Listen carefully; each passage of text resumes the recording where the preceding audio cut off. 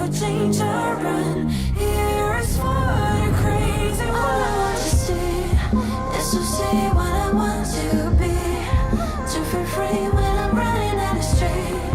Live my life how I like to live, not how it's meant to be.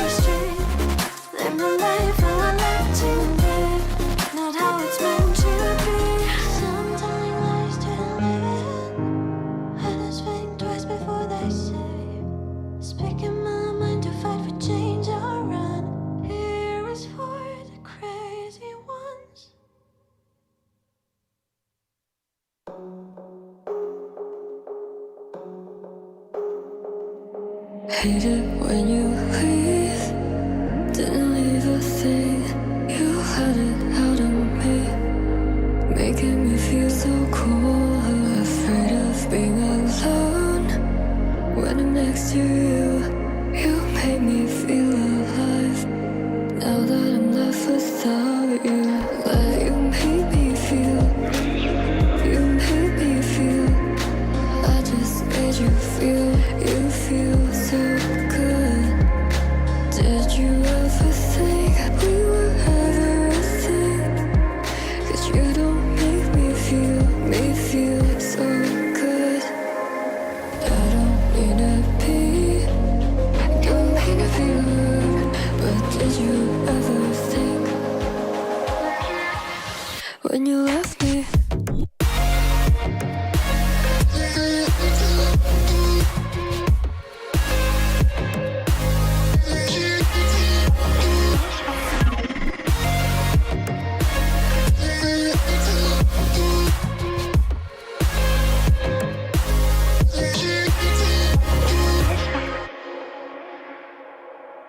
When you're so alone, were you ever free?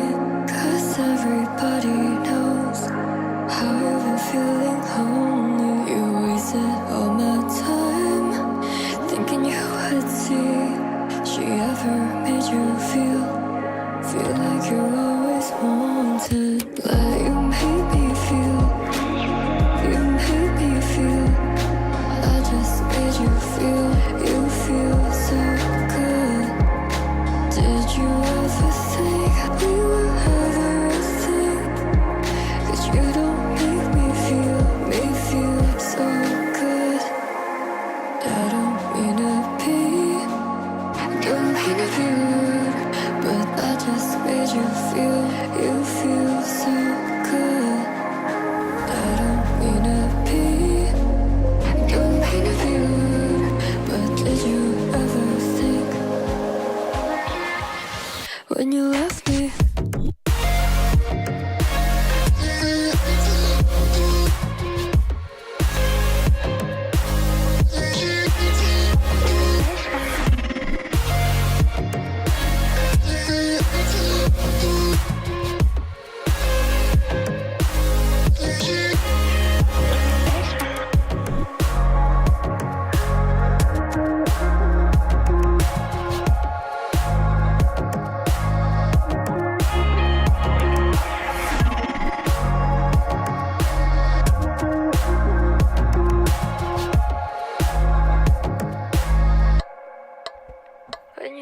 me.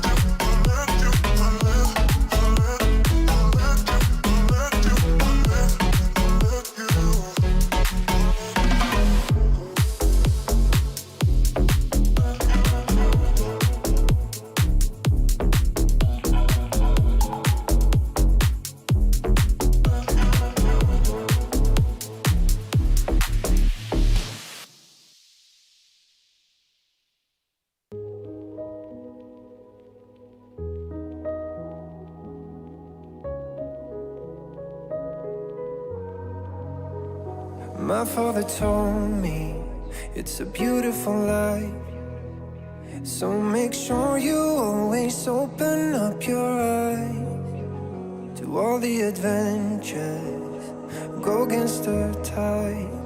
Before you know it, you'll be running out of time. You should fight for who you wanna be. Don't look back on what it could have been. You'll find it, you'll find it. You could make your way across the sea, find new places you ain't never been. Now I believe, now I believe. I live a life that's filled with stories to be told. I'll make it through the darkness and make sure I'm coming home. Even if I'm walking all alone, I'm always coming home. I'm always coming home. My father told me.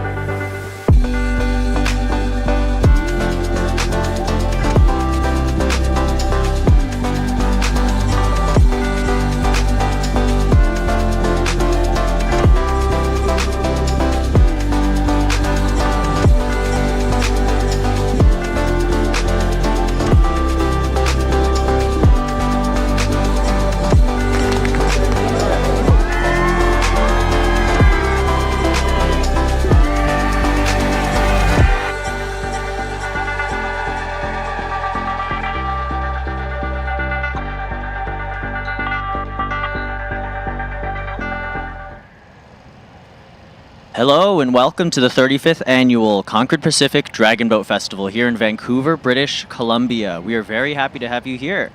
My name is Matthew Au. I will be one of your announcers for this weekend, and sitting next to me here is Suzanne. Suzanne? Good morning, everyone. I'm Suzanne Williams, your co-host for the weekend. We are very grateful and extremely excited to be coming to you live from what we now call False Creek on the traditional unceded territory of the Musqueam, Squamish, and Tsleil-Waututh people. Welcome, everyone. Vancouver's Concord Pacific Dragon Boat Festival is the continent's flagship Dragon Boat Festival, featuring almost 200 teams represented by 5,000 racers here this weekend. The TD main stage has a 100% local music lineup this weekend, which we are very excited about, and has a cultural program that links the modern festival to its roots in Chinese culture and even more surprises. This festival is organized by the Canadian International Dragon Boat Festival Society, known as Dragon Boat BC, and it's a non-profit organization founded in 1989 that also runs Dragon Zone Paddle Club, Canada's largest paddling club, and a host of other events around BC. Sure to be an exciting day today, Matthew. The racers are actually heading out for the very first race of the festival. Yeah, we're very excited. We can see them paddling out now to that 500-meter start line, and it looks like we have an 8-boat race here. We do. We can go through some of these boats now. In lane 1, we have the Ledger Dragons. In lane 2, the CBC Wave Catchers. In lane 3, Eternal Dinosaur. I believe this is your team, is it not? It sure is. I'm a little biased in this race, I'm not going to lie. In lane 4, VIP Gorging Dragons Black. In lane 5, EDBRC Senior Competitive Team. In 6, Orca. In 7, Nothin' Dragon Red. And in 8, the Northeastern Huskies. This should be an interesting race. As you know, Matthew, the earlier races in the day are heats. So none of these are seeded placements. Generally, you do see that the middle lanes will be the faster boats overall, kind of cascading out from the middle to the end lanes, the outside lanes there. Of course, that's right. And this is, of course, the very first race of this festival. We're very excited. And it is the mixed division. Yes. And here, present at the festival, there will be 89 mixed teams, Yes. 39 women's teams, 15 juniors, and 16 open teams. It'll be really great to see them on the water this weekend. Yeah, we're back in full force. So this is the biggest festival we've had in a few years. Obviously, we had no festival in 2020, and 2021 we came back with a bit of a whisper. Last year we certainly increased the numbers, but now this is really a full-scale festival. Definitely, and I think it's the largest festival I have personally ever seen in all my years of paddling. Fantastic. Well, this is the largest Dragon Boat Festival outside of Hong Kong. That's right. Yeah. And to create that amazing festival, we have over 200 volunteers staffing this festival this weekend, which is great. And several of the teams in competition are actually using this festival as a qualifier for the Canadian National Dragon Boat Championships happening in, I think, just a month. That's about right, yeah. Looks like all the teams are out on the water behind the start line, so you can see that the race marshal has the water call now and is leading them in, getting them set up into their lanes here. That's right, and I love here on the live stream we can see the beautiful False Creek venue that we're using here. This is both a tidal venue and has a lot of really great other features behind it as well. You can see a really great landscape of Vancouver City. It's really great. Yeah, it's a beautiful race. I mean, we're so proud to showcase dragon boating here on False Creek pretty much every day. Our paddling club is just across the water from us here, and we're sitting actually over in the Concord Presentation Center. So if you're on the seawall, you can come and wave to us. That's right. Present at this festival, we have a number of teams of different ages, different life stages, different special divisions and such, including some high school teams, some university teams, corporate teams. We have some adult competitive teams as well, and some senior crews, including one team present, Defiance is their name, and they are made of paddlers who are over the age of 70. Very Yes. impressive. Very impressive. We also have a team, Grand Dragons. They've been around for about 25 years. They're one of the earlier teams. And it looks like race 1 is loading into the start line here. Everybody looks nice and calm today. And it looks like the race might have been handed over to Madam Starter. You can see the race marshal is behind them now. So this will be an interesting race. The times will be quite varied. You might see some kind of 1 minute, 20, 30. And you might see some 2-minute times in here as well. They're racing just 500 meters straight down the center of the creek here. This is a tidal creek as well. The tide is kind of halfway down right now, so the tides really affect the race times. And the wind today as well. I noticed when we were coming in today, there was quite a bit of wind. So we'll see how that affects the times today. Yes, we'll see how it goes. I noticed that on my way in too. There's a bit of wind, but we'll see what happens. Yes. All right, so they're loading into the start line here. It looks pretty even. Everybody's calm and cooperating. Now this is the best way for a race to start. Everyone coming up together to the line. As Madam drifting Starter in. says, slowly and together. Exactly. Matthew's a seasoned paddler, so he knows the feeling of being at the start line. As are you. Yes, As are you. I'm a recreational paddler. All right, looks like they're loaded in. Should be a smooth start.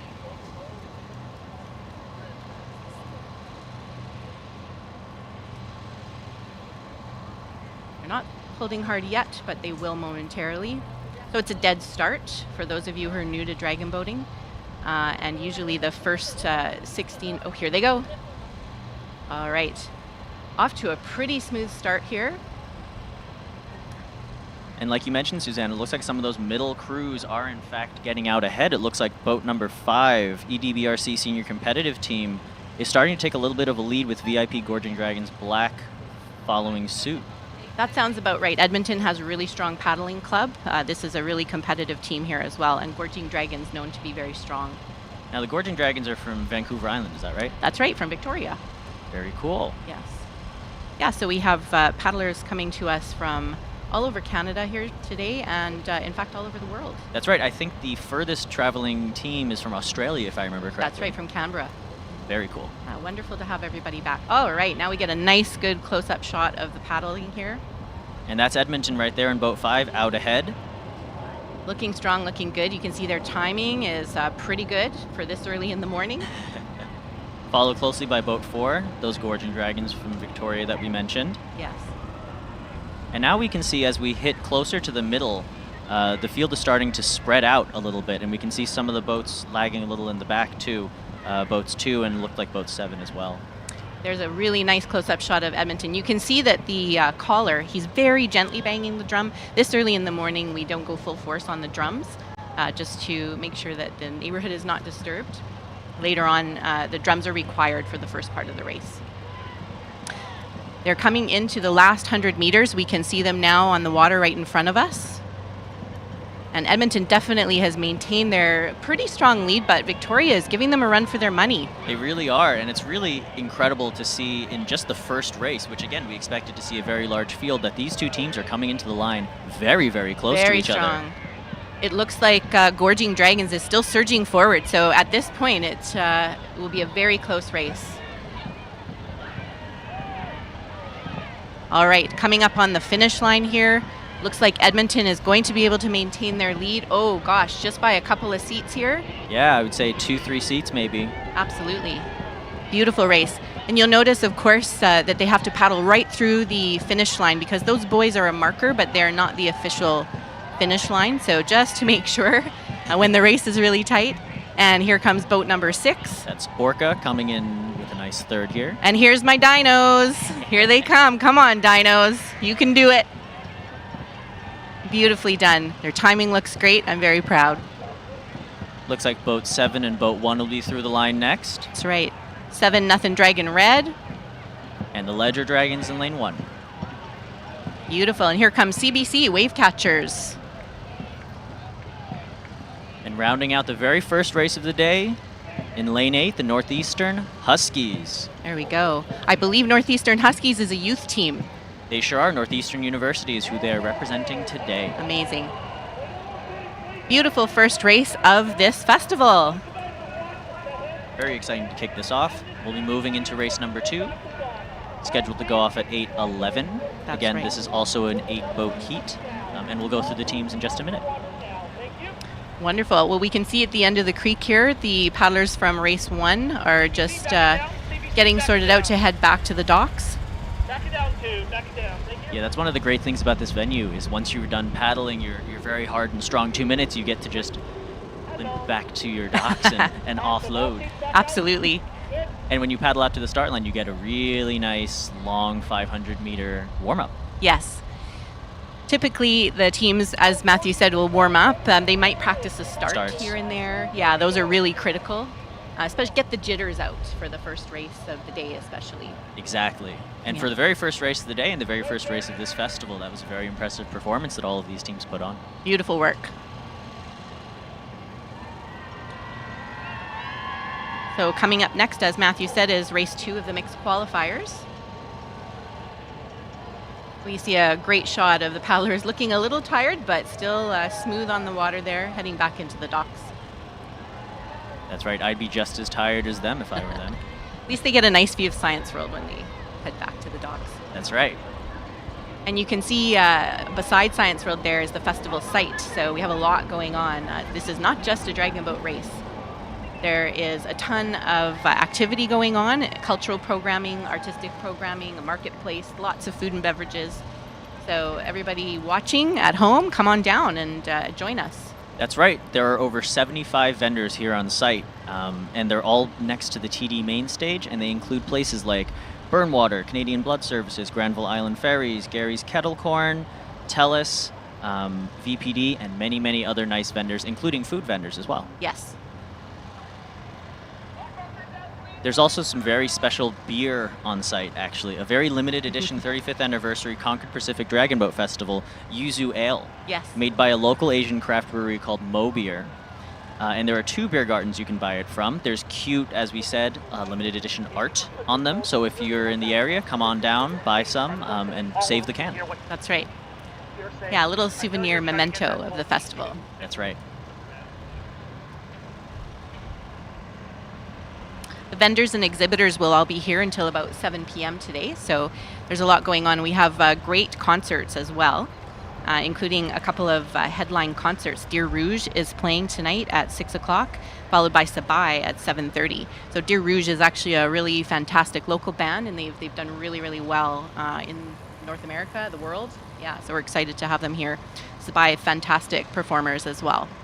Incredible. And I think that's one of my favorite things about this festival is that it's such a community-involved effort from everybody, and especially this TD main stage music, the lineup that we have, it's incredibly local, and it's entirely Victoria or Vancouver or BC based. Yeah, that's right.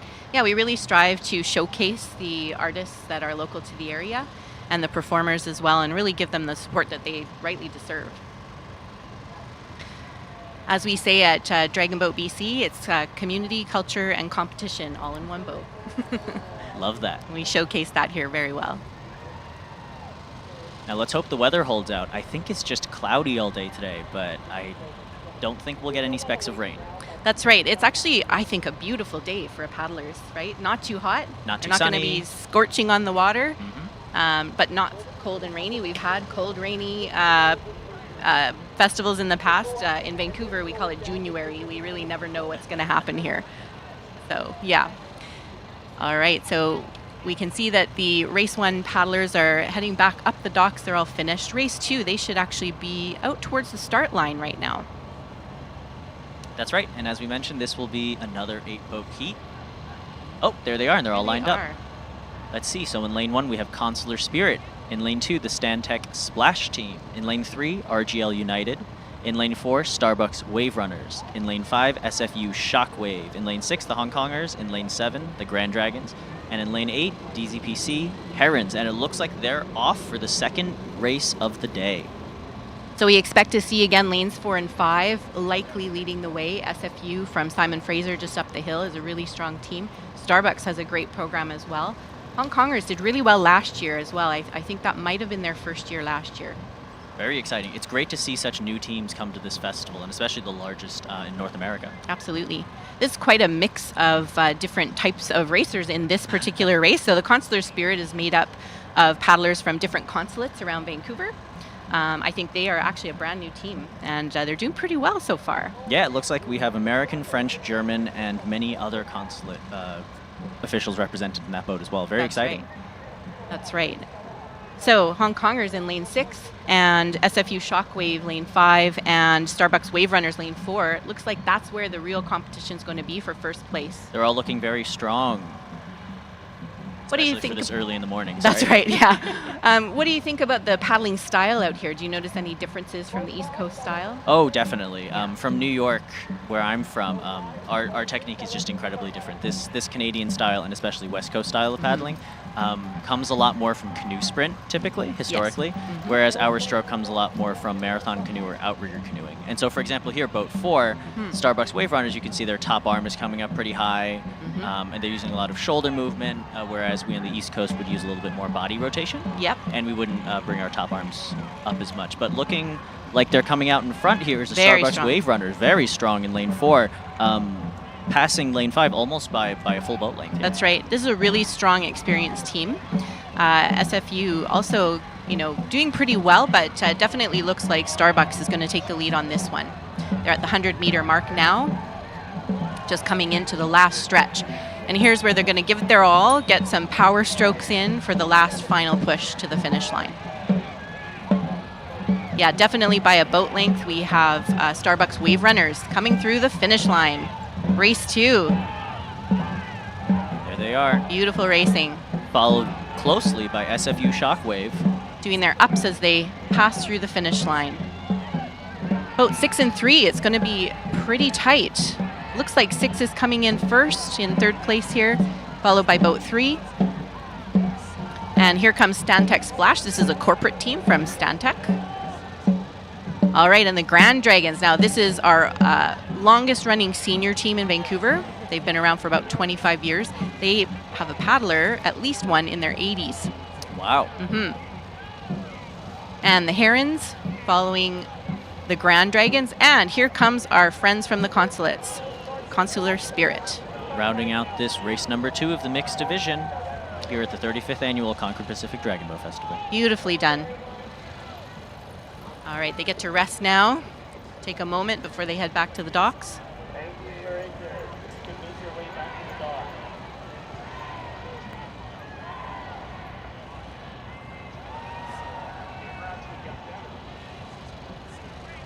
Good morning. Good morning, Susan.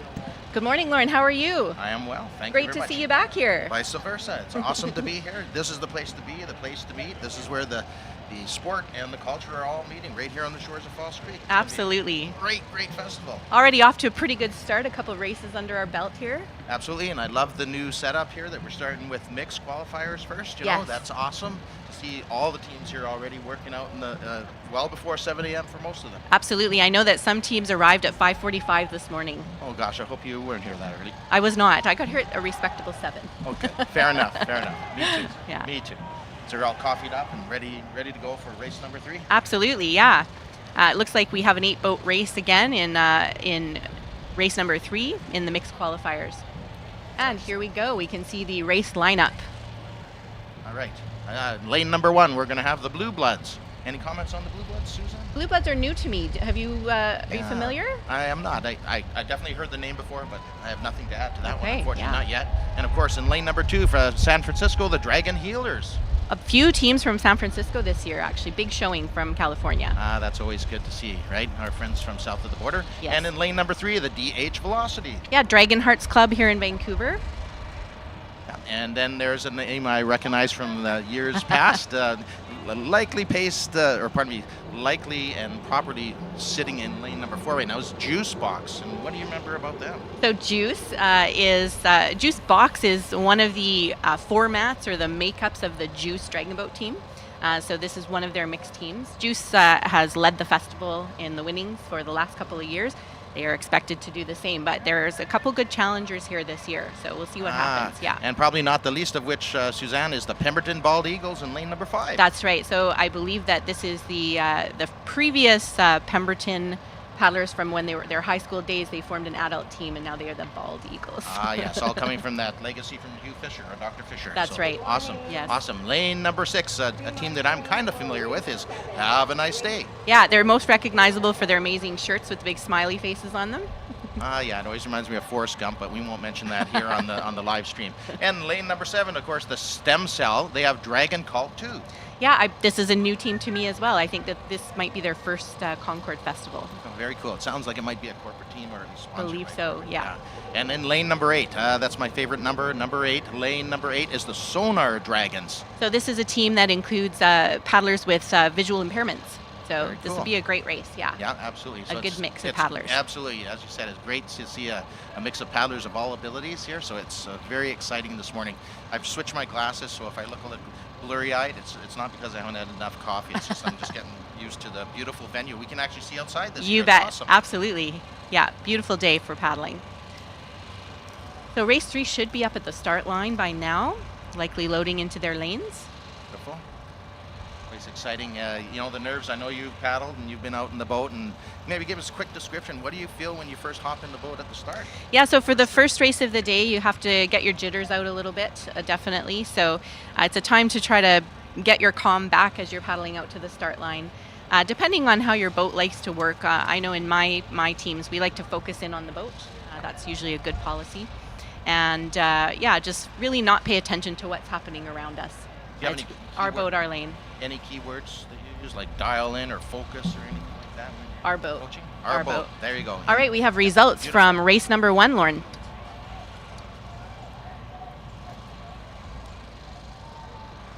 Yes. All right, it is race 1 results, and we have in first place, and again, I'm just focusing here with these glasses on, it is lane number 5, as you had commented, Suzanne, in that race. It is the Edmonton Senior Competitive Team.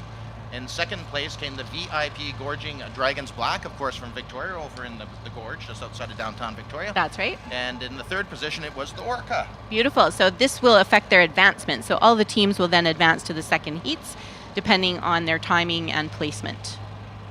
Here's a beautiful shot here as they're lining up and they get marshaled into the starting lines. Perfect day for paddling, not too hot. Yeah, These teams will be grateful, especially if their first race of the day. exactly. I did bring the tide table, so we'll talk about that maybe when the opportunity comes on Beautiful. a little bit later. But, Absolutely. maybe tell us a little bit more about how it feels being in the boat when you're being marshaled up and who you're listening to, who you're not. Yeah, so you should just be listening to your coach or your caller, depending on who's sitting at the front of the boat. You should also definitely be listening to the race marshals. However, you just listen to your coach because they're listening to the race marshals and they are going to tell the boat what to do. Nobody makes a decision on where the boat's going except for the caller Absolutely. at that point of the race. Yeah. Oh, absolutely, and it is, as you say, it's so imperative that all the paddlers are focused from the beginning and they're dialed in when they get to the start line under orders, but usually following, of course, the steersperson or coach, in this case, if they're the drummer or the caller, depending which terminology you want to use. But Yes. keeps it really exciting, and the nerves are really jumpy about now. They are. This looks like a really calm day, though, so I think everybody's probably feeling pretty good. Sometimes when the wind is up or the tide's coming in or out, it gets a little bit hairy at the start line. But so far, all 3 races, they've done a beautiful job of loading into the start line. Right, and the drone shot just shows it how still it is right out on the creek right now. Everybody is lined up perfectly, and as you mentioned, of course, the most important thing at that start line, you technically don't go by the buoy. Of course, the starter, she has the digital, and I think it's a she again this year. That's right. And they're off. All right, too much fun. Here we are, and not unexpectedly right now, it looks like it is going to be Juice. Is that Juice over there? Juice Box, sorry. Juice box, yes. The early Lane jump. number 4. And we're going from lane 1 on the right of the screen to lane 8 on the left of your screen there. So you can count along with us. Yeah, off to a great start. So they, of course, start with their ups, the fast, short strokes. And now they're into their kind of calm race pace. And the strokes get longer and deeper into the water as well. Right, as once they get that boat up and basically planing, that's the whole idea of those first six strokes. You bet. Here's a great shot. What do you think of some of those paddles hitting the water? How's the Not catch looking looking? too bad. It's looking okay. It looks like the timing is trying to get their timing in order there. No, absolutely. Timing is everything when it comes to dragon boat racing. Absolutely. Yeah, it's not about strength. It's about timing and togetherness and your ability to pull that deep water. Absolutely. Pulling water is a great description of it. But as expected, yeah, it does look like right now it is in lane number 5. Is that lane number 5? Pardon me, 4, the juice box with Yes. not unexpected lead. Here's a great side view. Lane number 5, those Pemberton Bald Eagles. They're not out of it. They are looking really good. That's right. timing is looking good. You can see that classic A shape, making sure they're bearing the blade at the start of the catch. That was a great shot from our fellows up in the drone. You bet. Looking pretty calm and relaxed down there too. Mm-hmm. These teams, especially the competitive ones, they know that this is a qualifier. They don't have to do anything spectacular at this stage. They just need to get their placement so that they are advancing as they wish to. Exactly. Great shot here. So 4 and 5 actually neck and neck. Pemberton has caught up a little bit. They're doing a great job. It's always such a pleasure to watch these competitive teams, as they are always in beautiful timing. Oh yeah, absolutely. Right now, again, it does look like Juicebox in lane 4 may be holding off the charge from the Pemberton Bald Eagles in 5, but they're definitely in their last finishing strokes, so this is where usually you increase your rate, right? That's Try to right. be a You little might shorter. do some ups, that's right, just to get you through the finish line, increase your power a little bit more as well. So you can see Juice is giving a slight a bit of a dig there. Pemberton just coming through. They're happy with their second place, I'm sure, just for this race. Later on, let's see. Yeah, exactly. You're absolutely right. Here comes lane number 3, our friends from DH Velocity. You bet. Great form at coming across the line. You got to look good when you're on camera, guys. That's what it's all about. That's no? right. Have a nice day coming through the finish line here, followed by San Francisco Dragon Healers. They're looking good too. That's one just kind of led up. And again, you mentioned this earlier, Suzanne, and all the experienced teams and some of the new teams are probably well aware too. The same situation applies here at the finish line, but we'll jump into that after we get who's coming across the line next. It was lane 1. It was the Blue Bloods. And looked like lane 8, the Sonar Dragons. And then lane 7, the Stem Cell Dragon called 2. Great race. Race number 3 is done and dusted here in the mixed qualifiers. Yeah, no, it's a really cool in the morning here now to actually see all these teams, and as Suzanne's already explained, literally those center lanes seem to be going to, although it's technically kind of random, it's definitely the more experienced teams are getting those center lanes for the start, and they'll put the less experience on the outer lanes at least now. But it is all about now where you're placing an advancement. And a lot of teams have strategy. Do you have a strategy for your team you had mentioned earlier, or is it?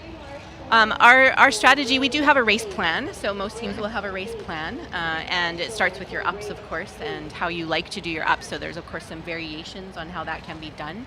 A lot of teams around here, they use a 6-16. Mm-hmm. Yeah, I see that our results for race 2 are up here. Want to give go for it? Absolutely. So in first place from race number 2, Starbucks Wave Runners. And second place, SFU Shockwave. Third place, Hong Kongers. Some interesting times out there too. We were saying this morning how the tides and the wind definitely affects the race times and the speeds. So we're all in the 2.5 minutes or a little bit more, some up in the 3-minute area here. So there must be heavy water out there. Oh, Looks like maybe the wind is against them, maybe the tide is against them. Absolutely, yeah. As you know, being in the boat many times and paddling out here on Falls Creek, we affectionately do refer to it as the bathtub. That's right. It is definitely salt water, but it is a bathtub. So yes. There's a effect still of the old BC Pavilion, wind off of there, current off of there, and so there's a lot of factors. I guess maybe the wrong word, but the more competitive you want to be, you probably would focus a lot on some of these other factors. But you had the right words at the beginning, Suzanne. This is a sport for anyone and everyone. Absolutely. And everybody. It's all about camaraderie. It's amazing, even in the competitive divisions. If you go down to the loading dock and they're loading up, once they get into their lines, they're still high-fiving everything, but then boom, they're locked in. It's focus. And, That's right. And, competition's about giving your best, racing your best, not necessarily to win, but to do your best with your competition, to give them a race, right? Absolutely, yeah. There's 20 paddlers in a boat, plus your caller or your drummer, plus your steers person, right? So you have 22 people in that boat, and you all have to work together. Nobody's a superstar. Everybody has to do their job in the boat. And so that's why it's really all about your boat and your lane when you're in a dragon boat. Absolutely. Timing is everything I mentioned, but you're absolutely right. You have the 20 paddlers in there, your steers person and your drummer, and timing is everything. If you're out of sync, it doesn't matter how powerful you think you are or you physically are, it's not going to work. Everybody has to be in sync and to get it together. Timing is everything. Yes, for sure. Yeah. Absolutely. You'll see that especially when we go to the open division, what we call the open division. Open is just a term to encompass a makeup of any gender in the boat as well. And so that's where you'll see a lot of the full men's teams. So they'll have all men in the boat. And you'll see sometimes those boats are heavier. They may have a little bit more muscle meat behind them. But you'll see sometimes then there'll be competing against a boat that has a lot of women, well, the boat's lighter, but also what's the stroke like? Exactly. Right? How long is the stroke? How deep in the water are they able to pull? Right?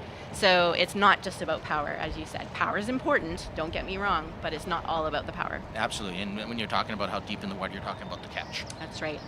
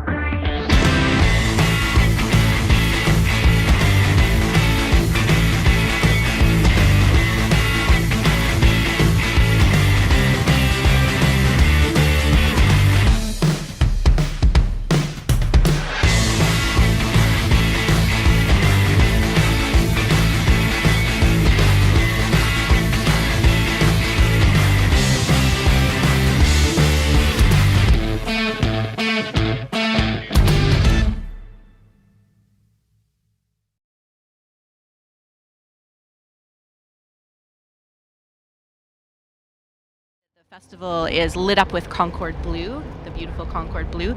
Grant Murray, VP with Concord Pacific, is going to be joining us in the studio soon to help us with some race calling. Absolutely. That would be a pleasure.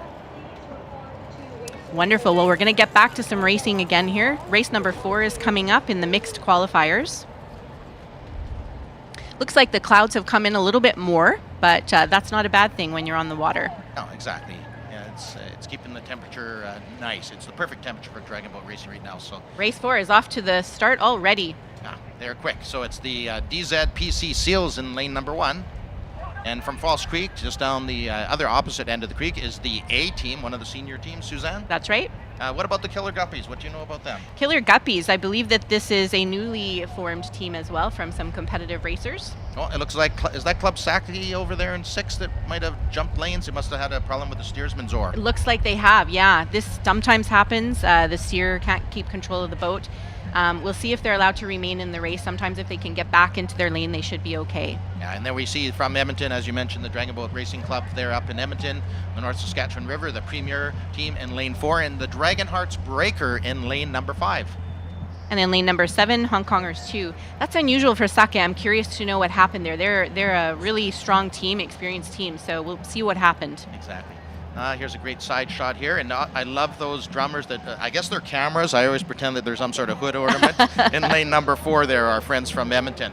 So a little bit different for them, of course, paddling here in the Falls Creek on the salt water versus the fresh water of the North Saskatchewan River. They're up there in Edmonton. That's right. Great drone shot here. You can see definitely EDBRC Premier taking the lead so far. It looks like Killer Guppies, though, are giving them a run for their money. Oh, absolutely. And we're coming up to almost the last 100 meters of the race, and we're going to see some finish. And you had mentioned about that. Maybe you can tell us a little bit more about the actual finish, what's happening again. Sure. So usually in the last 100 meters, you go from your calm, relaxed race pace here. And especially if you know that a boat is trying to challenge you for placement, you might add a little power. So sometimes it's 10 strokes of extra power, digging a little bit deeper, giving it more oomph. So going at 100% of all your power.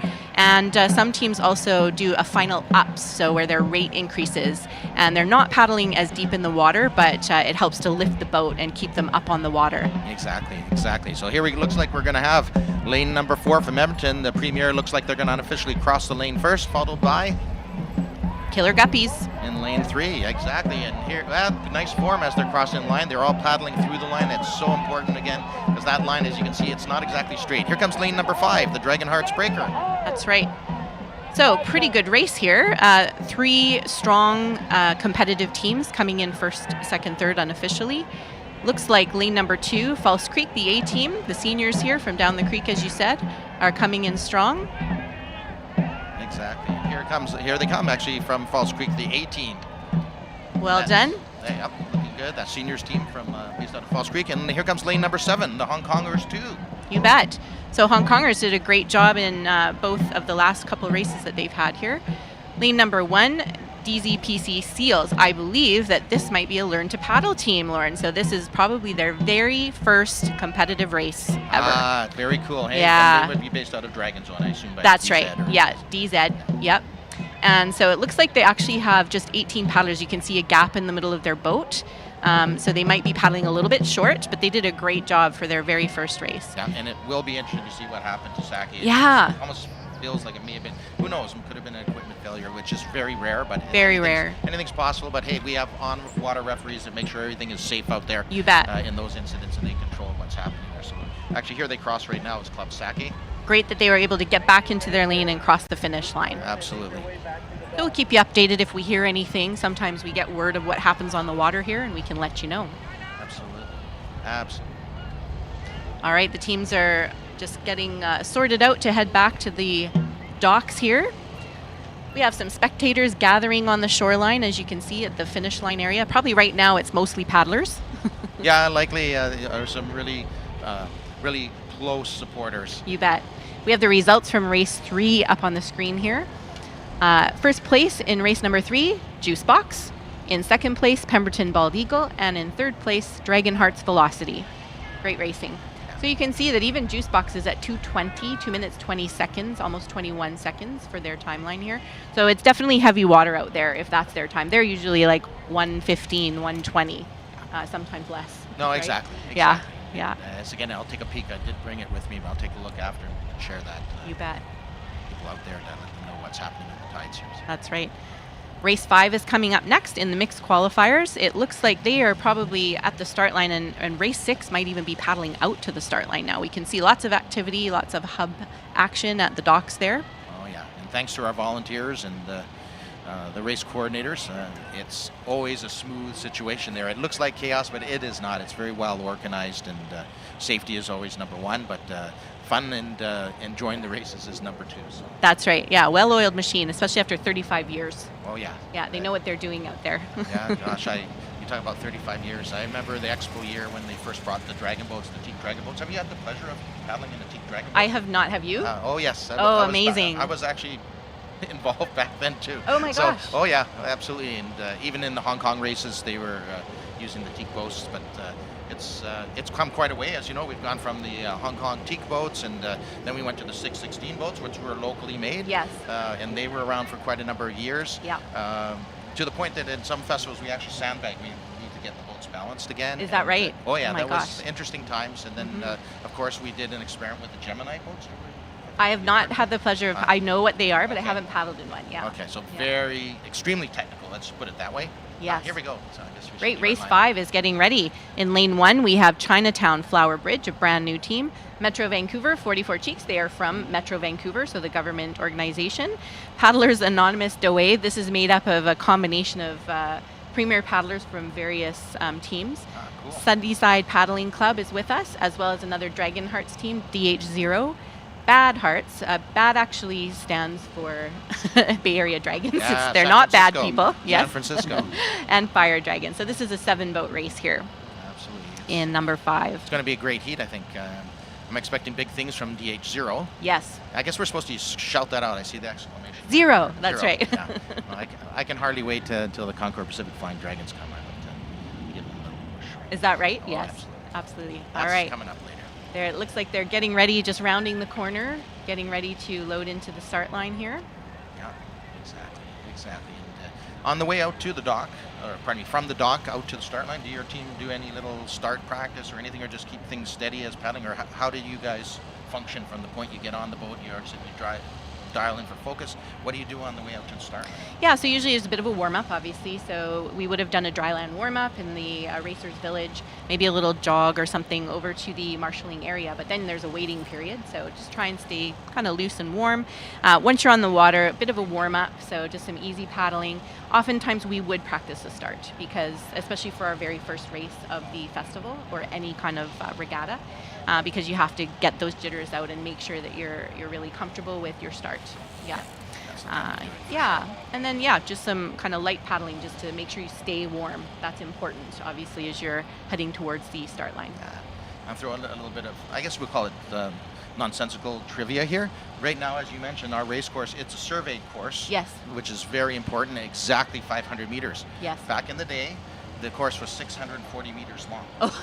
And it was super cool because, of course, local teams all practiced for 640 meters. Okay. We were in teak dragon boats then. Yes. And out-of-town teams, though, had already accustomed to the 500-meter race. Ah. So they would blow out our teams up until the three-quarter point of the race. When it came up to around 500, they were out of gas. Amazing. That's what they practiced for, Oh my right? gosh, It yes. was fun.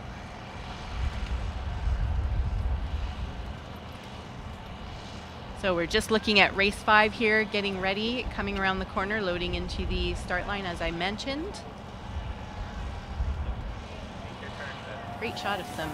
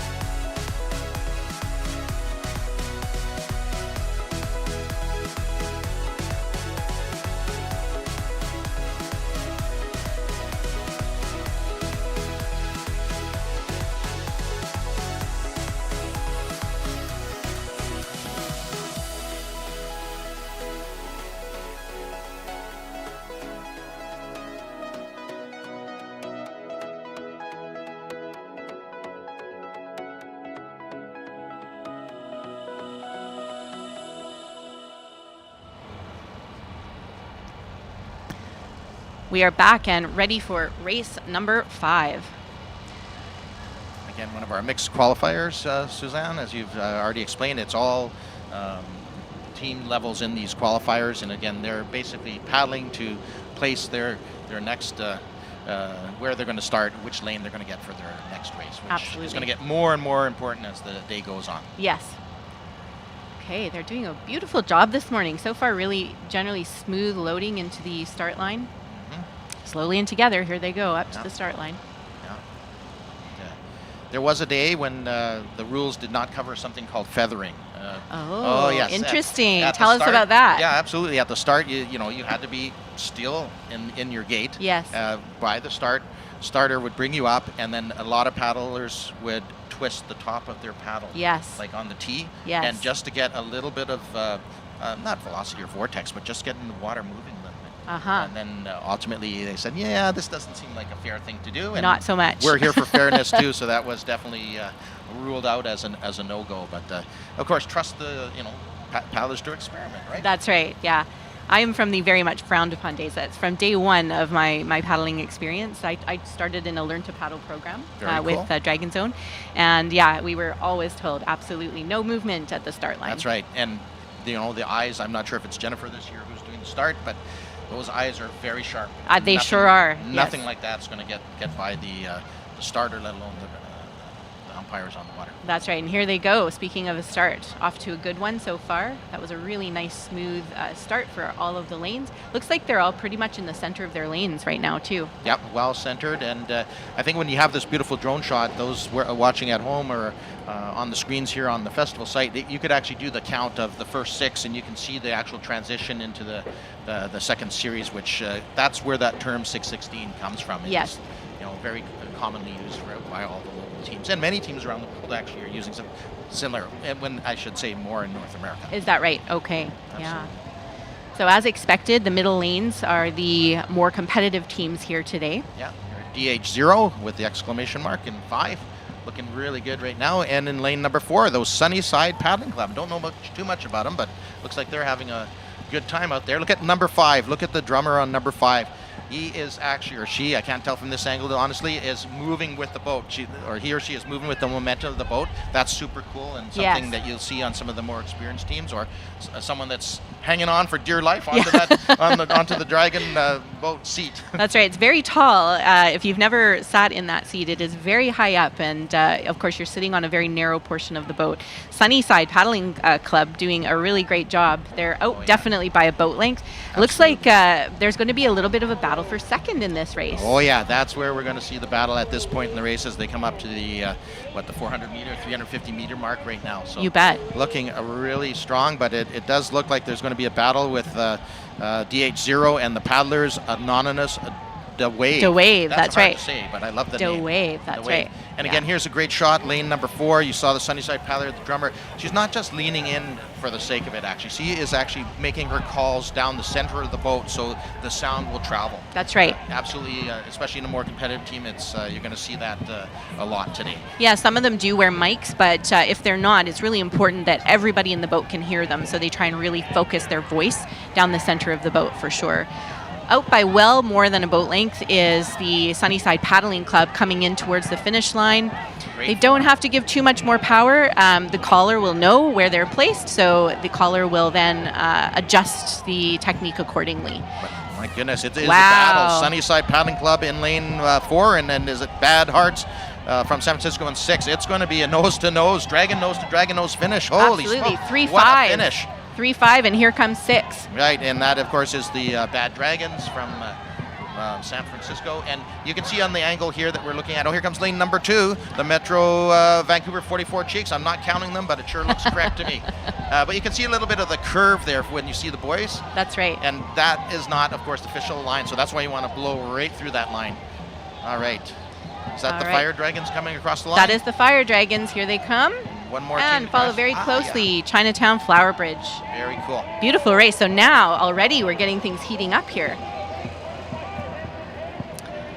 That was a great race, especially that battle for second. So too close for us to call. As Lauren mentioned, the boys are just a marker, so we can't actually say who crossed the finish line in second place. So we're going to find out pretty shortly.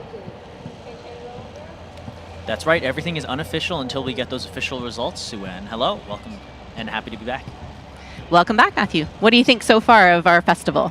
I think it's been a great 5 races so far, especially this early in the morning. It's impressive to see these teams putting on such a strong performance at 8 a.m. You bet.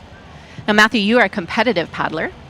I sure am, but we're going to take a second to thank some of our sponsors here. Our title and festival founding partner. Thanks very much to Concord Pacific, of course, for this 35th annual Concord Pacific Dragon Boat Festival. Our premier partners, TD, Canada, and British Columbia. Our major partners, Peak Technologies, the British Columbia Arts Council, and British Columbia as well, supported by the province of British Columbia, followed by our supporting partners. Again, big thanks to these folks, Decathlon Vancouver, Dillon's Small Batch Distilleries, Dr. Oetker Giuseppe Pizzeria, Mark Anthony Wine and Spirits, Mobier, Oddball Workshop, of course, Park Vancouver, Red Truck Beer, TF Event Company, and White Claw Hard Seltzer. Many thanks to these folks for supporting us. Our public partners as well, the City of Vancouver, the Vancouver Board of Parks and Recreation, and the Hong Kong Economic and Trade Office based in Toronto. Our media partners here, 980 CKNW, our AM 1320 CHMB, 1470 AM Fairchild Radio, Canadian City Post, City News 1130, Daily Hive, Fairchild TV, 96.1 Fairchild Radio, The Georgia Strait, Omni Television, Sing Tao, Sonic 104.9, and Talent Vision. Our community partners, the Dr. Sun Yat-sen Classical Chinese Garden, the Milton K. Wong Legacy Project, and the Oddball Community Grant. And now here with me in the studio, we have Grant Murray, Senior Vice President of Sales here at Concord Pacific. Welcome, Grant. Thanks a lot, Matthew. It's a pleasure to be here. We're very happy to have you here, and it looks like lining up right now is race 6, one of the mixed qualifiers. This is going to be a 7-boat heat. Okay. And we can go through some of those teams now as we see them lining up. Right. So, yeah, this is my second year being back here. I was here a couple of years ago with Suzanne, and was getting used to what was transpiring. I've been with Concord for 22 years, I guess now. Terrific. Yeah. So we've got different people. Are we calling them out in the lanes here yet, or? That's right. Yeah, it looks like they're just lining up right now. And here for race number 6, we have Water Warriors in lane number 1. We have our UBC Current Orem in lane 2. In lane 3, we've got the Creekside Dragons. In lane 4, we've got Limited Breaker. In lane 5, we've got Team Lifescan. In team 6, we've got Krosna. And in in lane 7, we have Oyster Point Dragons 1. So, yeah, it'll be an interesting race. That's right. It's going to be great. Of course, lane 2 here, UBC Current Orem, UBC University of British Columbia, one of the largest universities here in this area. Yeah. Their team, UBC Current, is one of the stronger university teams in all of Canada. And Orem is one of the university colors. Orem is a type of gold, if I recall correctly. Okay. It's very exciting to see them here. Limit Breaker in lane 4 is actually an athletic apparel company. They make, jerseys, sublimated things like that. And it looks like they're fielding a team. They fielded a very, very strong team last year as well. I think they took 3rd overall, actually. Oh, good show. Yeah, Okay. which is great. And it's great to see some American representation, too, some of my brothers and sisters. In lane 7, Oyster Point Dragons 1, based out of San Francisco at the Oyster Point Marina. Good show. So generally, from what my previous knowledge was, that they kind of like to pick in the lane 4 and 5 as the optimum lanes. Generally at races, the middle lanes tend to be a little faster. I would say this race course is pretty darn fair. But so far, yes, we have seen 4 and 5 do pretty well. Okay, good. So who's your best bet here? Let's see. For race 6, we'll get to that in just a second, but it looks like we have some of our official results here from race number 4. Okay. Taking first place is Edmonton EDBRC Premier with a time of 2:16.424. In second place, the Killer Guppies out of Long Beach, California with 2:20.027. And in third, Dragon Hearts Breaker with a 2:28.836. We see a really nice spread of times here, too, from 1 all the way down to 7. Club Saki, that was Seattle Saki, with a 3:39.039. Yeah. A little bit different. I race cars, so I'm a Porsche driver. So I just finished races in March, April, and May. Very nice. But, yeah, we get down to 1/10 of a second. Porsches are a little faster than Dragon boats. Yes, and I don't have to do much power, just a foot pedal. That's right. And here we have results from race number 5. Yep. And coming in first place, we have Sunnyside Paddle Club from Toronto in first place with a 2:25.358. In second place, Paddlers Anonymous De Wave with a 2:33.983. And in third, Dragon Heart Zero with a 2:35.285. Awesome. And Dragon Heart Zero, where are they from? They're from here. They are one of the local Vancouver teams. They're a very, very strong team. And we've got teams coming all the way from where? The furthest team comes from Australia. Okay. Actually, yeah. And then some of the other teams include, like we said, Toronto. There are a few East Coast teams, and there's a team from Texas, and I think there's a team from Kansas as well. Somebody told me maybe there's somebody from Florida as well.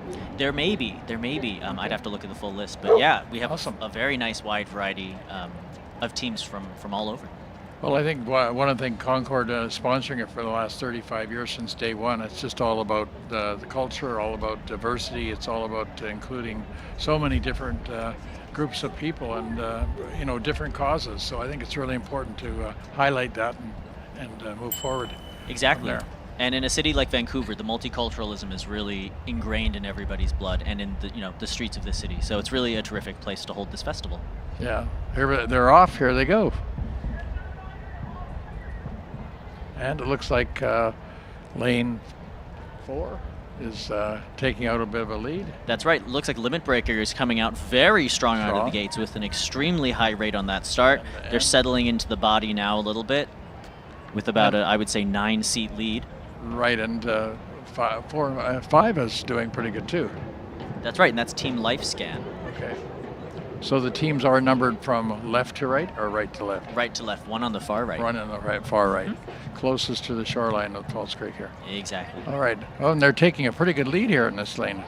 They really are, and especially in the body of this race. In this 500 meter, the body of the race is one of the more important parts. Whether or not you have the endurance to settle and actually push yourself through is one of the really, really tough things. Everyone can do a good start, everyone can do a strong finish, but being able to have that endurance and ability to hold yourself back a little bit, exactly, in the body of the piece is really, really where a lot of 500 meter teams make or break. Okay, yeah, so our team in lane 4 is pulling out ahead. It's pretty much full length there so far on team 5 and in lane 5. That's right, and in lane 5, that's Team Lifescan. We can see them trying to catch up, but it looks like Team Lifescan is going to be holding off the rest of the field. Looks like lane 1, the Water Warriors, are lagging back just a little bit there. Yeah. Actually, the team in 3 here, the Creekside Dragons, is pulling ahead of Team Lifescan. Yeah, that's right. They're making a move here in the middle. They might have just thrown on an extra power 10 or power 20 as they come into the final, let's say, 200 meters of the race. And lane 2 is actually coming very close to lane 5, which is kind of sitting in 3rd, and they're almost neck and neck for 3rd there. Yeah, you can see them all catching up again in this final 150 meters of the race. Coming into the final 50 is our line breaker. That's right. Limit Breakers really putting the pedal to the metal here. Yeah, they've got a good 2 boat lengths there. Yeah. And again, everyone's racing for time here, and that's one of the more important and also difficult concepts here mentally as you're paddling. If there's no one next to you, you have to know that you have to just paddle straight through the line. Exactly. And it is close here. It looks like team in lane 3 is going to be in 2nd. Creekside Dragons are now over the line. Creekside Krosna Dragons, is coming over. And team 5. UBC Current Orem is over the line, followed by Oyster Point Dragons in lane 7. There they are. And again, all of these teams are told to paddle through the buoys because the finish line it's a digital laser line, exactly, that our cameras use. So the buoys can float and move around during the day a little bit. We try to keep them straight, so of the course. exact line is not where the buoys are. Correct. You should always paddle straight through them just in case. Okay. And rounding out this lane number 6 is lane 1, the Water Warriors. That was a terrific race number 6. So they're all taking a sigh of relief there. They're all taking a breath. They're all relaxing finally. They look exhausted, some of these folks in this boats, as they should be. So these guys are racing for time as opposed to just the 1st, 2nd, and 3rd? Exactly. So all of the entire mixed division, all 88 teams, will be racing for time this morning. They will then be seeded into the next round based on those times. Okay, awesome. So Matthew, is this your 1st, 2nd, 3rd time you've been doing this? First time here at the Concord Pacific Dragon Boat Festival, actually. Not my first time in Vancouver, but my first time at this festival. And where are you from? I'm from New York. Okay, awesome. Good to see. Yeah. And I have to say, this is one of the best run Dragon Boat Festivals I have ever been at, including the World Championships. Oh, fantastic. Well, we hope to try and do it right. We spent so much time over the years kind of fine-tuning what we're doing and trying to make it more inclusive with the spectator areas, and certainly Concord's VIP areas set up to our right here, which is pretty good as well, and lots of people over on the dock on the south side of Falls Creek as well. Exactly. And it looks like we have race 7 coming up now. Okay, good. And in lane 1, we've got the Vancouver Breeze, obviously from Vancouver. In lane 2, we got DZPC Trout. I'm not sure where they're from, Matthew. In lane 3, it's Briar Fire. In lane 4, Rising Tide Dragon Boat. And lane 5, it's Wham Power. In lane 6, it's the Paddle Rangers. And in lane 7, the KP Dragons. This is going to be a terrific race. Some of the favorites, I think, to win among the Dragon Boat community are here in this race, including DZPC Trout, Wham Power, and Rising Tide. Rising Tide and Wham are both from the U.S. Rising Tide is based out of Long Beach, California. Okay. One of the more competitive teams out of there. They will also be racing in the Pride Cup later on. Fantastic. And then Wham is the Washington Masters. They, along with Rising Tide and a number of other crews present at the festival, raced at the Club Crew World Championships last July, held in Florida, and Wham did very, very well. They medaled a few times. Okay. So this is going to be a terrific race. So this could be anywhere in lane 2, 3, 4, and 5 that's the most competitive. Yeah, definitely. Okay. We'll see how it goes. Every so often, I know last time I did it, you'd get somebody in lane 1 and 7 that would spook everyone and take them out. So it does happen. Oh, certainly. And especially with these first qualifier races, they are not seeded in any way whatsoever. It just so happens that we've been seeing lanes 4, 5, and let's say 3 do fairly well. Yeah. But certainly someone from 1, 8, 7 could come up and spook Yeah, everyone. Like it's kind of like not like my car racing where you're getting a drag directly from somebody in front of you. And this way, I've always wondered how they get an advantage on the water. So maybe you can explain that a bit. Exactly, yeah. So it's funny you mentioned that because that's something that is strictly not allowed here at Dragon Boat Racing, is wake riding or wash riding as they call Okay. it. Yeah, and that's one of the reasons that the lanes are so wide. Actually, they tend to be, I want to say 15 meters or something like that wide, so that boats cannot, in the lane next to you, get super close to you and ride that wake because that would be an unfair advantage. Okay. And especially in the 2K races, which you'll see later on, Right. where they go around in circles. Again, it's not technically allowed there, but because there are no actual lanes, you will see boats get a lot closer. Okay. They will sometimes ride on wakes. They'll try not to, but when Okay. you're that close, it's very difficult. All right.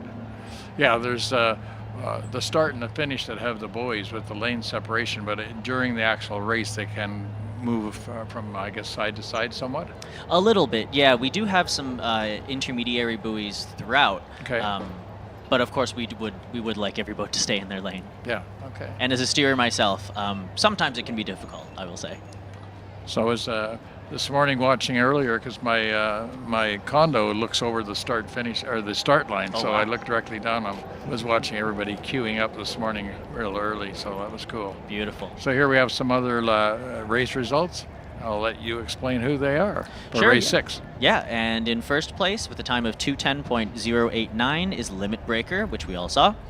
In second place is Team Lifescan with a 2:24.603, and in third, the Creekside Dragons with a 2:29.875. And again, we're seeing some of these times get a little bit closer. That's completely random because Okay. all of these teams are completely randomly seeded. But it does look like the slowest time here was the Water Warriors with a 3:07.73, which is not too off from a lot of the other times. Okay, sounds good. So I think they're getting ready. They're turning around in the end there, I can see. Yep, looks like they're just lining up. Now we do have 2 safety boats out there, of course, and those chase boats follow the crews as they paddle along down the course during the race, and that's in case they see any potential violations, if someone's supposed to be drumming and they're not, if they're swerving and they hit another boat or things like that. Right. So it's both for officiating and umpire purposes and for safety purposes too. If anybody does get injured, if a boat does flip, if something Okay. like that happens, we have people there to help them. Okay, so they are queuing up to the buoys here. You can see them now. And do we often have restarts as well if they don't all line up properly, or doesn't happen too often? Typically, no. I've had that happen to me maybe once or twice at the international, at the world level, but pretty typically not. Okay, so here we go. We're getting ready. Lane 3's taking a little second there to get up close to the buoy. It looks like they're pretty well lined up now, and they're almost ready to get the call.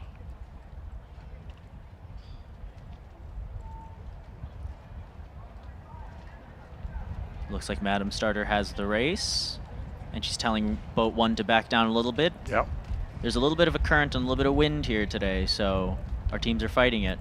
Yeah, I think the tide's fairly low at the moment. Yeah.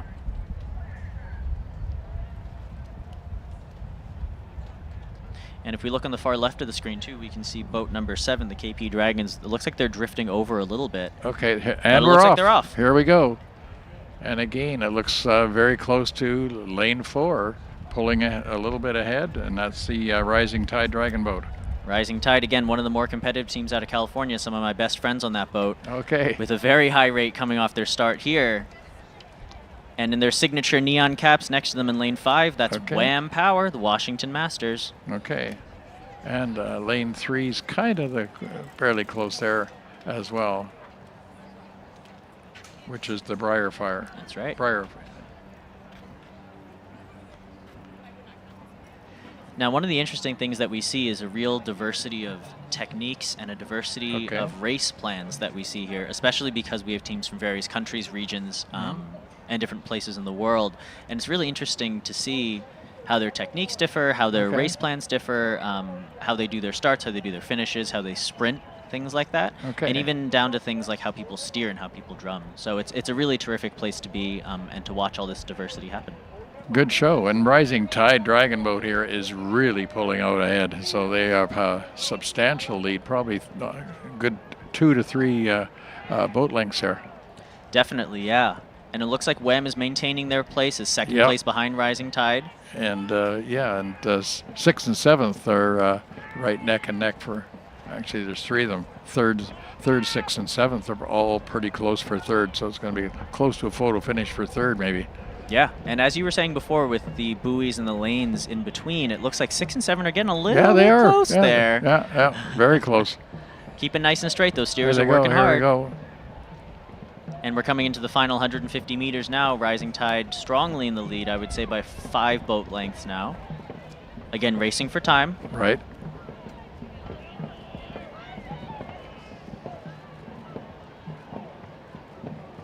And Wham Power is taking a pretty solid lead on second as well.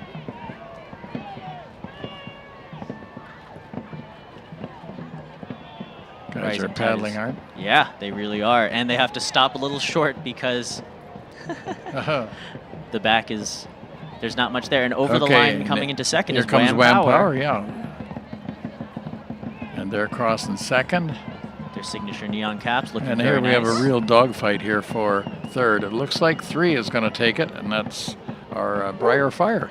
Yeah, it looked like 3, 6, 7 unofficially to me. Briar Fire, Paddle Rangers, and KP Dragons. You got it. Now coming into the line is lane 2, Dragon's Own Paddle Club Trout. Looking good. And from lane 1, our Vancouver Breeze. Kind of missing the breeze a bit this morning. And here on the screen here, we see the WEM steer saying great race and giving big thumbs up to all the other teams. That's one of my favorite things about Dragon Boat racing is the community aspect and the positivity that we spread to everybody. Absolutely. And this is one of the true team sports that you get. Everybody's got to pull their own weight for sure. Exactly. Like Suzanne mentioned earlier, timing is everything. There are no heroes in Dragon Boat because everybody is the same. And if you are out of time, but you're the strongest guy in the boat, it really does not matter. And now you can see our steerers cranking to turn those boats around. Wow. They're fighting a little bit of the wakes. Yeah. That's one of the scary things. After all the boats come through the finish line, especially if they all come through together, you're hit by this huge wake. And so you have to make sure that if you turn the boat around as a steer, you turn it fast enough or you turn it against the wake so that you don't capsize or tip. Fantastic. And coming up next, we have race 8 with the mixed qualifiers, and then followed by more mixed qualifiers in race 9 and 10.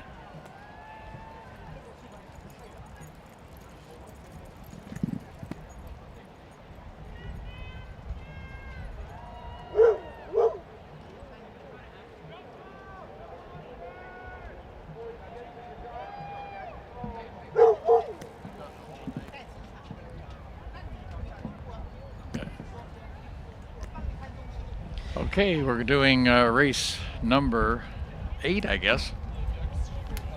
They go quickly here, that's for sure. So from race 1 we started just after 8 o'clock, and we're on race 8 already. Yeah, we sure do. We're running 11-minute centers. And so 11 minutes? Roughly? Yeah, 11 minutes in between each race, roughly. Okay, so here we have race 8 with in lane number 1 is Lion Rock and Row. In lane 2, we have Stem Cell Dragon Cult. In lane 3, we have the Dragon Hybrids. In lane 4, we have DH Fire Truck. In lane 5, San Francisco Bay Area Dragons. In lane 6, we have Super Fun Dragons. And in lane 7, we have Diesel Fish. So maybe you can explain who's who here. Lane 4, DH Fire Truck. What does DH stand for? DH is Dragon Hearts, and they're one of the, I would say, most competitive teams here at the festival. I believe they took first place last year. I could be wrong, but they were definitely present at the Club Crew World Championships last year. Performed very, very well. They're a very strong team. Fire Truck is known the I world remember round. them from previous year. So exactly. yeah. And Stem Cell Dragon Cult, they're You don't, not sure where they're from? Do not know them, but I wish them very good luck, and we'll see how they do. Okay. Yeah. The Bay Area Dragons in lane number 5 from San Francisco are one of the older teams based out of San Francisco. I think they were founded in 96 or 99, something like that. Yeah, Okay. one of the original teams, and one of their close competitors, Dieselfish, also from San Francisco. Okay. So we'll see how these folks do. As a reminder, this is race number 8, but there are in fact 89 mixed teams present here at the 35th annual Concord Pacific Dragon Boat Festival. Outside of the mixed division, we also have the women's division, the junior division, and the open division. The open division has 16 teams, the women has 39, and the juniors are 15. Fantastic. Now, the women, the mixed, and the open divisions will all get 2K races as well. Whereas the juniors will only be doing their 500-meter races. Okay. So again, they're all queuing up near the Canby Bridge there. So they'll be getting into position and starting in a few minutes. Yeah, it's interesting too. We have lots of activities for people today. Definitely with the kids, we've got the competition for the arts for the I think ages 3 to 6 and 8 to 12. So that's going to be going on, and some really great prizes for them for their schooling. I think it's the winner gets $3,500. So it's going to be really exciting. That is pretty exciting. And now we have race results for race number 7. In first place, Rising Tide out of Long Beach, California with a 209.383. In second, Wham Power from Washington State, 226.4. And in third place, Briar Fire with a 234.291. Right. With yeah, and very, very close with the number 6 at 235 there. That's right, yeah. In third and fourth, Paddle Rangers and Briarfire with a 234.291 and a 235.142. Difference of barely 0.9 of a second. Yes. That's always the super fun part about watching competitive dragon boat racing. And once all these teams are seeded into their respective divisions, seeing these times and how close they get to each other is really, really exciting. Yeah, later on this afternoon they'll get close, and all day tomorrow. Exactly, yep. So here we are. They're getting kind of queued back a little bit further at the moment. Yep, and the starter is going to move them all up together. Again, the best way to get these boats up together versus everyone getting there. Some get there first, some get there later. Other boats drift in, other boats drift out. Some are ahead of the line. So moving everybody up together into this staging area and then having them all slowly approach. And then having them move up slowly works a lot better. It's the best way, and that's exactly what Madam Starter likes to do. Okay, sounds good. They've got kind of one central buoy out there to kind of line them up, and then they, I don't know how many meters it is from that one up to the start finish, or the start line. Yeah, and we were saying one of the good things too about this venue is that the teams do get to paddle that full 500 meters out to the start line from the marshalling area, from the docks. And it provides them a really great time to warm up, do some practice starts, get a feel for the boat, figure out if there's any wind, current, that type of situation. Great. Versus a lot of other races where the docks are right by the start. I've raced at a number of venues where that's the case, and you have to do a very tiny, very quick, maybe minute and a half practice start. Right. You have to be able to warm up. You have to get on the water, warm up in that minute and a half, and then somehow do a full race. Whereas these folks are warming up for maybe a solid, 3-4 minutes to get out to the front, and it's really, really just such a great venue for this race. Good, and we've got them lining up pretty good in lane 6 and 7, and one always seems to take a little bit longer to get up to the grid. And we're getting close now. Notice in 6 and 7, 6 is quite a bit further over towards 7 already in the start line up there. Yeah, exactly. And like we said before, that could be due to wind, could be due to current, a number of other factors. And moving boats laterally is one of the more difficult things to do. It's really hard. It is, but it looks like we're off They're here off. with race Okay, number here 8 we go. here in the mixed qualifiers, the 35th annual Concord fairly Pacific. close right at the moment. No one's really pulling ahead too much. Maybe lane 4. Hard to tell right at the moment, but they all got off to a pretty good start. They sure did. And even in lane 1 looks good here. Yeah, that's Lion Rock and Row. Again, 4 is starting to take a bit of a lead, so that's our DH fire truck. That's right, they're doing their signature nice fast start. Now they're settling into their 500-meter race pace. And the San Francisco Bay Area Dragons look like they're starting to pull out in lane 5 as well. That's right, and if you can actually look at the back of that steer in lane 5 with the green shirt, that's right. the San Francisco Bay Area Dragons, you can see that steer has an extra paddle sticking out of his PFD. Yeah, why is that? Some teams will do this just in case a paddle breaks or in case someone drops or loses a paddle in the middle of a race. They'll pass up that paddle. Oh, wow. Because as a lot of teams and myself feel, it's a lot more worth it for those people to miss maybe 2 or 3 strokes passing up that paddle and get that other person a paddle so they can continue racing. Okay, so do they practice that, losing a paddle and then passing it up? Some teams do, especially at the world and international level, and at such a competitive race like the Concord Pacific, they might actually, yes, practice. Okay, so DH Fire Truck has pulled out a good lead again, so they're almost a boat length ahead of the next competitor, which is in lane 5, it looks like. That's right. Hard to tell from here. And Fire Truck, you can see them doing the classic Canadian A-frame, as we call it, technique, where their top arm comes up really high, their bottom arm remains nice and parallel to the water, making that A shape, and it's such a powerful stroke. And coming into the final 60 meters, Fire Truck is really putting on the steam here. They got a good two boat lengths at the moment, almost 3. They're really putting on a really nice finish here. And our San Francisco Bay Area Dragons look like they've got a solid lock on 2nd and a big, huge battle for 3rd place. That's right. 3rd, I have no idea. 1st, 2nd, and 3rd are all, the first lane, 2nd, and 3rd are all very tight, and it's hard to tell because you're looking over on lane 7. But it looks like lane 3, it's hard to call. Lane 5 is across the line, which is our San Francisco Bay Area Dragons. That's right. Taking 2nd place. And now coming into the line all together. It looks like 3-7-2. 3-7-2. And 1's close. And in comes 6 and the final there, which is the Super Fun Dragons. Great team name, Super Fun Dragons. Actually, Matthew, it was a pretty close race with all 7 boats. Definitely, yeah. It'll be exciting to see what the times are here, especially, like we said, those last 4 or 3 boats coming in together to the line.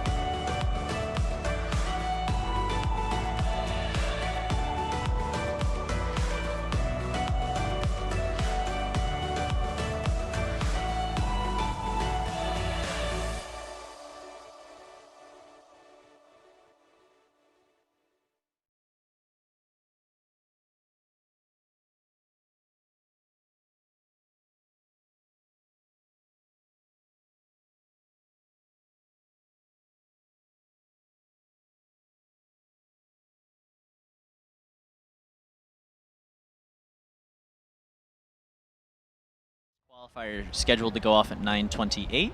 Yes. Looks like we're running a bit early, actually, which is terrific. Amazing, yeah. I think the water is, it's a little heavy this morning, but they're managing it really well. Yeah, they're doing a great job, especially a little bit of the current and a little bit of the wind that we were getting before. Yes. I would say the starter is doing an incredible job, and these boats are doing a great job lining up, too. They really are, yeah. No big kind of waiting around so far. Exactly, and as a steerer myself, lining up boats is not always easy. That's so right. These folks are doing a really, really great job. That's right. I don't envy the steers. I have tried it once. It's a really tough job. It is a fun job, Yes. I think. I think you have to have quite the quite the strength of mind and body to be able to do it well. It takes a lot of confidence, is what I will say. Absolutely, absolutely. Yes. All right. Coming up in race 9 is a 7-boat heat. In lane 1 is Conquering Waves. In lane 2 is Dragon's Own Twisted Hips. In lane 3, the Concord Pacific Flying Dragons. In lane 4, FCRCC Premier. That's a local team here on False Creek. Lane 5 is UBC Current Gold. Lane 6 is the Nothing Dragon Black team. And in lane 7, Dragon's Wave. Fantastic. So again, quite a mixed bag of different skill levels and experience in this race. FCRCC Premier, definitely a historical team, always really, really strong. UBC Current Gold, also very strong in the last few years. And of course, our title sponsor, Concord Pacific, they have one of their teams in this race as well. And I believe they have 2 teams at this festival, is that correct? That's right. Yeah, they always put on a great hosting for their visiting teams as well. So I don't know if the people listening today and watching today know this, but oftentimes local teams will host the out-of-town teams in the Racers Village because, of course, they can't travel with all their tents and chairs and everything. Yeah. All right, looks like we have results up for race number 8, so we can see what really happened for second and third place here. In first place, Dragon Hearts Fire Truck. Second, San Francisco Bay Area Dragons. And in third, Dragon Hybrids. Really close race. That's right. I'm looking at some of these times. 233.5, 233.2, 232.3, 234.7. It's really great to see such close times at such an early stage in this festival. Absolutely. And they'll just keep getting closer. That's right, and that's what makes Dragon Boat so exciting. Yes. Race number 9 coming up to the start line now. You can see False Creek Premier holding back a little bit. They're still doing what they're told and coming into the start line, but taking their time a little bit. Might be part of their strategy. Everybody has a little bit of a different plan from the time they get in the boat at the docks until they cross the finish line. That's right. And I think that's a really important part of Dragon Boat too. Yes, it's a team sport, but we do have very important plans that everybody aligns on prior to make sure you know this is when you're settling, this is when your start is, this is when the finish is, this is how we're going to line up, things like that. Absolutely.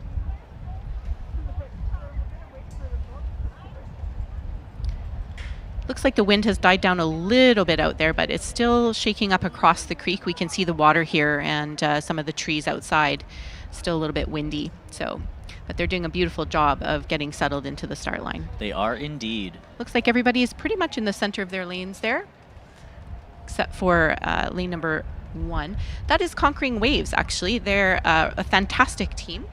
They're a local Vancouver team composed of paddlers who live with severe mental health challenges, who are on a journey to wellness through recreation and community sport.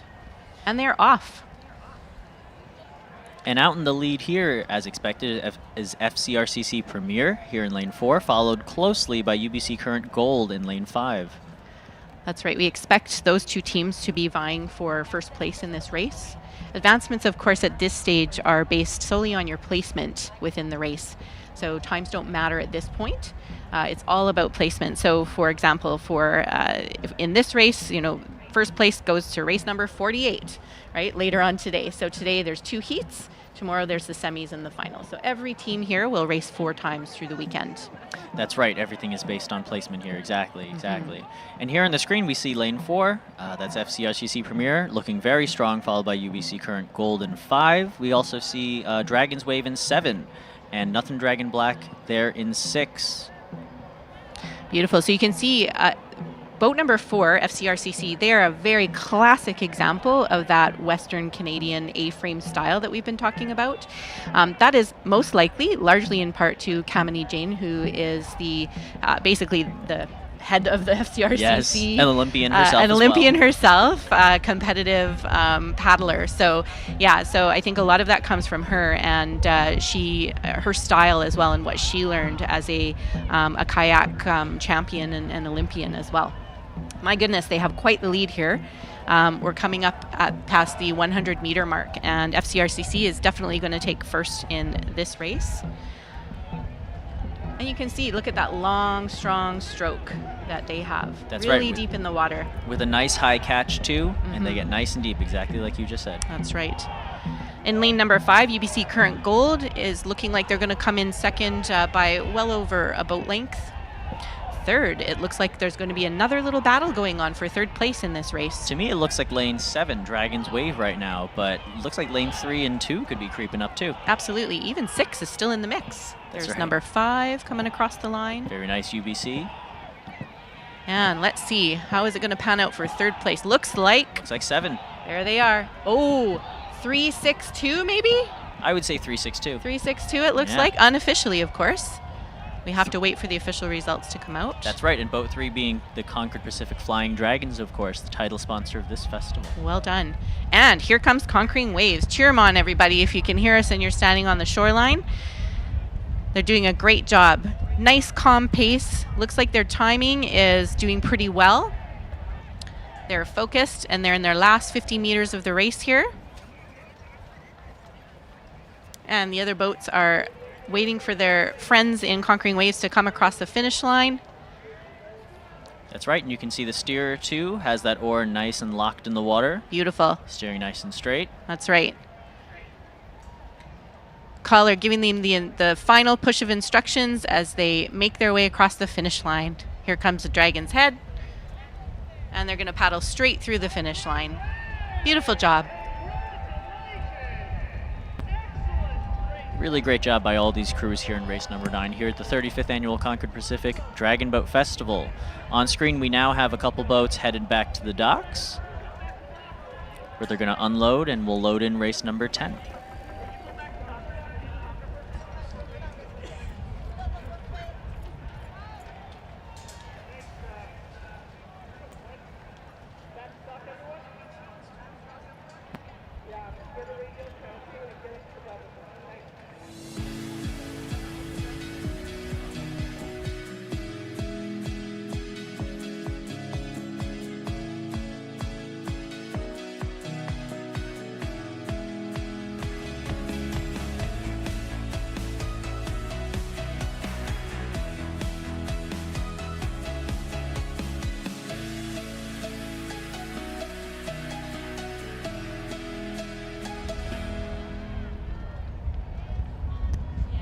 Thank you very much to our sponsors, Concord Green Energy. All right, we have a beautiful shot of the racers from the previous race going back to the docks. Coming up is race number 10 in the mixed qualifiers. And you can see here the docks, which were, I think, purpose-built for dragon boat or for canoeing, it's really such a terrific venue. You have so many different docks and available areas that are just really terrific for all of these paddlers. Yeah, these are gorgeous docks. It was a long time in the making. They were built a few years ago, and they're meant to look like lanterns. You Oh, can kind wow. of see that as you see them all together. Yeah, very beautiful. And when they're lit up at night, the garage doors are actually They look glass, like- so you can actually see. They look like paper lanterns. They're really Beautiful beautiful. and functional. Very functional. They're also, in other ways, very functional. So you can see they have the graduated ramp. We also have an accessible lift so that anybody can get in a dragon boat. And that is one thing we really pride ourselves on here in Vancouver and at Dragon Zone and with the Canadian International Dragon Boat Festival Society, is that dragon boating is accessible to everybody. It doesn't matter who you are, what kind of abilities you have, you can get in a dragon boat and be part of the community. And I think that's one of the best things about Dragon Boat. And we've seen so many teams like that present today. We're going to see even more teams later on in the Para Cup division, where teams with various different impairments and disabilities will be competing together alongside each other. Not necessarily for gold, silver, and bronze, but for community. Absolutely. Yeah, that's new for us this year, the para race. Right. So oftentimes the para teams just they actually compete in the mix, as they will continue to do through this festival. But we are having a specialty race as well for the para teams. That's right. Very And so exciting. that Pride Cup is one of the, I believe, 4 cups that we have. We have the Pride Cup. Yes. The Para Cup. The Pride Cup is one of the other cups. Yes. The Senior Cup and the International. International Cup. Yes, That's right. Yeah. Great day of racing ahead. So the specialty races will be more towards the middle of the day here. That's right. Yes. We also have a breast cancer survivors race and flower ceremony coming up. Terrific. Yeah. So a full day of racing. We're still in the heats here. Race number 10 coming up. That's right. In lane 1, we have Dragon Zone Otters. In lane 2, Concord Flying Dragons too. There they Very are. Nice. In lane 3, San Francisco Dragon Warriors, or DW as we call them. Oh, yes. Lane 4, UBC Current Blue. UBC has a lot of teams here today. They do blue and gold and all sorts of colors. Orem, that's right. In lane 5, FLCC Senior B, FLCC being the Fort Langley Canoe Club. Correct. In lane 6, Dragon Max from California. And lane 7, Vision Impossible. Yeah, so Vision Impossible includes paddlers with various levels of vision impairment, as well as sighted paddlers as well. Terrific. And that is typically how a lot of these boats form, is they'll have allies, supporters, friends, family of the actual folks who have the impairments or are differently abled helping out in the boat and hanging out with them. Yeah, it's really great. We have results from race number 9 up here. In first place, FCRCC Premier. Second, it was UBC Current Gold. And third place went to Dragon's Wave. Pretty close times in this race again for the second and third spots. Yeah, it's always exciting to see such close times. It looks like we have 2:31, 2:34, 2:33, and another 2:34 actually. Wow, didn't even see that one. Yeah, that was a really tight for sort of third, fourth place there. Yeah, it looks like a 0.1 difference there. Oh my goodness. I noticed that Dragonheart's fire truck a couple of races ago, they really gave it their all at the end of the race. And my guess is they were putting juice on notice because they lost by less than a second last year. They got second place in the Premier Grand Final. And so I think that was a strong message sending out to the other racers. And they want to make sure they get seeded into that same race with them too. Oh, they absolutely will. No doubt about it. No doubt about it. All right, race number 10. It looks like all the boats are getting ready at the start line here. They have not quite made their way up to the lanes. Beautiful shot of the Cambie Bridge in downtown Vancouver in the background there, looking west. And as we mentioned before, too, a number of these teams are using the Concord Pacific Dragon Boat Festival as a qualifier for Canadian Nationals coming up next month. That's right. And in the U.S., we have U.S. Nationals coming up next month as well in Florida. Wonderful. And a number of these teams will be present there, too, including in this race, lane number 3, San Francisco Dragon Warriors and Dragon Max. In lane 6, they will also be there. Fantastic.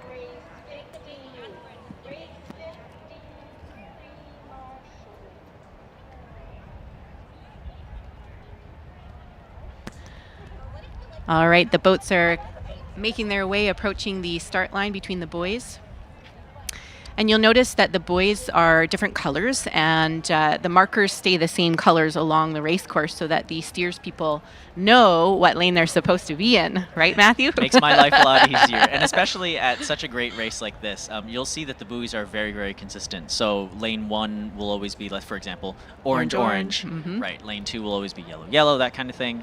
Whereas some other races, they'll willy-nilly put whatever buoy colors they have. And it's very confusing for me as a steer. Yes. We do our best to make it as easy as possible for visiting teams, especially who aren't used to our waters here. That's right. Such beautiful waters, I will say. I paddled here for the first time, I think, last October when I visited, and it was beautiful. Oh my goodness. That's wonderful. Chilly time of year, but still pretty nice. It was very chilly, but it was great.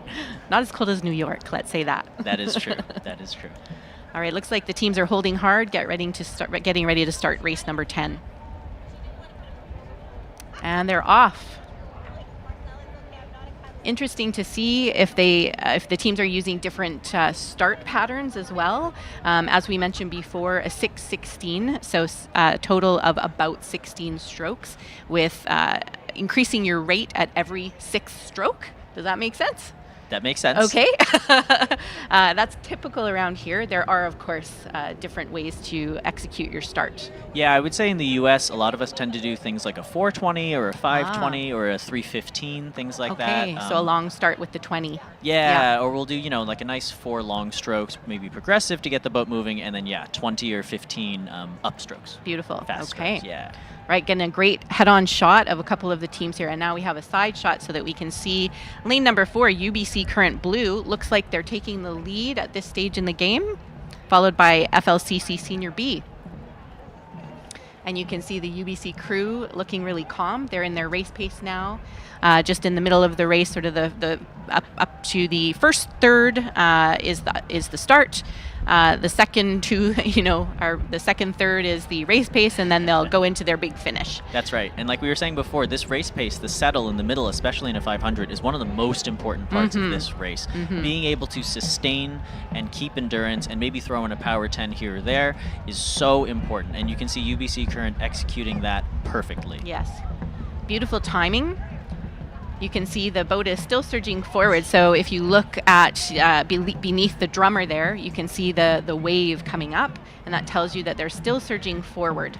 You want to see that throughout the race. They're ahead by at least a boat length here as we approach the 100-meter mark, coming into the finish line. Looking very relaxed. That's UBC Current Blue out in first place, and it looks like second is either SF Dragon Warriors or FLCC Senior B. That's right. Could have a little bit of a battle for second place here. Lots more battling early on in the day in this festival this year. I know, more than I expected. Yeah. And through the line, that's UBC Current Blue. Beautiful job. It looks like boat number 5 FLCC from Fort Langley is going to make it through. And here comes San Francisco Dragon Warriors. And it looks like 6 and 2. Yes, nice bright hats. You can tell who they are. It looks like boat number 6, Dragon Max, is going to be through the line next in 4th place, followed by Concord Pacific, Flying Dragons 2. 2 out of lane 2. There you go. Maybe it was planned that way. Maybe it was planned. Coming up next to the line is boat number 1, Dragon Zone Otters. And our friends from Vision Impossible giving their last push as they do the last 50 meters or so of the race here in lane number 7. Here they come. Give them a big cheer if you can see them coming across the line. And the head is through the boys, and they're going to paddle right on through that finish line. Great race, everyone. Well, it's shaping up to be a wonderful day of racing. Got a little competition going on. We know that there's community all around us all the time. The cultural programming is starting soon, roughly at about 10 o'clock. We're going to start with the cultural programming as well. And we can see a beautiful shot. They're looking tired. They are. Actually, I want to point out the beautiful artwork on the side of the boat here. So last year, a number of local artists contributed to new designs for our dragon boats, and we have 8 boats that have local artwork on them. So you'll see those throughout the racing here today. Yeah, I've seen those throughout the day, and they really are so beautiful. Aren't My they goodness. gorgeous? Yeah. Yeah. Really varied, a lot of different points of view. You can see the festival site is getting pretty busy already. All the tents are up, a lot of vendors along the seawall there with Science World in the background. The beer garden is not quite open yet, but will be open soon. And the performances, as I mentioned, the cultural performance portion of the festival will be starting. We also have an Indigenous cultural pavilion and a Chinese cultural pavilion as well. Those are the big tents that you see on the screen here with the hollow or see-through tops there. So please make sure you come on down and visit every part of the site. There's lots happening on the north side of Science World, but there's also stuff happening on the south side too. That's right, and I think one of my favorite parts about the Concord Pacific Dragon Boat Festival is seeing all of these incredible vendors and all of the other cultural programming that you just mentioned in addition to the races. Yes. Obviously, we're all here because we love dragon boat racing, but there's so much other stuff to do. There's incredible music, there's incredible cultural things you can look at, there's great food, there's great shopping. You bet. All these different things, and so many dragon boat festivals will do this as well, but I think the Concord Pacific folks have really, really done it well. Yeah, we're really lucky here. We have TD as our sponsor for the main stage this year as well. And we also are incorporating a pretty amazing kind of cultural component. A Canadian citizenship ceremony will be happening this morning as well. That's right. Super excited for that. That'll be, I believe, at 10:30, if I recall correctly. That's about right, yes. That's right. All right, so we're getting ready for race number 11 here. Can have a great shot of False Creek. And some of the boats are up towards the start line in the marshalling area. Race number 11, the teams are in lane number 1, Il Centro. Number 2, Columbia College CC Riders. 3, Max Storm, VIP Gorging Dragons Gold in lane number 4, Cal Dragon Boat from California in lane 5, Southern Cross Dragons from Australia, welcome, in lane number 6, and Butts in a Boat, our prostate cancer survivors team in lane number 7. That's right. I think this is maybe the most diverse race we've seen so far. Very excited to see. And now you can also see one of the water taxis coming straight through the course. They don't want to be left out. This happens sometimes. Sometimes, even during practices, we pretend to race with the False Creek ferries and the aqua buses along the way. Very nice. This will be a really great race. In lane 5, Cal Dragon Boat. That's the team out of UC Berkeley. Fantastic. Yes, from the Bay Area down in California. Southern Cross Dragons, as you mentioned, a team from Canberra, Australia, the Yes. furthest traveling team here at the festival. Amazing. And we have Vancouver Island from Gorging Dragons from the Gorge area, just outside of Victoria. And the other teams are all local. Columbia College has been around for quite a while, so they're obviously a local college, and so the various students, many of them international students, they get to experience dragon boating, something I bet they never thought they would do when they were coming abroad to study. Definitely. That's a very exciting thing. And I think that's one way that the Concord Pacific Dragon Boat Festival is really great is the university divisions and the youth divisions and just how robust they are. Yes. So many other festivals or races, you have one or two and they're not really racing against each other, or one is extremely competitive and the other is not. Seeing a really diverse and varied field of all these different teams is really, really great to see. It's wonderful. Yeah, we have room for a junior division. You know, we want to see it grow more. Obviously, when all the kids were out of school because of the COVID-19 pandemic, a lot of them couldn't even start dragon boating. Right. But now we can get them back on the water.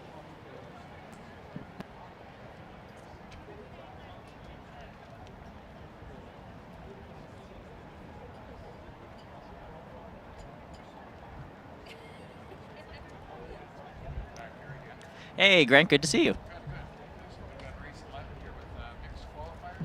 That's right, and we have one of the more diverse races of the entire morning, including teams from San Francisco, Australia, and here in Vancouver. Sounds great. Looks like they're queuing up again right as we speak. And they're off. Okay, here they go. Now again, you can see that safety boat sitting between boats 3 and 4, just in case anything happens and to make sure that everything is all good. Okay, so it looks like our VIP Gorge Dragon Gold are taking a lead here in lane 4. It seems to be the popular lane, as we said. That's right, coming out strong. Yep. Lane 5 is also pretty good with the Cal Dragon Boat. Yep, Cal Dragon Boat again from UC Berkeley down in California. Okay, that's our boss's old alma mater. Ah. He did his master's in at Berkeley. A lot of good friends in that boat. And it looks like the rest of the field is also looking quite strong, coming out of their starts into the settle now. Again, 3 and 5 are very close to each other as well. So our VIP Goring Dragons, I guess? Gorging, yep. Gorging. From the gorge. Is that what they do? From the gorge. Yeah. Okay. And this is interesting. If you look at Cal Dragon Boat there with the yellow sleeves, it looks like they're racing 18, actually. It looks like lane row 6 is empty, which is interesting. It could be someone was injured, or perhaps someone couldn't make it all the way up here, or that's a strategic decision. Yeah, I mean, you're running less weight in the boat. Is that a thing that they often do? Certainly could be, yeah. If you think that the weight to strength ratio, right, is a little bit different or a little off, you could exactly pull certain people or put certain people in and strategically do all these different things. They usually balance it though, 2 and 2 though, would they not? As Definitely. Opposed to, yeah. Otherwise, get going off in the wrong direction. Correct, yeah. Okay, so here we go again. It looks like lane 4 is the VIP Gorging Dragons Gold. Yep, Wow. And they're ahead by about, I would say, 3 boat lengths now. Yeah, lane 5 is our Cal Dragon Boat again, and followed up pretty much by lane 6, which is our Southern Cross Dragons. Our Australian friends, that's wow. right. And over the line now is the VIP Gorging Dragons Gold, looking very strong, very nice performance. Coming through is Cal, yep. Cal Dragon coming in here for 2nd, and 3rd looks like it's going to be in lane 6 Southern Cross, our guys from Australia. That's right, looking very there they good. Are, they did. And then in 3 is Max Storm. Max Storm is coming through across. the line with the nice GoPro camera coming out of that PFD, recording the whole race, very nice.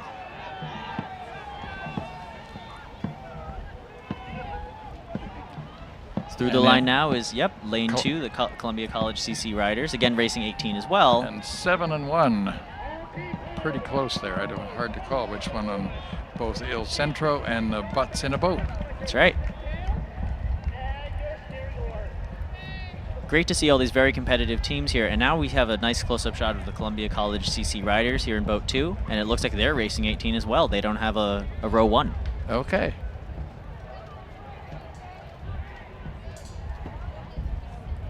So you had some more results for race 10. Maybe Yeah. you want to explain there? Yeah, and in first place is UBC Current Blue with the 206.166. In second is Fort Langley FLCC Senior B. In third is San Francisco Dragon Warriors, SFDW as we call them, with a 218.545. Kind of a Canadian-American triple duo there. That's right, yeah. And our Concord Flying Dragons came in fifth. I'll have to go over and talk to them again. I'm a little biased with our team, so obviously we want to see our Concord team doing well. That's right. And now we see these crews paddling back to the docks. They're going to unload, and we'll load in race number 13. So race 12 is on the water. They're already lining up, but these Okay. boats will switch in for race 13. Right.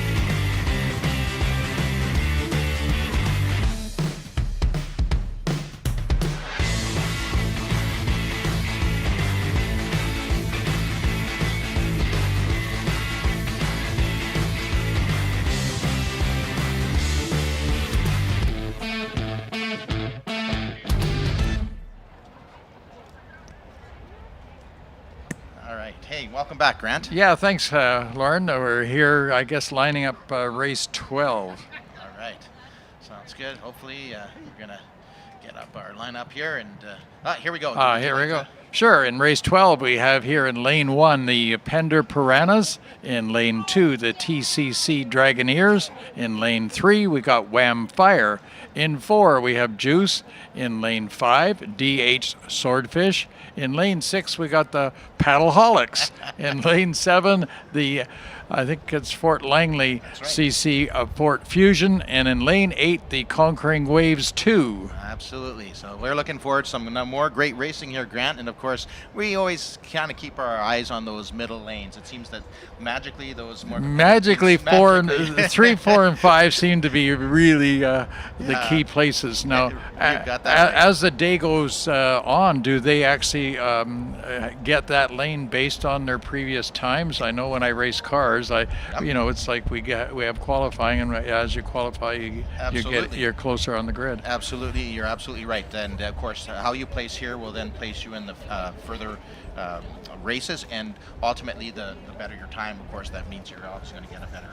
So do they get to choose that? Can they say, I want lane 5 or lane 4? Fortunately not. That's all basically done based on how they finish on the previous races. Okay, all right. So, yeah, they used to at one point go by times only, but of course, because of the tides here in First Creek, it was understood that's not exactly equitable, so they do by the placement going forward.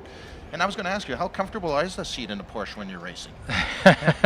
Well, I race both Porsche. I have a GT3 Cup car that I race in California, Arizona, Nevada, Utah, the southern states. I'm also a national Porsche instructor Florida, so I do a lot of teaching as well. Great. But yeah, it's a great sport, a lot of fast speed, and away we go. Well, there you go. So now, how many times has the Concord Pacific Flying Dragons team gotten you into the boat and taken you for? They haven't done that yet. They've been trying to get me to join, but I'm a little bit too committed with the work, and between that and the racing, it's hard to do that. Understood. But we have a lot of good Concord people that are in the Concord Dragons, and I think we have 2 teams in there. So Absolutely. we'll get Yep. yeah, we'll get that going. That's So here we have the race 12 getting all queued up again, and we'll see who comes out of the gate. So we do have a full 8 in this race, so we're using almost all the lanes. We have room for 9, I believe. That's right. And normally we will run the full 8-lane heats just because of the tides again. Right. But you're absolutely right there. And it's very interesting here. I noticed the name of that first team. You mentioned the Piranhas. Yeah. I'd be a little nervous if I was paddling beside them. Pender, are they a local team here? Pender? I'm going to guess that they are. I honestly don't know, but just by the name, I'm assuming they're from up Squamish way. Right. Yeah. It's Okay. a good educated guess on our part, but So here at the Marshall, they're queuing up to the start line. Yep. Yep.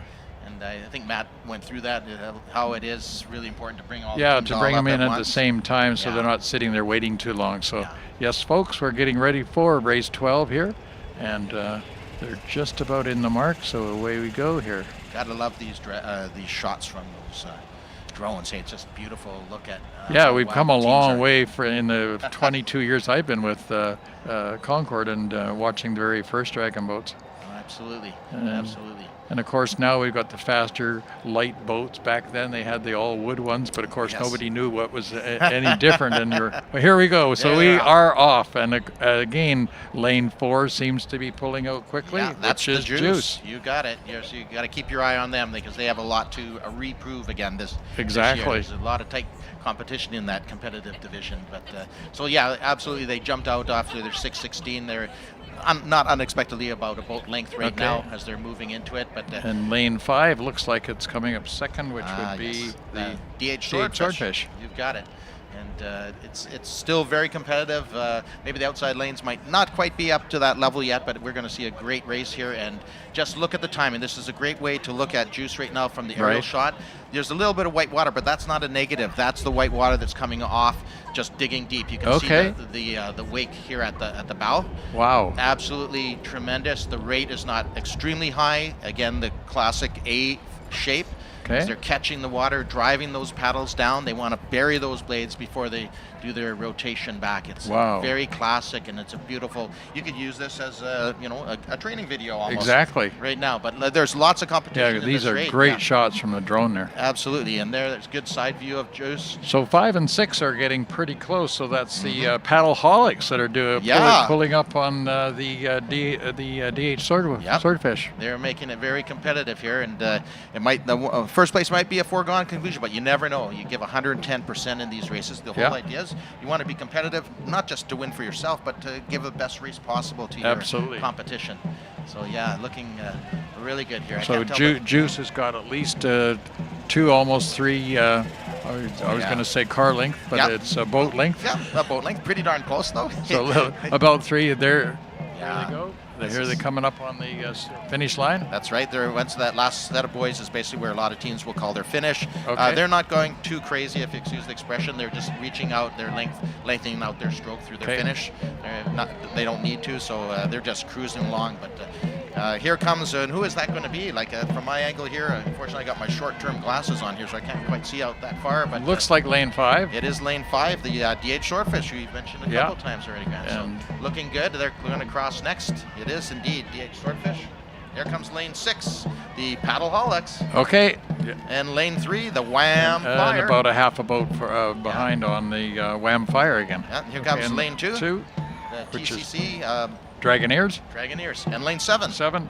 The Fort Langley group out of Fort Fusion. That's right. And we will wait, of course, the Conquering Waves 2. So they have 2 teams this year. I think Suzanne spoke a little bit Okay.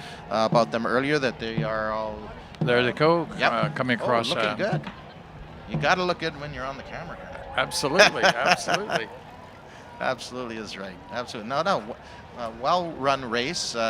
Nothing unexpected happened there. I think all the teams are happy of the way they placed there. Great start.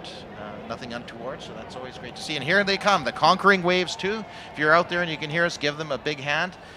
They are one of two teams, as Suzanne had mentioned earlier, Right. in battling with mental health. So great Great to see them job. out there Yeah. every year. Yeah, it's just, as you've noted a couple of times. Oh, here we go, have some race 11 Okay, so results. race 11 results. We have the VIP Gorging Dragons Gold that came in first with a time of 2 minutes and 4.262 seconds. And in second place, the Kel Dragon boat. And they were at a time of 2 minutes and 19 seconds. And in third was lane 6, the guys from Australia, Southern Cross Dragons, with a time of 2.533. Right. Yeah, absolutely. It's interesting down in Australia there. I'm not sure if they actually paddle out in Sydney, but they actually have a course with a dog's leg in it. Oh, really? Yeah, it's just the way the harbor is down there. It's actually Wow. quite interesting to see that. But I tell you, everybody knows that the Concord Pacific Dragon Boat Festival here in Vancouver, anywhere you go in the world, it is one of the premier. It's definitely in the top 2 or 3. Absolutely. Wow, Yeah. fantastic. It- So yeah. people, you're in for a great treat today. It's a great day, actually perfect for the paddlers. It's Absolutely right. Not too hot. Yesterday when we were setting up, I thought, oh, it might be a hot day, but actually it's cooled off a bit, and it's probably just perfect for the paddlers and for people. So it's nice on the shores to take a good look at what's going on and Absolutely. what's happening. And there is a lot of good things happening. Yeah. I think as it's been the 35th anniversary, right? Yeah, the 35th anniversary, of course, including kids. It's all about getting kids involved in the campaign. So we do have a Draw the Future Dragon Boat event that is from, age groups 6 to 8 and also 9 to 12. So from 6 to 12, they can go over, and it's about a half an hour. They get to draw the future of what the dragon boat looks Very like cool. here, so they can draw their latest dragon boat and whatever they want to do, and maybe the background with more high rises or whatever in there. They'll probably score better points with Concord if they're doing that. Exactly. Maybe a Porsche back end to the dragon Yeah, boat. exactly. So, the two separate groups will be receiving a gift of $3,500 for their education. So there's Beautiful. two prizes of $3,500 going to the two winners of the two different competitions. And in fact, they also Vancouver Sun is sponsoring that, so they will good. be getting a feature in the Vancouver Sun as well. Excellent. So yeah, we're looking forward to that. That'll be Absolutely. all day today. Excellent. Looking forward to that. So that's down one of That the is pavilions? just west of our broadcast booth here, All right. and so just out on the Concord lawn. And I think if the kids show up, you can sign up. So if you've got children in around the area here, from the ages of 6 to 12, they can get into the competition. Oh, wow, that's a great way to involve even more and more of our community. This is awesome.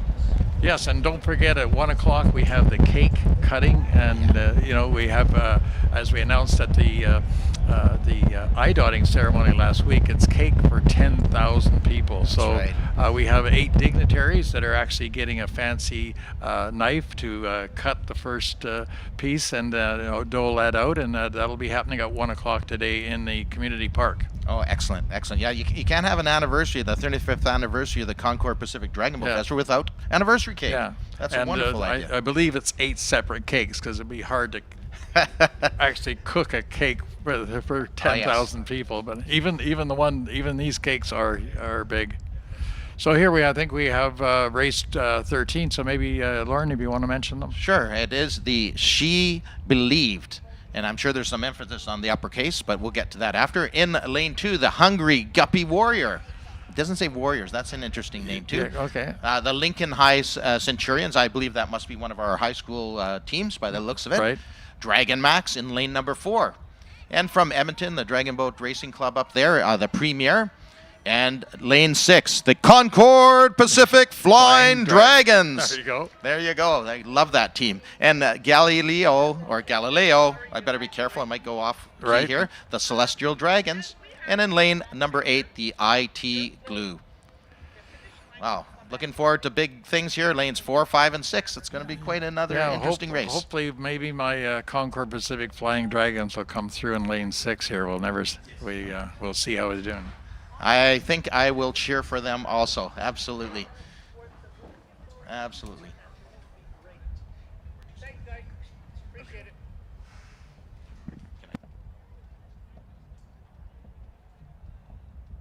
And a big shout out and a massive thank you to Concord Pacific, our title and festival founding partner. And our premier partners. Yes, TD Bank, we're looking at the Government of Canada and the Province of British Columbia. Also, our major partners are Peak Technology, the British Columbia Arts Council, and the provincial government. And supporting partners, Lauren, maybe you can mention those. Sure. We have the supporting partner Decathlon here in Vancouver, Dillon's Small Batch Distillery, Oddball, Park, Giuseppe Pizzeria, a Red Truck Beer, TF Event Company Inc., Mark's Anthony Group, Mole Beer, and White Claw. And also, we want to thank all of our media sponsors as well, and also the City of Vancouver, the Vancouver Parks Board. Yeah, and here we go with the media partners. So we have 980 CKNW, AM 1320 CHMB. We also have 1470 AM, which is Fairchild Radio, the Canadian City Post, City News 1130, Daily Hive, Fairchild. And we have Fairchild Radio as well, the Vancouver Straight, Omni Television, the Singtao folks that are really great with all of us, Sonic 104.9, and Talent Vision. Very cool. And we have community partners. We have Dr. Sun Yat-sen Classical Chinese Garden, the Milton K. Wong Legacy Project, Oddball Community Grant. Right. And yeah, the late Milton Wong was so instrumental in the years that I got to know him as well, and he was such a great person, philanthropist, and assisted in so much ways in terms of diversity and what he did for Dragon Boat, and we really miss him, but it's good to see his name there as well. Absolutely, and actually to a lot of the paddlers, we still refer to him as Uncle Milt. Exactly. I remember back in Expo year, Yep. he was heavily involved with the Hong Kong Pavilion at the time, and he was instrumental in bringing those first 4 teak dragon boats to Vancouver. And, Absolutely. Well, So our race 13 is getting up and ready. So these are open qualifiers. And what's the difference between open qualifiers and maybe mixed qualifiers? So you can have any type of team. You can have the mixed team. You can have an all men's team. You can have an all women's team. You can. Whoever wants to join is welcome to join. Fantastic. Yeah. And it just seems to be just by de facto. Usually, it's a lot of teams will combine. Oh, here is another. Okay, result. so here's race 12. We had our first place finishers, Juice, that came in at 2 minutes and 6 seconds. We have our second place team, which is in lane 5, which was DH Swordfish, and our third place, which was the Paddleholics, that came in third with a time of 2 minutes and 26 seconds. So great job, you guys. You did fantastic out there, and as you can see, we had Conquering Waves 2 coming in with 3 minutes and 14 seconds getting across there, and it's nice to see them making it all the way. Absolutely. Always great. And I think it's super cool how the other teams wait for that. The team, whoever it is, happens to be glass across the line, they wait before they head in. So it's a lot of camaraderie. You talk about community, camaraderie. Yes. All of this sponsored by Concord Pacific. It's just wonderful. It's just very exciting. And I know I've been around dragon boat racing for a long time, and it's great. The camaraderie. There's competition. Don't get us wrong. Once you're in the boat, there's the competition. But when you get to the end of the race or back on the dock, it's high fives and exactly. It's spectacular. And just what's happening if you're in between races and you're wondering what to do. Well, there is so much going on. Well, it's the dragon boats are so neat because in a lot of cases team efforts. For instance, Olympics are 2 people or 4 people, and maybe 8 in a boat, but never 22. So hopefully one day it'll be an Olympic sport as well. Yeah, that's interesting. I think that's the approach that they want to take. Yep, absolutely. So again, they're now queuing up to the start, as they're doing a great job getting everybody kind of already lined up as they come forward there. Yeah, they're moved up to the start, and then they go under the starters' orders. And so lanes 5 and 6 are already there, 3 and 4 are coming, 8, and then 1 and 2 are bringing up the rear here. So we're almost in and almost ready. So Lauren, you can call who's going to come out of the gate first here. Well, unfortunately I have to go for, although my heart's not into this, the Dragon Max or the Premier, but I'm still cheering for those Concord Pacific Flying Dragons. Absolutely. I'm expecting great things from them. They're a great team. Here we go. So Waiting for the starting horn or gun. Too bad I don't have that radio this year. I can usually hear it. It's actually exactly. kinda cool. Any second now.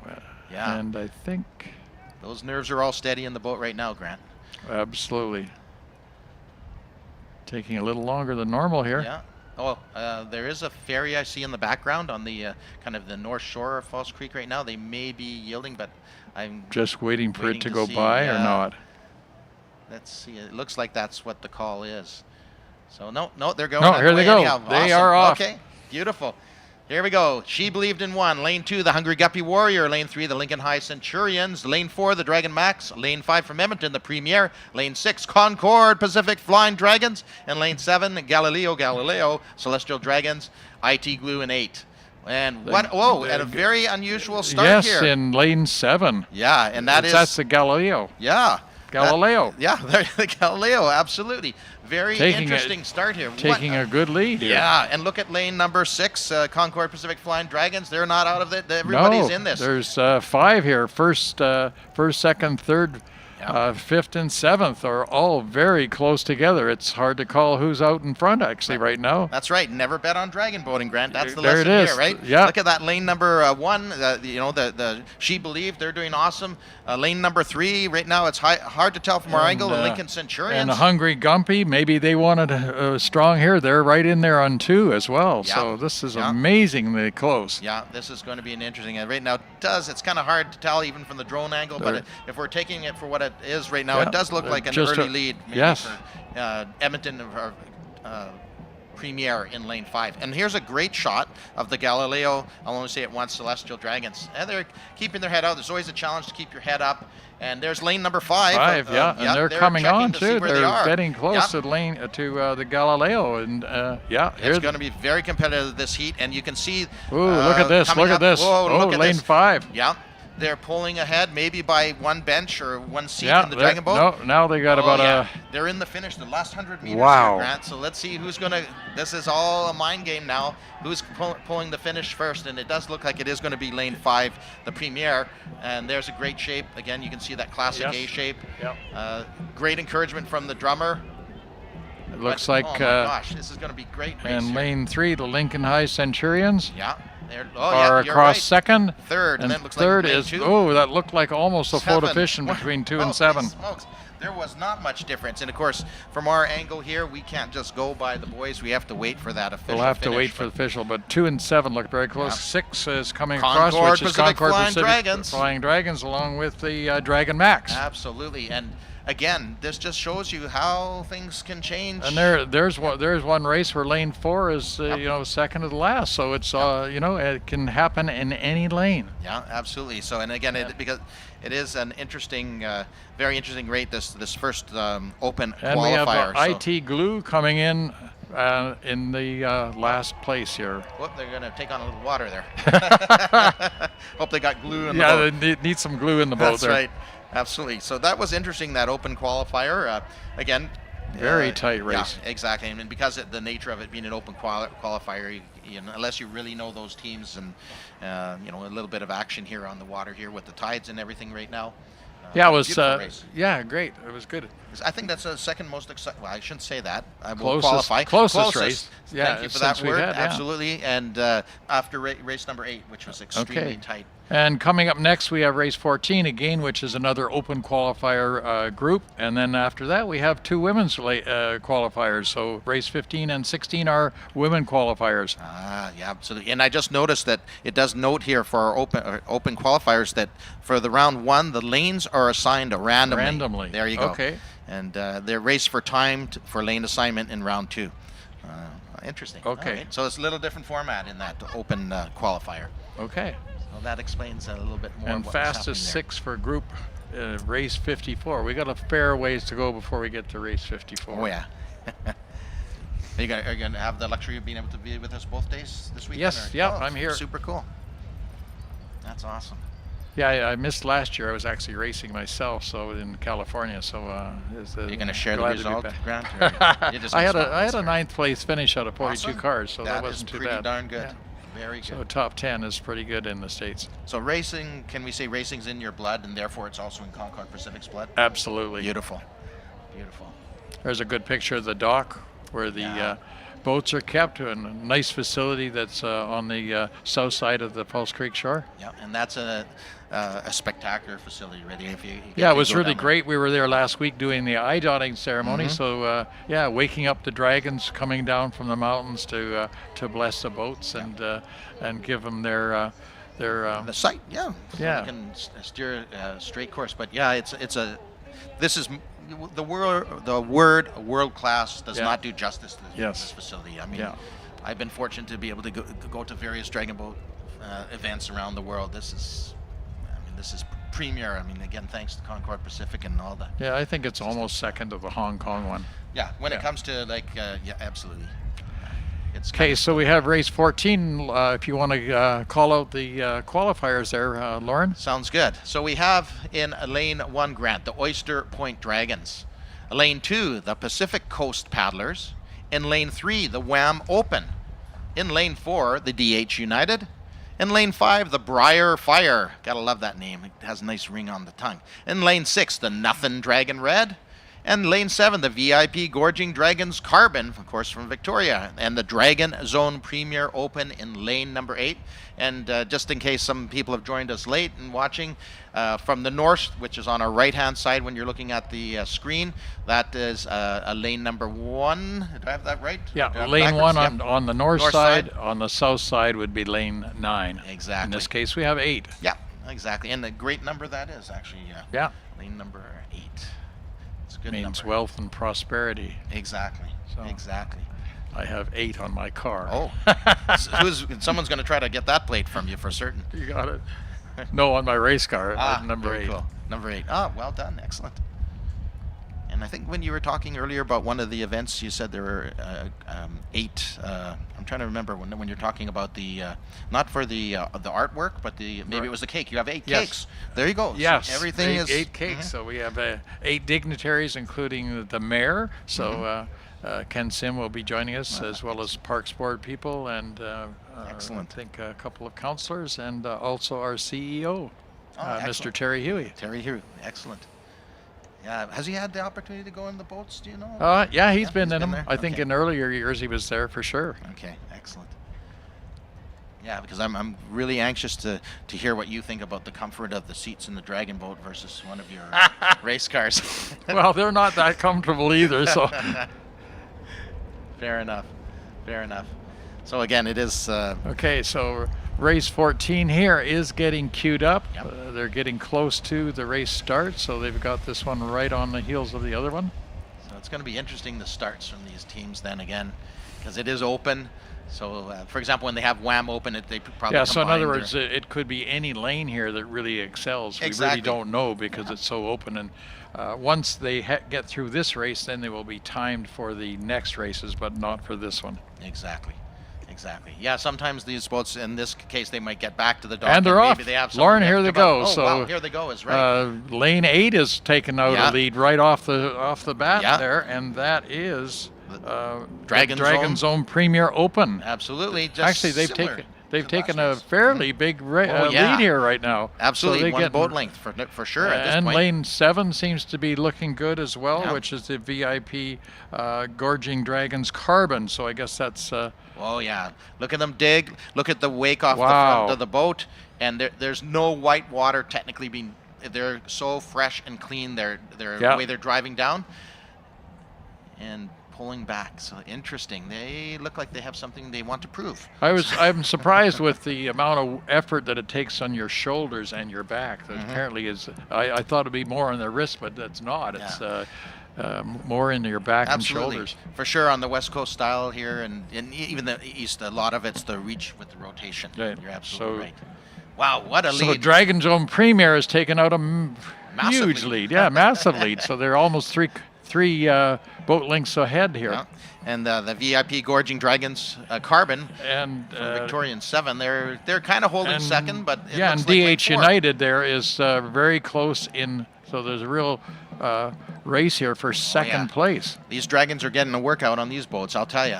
But look at that, another great shot. That is the, of course, the lane 8. The Yeah, they Premier are Open. really digging in there. Oh yeah, and it looks like they've basically have all men in there right now. So they're in the last 100 meters. Right. It looks like they are doing a finish here. I can just see their And rate. It's hard to see, but from our angle, it looks like their rate's gone up. Right. But wow, look at the battle for second place here. Yeah, great. Grant, this is gonna Between be DH interesting. United and that's lane 7, which would be VIP Gorging Dragons Yeah. Carbon. Yeah, exactly. Looks like they've got the little edge on it, so it Yep. looks like 7 is going to come across. I agree with you there, Grant. It looks like Yeah. 7 will unofficially finish in second, and then lane And 4. in third is DH United. Yeah, unofficial, of course, but absolutely crossed the line. In the Coming third across position. in fourth will be in lane 3, which is Wham Open, and in 2 is the Pacific Coast Paddlers, Yeah, absolutely. And here comes lane 5, Grant. which is Briar Fire, And, followed by 6 with the Nothing Dragon Red. and here comes lane And 1. lane 1, Oyster Point Dragons. Excellent. I got to check that bio to see where they're from. Oyster Point. Right. Sounds like a wine growing region in New Zealand or something. Well, it could be Washington State. True. They've got oysters there too, That's so true. not sure where they're from, but we'll find out. We'll find out. Wonderful. So you're getting pretty darn good at this calling of the races, you know, Grant. You might Well, have to we're- be here all day and not get to Whatever liaise with whatever it anybody. takes to make it a fun day. So we're just hoping we have a great crowd of people out and enjoy the day. And I'm sure that, you know, we look behind us here. They're all doing calisthenics and warming up and keeping themselves limbered up as well. So yeah, you know, a lot of them get cramps in their Absolutely. arms and legs and not so much the legs, but certainly the arms and the upper body strength to get it all done. You bet. So here we have the race 13 results. But Lauren, maybe you want to give that. Sure. Okay. And again, that was the first of the open qualifiers, if I remember correctly, or pardon me, the second. In lane number 5, in first place, it's the Edmonton DBRC Premier. And wow, they had a fast time, probably one of the faster of the day, 2:03. And in second position, over there in lane number 3, it was the Lincoln High Centurions, which is great to see. I'm quite sure they're a high school team, but we'll double check on that, 2:05. And in lane number 3, Hungry Guppy Warriors. You got to laugh and Yeah, smile that's at a that great- name, 2:06. So I'm sure they're going to advance into some good positions there again, because they are using time in this particular open. Right, open and division. very close times there in the first 5 boats, so really tight. Yeah, and, our friends on Concord Pacific Flying Dragons are actually looking pretty darn good in that race. Yeah, Timing absolutely. was good. And as we all know, timing is everything in the dragon boat races. So. And there's a great shot of them coming in. I remember last year when you had the boats painted. That was super cool also. Yes, yeah. Yeah. Always involving community. Concord Pacific is so involved and engaged. It's you know, I use the word lovely, but it's so Yeah. so happy to have. And we them have as the our women's group sponsor. paddling out there on the south side of the shore, so they're out making their way towards the start line. Yeah, and that's going to be, you're right, Grant. That's the first of our women's qualifiers. So that's going to be interesting, and they will advance based on placement, not by time. Yeah. So very interesting, very exciting. Yeah, and a great shot. And again, the volunteers, they make it happen too, right? Can't do this without the volunteers. It's just all around involves everybody, this festival, and absolutely the premier Dragon Boat Festival in North America, and probably, as we talked about a few minutes ago, it's first or second overall in the world, no doubt about that. No doubt about Yeah, it. and the history of Dragon Boat here going back almost 2,000 years, so it's pretty amazing. Yeah, it is. It's super cool. Yeah, they speak of the legend of how it all started, and yeah, it's even there it involves. Oh, here we go, race 14. Okay, so Do the race honors? 14, yes, in lane 1, this is open qualifiers. We have, actually, didn't we just do race 14? No, it was 13 actually. Sorry. This is the one we just ran. That Yes. just came in. Yeah, I beg your pardon. Yes. Yeah. So I think we announced this already. No. No, not the finishers though. The There we go, finishers. Sorry. Okay, race 14. We have the results here, and was lane number 8, the Dragon Zone Premier Open, with a time of 1 minute 58 seconds. So breaking the 2-minute mark here. Absolutely. And then in second was in lane 7, which is the VIP Gorging Dragons Carbon with a time of 2:08. And in third space was the lane 4, the DH United, with a time of 2 minutes and 9 seconds. So great job done by those guys. And yeah, it was really good. That was a really good race. Both of those open But qualifiers were super. those Dragons on Premier Open just really were hauling butt there. They were really moving along. That's the first time I've seen under the 2-minute mark. Absolutely, this weekend so far, exactly. And it, just like a visual, it's not. It's hard to tell, but I'm not sure if the tide's. No, it's not high. So it's been. No, I think the quite tide exciting is to coming watch. up, is it not? Yeah, I believe so. I'd have to double check the tide table. Which I have we to looked at check earlier, with but- our Canada geese over there. Yeah, they're the ones that will know for sure the natural way. That's for sure.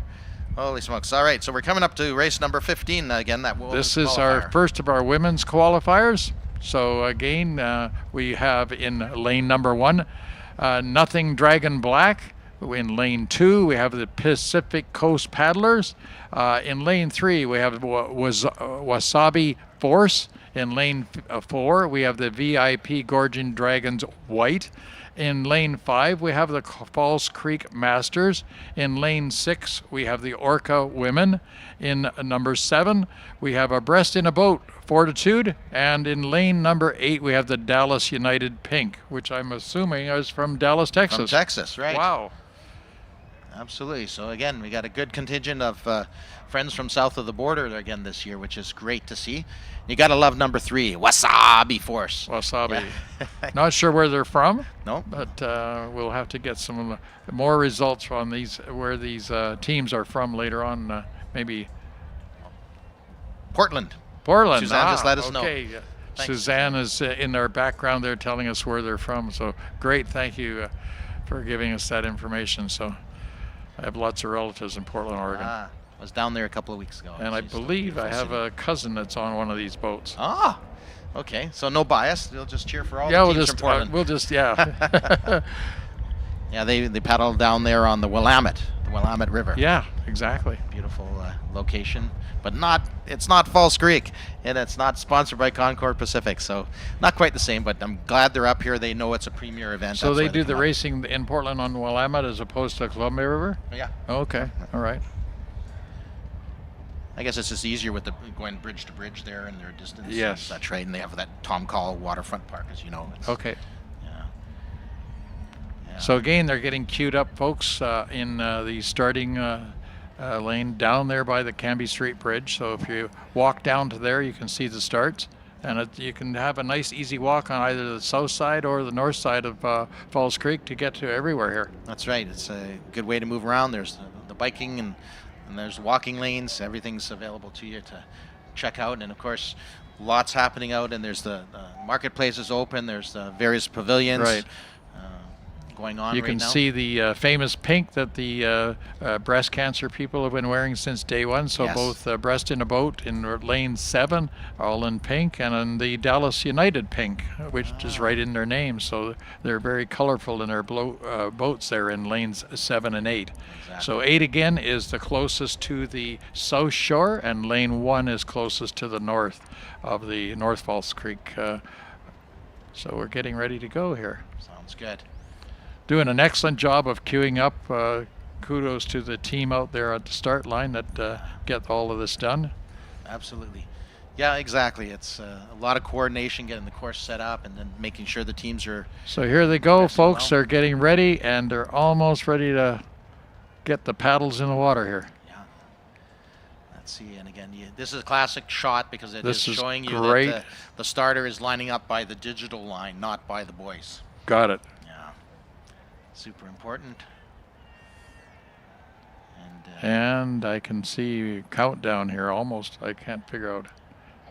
yeah, There we go. We're off. All right. 1, 2, 3, 4. Well, Everyone coming on fairly good here. Lanes Yeah. 5 is starting to take a knot out there. yeah, that's the Falls Creek Masters. That's the Falls Creek Masters, yes. Aptly named. Lane 4 and 5 and 6 seem to be almost a spearhead here. Yep, absolutely. This looks a more classic Yeah. placement. Ahead of time. It's Exactly. not the open division. It's the first of our women's qualifiers. So right now it does look at the VIP Gorging Dragons white in 4. Falls Creek Masters in 5, still holding a little bit of lead over the Orca women over there in 6. But it's still just coming out of their opening stroke sequences, and this is where they have to lengthen those strokes out Right. to keep the boat up and planing. And it is, for many, it can be a trickier part of the race. Right. Some teams will actually call an increased rate about halfway through Okay. the middle of the race, just to make sure they settle back into a good long stroke style. So here we have 4 and 5 neck and neck right now. Exactly. So it is lane 4, the VIP Gorging Dragons again, and lane 5, you're absolutely right, Yeah. Grant, Falls Creek Falls Masters. Creek Masters, they are virtually neck and neck at halfway through. And Wasabi Force is right there too. This is going to be a battle. I'm looking, they're just coming past the point of the BC Pavilion. Right. Towards the Just past our midway. halfway mark. That's right. And here they come. Oh, great side angle, so So, we get a great yeah. view here. All teams looking good. I do like the way the VIP Gorging Dragons are looking, but again, the Falls Creek Masters, Yeah, it's a funny when you Yeah. look at the one shot, it's showing 4 behind 5, but in the aerial shot, it's showing 4 ahead of 5. So you really have to look almost down from the top to get the right absolutely correct. person in the lead. So it is 4 right now. Yeah, they're holding their own right now. So that's VIP Gorging Dragons white. And that is And that Wasabi 5, Force. and over just as 3. I said that, 5 is starting to close the gap again. There you can see, just as they're digging, you can almost watch the top hands. They're driving down. They're increased their rate a little bit. They're trying to pull Okay. a bench. They're trying to catch up. So they're pulling. And a Wasabi bench. is trying to yeah. do a good job here. So again, there's a bit of a charge by the lane 4, which is the VIP Gorging Dragons white. So There we go. there we go. So Keep lane those heads up, breathing these ladies. Great job. They're in the last. Oh, well, we're right through. across the finish. Look at this. What a finish that was. I think it's 4, 5, and 3. So Yeah. that would be VIP Gorging and Falls Creek Masters, followed by Wasabi Force. So lane 6 is just coming across, the Orca women. Absolutely. And here comes lane 7, Grant. Lane 7 is the Breast in a Boat. And lane 2. 2, which is our Pacific Coast Paddlers, and lane 1, which is Nothing Dragon Black. Wow. Interesting race, that one. It was just, wasn't quite sure who officially is going to cross the line first from the angle. And they pretty much all settle down there until the last boat's across, which Yep. is our Dallas United Pink in lane 8, just crossing now. Yeah. Fantastic. the Way to go, clocker. ladies. Excellent job. They had only eight benches, so they were shy of a few paddlers on their team. That's Oh, good wow. count for there. Okay. But they're still there. That's the main Yeah. thing. Absolutely. Switch off here. I'll let Suzanne step in here for a minute.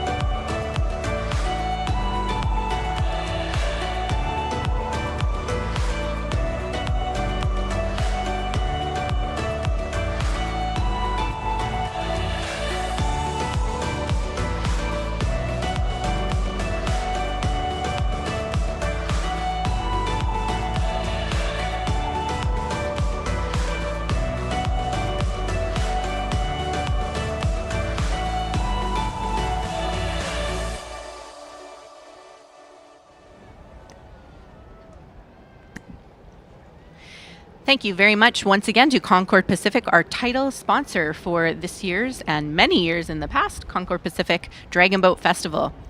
That's right. And coming up now is race 16. We just finished race 15, the women's qualifiers, the very first of the women's qualifiers, which was the 10:34 race. coming up is race 16.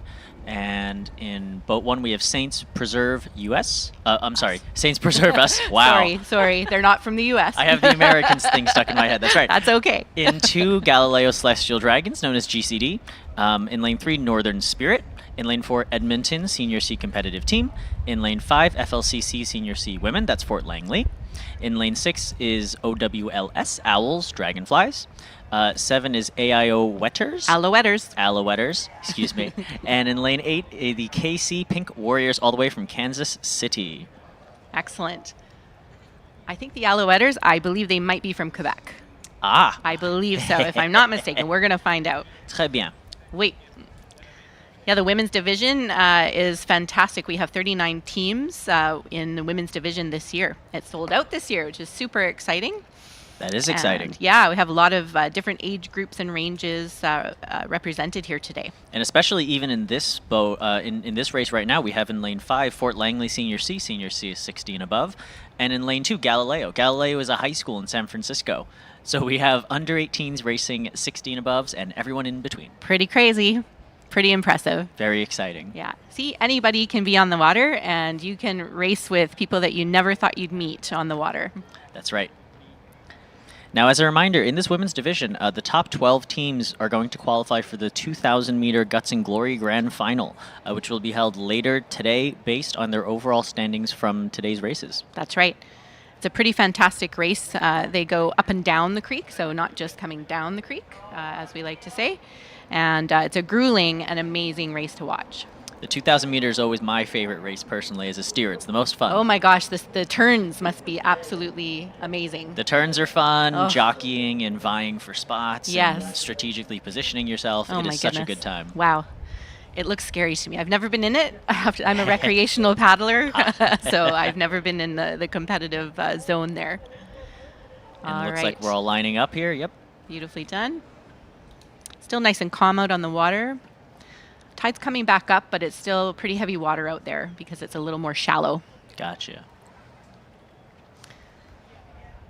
I think that's one difference with False Creek being tidal. A lot of dragon boating is obviously a flat water sport. Right. And here they go, coming up the creek.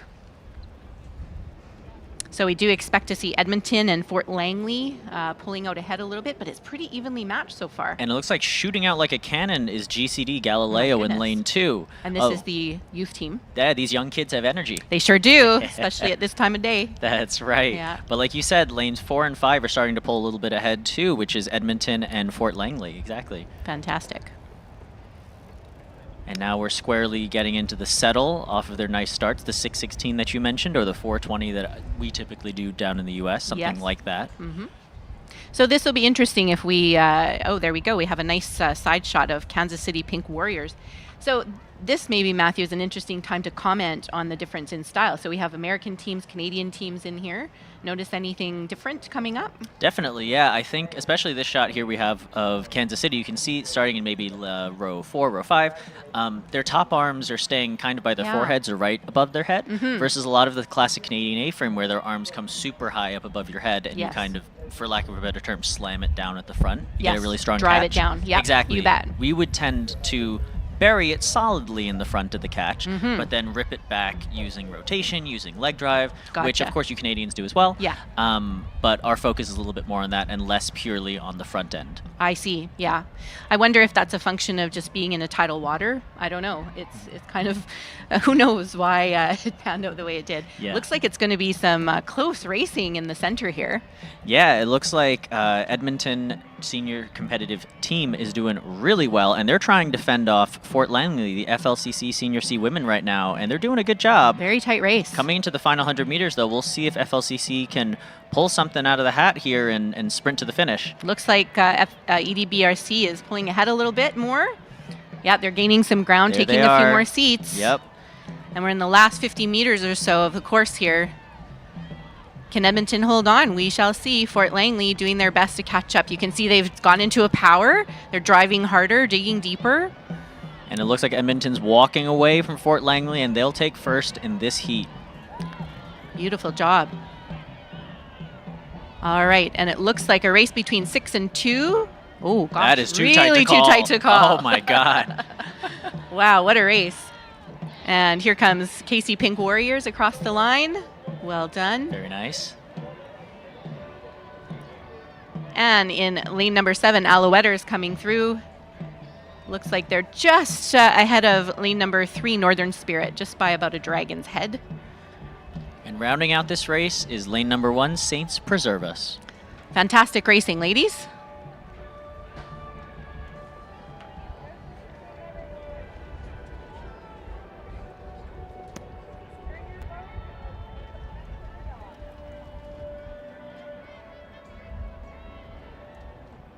And so now here, seeing on your screen, you get a really nice shot of both Science World, but also all of the amazing tents and vendors and food places that we have on the left over there under those tents. That's we have right. some amazing food vendors, local craft shops, local artisan shops, things like that, including such places as Dirty Bird Jewelry, Everfresh Foods, Gracias Clothing, Hallow Carmo, Sharabo Organics, True Nosh, Zero Bay, and many, many, many more. I think we have something like 75 vendors here. That sounds this about weekend, right, yeah. Which is incredible. It's really amazing. Our friends at Got Craft are putting on the craft portion, or the marketplace portion of the market. And that's actually over on the north side of Science World. We have 2 cultural pavilions this year as well, an Indigenous cultural pavilion and a Chinese cultural pavilion put on for us today by the Dr. Sun Yat-sen Chinese Garden as well. You can see a great shot of our TD main stage. It looks like things are up and running over at the main stage. That's right. And like we were saying before, that's one of the really cool landmark attractions about this festival is all of the other things you can do in addition to dragon boat racing. And because there are so many teams here and the festival is so big, these teams after they race actually do have time to go walk around the vendors, go shopping a little bit, enjoy some of the music versus running from one boat to another just to get back on the water. Absolutely. So right now on the TD main stage, and next to the TD main stage is actually our citizenship ceremony. That's right. That's happening at the moment. It's wonderful, welcoming new Canadians. So really, as you can see, this is a festival. This is not just a regatta. We've got so much going on, and this is a wonderful way to welcome new Canadians into our community as well. Yeah, it's a really terrific way to connect with the community and to get people involved who aren't necessarily dragon boat paddlers or dragon boat athletes, and get them interested in community, inclusion, diversity, and also our sport, of course, here on the water. Absolutely. We have had in the past racers, a team of Syrian racers. There we go. We have a beautiful shot of the Canadian citizenship ceremony. People are just gathered, family and friends getting ready to watch as their new Canadians join them as well. And so now these are folks who just received their Canadian citizenship and they are getting it here and they're taking the oath here as well? That's correct. This is their actual official ceremony. That's so cool. They Isn't get that to amazing? do it at the festival. Pretty amazing. Yeah, a gorgeous day for it too. Beautiful place for friends and family to gather. Yeah, it really is. Lots of fans and paddlers out on the seawall that are watching the races. You can see the beer garden has started as well. Getting ready for race number 17 in the women's qualifiers. That's right, and this is scheduled to go off at 10:56, and it looks like we are running about 20 minutes ahead, which is terrific. Amazing. So this 8-boat heat will consist of, in lane 1, VIP Island Breaststrokers. In lane 2, the KP Dragons. In lane 3, Gaslight Gatekeep Girl Boss, great name. In lane 4, FCRCC Senior C Women. So again, Senior C generally means 60 and above. Lane 5, Lincoln High Lady Mustangs. This is, again, another high school team from San Francisco. Lane 6, Wasabi Impact. Lane 7, FLCC Defiance. And 8 is Dragon R Assets. Now, lane 7, that Fort Langley team, Defiance, that's one of the special teams here. Is that right, Suzanne? That's right. All of the paddlers on this team are 70 years old and above. Terrific. A lot of folks... So from the IDBF's definition, senior A, B, and C are 40, 50, 60 and up, but senior D is what some folks call the 70 and up division. I love that. Yeah, That's and great. so I know here in Canada, there are some clubs that consider themselves a senior D club, like Defiance, and that's Yes. probably where the D comes from. Defiance, yeah, right? you got it. And there are some clubs down in Florida as well, where there are a lot of 70 and up folks Oh, amazing. who paddle on senior D teams, yes. Wonderful. Retired to Florida, continue dragon boating. Exactly. Sounds amazing. All right, we have results from race number 15, which was the first of the women's qualifying races. In first place in that race was VIP Gorging Dragons White. In second place, False Creek Masters. And in third place, our friends from Portland, Oregon, Wasabi Force. Very nice. Finishing down in 8th there was Dallas United Pink. Now, Dallas United is part of the Dallas United Crew nonprofit organization based in Dallas, Texas, of course. They call themselves DUC sometimes, DUC. Very nice. Yeah. And Dallas United Crew is the largest, I believe, nonprofit organization in northern Texas for rowing and dragon boat, which is really exciting. They're a very competitive team. They're really nice people, and it's really great to see them traveling here all the way from Dallas. Absolutely. Welcome. I don't think that we've had any teams from Texas before. I don't think so either. Now that I was looking back at past results, I don't think so. Yeah, that's fantastic. Yeah. It's great to have friends from south of the border and all around the world on the water with us today. Yeah, I hope that Australian team's having fun with that time difference. Yes, and they're okay with the weather, although it's winter in Australia right now. So That's right. Probably okay with what's happening here. Yeah, I will say it's really nice. It really is a perfect day for paddling today. It Yes. is not hot. It is not too cold. It's a tiny bit breezy, which is nice. Yes. And it's cloudy. Yes. It's not raining, it's cloudy. You also don't get glare off the water. Sometimes when it's very Exactly. sunny here, you do get the glare off the water, which can be problematic.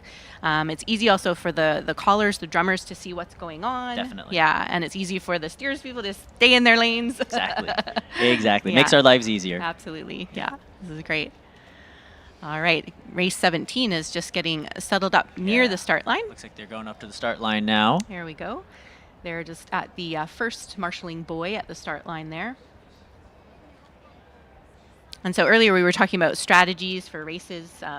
Have you noticed as you went from recreational to competitive paddler and now steers person, do you notice any differences in the approach that the recreational versus competitive teams take? Definitely. I think in the more competitive or elite level paddling, a lot of those teams will just have more technical things to talk about. They'll have more complex, more complicated strategies, Sure. and they'll explain all of these things. The coaches of a lot of rec teams don't feel the need to, rightfully so, explain all of these different things to beginner or less experienced paddlers because it's not stuff they need to worry about Yes. necessarily, Mhm, right?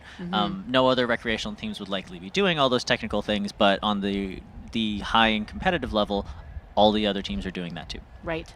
And of course, they're more experienced in managing their energy in the boat. Exactly. So they don't need to worry as much about that. Maybe they know what they're doing. They're used to being surrounded by boats and Yes. and having activity on the water. In False Creek too, I mean, we have ferries going around. I've seen, yep. Sometimes there are other boats, the recreational boats that are in and out, and sometimes the commercial boats in and out. So that there can be a lot of activity. And so if it's your first race and this bigger race, it can be quite overwhelming on the water. So yeah. Yeah, Very it can interesting. be indeed. Now, coming up with race 17 in lane 5, we're going to see the Lincoln High Lady Mustangs. Again, Lincoln High, one of the fastest teams in San Francisco. Strong program. Yeah, and one of the 4 youth teams present here from San Francisco. I like to call those the Big 4 high schools. It's Lowell High School, Abraham Lincoln High School, which is the Lincoln High Lady Mustangs.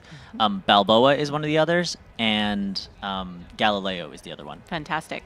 Yeah, and so it's really great to see them all here duking it out in Vancouver here in False Creek. So this is probably the biggest age spread that we have. We have Lincoln High and we have Defiance. That's right. Just like So- last time we had high school and senior C, this time we have high school and senior D. Amazing. Looks like they're holding hard in the start line. They are indeed. And you can see that the buoys are actually kind of at the back of the boat right now. And again, that's a digital start line. So don't worry if you think that they're not lined up. They actually are. It's all good. Holding hard. And they are away. Off to an interesting start here. It's always exciting to see which teams jackrabbit out at the start Yeah. with a Lincoln's nice high. got a nice little hop. Nice high right there, yeah. Yeah. And they're a light boat too. Yes, sure. Yeah, light young girls there. Mm-hmm. Very much. Wonderful. And FRCC Senior C women also off to a great start. You can see their white jerseys show really well, and they often have white hats on as well. It's always Shows very up nice. well. Yeah, it's always very nice when teams have matching hats. Makes our lives easier. That's right. We can identify everybody. And matching paddles. And over in boat number 8, Dragon R Assets, off to a great start as well. A little bit wayward. It looks like they might actually be going a little bit too far north To on their, or excuse me, south on their lane. Lane 9 right now. Lane 9. Yeah. Extra lane. Yeah. They don't want to get, obviously the paddlers coming up to the start line don't want to get away. They're actually still going a little wayward, so the steers person must be having some trouble. But Lincoln High, not having any trouble at all. Look how beautiful their timing is, their body positioning. They're very well matched. You can see often too, this is a good chance to point out, a lot of the time the smaller in size and stature paddlers are in the middle, in the front and back. Yes. And the taller paddlers will tend to be in the middle. Yes, the engine room, exactly. The engine room, yeah.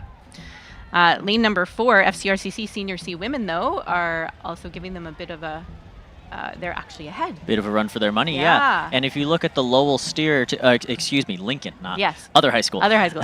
The Lincoln steer is popping the oar out a little bit there. Yeah, Something that a less lot drag. of elite high-level steers do, and this is something that I practice all the time. Less drag, exactly Right. like you were saying. But your boat has to be running very straight in order to do that. So Exactly. So- that means that the paddlers are doing their job well. Yes, balanced power-wise left and right. And now coming into the final 70 meters, it does look like, in fact, FCRCC Senior C women are taking the lead. They've just walked quite a lot, away from yeah. Lincoln High. Wow. Half a boat here. It looks, see now this long, strong stroke. So don't let age fool you, people, right? These are 60-plus ladies who've been paddling for a long time, most of them. That's right. And their timing is perfect. Their body positioning is matched, and their rate was great. Lincoln giving a last push through that finish line, trying to gain a little bit of time. Here comes boat number 3, Gaslight Gatekeeper Girl Boss, acting like the girl bosses that they are here. And it looks like boat number 6, Wasabi Impact. Here they come in their bright green. And lane number 2, KP Dragons, followed by 7, FLCC Defiance, our 70-plus team. And here comes lane number 1, VIP Island Breaststrokers. Looks like they're also missing a couple paddlers, so they're paddling a bit short. 18, yeah, it looks like. Wow, fantastic racing. A great job by all these crews.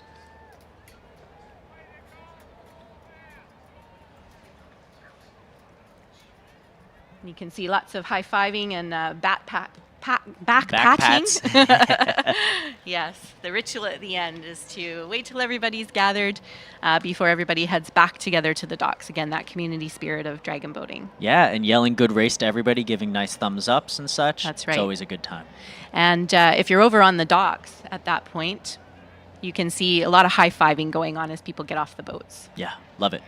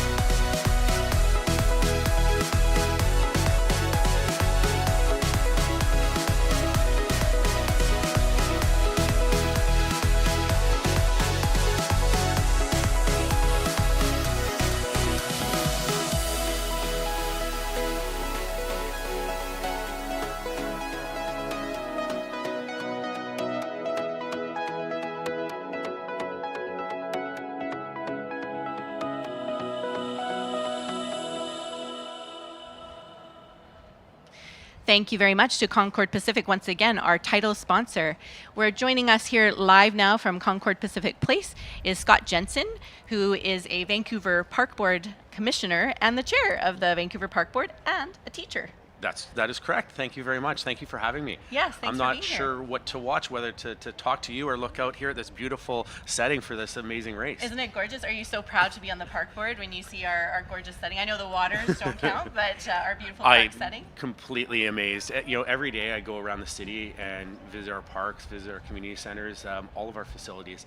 Always amazed at the condition they're in. Impressed by the volunteers that contribute to our community and to all the staff that work at all of these places. Absolutely. And to think about the staff I'm going to call out Alexis and Dominic for all the hard work that they've done to make sure that this event is going on today, and every single staff and volunteer that's worked hard to make sure that this day happens and this weekend happens. So Yes, thank absolutely. you to all of them. Yeah, Yes. yeah, very much. A lot of hard work, many months. This is not just a 2-day event for us. Yes.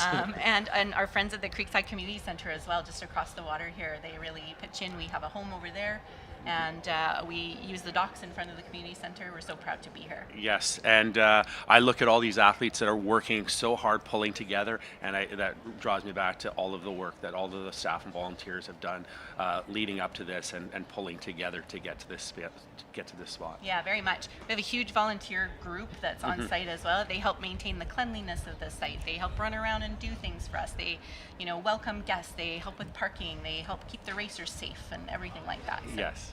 yeah. Well, wonderful. And I have a little bit of a bias. I am going to be looking for boat 37. Okay. I last week I dotted the I's on that Oh, yes. dragon and was at the blessing ceremony. Just getting ready for this weekend, and all of the work and all of the special moments that happened, and it was a real honor to be there and to be at that blessing ceremony. Yeah, it was And wonderful so- to have you there. Oh, thank you. And 37, so that's who I'm going to be Number cheering. So if 37. I'm looking for that, I apologize to all of these racers that are out here No tonight. worries. We have results from race number 16 in the women's qualifiers. So in first place was EDBRC Senior Competitive Team. In second place, FLCC Senior C Women. And in third place, Galileo Celestial Dragons. Well done, ladies. So we're heading on into race 17 now in the women's qualifiers. That was the results for race 17. I'm sorry, I misspoke. Oh, now we have 17. I see. Following along here. Okay, so this was an interesting race. We had FCRCC Senior C Women who pulled up and took first place, followed by Lincoln High Lady Mustangs, our friends from down south. And in third place was the Gaslight Gatekeep Girl Boss team. You can see that the times are actually getting a little bit shorter now, so that means that the tide is probably helping out a little bit. We're still at the 2 minutes plus mark for these 500-meter races. So, Scott, they're 500 meters. They go as hard as they can at the beginning. They do kind of a more relaxed, settled pace in the middle, and then they go for it at the end. Yes. We're sitting at the finish line here, so you're going to be able to see the really great finishes.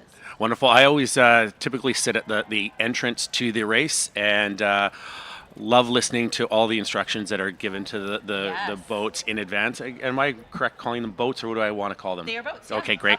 absolutely. And listening to the very detailed instructions as to lining up and to think about how difficult it might be to get your boat in a spot and keep it in a spot while you're waiting for the other racers. I just find that quite interesting, and I love sitting there and watching that point. But now I yeah. get to watch the finish, and that's going to be really interesting and inspiring, watching them really push hard at that last little bit. That's right. Yes. Yeah, it's pretty fantastic. So you can see they're off already in lane number 1, Dragon Max. In 2, Southern Cross Dragons from Australia. VIP Gorging Dragons Red in lane number 3, followed by VIP Gorging Dragons Cobalt in lane number 4 from Victoria.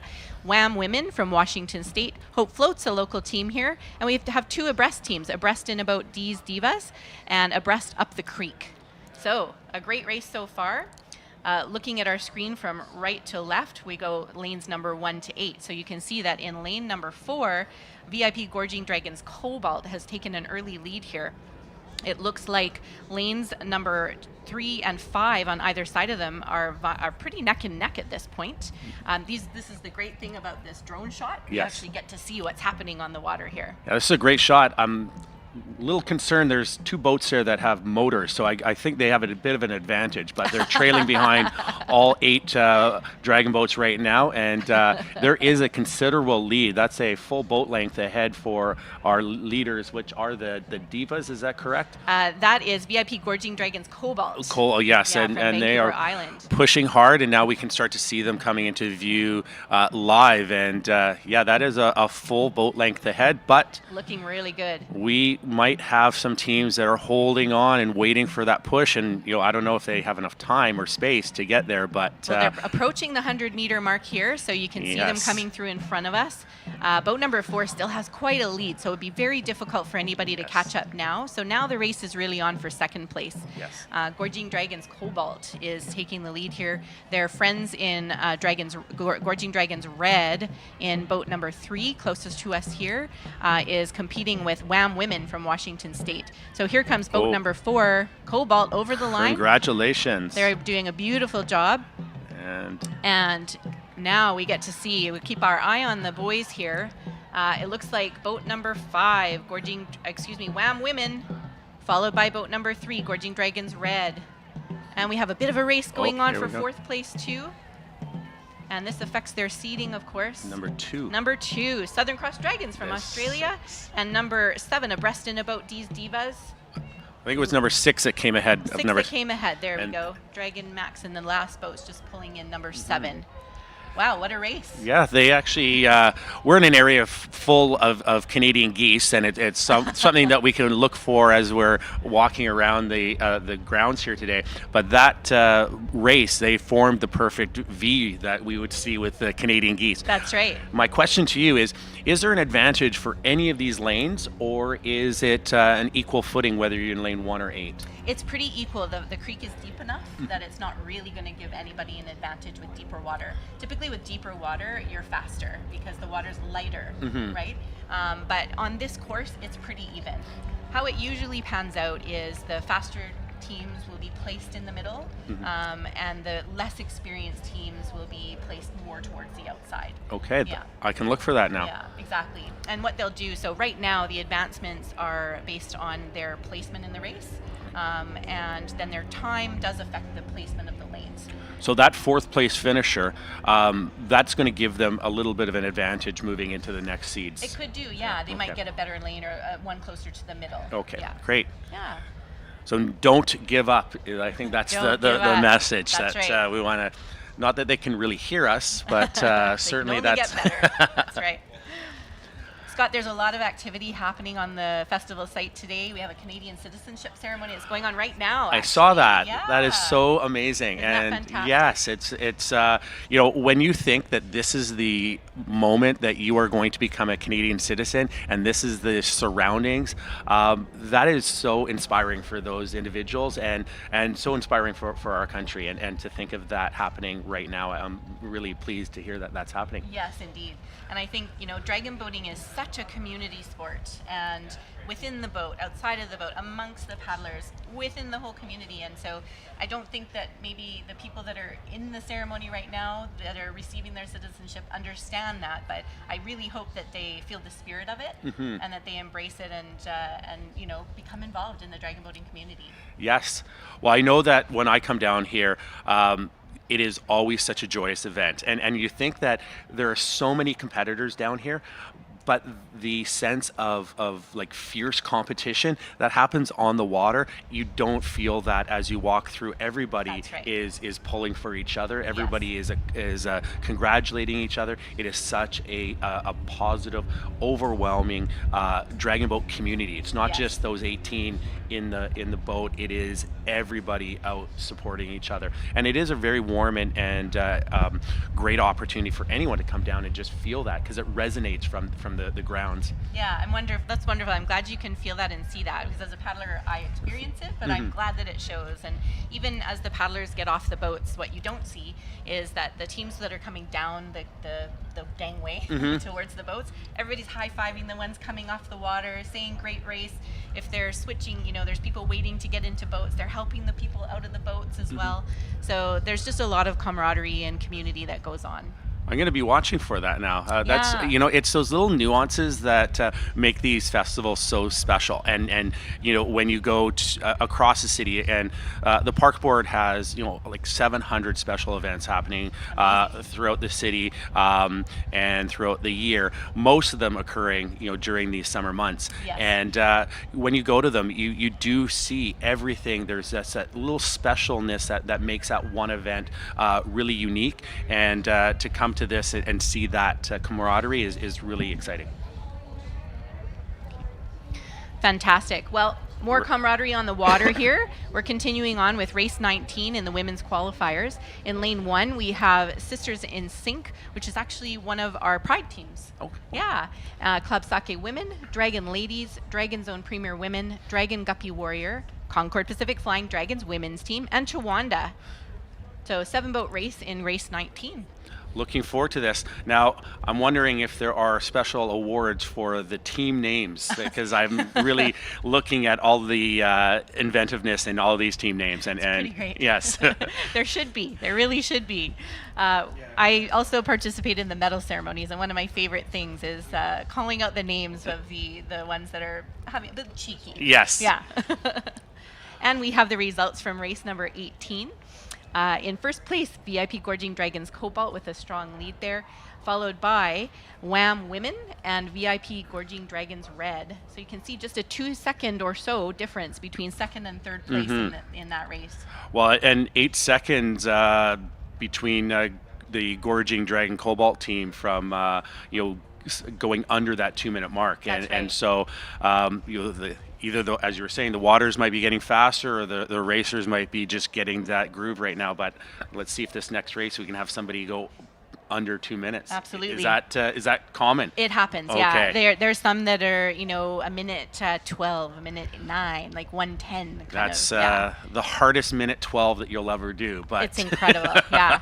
We have a race coming up that's a 100-meter knockout. Okay. So this is 500 meters, so it takes them roughly 2 minutes to go 500 meters. So the 100 meters is over in the blink of an eye. Yes. We can't even get through the names of the teams, Yes. and it's over. Yeah. Well, I can see them lining up, and this is the part of the race that I really enjoy. I'm not. Would you know the name of the announcer that brings them to the line? Madam Marshall, this year I believe that it's Kim. Okay. So either Kim or Jennifer. We have 2 different ones, and so I'm not sure who's on today. But yeah, amazing command, right? Yes. What yes. a presence, yeah. Yes. Right behind them is Cooper's Park, which is one of Vancouver's dog parks, and so we need. If it's Kim today, her commands might be necessary to keep those dogs in line too. That's right. And Cooper's Park is one of the dog parks that's up to being renewed in our dog park strategy for the city. So not this year, but maybe next year when visitors come and they can check out the brand new Cooper's Park Dog Park, which is going to be fantastic. Yeah, so we're bring very your excited dog about down, that. watch the start of the dragon boat races. Yes. Yeah. And then continue around, and there's another dog park just on the other side at That's Hinge right. Park. Yes. So, this race is for everybody, and certainly I know that making dogs available. I'm going to let you call this race. Absolutely. So race number 19 coming up here. Looks like they are ready and holding hard. Starting from their dead start as usual. Oh, I think something's happening. I think Madam Starter might be rejigging them a little bit. They might not be all quite lined up along the digital start line. I'm looking at number 2 and number 7 a little bit there. If I got my Number 7 is drifted a little bit north in their lane. That's okay as long as they're still in their lane and they're not impeding the other boat. Sometimes there's some strategy involved in where you might start in your lane. So she's backing them down. Madam Starter's backing them down and making them rejig themselves and line up so that they're all evenly matched when they start. I'm looking at boat number 2 there. It's almost getting their perpendicular. steer is having a little trouble. So boat number 2 is having a little difficulty. They need to back up and then get loaded properly between the buoys, the second set of buoys there. So you can see that the on-water marshal in the speedboat beside them is helping them along with that. There we go. They might have to back down a bit because usually they want all the boats to come back up together. However, boat number 2, so that is Club Sake Women. Sake, they've had some trouble today. I know that they had a bit of difficulty in an earlier race. I'm not sure if it's the same steer and they're just having some difficulty today or what's happening, but they're having a little talking to, it looks like, and finding out what's going on. Maybe a little bit too much sake pre-game. I'm not I sure. hope not. With this shot that we can see in the background the aqua buses that come through and bring people through Falls Creek, and that must be a great opportunity to watch these races. So Absolutely. if you are interested in doing that, there is a launch point from the bottom of the south end of the Canby Street Bridge, and that's going to take you right past these racers, and you'll get a water's eye view of these races. That's right. If you're a photographer, what an opportunity. Yeah, it looks like boat number 2 my. they're having a lot of difficulty, so we're not sure what's happening here. But they're trying to get reset. That steersperson's working hard with the oar there to try and reorient them into the lane. The other boats just have to be patient. So this happens from time to time in dragon boating. We've had really smooth starts today. This is the first difficulty that we've seen. So that's okay. The other boats, it gives them another opportunity just to rest a little bit. They don't want to get cold. So the steersperson, they're just holding the boats. You can see the other boats, they mostly have their paddles in the water to prevent the boat from moving forward. And okay, it looks like they are still sorting out the issue here. That is Club Sake Women that's having a bit of trouble today. That's all right. Everybody's used. There we go. So they're being told to move their boat a little bit. So the caller in boat number 7 here has seen that Madam Starter has asked them to come up a little bit. And sometimes the starter will ask the boats to come up together all at once. Sometimes she'll call out specific boats to have them come up, knowing if they're need a little bit more time, that kind of thing. However, I will say at one point though, they'll say if you do not come up when you're told, you will be left behind. I've seen that. The race without. Have you seen that? I've seen that. Yeah. Yes, and that is again, Madam Starter is not to be taken lightly. Absolutely you need not. to follow those directions. That's right. And if you do, we've got a really great start and a great race that's fair for all. So That's right. But yes, if you're not following those directions, you will be. There are consequences. There are consequences. You're gonna have to paddle really hard to catch up. Yeah, absolutely. There are disqualifications sometimes that happen. Usually it's a lane violation. So if you go out of your lane but you're not impeding anybody else, it's usually okay. You have to get back into your lane. You can't finish in a different lane.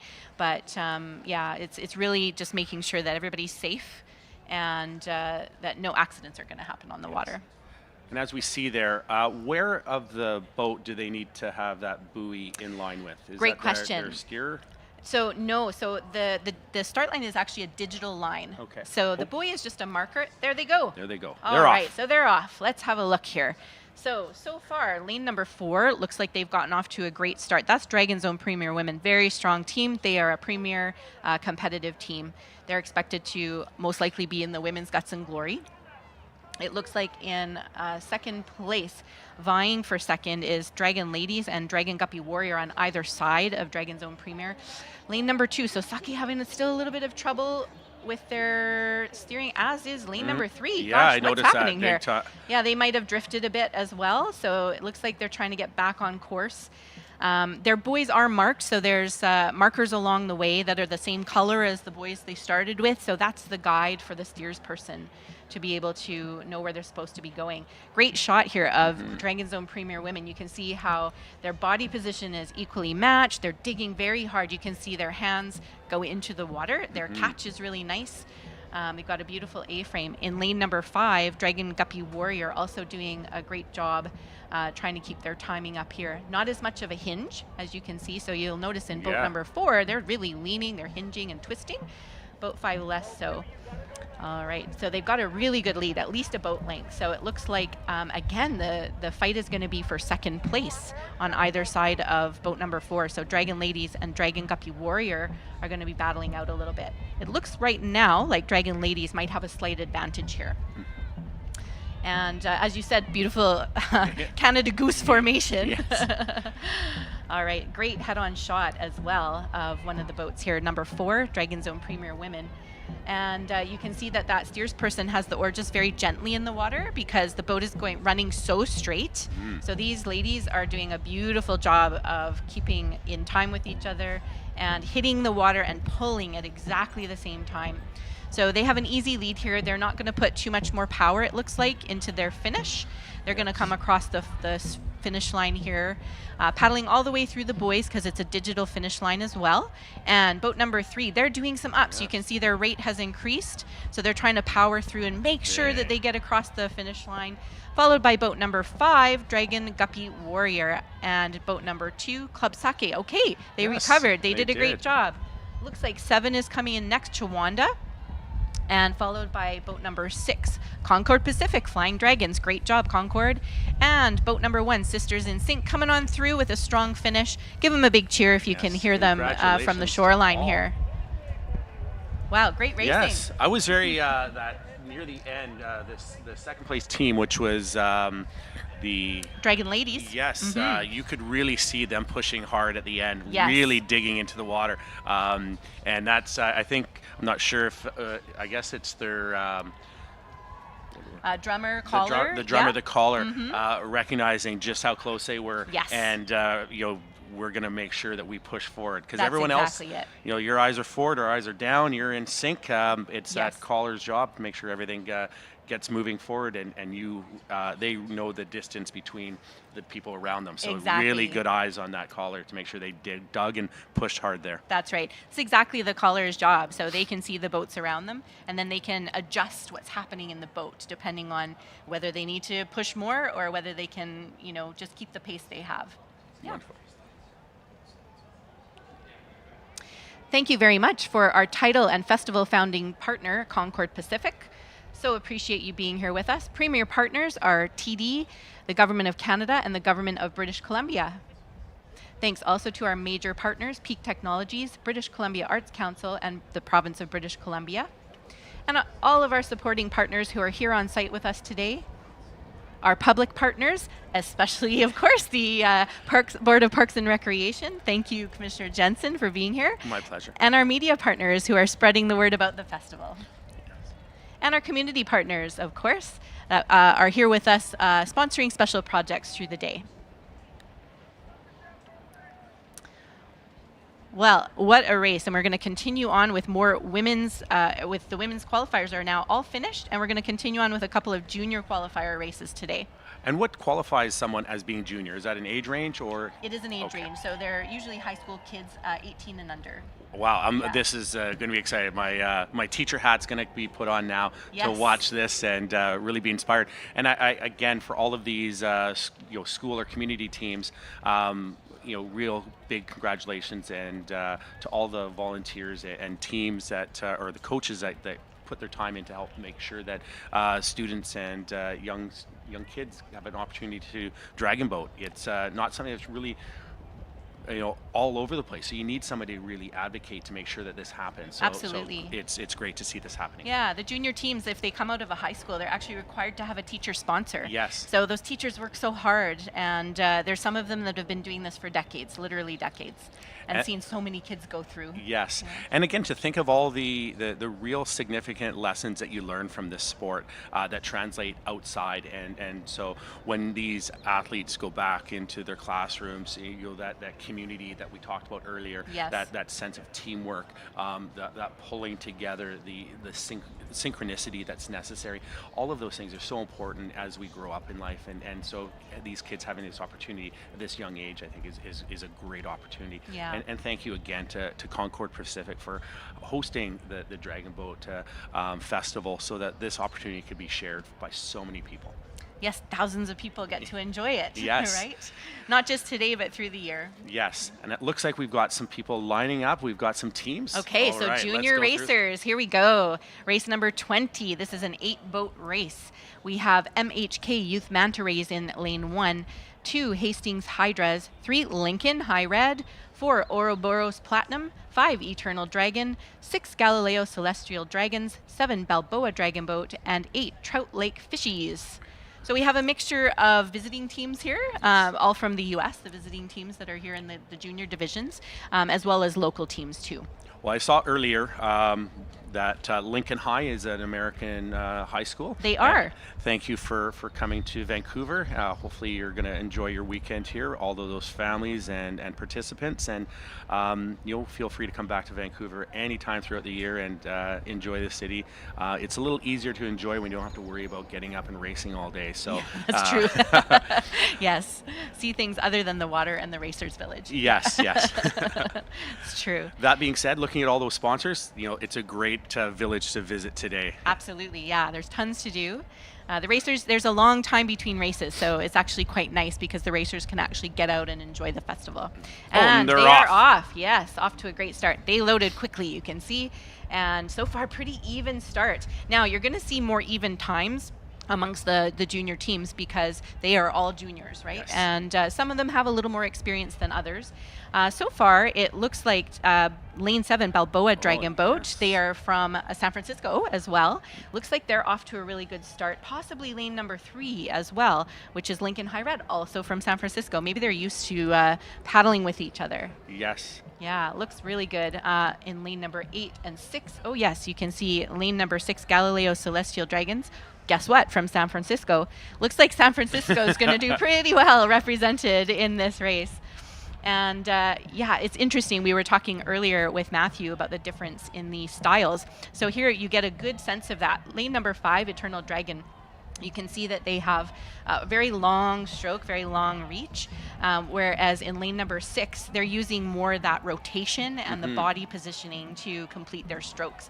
So yeah, really evenly matched in the middle lanes there. The 5 middle lanes is pretty evenly matched so far, with lane number 4, Ouroboros Platinum. Excuse me, lane number 5, Eternal Dragon. So that's our local Eric Hamber, one of our Eric Hamber Dragon Boat teams. Really strong program at Eric Hamber as well. They usually have a number of teams in the community here. So it's going to be quite a finish. You can see them all coming up to the 100-meter mark. Oh my goodness. This last 100 meters is going to be exciting. They are bunching together. So this is more like a semi-final or a final race. This is very exciting. Going to be probably too close to call, actually, because it looks like in the last 100 meters, the San Francisco teams in particular are executing a strategy to try and gain some ground. But it does look like Hamber might just be out by a tiny nose. We'll have to see. Let's go. Even through the boys, we won't be able to tell completely because there's a digital line. Ooh, number 7, number 5. There's a curve, number 3, 6. I couldn't even tell you. That was too close to call. I'm going to say Hamber. You're going to say Hamber. I'm a little bit of a homer there. That's fair. That's fair. What a fight. What a race. That was amazing. And here we have boat number 2, Hastings Hydras. And it looks like boat number 8, Trout Lake Fishies, coming through the line. Also pretty even. Boat number 2, Hastings Hydras. And here comes boat number 8. Well done, juniors. What a race. Now, I'm looking at boat number 2. Maybe it's my eyes, but I'm counting 17. Is it 18 in a boat? So they might be missing a couple paddlers. It looks like row number 1, they might be missing. So they would have 18. Yes. Maybe number 18 is hidden there from our view. But yeah, some of them, they might have paddled short. So they might have had a little bit more of an effort there. Yes. Yeah, for those paddlers. Congratulations. And here comes all. boat number 1, MHK Youth Manta Rays. And where Very are well they done. from? MHK, I am not entirely sure. I think they might be a local team, and I think this might be their very first festival. Yes. Well, congratulations. And they look like all. a young crew. Yes. Yeah. Wonderful. Amazing. And you know, all these junior racers too, they are pretty incredible. And the community that they have and the bond that they form really carries through their whole dragon boating career. And you have kids going into the under 24, they often become the premier competitive teams.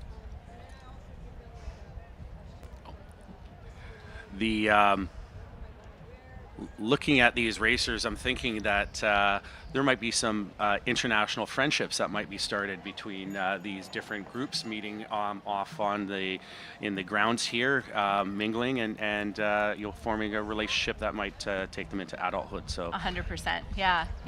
Well, thank you so much, Commissioner Jensen, for my being here pleasure. with us. Absolutely, my pleasure have you. and my honor to be here. And thank you very much, and continued success all day for you and all the announcers. Thank you very much. Enjoy the festival. I will. Thank you. Bye-bye. Thank you.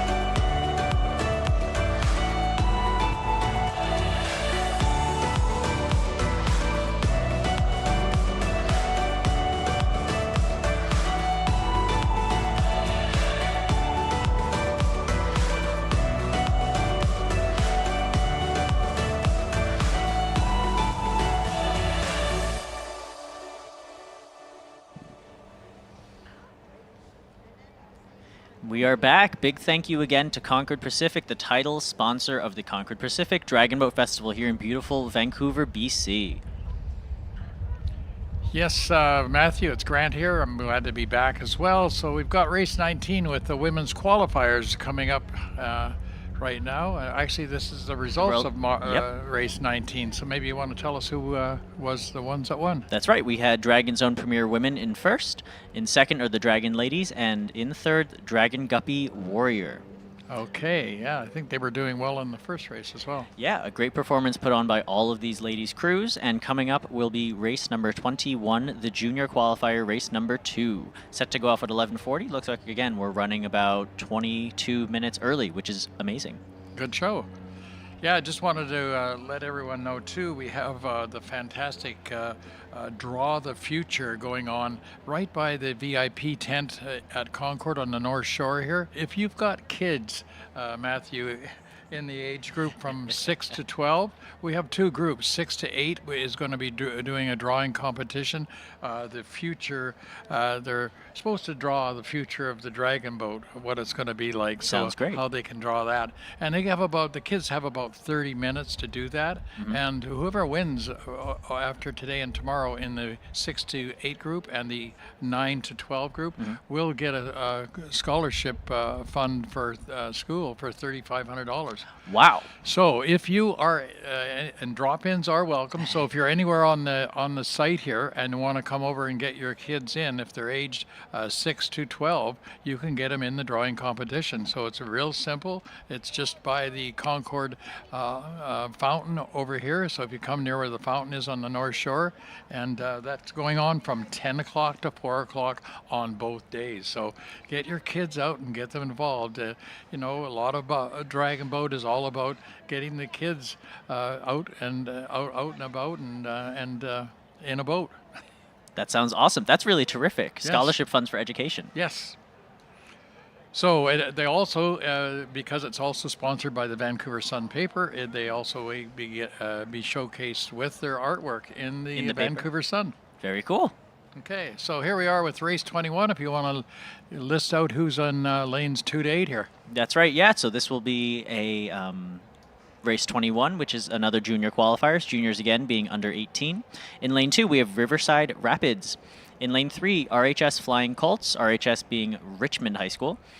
In lane 4, the Lowell Cardinal Cruisers. In lane 5, Lincoln High Gold. In lane 6, the Killarney Torpedo Turtles, great name. In lane 7, Quantum Blue Dragon Boat. And in lane 8, the Lotus Juniors. Now, it's great to see lanes 4 and 5 are U.S. crews here, Lowell and Lincoln. Again, 2 of the big 4 high schools in the San Francisco Bay Area who do Dragon Boat. Both Lincoln and Lowell have won a number of titles nationally and on the world stage for Dragon Boat. Yeah, their junior crews are really, really terrific. So it's going to be great to see how they this international field does out here. So that's fantastic. They are queuing up right now as we speak. So they're getting ready for the race start here. Yep, it'll be great. And as we can see, we have a little bit of, let's say, wind or current issues a little bit right now with just lining up. We can see some of these crews in the same lane over here. Looks like boats 2 and 3. And getting some of that drift out of the way and dealing with that is a really, really tough part on the part of the steerer. To have to control your boat, to move them this way, move them that way, move left, right, back, forward, to line up properly with all of the other boats. And again, like we were saying before, that's one of the reasons why we have all the boats line up prior and come up to the line together. All right. I noticed there's one kind of out of whack here, so what's happening there? Yeah, probably just backing it up and coming back in. That's one of the issues with dragon boats. Because they're so big and designed to go mostly forward and backward, yes, you can have paddlers, what we say, draw on the left and right to move the boat laterally, but it's not really meant to do that, and it's kind of difficult to do because there's a lot of surface area on the side of the boat to move left and right. And so a lot of the times, exactly what these crews are doing, it's easier to just back it up or even circle around because it's such a hassle to try to move left and right instead. Were they out of lanes? Because they actually look like they've been changing lanes here. Yeah, so it looks like they're just entirely going to back it all the way up, and it looks like all 6 boats are going to redo this approach. All 7 boats, excuse me. Right. Which, again, likely easier for everybody, and for the starter as well, much, much easier. Okay. So again, too, because this is our 35th anniversary of the Dragon Boat Festival, we also have a massive cake cutting. There's more than 8 huge cakes, enough to feed 10,000 people. There's 8 dignitaries that are actually going to be cutting these cakes at 1 o'clock, so I'll be joining them Nice. on the site. And this is in the community park, just behind the broadcast booth where we're here on the north side. So if you go to the community park, you'll be able to have a piece of the celebration cake. Very nice. And if I recall correctly, this cake is actually a record. I think it's the largest cake in Vancouver, the largest cake in British Columbia. I thought they were saying it was the largest in the world. In so the world. I'm not even sure. So that's what they said at the when we announced it last week at the eye dotting ceremony last week when we woke up the dragons. Amazing. So yeah, so go ahead and make sure you get a slice of that cake. There will be more than enough to go around. Absolutely. So here we are. We're getting repositioned again. So I'm not exactly sure, Matthew, you're the expert here. What are they doing? Yeah, it looks like they're reapproaching. It looks like lanes 3 and 4, Richmond Flying Colts and Lowell Cardinal Cruisers are coming back around. So they're actually circling the whole field. They're circling the whole because field. it's easier to paddle around in a circle than it is to try to go laterally. Exactly. Yes, exactly. And I actually see my friend steering that Lowell boat right now. She's great. Okay. Lowell and Lincoln also, as the two of the premier high school teams in the San Francisco area, have a number of members of the U.S. national team on these boats, and a number of these Canadian crews as well are going to have a number of the Team Canada athletes too. Okay. All right. Yeah, you seem to get around because you're in New York, but you're talking about people that you know in San Francisco here. All around. Yep. Yeah, I'm in California all the time. Okay, so they are maneuvering around, so it's taking a little bit longer, but it's good. We're a little ahead of schedule anyway, so we got lots of time. So it's nice to see that we're moving along with the schedule nicely. Yeah, and so again, this is one of the qualifiers in the junior division. Now, the juniors mixed division here has 15 teams participating in their 4 500-meter races. So they'll do 2 today and 2 tomorrow. Okay. And again, these are all 18 or under, and they're either high school or community teams from the local area and from California as well. There are a number of teams of note that we've mentioned here. So Lincoln, like we said, came up from San Francisco last year, and they won the junior mixed division, the first ever American team last year to clinch the junior mixed crown. Very, very exciting. So I'm excited to see what they do here today. So, and they're in that favorite spot in 5th spot, or 4th and 5th seem to be the most active areas that we get most of our winners out of. That's right. Yep. We're also very excited to see these 15 local teams here in the junior mixed division, which is a really, really nice return to pre-COVID levels since 2019. Strong field. Exactly. Very strong field. So very, very exciting to see. Now, you saw the safety boat there got a little bit close to the front of that one boat. I don't think they were doing it now, but occasionally what happens, and the other reason these safety boats are so easily maneuverable, is the dragon heads and tails on the fronts and backs of these boats can occasionally become dislodged. Sometimes they can fall off. Sometimes they'll become a little bit messed up or something. And so those safety boats will come over and adjust it, make sure everything's all proper. They'll fix it if needed, make sure if it falls in the water, they'll pick it up and put it back on, that kind of thing. Yeah, I thought actually last week when we were doing the eye dotting that they actually don't leave the heads on when they race, but they do. Yeah, it depends. For these straight run races, we typically obviously leave them on, but sometimes for the Guts and Glory, for the 2,000 meter, they will take the heads and tails off. I'm not sure if we're doing that this weekend, but I know many other races, they do that purely for the purposes of if there are any collisions. Hopefully there aren't. If there are, then the heads and tails won't be ruined. And also they can sometimes make it easier to turn. You can make slightly tighter turns because you don't have to worry about the clearance of the head and tail in the front and back of you. Got it. Yeah. Okay, they look like they're lining up pretty good, Matthew. Here they come to the starting position, so they are all getting set here. That's right, lanes 2 through 8. So we're only a minute or two away, folks, from these guys starting race 21. Let's see how these juniors do. As you said, 18 and under. That's right. Now, we also have a number of university crews here. They tend to be age 24 or 23 and under, but typically university division is defined purely as just being a bona fide student at a university. Gotcha. Yeah. Okay, I think we're actually off and running. So lane 4 looks like they are pulling out ahead, so that's That's Lincoln High Gold, lane 5. Yep, because there's no lane 1. Right. Yeah, confusing. So you tricked me, yes.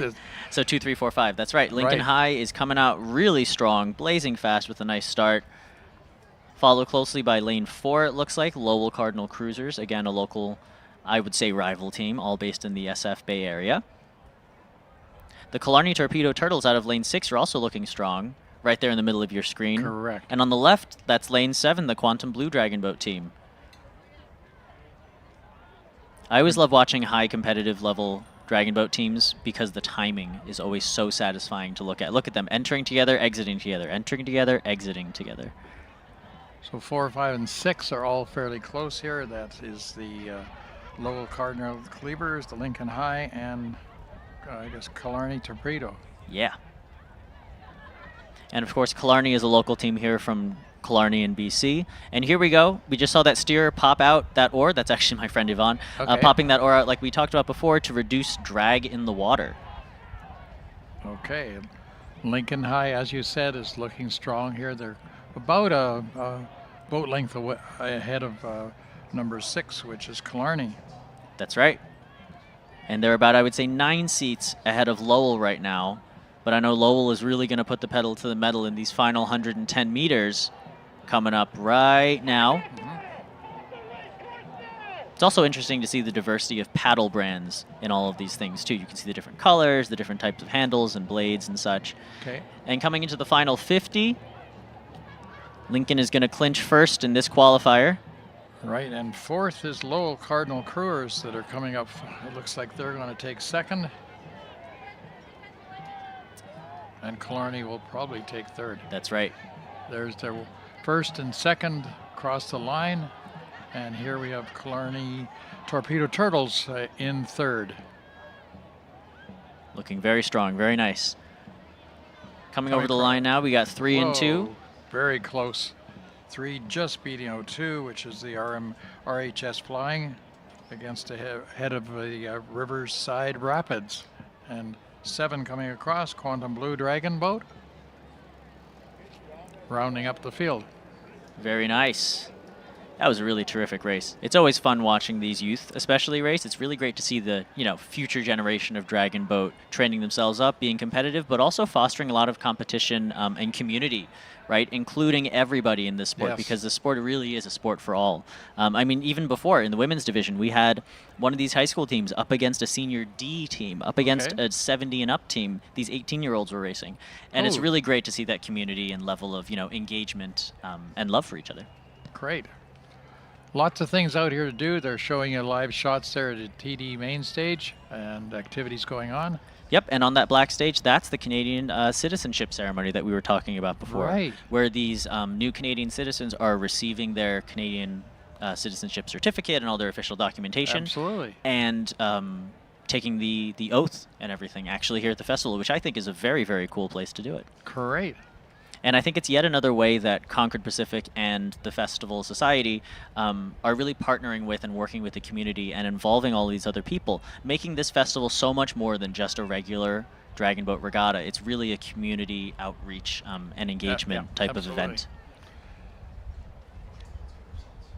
Yeah, and along with that draw with the future, there is also balloons as well as face painting going on as well. So bring the kids over. Whole lot of anytime fun. You can. So Yeah. here we have the results for the race 20. That's right. So go ahead and tell us who won. Yeah, so in in first place is Balboa Dragon Boat, one of the other big 4 high school teams in San Francisco. Right. Lane 2 are the Eternal Dragons, and in lane 3, Lincoln High Red. Lincoln is one of the many teams here that has brought multiple different crews. A lot of larger Dragon Boat clubs here are doing that, which is great. And I missed this race, but look at the times, how close they are. 2:06, 2:06, a tenth of a second apart here. Yeah, and it looks like the... yes, exactly. You're right. 0.1 away between first and second place between Balboa and Eternal here. 206.7, 206.8. Right. And then you got 2:07, only less than a second later. And again, they're only 3/100ths of a second out between 3rd and 4th. And these are the types of races that I like to see. The really Right. close photo finishes won. I also do a lot of officiating of races. I typically run the finish line, actually. Okay. And so when photo finishes come through like that, it's a lot of my job to look through and see who actually came over the line first. And let me Okay. tell you, it can be tough sometimes. Good. Yeah. And now coming up is going to be race 22. Now this is the Hong Kong Economic and Trade Office International Cup Knockout 1. Okay, explain what a knockout is. Ooh, so knockouts are super fun. You get all 9 crews on the water, right? The top 7 crews after that race will race immediately again. So those bottoms, the 8th and 9th placing crews will head back in, they're done. And then the top 7 will immediately paddle back to the start line, do it again. And then they knock out the bottom 2 and it goes to 5. They do it again and that's the final. Okay. So the top 5 crews will do 3 races back to back immediately after each other.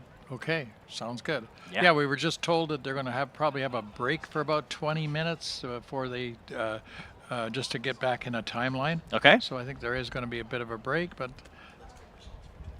yeah, let's go results for 21. So here we go with results. In first place is Lincoln High Gold with a 205.485. In second is Lowell, the Lowell Cardinal Cruisers with a 208.755. And in third, the Killarney Torpedo Turtles with a 213.626. Yeah, much time spread Further out quite a away. bit further away on this one here. Yes, Not near as exactly. close, but Yep. that's great. Okay. Last call for race 22 for VIP.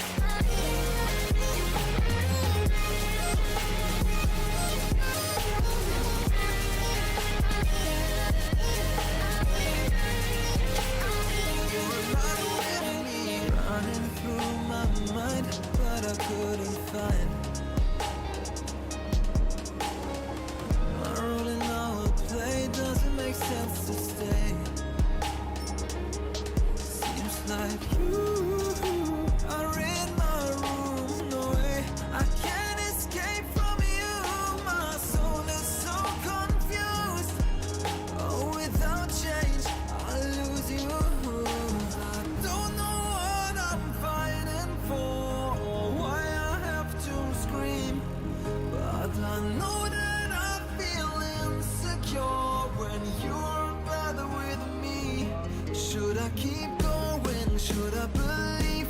My heart is still locked and I'm missing the key. But I know that I feel insecure when you're not with me. When you are not.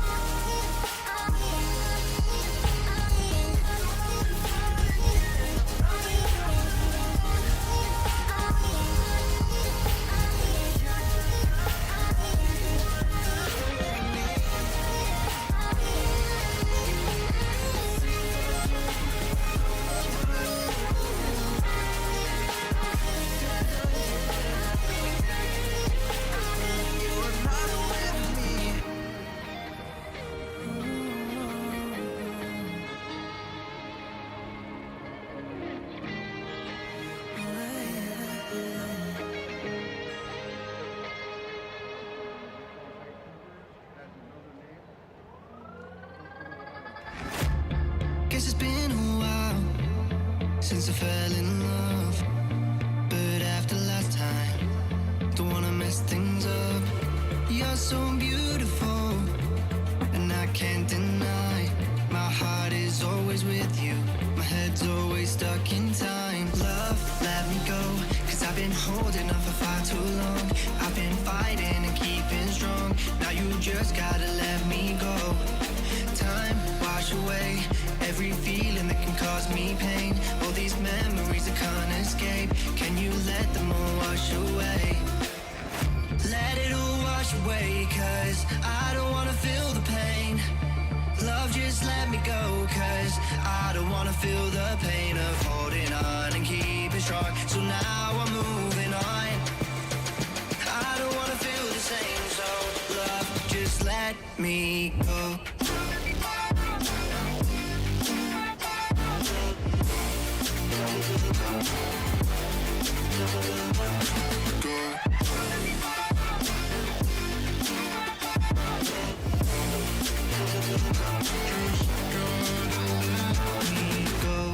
Guess I didn't know it would end this way. One drink too much and I could see your face. Why did I let you go? How could I let you leave? Will I ever see you? And do you think of me? Love, let me go, cause I've been holding on for far too long. I've been fighting and keeping strong, now you just gotta let me go. Time, wash away every feeling that can cause me pain. All these memories I can't escape, can you let them all wash away? Let it all wash away, cause I don't wanna feel the pain. Love, just let me go, cause I don't wanna feel the pain of holding on and keeping strong. So now I'm moving on, I don't wanna feel the same. So love, just let me go.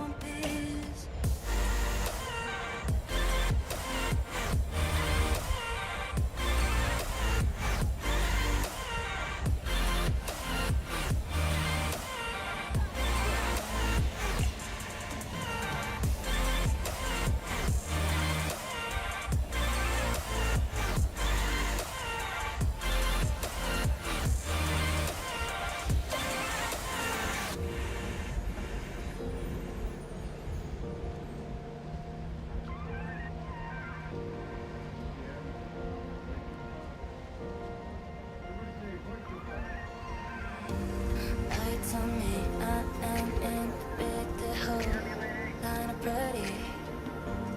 I see the day of dancing, now remain, now we dead. I wanna know why I'm here, it seems like the hell. Yeah, I wanna know what I know. I'm feeling right.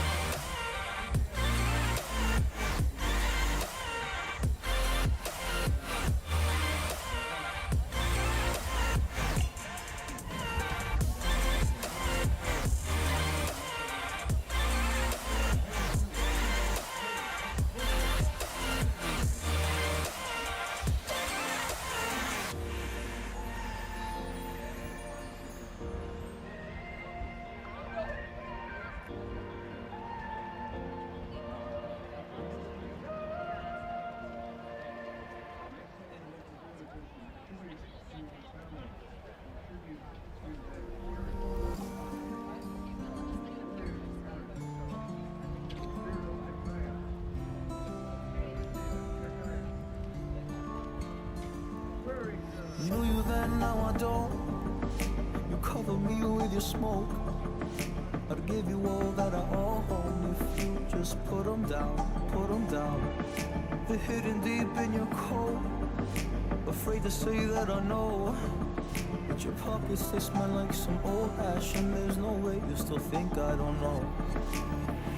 But will you ever put them down, or do I have to throw them out? Don't even wanna show me how. Addiction, it runs in my family. Put them down, or will you ever put them down, or do I have to throw them out right in front of you? Don't even wanna show me how. Addiction, it runs in my family. Put them down. Please put them down. Put them down. Please put them down. Addiction, it runs in my family. Put them down. I hate to see you struggling. It's time to see you better, yeah. It's time for your recovery, recovering. Yeah, you've been there before, and you're capable of more than you know. You put them down and pick them up. Goes in a circle, a cycle you can't break. All I do is show you love when you're around me. I fall asleep to it. I've got some trauma, but don't really like to speak of it. But when I don't know what else to do now, I'm trying my hardest to save you, but I don't know what else to do now. I wish I could fucking erase you. Oh, but will you ever put them down, or do I have to throw them out right in front of you? Don't even wanna show me how. Addiction, it runs in my family. Put them down, or will you ever put them down, or do I have to throw them out right in front of you? Don't even wanna show me how. Addiction, it runs in my family. Put them down. Please put them down. Addiction, it runs in my family. Put them down. Please put them down. Addiction, it runs in my family. Put them down.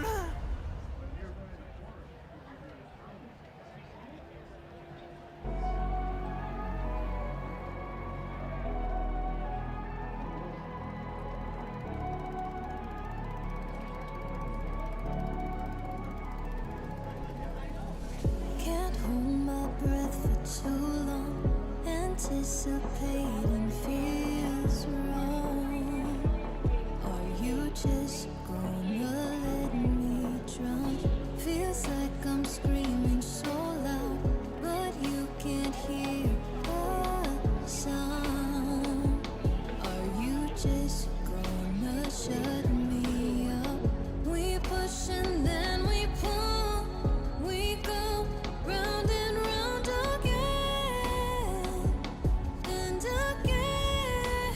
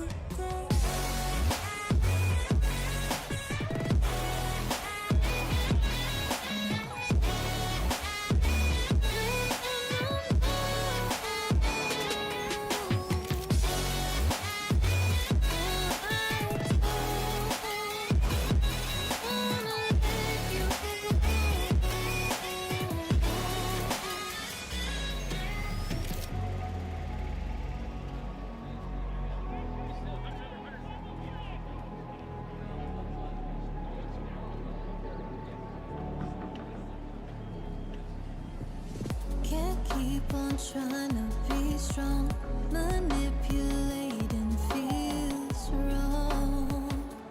Are you just gonna let me down? Think that you're being too proud, like there's no feelings allowed. Can you just try to hear me out? We push and then we pull, we go round and round again and again. Well, there's no happy ending, and we can keep pretending. Oh, I don't wanna let you go.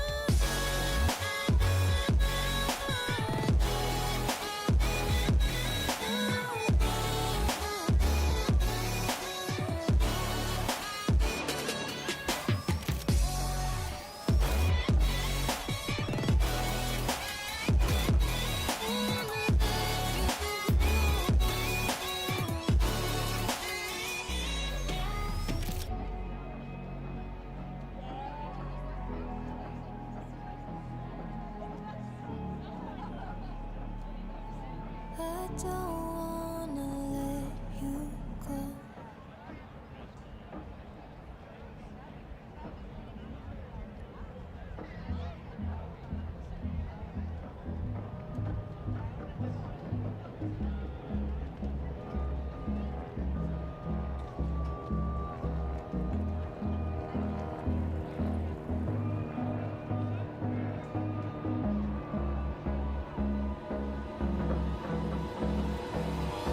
Hold me close till I get up. Time is barely on our side. I don't wanna waste what's left. The storms we chase are leading us, and love is all we'll ever trust. Yeah, no, I don't wanna waste what's left. And on we'll go, through the wastelands, through the highways, till my shadow turns to sun rays. And on we'll go, through the wastelands, through the highways, and on we'll go. On we'll go.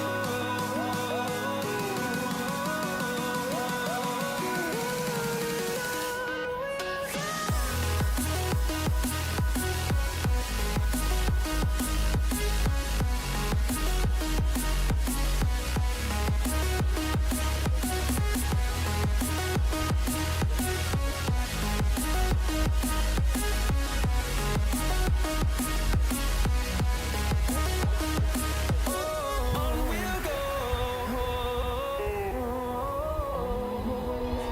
finding life along the way, melodies we haven't played. No, I don't want no rest, echoing around these walls.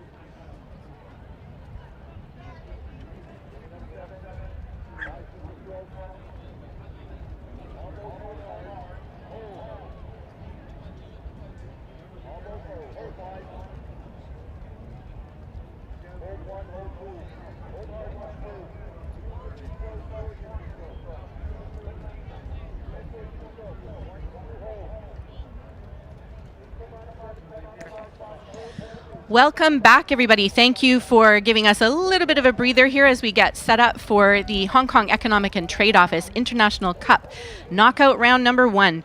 With me today is Catherine Yoon from the Hong Kong Economic and Trade Office. We're going to have a chat in a bit, but just as we're getting set up for the races, welcome, Catherine.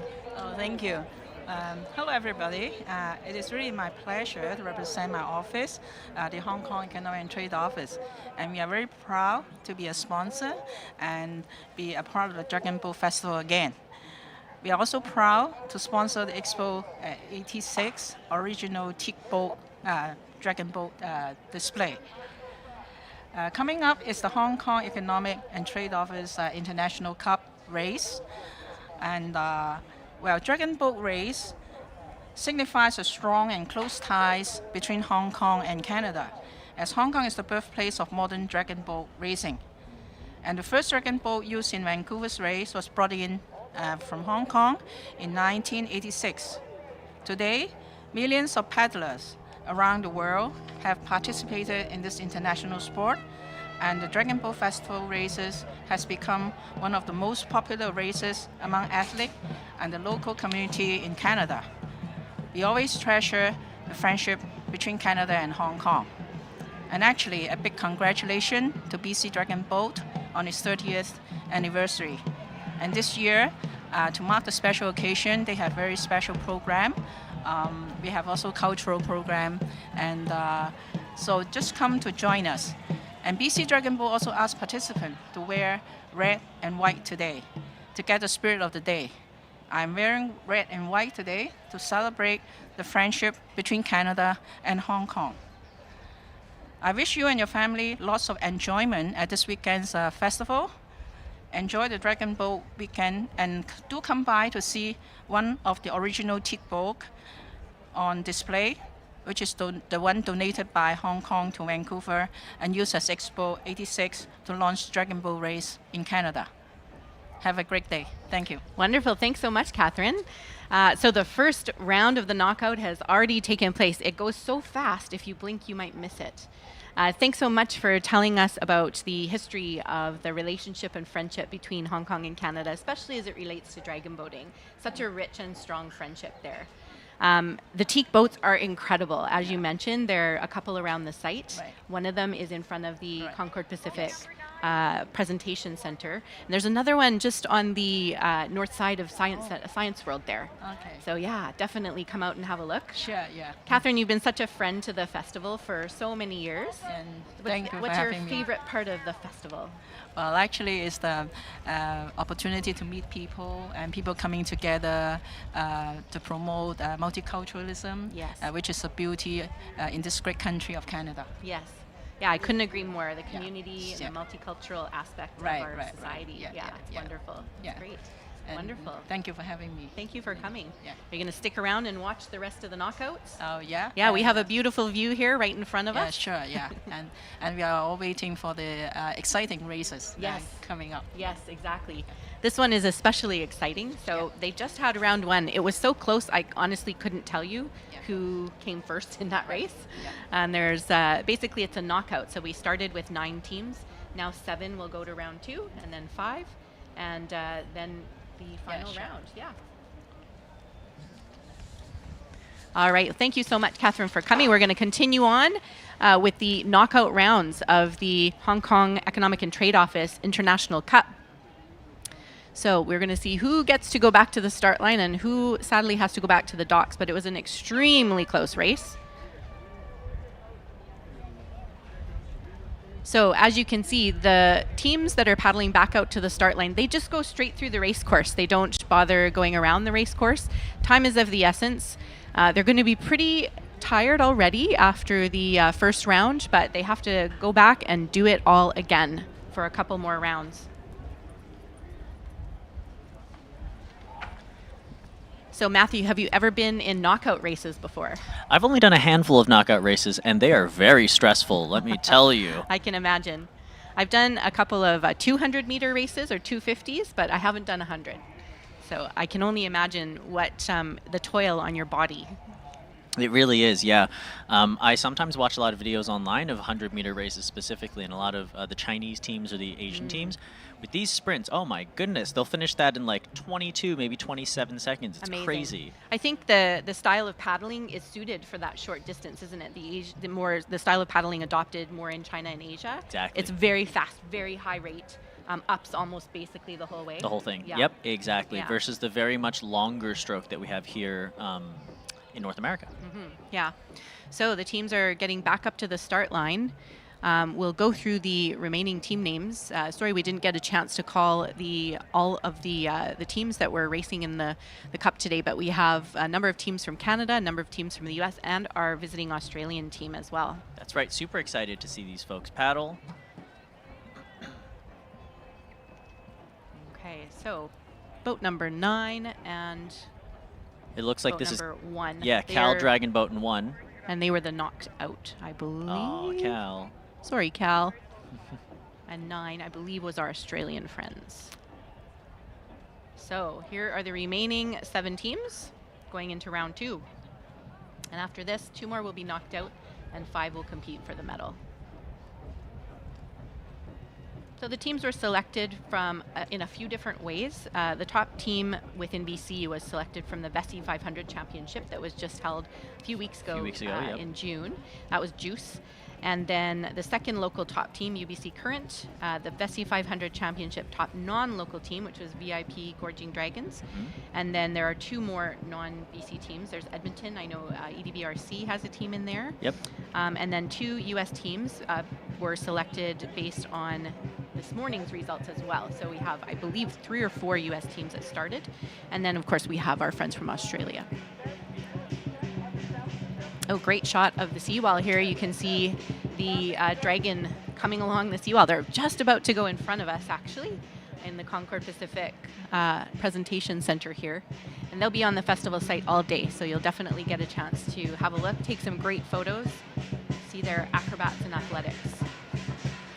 Yeah, again, like we've been talking about all day, this is one of the many reasons why this festival is so much more than just a Dragon Boat Regatta.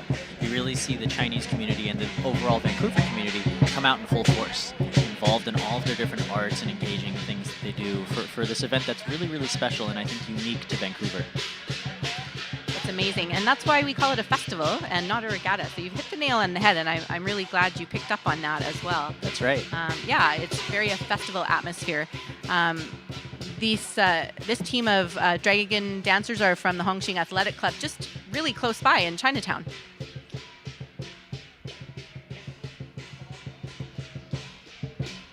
Fantastic. All right, so we can see we have results from race 22, which was the first round of the knockout race here. In first place was Juice, second Limit Breaker, third UBC Current Blue. Unfortunately, Cal Dragon Boat was DQ'd for some reason, I'm not sure why. And unfortunately, it looks like Southern Cross Dragons was knocked out. So we are down to 7 teams now. EDBRC Premier, Rising Tide Dragon Boat, UBC Current Blue, VIP Gorging Dragons Gold, Juice, and Limit Breaker, and San Francisco Dragon Warriors. Great. That's right. SFDW Dragon Warriors, one of the largest clubs, I think, in the entire U.S. They have, I want to say, 5 crews or 10 crews. It's a lot that they're fielding at U.S. National Championships next month. It's very exciting. And they're fielding a few crews here as well at Concord Pacific. It's great.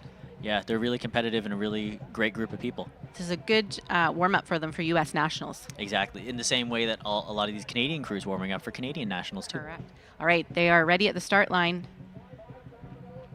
And they'll be off to such a fast start and such a fast finish. That's right, exactly. It's ups and no transition and done. You blink and you miss it, yeah.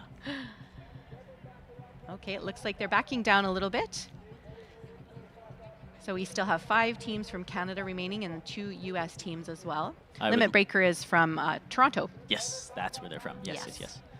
Rising Tide. Do you know where Rising Tide is from? Rising Tide, a lot of my best friends on that team from Long Amazing. Beach, California. Oh. They paddle out of Mother's Beach, and a number of Team USA members are on Rising Tide, actually, including a Amazing. few coaches. So Fantastic. They should do well. I'm very excited to see them hopefully beat out some Canadians here. We'll see. You're doing a very good job of keeping cool. I try to stay a little neutral, you know. Neutral, yeah. I don't have any chill, so depending on who's racing, I might get excited. We'll see. Well, I'm also interested to see how Juice does. Like you said, the Yes. top seed from the Vessi 500 a few weeks ago. That's right. And it's interesting, this knockout round as well, because it really is all about their, their rate. And obviously they still need to dig deep into the water, but their rate matters as well, and their strength matters a little bit more. And their timing, of course, you can never forget about timing. So be interesting to see if there's a difference in how the teams do in this knockout versus their longer 500-meter race style. Exactly, yeah. You'll see a lot of different types of teams be better at, as we all know, sprints or long distance. And this is the very definition of a sprint. But it's interesting because it's a knockout. To be a really good knockout team and to win that, gold, silver, or bronze, you have to be able to do 3 100s back to back. Stamina. Exactly. So it is a sprint in the sense that it's a 100, but you have to be able to do that 3 times immediately. Very good point. Yeah. So it's not just a sprint team. It is also some stamina and endurance, exactly like you just said, Suzanne. So it'll be interesting to see. And then we expect to see most, if not all of these teams in the Guts and Glory as well. Yes. So again, whole other, a whole other ball of wax. So different strategy, different requirements for stamina and strength and all that. Exactly, and being able to do turns and such, which we'll get to when we get there. Yes, absolutely. We don't want to give away too much. Okay, looks like they are just resetting. I wonder if the tide is changing and coming in a little bit more. It might be pushing them forward if the tide's coming into the creek. Interesting to note, of course, that the last time a true international cup was run was in 2019, so just before the COVID-19 pandemic. And so this is a really great sign that we're really starting to reconnect with our community post-pandemic. And it's one of the most important races at the festival. For the past few years, pre-2019 and in the last couple of years, it's actually kicked off the Concord Pacific Champion Race Series at the festival. And we're, of course, always so grateful to the Hong Kong Economic and Trade Office for sponsoring this race. Okay, looks like they're reset. Looks like they're lining up. Yep. Now, especially in a race this short, lining everyone up properly and starting as exactly as they can is particularly important. And there they they're go. off. Here we go. Okay, the rates are high. Gosh. Oh. Early lead from boat number 6. And it looks like boat number 7 is giving them a bit of a run for their money. But so it looks like 6 juice.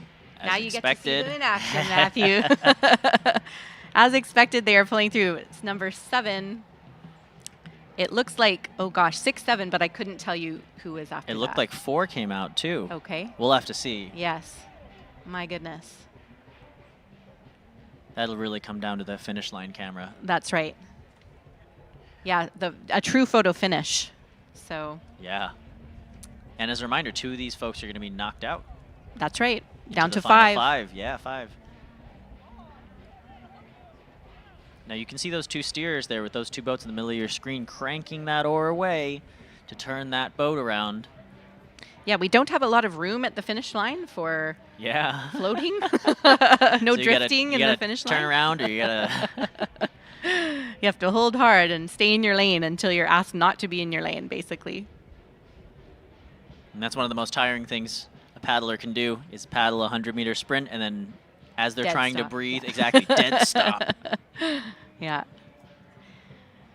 In one of my very earlier races, I used to be on a women's team, and one year we made it to, I want to say, the C final, and we were very excited.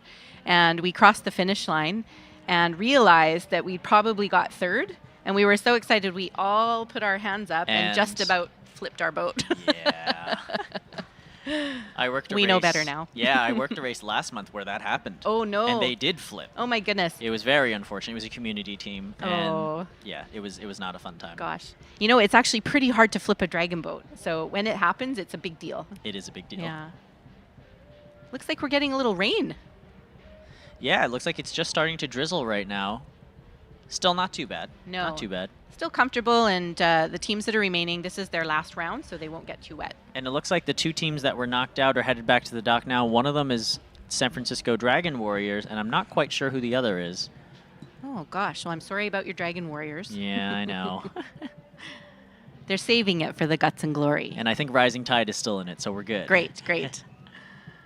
Still some U.S. representation. Absolutely.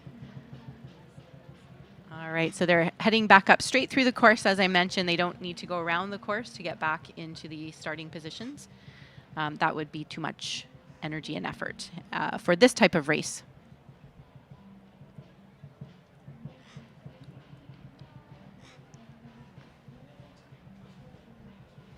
A little bit of drizzle is actually okay for dragon boating as well. We're used to it in Vancouver, so honestly, it's not too bad. If you paddled in November, I don't know if you paddled in dry weather or wet weather, but it's usually wet in November. It was dry but cold. Cold, It was yeah. just cold. Yeah, the water gets really chilly. Yeah. Putting your hand in that water. Yeah. Yeah. All right. Everybody's turning around. So again, the steers people have to do a lot of work in this race We just sure to get do. started and stopped at the end. All right. So So here we have results from that last race, knockout number 2. It looks like in first place we had Juice, in second UBC Current Blue, and in third Limit Breaker. Unfortunately, as we mentioned, the bottom 2 were knocked out. So that's SF Dragon Warriors and Edmonton EDBRC Premier. yes. Meaning this final knockout race for medals will be run with Rising Tide, UBC Current Blue, VIP Gorging Dragons Gold, Juice, and Limit Breaker. Good luck to all these teams. And again, glad to have some U.S. representation. That's right. Keeping in the mix.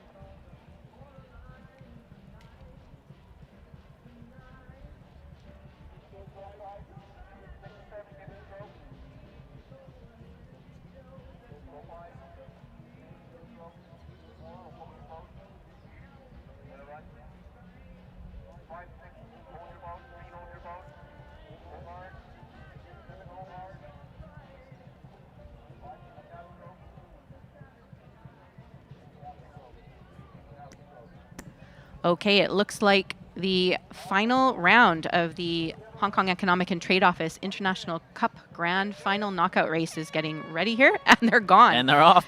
And they'll be finished before you know it. All right. So we're going to have to say boat numbers here because the lanes have all changed. It looks like 3, 4, 5, 6, 7. My goodness. So Rising Tide, UBC Current, VIP, Gorging Dragon Gold, Juice, and Limit Breakers. It's anybody's race at this point. It looks like 6 Juice, I believe, Yep. is likely going to take it. Yep, they're out by enough that they're probably taking, oh my gosh, 7-4-3. 7-4-3. Don't know. Honestly, couldn't tell you.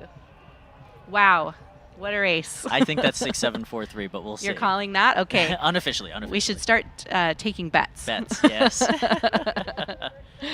Amazing racing. My gosh. Now they get a well-deserved and well-earned rest. That's right. Some of them, of course, have to paddle again this afternoon. That's right. And so now we'll move into race 25, which is the senior cup knockout.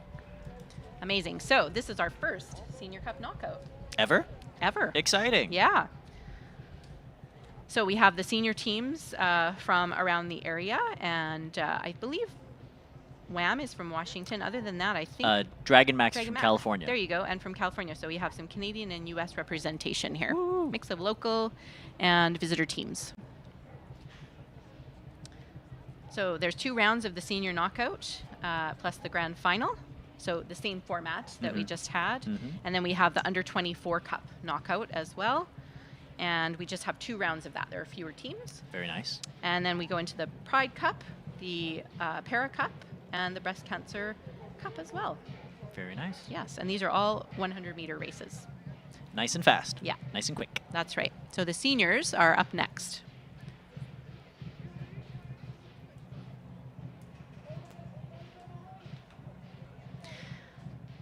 Great shot of the final teams just heading back into the docks here. I am sure they are absolutely spent and will take some time to cool down, replenish themselves, get nourished as well. These are all very competitive teams, so they paddle extremely hard through the day and through the whole weekend.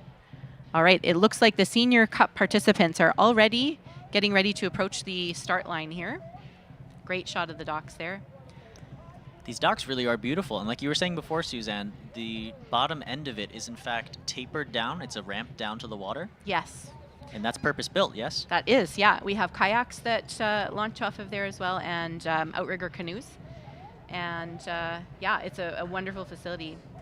And all of the people that you see on the dock are volunteers that are helping the paddlers get in and out of the boat. So thank you very much to all those volunteers that stay outside all day, helping out our paddlers and getting them in and out of boats safely. We appreciate you. I think it's something like 200, 220 plus volunteers present this weekend. That's Thank you very right. much. Absolutely. Keeping our site safe and clean. All right. The final results for the Hong Kong Economic and Trade Office International Cup Grand Final. Matthew, you can celebrate.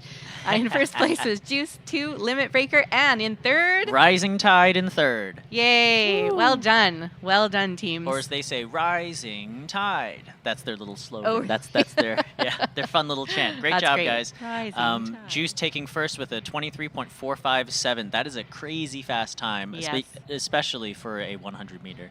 Under 30 seconds is pretty insane. And I mean, you think about, too, how long it takes to do a 200 meter, Mhm. right? And it's maybe 49, 48 seconds. But this 23, you multiply that by 2, and it's even faster That's than right. that 200 meter rate. Anyway, so now with race 25, the Senior Cup Knockout 1, we have an 8-boat heat. We got Butts in a Boat in 1. In lane 2 is Nothing Dragon Red.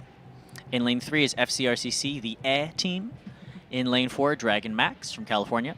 In lane 5, Wham Fire, the Washington Masters. In lane 6, Nothing Dragon Black. In lane 7, VIP Gorging Dragons White. And in lane 8, the Grand Dragons. All right. Sure to be a good race. Grand Dragons, they are our longest standing senior team in the Vancouver area. They're one of the very first Dragon Boat teams, and they are all seniors. Butts in a Boat is comprised of prostate cancer survivors and friends. So we have a great mix here. Looks like they're getting ready in the marshalling area at the start line. And apologies, we do actually have a 9th boat out there. FLCC Defiance. Oh, fantastic. Yes, is out there, and that is that Senior D crew. Is that right, Suzanne? That's absolutely right. Glad to see them out here.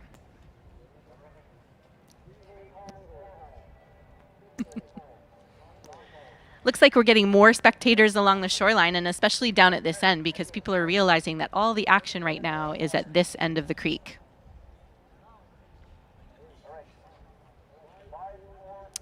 All right. They're just getting ready to load into the start line here. Yeah, I want to say the tide's coming in because you can see nobody's paddling, but they're drifting in. So sometimes we take advantage of the tide and just let it carry us. Easier for the starter. That's right. That's right. Yeah. So it's nice. It tends to be a more even start when everybody just drifts in together. Now, just like before, this is going to be a 3-round knockout. They're going to knock out 1 here, so 2 boats out. After the next one, it's going to be 2 out of that, and then into the grand final for this Senior Cup. Amazing. Okay. You can see the Grand Dragons in their signature yellow. Ooh, very cool. Easy Yeah. to spot. And There they're they off. go. Look at that. All right, off to a great start. Wow, complement of 9 boats looks different somehow. It looks It's amazing. very cool. Yeah, that is a big race right Whole there. flotilla. That's right. Gosh, so boat number 7, VIP Gorging Dragons White. It looks like they're taking the lead and might keep it. But it They have looks a like boat at- Ooh, Wham Fire's trying hard, too. Absolutely. Boat 5, they're still surging ahead really, really well. Perhaps boat number 6, there we go. Boat 7, VIP Gorging Dragons White. 5, 6, 8, 4, 3, 2, 8, 9. 1? Oh my goodness. Whew. Again. We'll have to go to the camera for that. Exactly. Thank you, Suzanne. Yeah. Wow, look at all of these paddlers on the water Isn't together. that an amazing sight? It's really special. What a great representation of just how vibrant our paddling community is. All Truly. seniors out on the water together. Truly, truly. I love the aerial shots of the dragon boat, so you really get the sense of the length and the shape of the dragon boats. Mm-hmm, mm-hmm. If you've never been in a dragon boat, as I said, they're pretty stable. They're pretty hard to flip, but they don't turn well. So this is why we are often, you'll hear us talking about the steers people and the job that they need to do and cranking around the boats, because a lot of it is up to the steers people.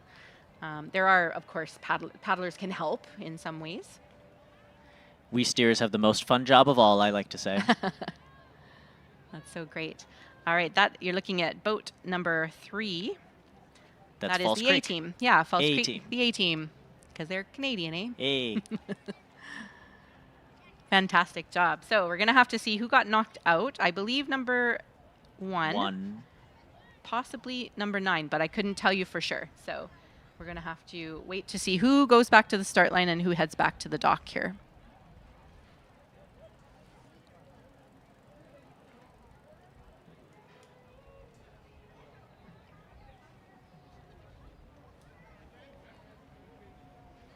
And the rain has suddenly gone away. So that's the saying in Vancouver. If you don't like the weather, just wait a few minutes. It'll probably change. I have noticed that in Yeah. my short time in Vancouver. Very true. Okay. So it looks like number 1 is heading back. And another boat's already actually almost right back at the docks. So we have 4, 3, 2, 6, and 7, and 8, I believe. Yes. So it looks like 1 and 9 1 and might have 9. been knocked out. Yep. Yeah. Which were Butts in a Boat in 1. And Defiance. That's right, in Yeah. 9. Fort Langley. Now remind me, Butts in a Boat, is that the prostate cancer Yes. survivor team? That's right. And friends. And some, friends. Some and friends, but yes, Very mostly nice. prostate cancer survivors. Yeah. And they are going to be racing later on in the Para Cup, I believe. Very nice. So they have a lot of work to do today. They got a lot of things to paddle through. Here we go, and this is race results of that first knockout. In first, VIP Gorging Dragons White. In second, Whamfire. And in third, Nothin' Dragon Black. And yes, FLCC Defiance and Butts in a Boat were knocked out, unfortunately. Okay. My mistake. Butts in a Boat is not in the Para Cup. Not in the Para Cup. I will say for short, we just called them Butts. And they don't mind. They started it. Great team name. Great team name. So we used to have a breast cancer and prostate cancer race as well, and we called it Butts and Boobs. I find that Dragon Boaters always have terrific names for, I mean, even like FCRCC, the A-team. Yes. Things like that. That's right. Defiance, that's such a clever way for FLCC to spell their name too. It's just, So clever. we have fun. We have fun. We do have fun.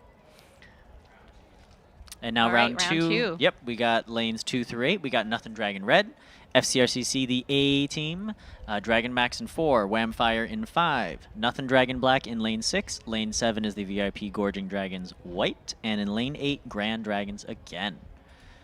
Very exciting, and as a reminder, 2 of these crews are going to be knocked out as well, and then the final 5 will go into the grand final.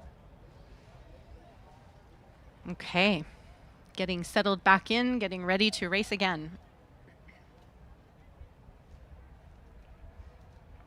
Sometimes around here, the team names, so if you've ever raced at Concord in particular, the dock marshal, she is a fantastic announcer, and she'll announce the names as everybody's coming down to the docks, and gives it a lot of gusto when she says the team names. So if you have like a name like the Grand Dragons, you get a Grand Dragon. It's really good. Love that.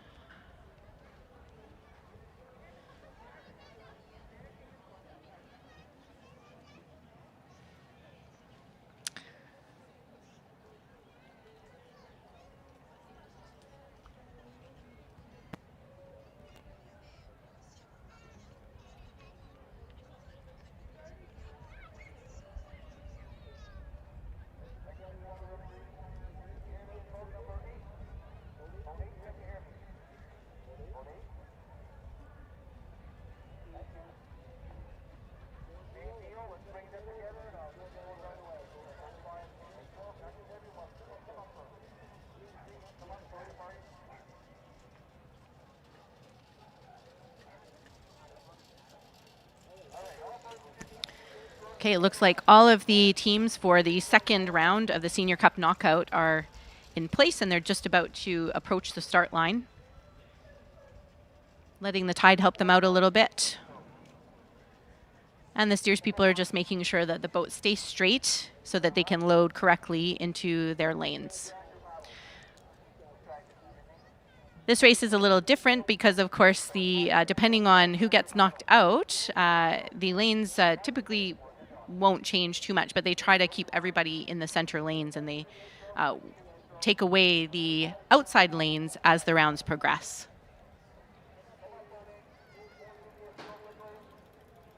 And we'll have to have a look at the times too, see how if the water is helping everybody out here.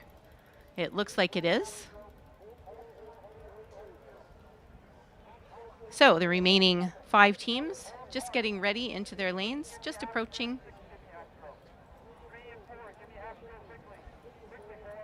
And it looks like the 100-meter boys are actually probably pretty in line with where the start line is. They seem to be staying anchored a little bit better. They're not drifting so much. Which is always nice. Even though we go by the start line, it is nice to have a visual reference, right, of a straight line of buoys to go for, especially the start, but especially the finish. Definitely. Yeah, our finish line tends to drift. They all do. They all do. True. Which is why we always say paddle through the finish line. That's right. Don't stop until I tell you to. All right, they're off to their start. Here we go. Oh, look at those rates. Ooh, Off look to at a 7. Yeah, Oh, my really goodness. surging ahead. Whew. That is VIP Gorging Dragons White, who won the last round. As expected, they're As walking expect- away oh, from the gosh. field right now. Oh, my Absolutely. goodness. Well done, Gorging. All right, and then it's going to be definitely a race for the next 3 positions. Oh, gosh, and the final 2 positions as well. It looks like 4-3. We don't know who's going to get it here. Maybe 3-4. I'm going to say 2 might have been knocked out. I think 2 and 8 were knocked out, but Looks I am like not it, sure. Right? You never can be sure with these knockouts. So again, here on the screen, you can see them slamming on the brakes here, because like Suzanne said, if they don't, So yeah, boat number 2, they have their paddles in the water. So that's the brakes of the dragon boat. Is just Yeah. all the paddlers jamming their paddles straight into the water. All right, so they're going to wait to see who has been knocked out. So just waiting for the race marshal, waiting for the results, and then the water marshal will let them know who gets to go back to the finish line for the final and who needs to go back to the docks. If you're at the end of the finish line here, looking straight at the paddlers, it's a great view. You can see the paddlers when they come through the finish line and end up pretty close to where the dock is there. And you can hear the chatter in the dragon boats and see everybody congratulating each other, and these teams then getting their breath so that they can go back to the start line. that's right, those top 5 teams, they're going to have to paddle it all again. You bet.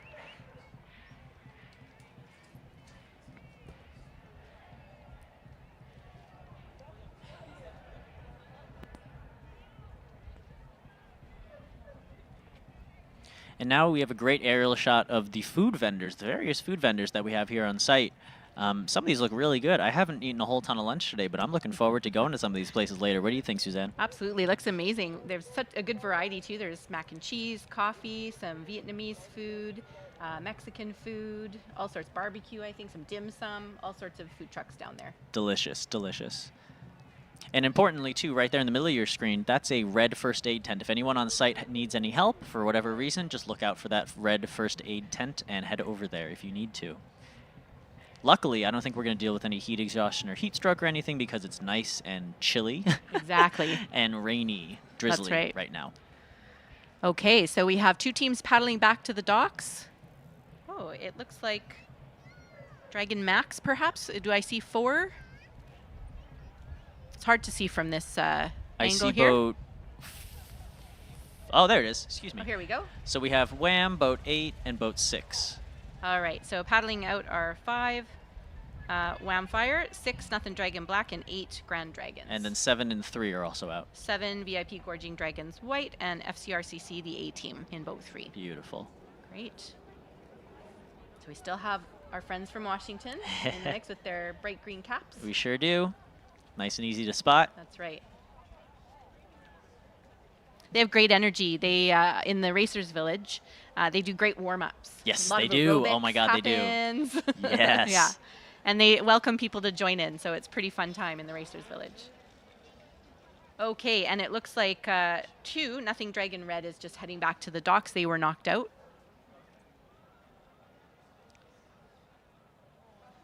some of the senior teams especially, they have like whole aerobics routines that they use for their warm-ups in the Racers Village. Stretch themselves out, get flexible, That's right. warm up for the day. I remember a couple of years ago I was at Worlds and the German national team, one of the senior women's teams, was warming up, blasting Earth, Wind, and Fire. Oh, wow. And dancing in a circle and stretching it. at the same time. It was Isn't one of that the best things fantastic? I'd ever seen. That's fantastic. Okay, so the remaining 5 teams are out in the marshalling area, the on-water starting marshalling area. And it looks like whoever's in boat 2 is actually one row down, which is interesting to me. Okay, so they have moved them. They've shifted lanes. Yes, okay. Yes. And so here are the results from that last knockout. In first place, VIP Gorging Dragons White. In second, Wham Fire. And in third, Nothing Dragon Black. So in fact, yes, the 2 that were knocked out were Nothing Dragon Red and Dragon Max from California. Okay, there we go. All right, so that's our results, and we're going to see the lane lineups. I believe they usually do put them towards the center lanes, but we'll have to see. Oh, no, they're going to keep them in their lanes. Okay, so we have the remaining teams. And so here on your screen, that's actually Cal Dragon Boat in 2. Now, they're not going to be in this race. They're in the next race, which is the 24U knockout. That's right. So they're waiting for the Senior Cup to finish right now. There you go. But it looks like, yes, Cal is, in fact, racing 18 right now. Fantastic. Okay, glad they're still in it. And here are the senior folks who are going to be racing for medals right now in the Senior Cup Grand Final. There we go. So in boat 3, we have FCRCC, the A team. Boat 5, Wham Fire. Boat 6, Nothing Dragon Black. Boat 7, VIP Gorging Dragons White. And in 8, Grand Dragons. So they've retained their lanes, which makes it easy for the spectators to see the numbers that match up with the lanes as well. And for us, too. And for us, yes. If you are on site and you can hear us, you can walk by our presentation center, the Concord Presentation Center along the seawall, and give us a wave.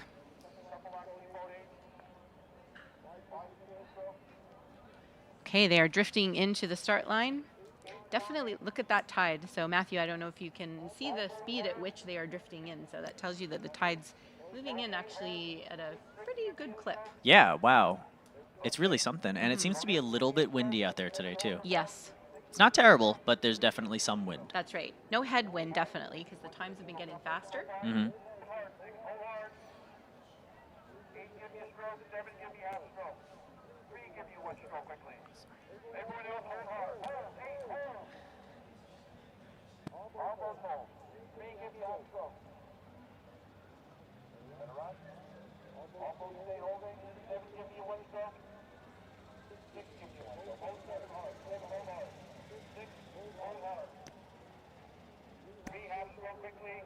Okay, I can hear Madam Starter's voice, so she definitely has the race.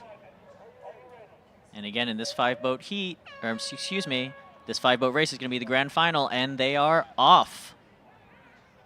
Away they go. Okay. Do we have any early?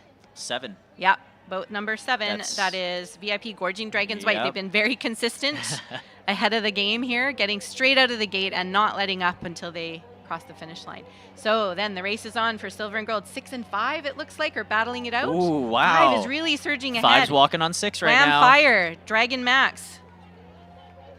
5-6, I would say, I maybe. would say 5-6. Okay.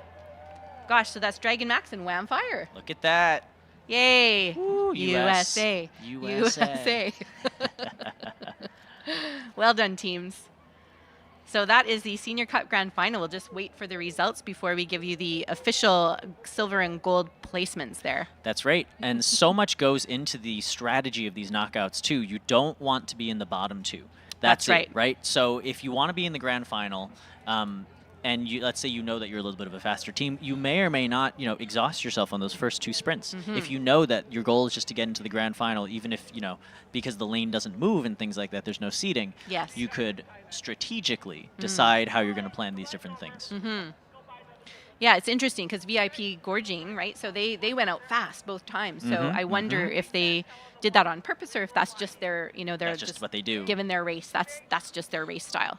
Yep, and a lot of people believe in that too. I'm not going to slow down on this race just to try to get a seed or whatever. I'm going to do my best in every race. Yes. Perfectly fine too. Absolutely. Yeah. Yeah. Amazing. Great shot of the site. Looks busy on the site today. It does. Very nice. I'm loving this funky pants tent vendor. And they look fun. are, in fact, funky pants. They are funky? They are Amazing. funky pants, yes. And it looks like there's so much other really great merch, too. I know Oddball Workshop is one of the great athletic apparel, outfitters here, and they have a booth as well, selling a whole ton of really great clothing. Absolutely. They also make the official jerseys for That's the right. Dragon Boat, the Concord Pacific Dragon Boat Festival. That's right. Which you can pick up as well.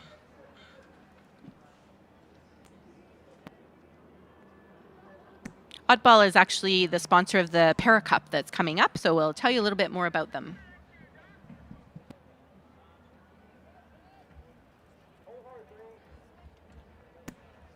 Okay, up next is the 24 and under Cup Knockout as well. Sonic 104.9, 24U Cup Knockout. That's right. And 24U is a relatively new term. According to the IDBF, the International Dragon Boat Federation, it used to be called it was U23 Yes. first. From, I think, 2010-ish or 2009 up until around 2017 or 2015. They then changed it to U24, which was such a widespread term that even I naturally still say U24 these days, and so many other coaches do. That division, if I recall, was under 24, and one person or two people on the team could be 24, I think was the technical aspect. Okay. Then last year they made everything a lot simpler and made it 24U. 24 and under, that's it. Nice and simple. And so now we have race results for race 27, that Senior Cup Grand Final, with medals. In first with the gold, VIP Gorging Dragons White. In second, Wham Fire. And in third, Nothin' Dragon Black. Well done, seniors. So look at those times, 29 seconds, 30 seconds, 31 seconds, give or take. Crazy fast times and nice and competitive and within barely a second and a half. And so if you look at the difference between third and fourth, less than 1/100th of a second. That's right. This was a close race. Absolutely. We're going to see a lot more close racing when we get to the semifinals and the finals tomorrow. So we're just getting set up here for race number 28, the Sonic 104.9 24U Cup Knockout, round 1. Now, unlike the other two knockouts we've seen, this 24U Cup only has one knockout round and then a final. So, of the 7 boats that will be going into this first round, only 5 will go into the grand final, and that's the grand final. So this one knockout and then one more round, and that's it. Amazing. This will be an extremely fast race. If you thought the other ones were fast, hold on to your hats, people, That's right. because this one is going to be probably, what do you say, sub 20? Do you think, or Ooh, 20? I don't know. I think No. probably 25, 24 seconds. 25, maybe. 24? Okay, Yeah. let's see. 24U is always one of my favorite divisions because the juniors, the 18U division, a lot of them are typically a little bit newer paddlers. They're Yes. so young. They've only been paddling, let's say, 2-3 years, maybe, something like that. And so they're very light. So the boats are light and fast. 24U is where you get a little bit more meat on their bones, and they've been paddling for, let's say, 4 or 5 years. They have more experience. Maybe they've been on the national team or on another competitive team, multiple teams. And so 24U teams are really where you see extremely competitive teams these days. Absolutely. Most of them start out as juniors. So as we were Exactly. talking about with Commissioner Jensen from the Park Board, the junior programs are so important. And here they go, proving us right. Oh my gosh, what a start. Okay, 5, boat number 5. And that's Juice. And so Juice looks like they have an early lead. They have a good chance of maintaining it. Boat number 4, UBC Current Blue, giving them a run for their money, though, and really trying hard to gain at least a seat or two. That's But right. Boat 5 just surging through the finish line, 4-2, it looks like. Oh, gosh. Couldn't tell you who the next placers were. So it looked like 7 was one of the bottom 2, but I'm not sure who the other was. And again, with these 7 crews, their goal is just to not be those bottom 2 for now. That's right. And in the next grand final, that's when it matters. That's I when the medals imagine, are on though, the that line. these teams are very closely matched, so Oh, they yeah. actually have Yeah. to give it their all. Oh, absolutely. Yeah, Yeah. They can't loosen up or take it easy for even a second, I would say. Yeah. It's a great shot. You can see 2 of the boats nearest to us have the beautiful artwork that was Yes. introduced last year. Yeah, on the side of the boat. That's Isn't that really, amazing? it's really, really beautiful. 3, there's another one, actually. So, yeah, boat number 4. So 2, 3, 4 all are in the boats with the artwork. And I this want to is- say this is actually, these might all be artwork boats. And these were local artists, is that right? They're all local artists, yes.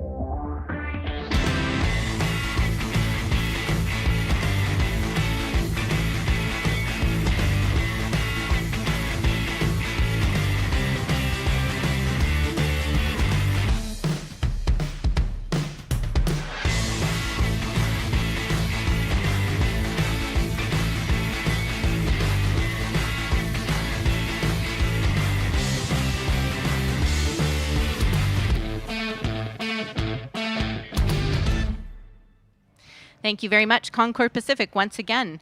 So joining me for the Under 24 Cup final round of the knockout is Councillor Sohalia from the Squamish Nation. Welcome.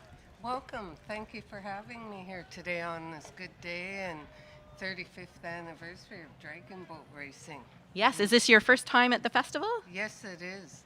I haven't had an opportunity before to ever be here, and so today was nice to walk through and see all the people who are on the dragon boats getting all pumped up and excited. Absolutely. And all the people that have come to watch. So it's a high energy atmosphere around here from end to end. It definitely is, yes. Yeah, the racers are excited, but I think the spectators have a lot to be excited about too. Exactly, and I just want to say on Hoth and Squalwyn, Quisclake, Quachnomi, Tanoyap, and Sayaya Chet to Squal's to Seats, that I'm really happy to see all of my friends, as I'll call them, here today and being able to join in the festivities at the dragon boat races today. Well, it's wonderful to have you here, and you joined us for a very exciting race. This is all the paddlers in this race are 24 years old or under. Oh, wow. So yeah, and they often started as junior paddlers in high school and have continued on, so they're very competitive. And this is just a 100-meter race, so you can see them right in front of us here, just getting Yes. ready to line up at the start line. This is race number 29. So the teams we have with us today in this race remaining are Cal Dragon Boat, so they're from UC Berkeley in California. Oh, awesome. Yeah, Dragonheart Zero, so that's a local team. UBC Current Blue from UBC. Juice, who paddles just out of the facility you see across the water there in Dragon Zone. Right And on. SFU Shockwave from Simon Fraser University. This is so awesome because today down in the States at Lummi, they're having Squamish war canoe races. Oh, phenomenal. And one of the highlights of those races is all the youth that are 20 and under, 16 and under, and Yes. children. So it's neat to see that some of them who started young Absolutely. are still doing this with a passion, and Yes. it gives them a good chance to stay healthy in life and live in a good way. Absolutely, absolutely. I think I've heard that war canoe is making a little bit of a resurgence in this area as well. It is. Oh, there Here they go. It's going to be such a fast race, you're It not even going to will. believe it. So it looks like, I believe that's Juice in boat number 4 Four. is taking the lead. Oh, 5 actually. What's Yes. happening here? So 5, SFU. Oh, no, that's Juice in boat number 5. Looks like boat number 4, UBC Current Blue, is giving them a real Oh, run for their wow, money, they're though. really going. And Oh my so is goodness, the 5-4. one here It's going to on- be quite. I Oh, mean, it looks like 5-4 5-4. and 2 or 6. Couldn't tell you who was Yes. in third. Isn't that a fast race? It was. I've been watching them, and I noticed that number 6 boat, 6 or 7 kept coming in, and so it's nice to see a number 5 come in. Absolutely, yes. And they're the juice boats, so Uh, they have the juice. They got the juice. That's right. You hit it on the head. That's right. That was awesome. Isn't that amazing? Yeah. Great aerial view. You can see how big the boats are there. Yes. Yeah. So yeah, I hope to see war canoes on the waters here as well sometime soon. I know that there are several places around the area that do host war canoe training and things like that. So it'd be July wonderful. 1st and 2nd, Ambleside Park. Fantastic. There's going to be the Squamish Nation North Van Canoe Club canoe races. Oh, war amazing. Canoe races. Perfect. July So- 1st and 2nd. At Ambleside Beach Ambleside. in West Vancouver. Amazing. Oh, And that's you'll perfect. see from tiny toddlers all the way up to adults Great. racing. That's amazing. And do they race together or do they split them into age They have, groups? they call it buckskin 16 and under. Then they have the young children. They also have 12 and under. And then I've seen some of the races where it's 6-year-olds Oh that my are goodness. racing Amazing. singly with an adult in the canoe with them. Oh, that's wonderful. It is, and then there's the adults, and those range from like men's and women's mixed doubles to women's canoes and 6 people, 6 canoe, and 12. Amazing. That's fantastic. I really have enjoyed being here, and look, that Juice won first. That's and right. UBC Current Blue and second, and Cal Dragon Boat third. Yes. Congratulations to them, and as well to the others who raced awesome effort by all of you. Absolutely. Tumakwetsi Snachum, those are my words. Thank you so much for being here. Pleasure to have you. Thank you for having me. Enjoy the festival.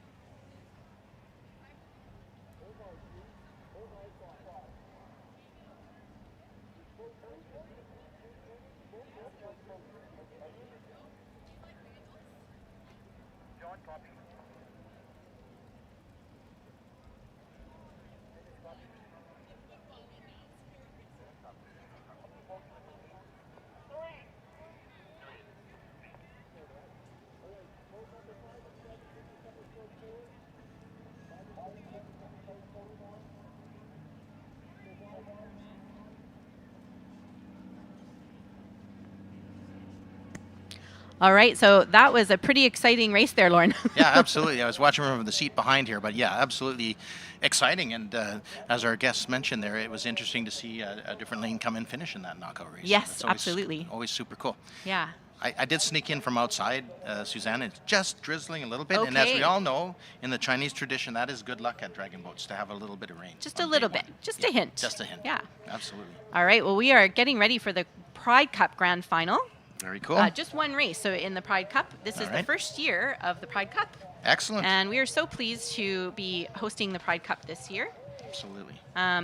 We have a long history of inclusion, as you know, in Yes. Dragon Boat. So here are the teams that are racing in race number 30. All right, so we have in lane number 3 the Rising Tide Dragon Boat team, and in lane number 5 the Sisters in Sync, and over there in lane number 7 it's the Chinese Queers and Feminists, and they're off. Amazing. This is going to be another fast round. I This is think just so. one race. So I want to tell you a little bit. In Sisters in Sync is Vancouver's first and only queer women's, also trans-inclusive dragon boat team.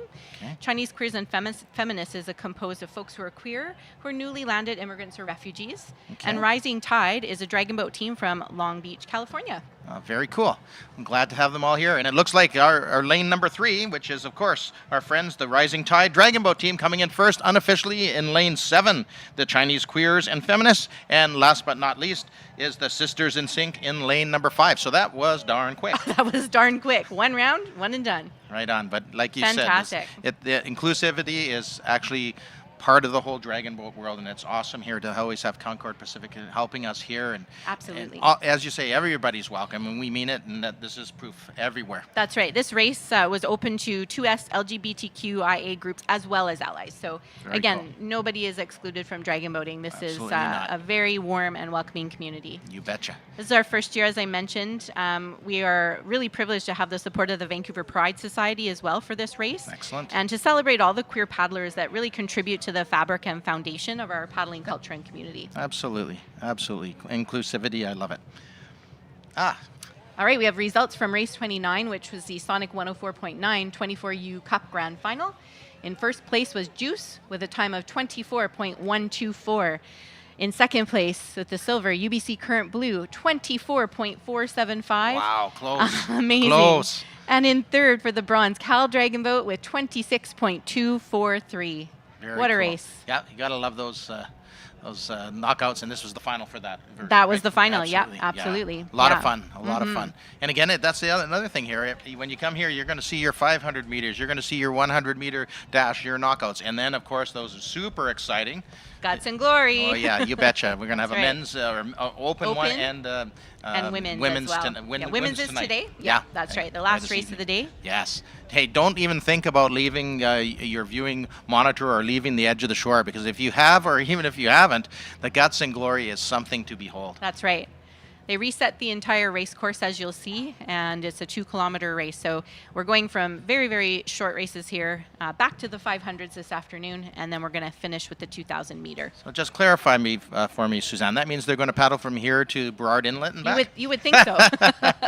It wouldn't make for very good viewing.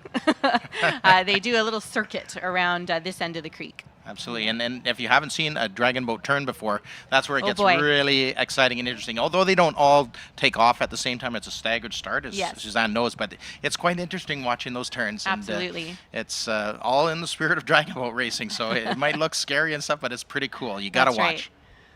I hear it's really loud on the water during some of those races. I know it feels loud when you're just in a 500 or a 100 or 250 race, so I can only imagine a lot of the communication that has to happen Absolutely. at that distance. So Absolutely. for this type of racing, the 100 meters, the communication is very, very focused, obviously. Pretty much you're starting, you're going to do ups, and you're just going to keep going. That's right. And not really slow down at all. Yeah, it's an interesting experience when you get to talk to those that have actually done it. It's That's right. Hey, they know that they got in the boat, but they don't know what happened. So here we go, the official results from the Pride Cup Grand Final. Oh, I think I just missed them. But, Blinked and we missed that too. That's okay. I think we had it right when we actually called it, though, on that one. I think so, too. Wasn't too Yeah. much discrepancy. So. All right, race number 31 is our Para Cup Grand Final. And we have 3 teams racing in this 100-meter race.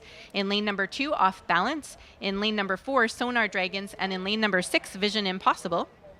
This race is sponsored by Oddball Community Grant.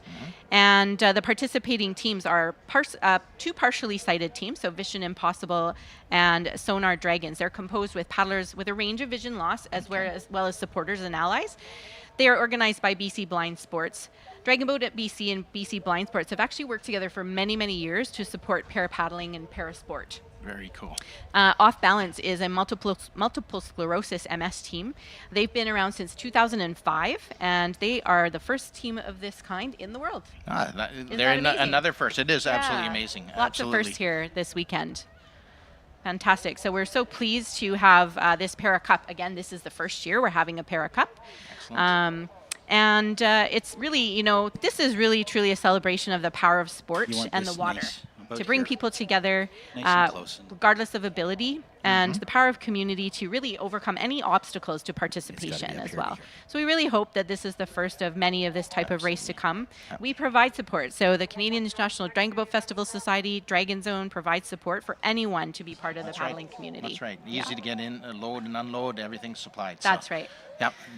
Lots of Oddball opportunity. Community Grant is funded this program as well, and they're off. Let's watch this race. Too much fun. Here Okay, we go. Here they go. Looks like pretty evenly matched so far. So far, yeah. Of course, with our angle here, and you can see they have good form, good timing. Absolutely. I'm looking at our friends over there in lane number 6.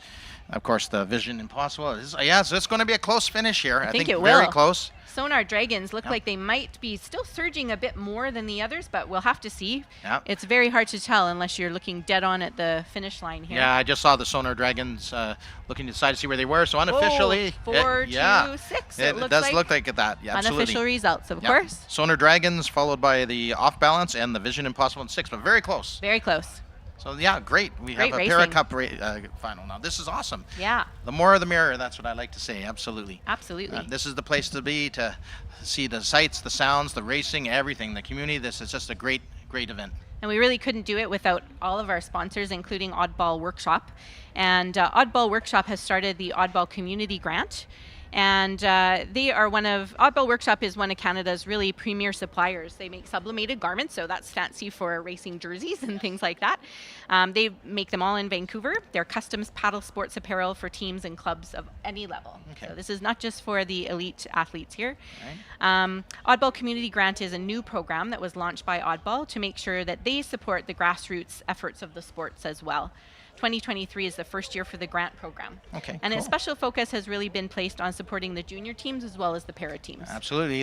Both are the future of dragon boating. You so bet. That's absolutely cool. You Are bet. they on site? Oddball's on site. Yeah, they've got a booth, so they're selling their amazing jerseys and other T-shirts and things like that. Excellent. Paddling wear, but you don't have to be a paddler to enjoy it. No, absolutely not. As a matter of fact, I'll probably take a walk out there at my next break. Check Absolutely, yeah. The graphics are always so great. It out. Very good. They make a new one every year.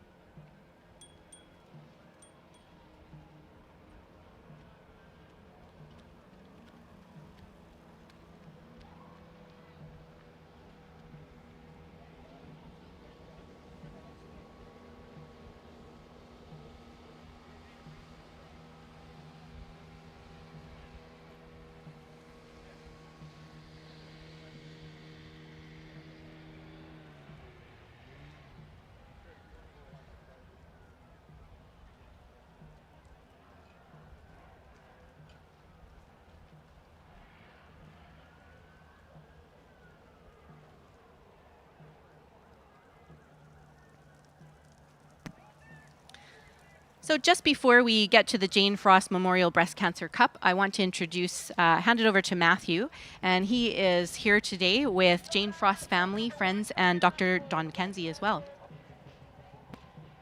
Thank you, Suzanne. Yes, hi. I'm joined here on this couch by a number of folks. We have Harlow and Wilson Frost, Jane's granddaughter and son, Anna Termunde, her sister, Dr. Don McKenzie, of course, and Deb Middleton, who was one of the original members of A Breast in a Boat, that very, very first breast cancer survivor team. Very, very happy that you guys are all here. Thank you so much for joining us. We really, really appreciate it. As Suzanne mentioned, this Jane Frost Memorial Breast Cancer Cup is named in memory of Jane, who unfortunately passed last year. She was one of the original members of A Breast in a Boat back in 1996, when Dr. Don here started that team with her and Deb as well. Jane, of course, established the IBCPC, the International Breast Cancer Paddlers Commission, and was its first elected president for 8 years, ending in 2018. The IBCPC, of course, now has over 250 teams in 32 countries and recently ran its its 4-year participatory festival in New Zealand just a few months ago. So again, thank you so much for being here. I'd like to ask you all some questions, if that's okay. I know it's an emotional time for all of us. What did Jane mean to you, Dr. Don? Well, as you mentioned, Jane was an original paddler, just like Deb, but she was original because she also immediately saw the value in what A Breast in a Boat brought to women with breast cancer. She's a special, special person. She's a complicated person, but she had vision and she had drive like no one else I'd ever met. Most of the breast cancer teams throughout the world are driven because A Breast in a Boat started this in 1996. And Jane Frost was the one that actually pushed and pushed and pushed and made this an acceptable behavior, an acceptable sport, and again brought that kind of control back in your life after you've had breast cancer. She was a terribly special person, and we miss her terribly. Absolutely. Yes, definitely. Deb, do you perhaps have any special memories about Jane that you'd like to share? I would just say, just her vision, like from that very first boat that I was in, we thought that was just going to be a 1-year, thing, and then we'd all go and our separate ways. But Jane's vision was what sort of inspired everybody to keep going, move forward, and she definitely has inspired so many teams sort of all around the world. I mean, from going from one team in '96 to hundreds and hundreds around the world now, it's pretty incredible that there's so many of us living full and active lives, even though we've had a diagnosis of breast cancer. Yeah, it's really, really a special thing. I think the BCS division of Dragon Boat in general is probably the most special and close to everybody's hearts, exactly for that reason. Yes. Anna, if you'd like to speak. I'd just like to say that Janie was, when she was first diagnosed in her mid-30s with breast cancer, wow. They called her Curtains. That was her name because they didn't think she'd make it. And the one thing about my sister was she was a fighter. And that's where she wanted to be out there, and she was not going to let this beat her, and she didn't. And she survived for quite a few years after that. Anyways, I would say, and she loved to wear pink. Even at the age of 8, she was wearing pink. So I think that was wonderful that those colors continued with her. It's a good color. Thank you so much. Appreciate that. I'm getting emotional up here too. Sorry. Yes, anyway, so Dr. Don, I was wondering if you could tell us a little bit about what brought you the idea of Dragon Boat in particular for breast cancer survivors and for therapy and such. Well, like a lot of things in medicine, these things evolve because of a question from a patient. Mm-hmm. And it was a young woman who had a shoulder problem referred to our sports medicine clinic here. And I said, well, we can fix your shoulders pretty easily with some exercises. And she said, well, I've already told you I have breast cancer. I'm not allowed to do those exercises. And this seemed contrary to the way we were thinking. My background is in canoeing, pretty heavily into canoeing. Mm-hmm, mm-hmm. And I thought, well, maybe if we can find a sport that is a visual representation of everything that you're not supposed to do, and you don't develop lymphedema like you're concerned about, then that would be a strong message to women. So from a patient that was to take the sport of dragon boat, which is actually perfect for this population, to train people before they saw a dragon boat so they did their homework, and then to participate fully as they've done. And as Deb said, that we kind of thought this was going to be a one-off 6-month experiment, no lymphedema, but Jane and her friends wouldn't go home. So here we are 26 or 7 years later. Amazing. That's really terrific. Thank you so much for that. How important is it that Jane's legacy is remembered and honored in this way, of having this cup and things like that? What do we think about that? Deb, okay. Well,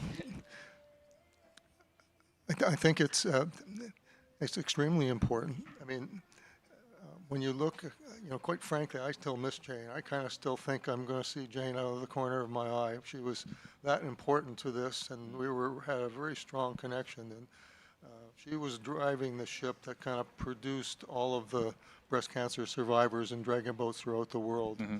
And so to have a recognition like that at a regatta, that people will never forget Jane in any case, but here we are with a Jane Frost Memorial event. I mean, that is extraordinarily special, and I think it just reflects the type of person she was and what the commitment she made to breast cancer dragon boat paddling.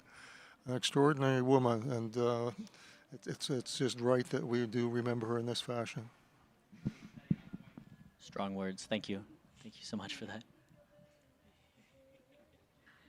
Yeah, so we're looking very much forward to the Jane Frost Memorial Breast Cancer Cup. A lot of the crews are on the water right now. I think they're lining up for race number 2. That's right. Yes, excuse me. Yep. So we're going to be watching out for that coming up next. Yeah, it did. Race run win.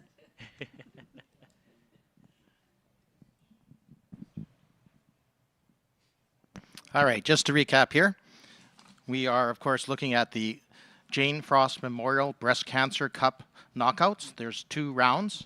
In the first round, we are going to have lane 6, which is, I believe, KC Pink Warriors. Lane number 4, Abreast in a Boat Fortitude. Lane number 3, Abreast in a Boat D's Divas. And in lane number 4, it looks like we're going to have team number 1, which is Abreast Up the Creek. That is going to be our first race here in the Jane Frost Memorial Breast Cancer Knockout Cup.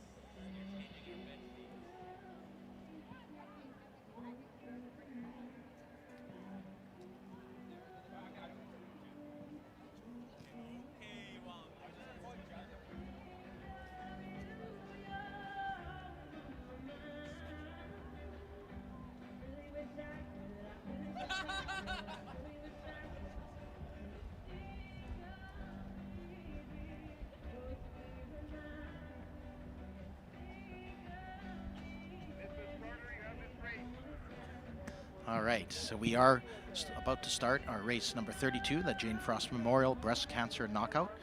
And again, we have right now in lane number 1, abreast up the creek. Lane number 3 will be abreast in a boat D's Divas.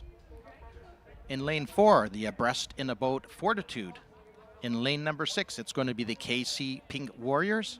And in lane 7, abreast in a boat. So we had 2 knockouts from the first race. And I can see from our video here, they are moving up to the starting gate under the starter's orders almost.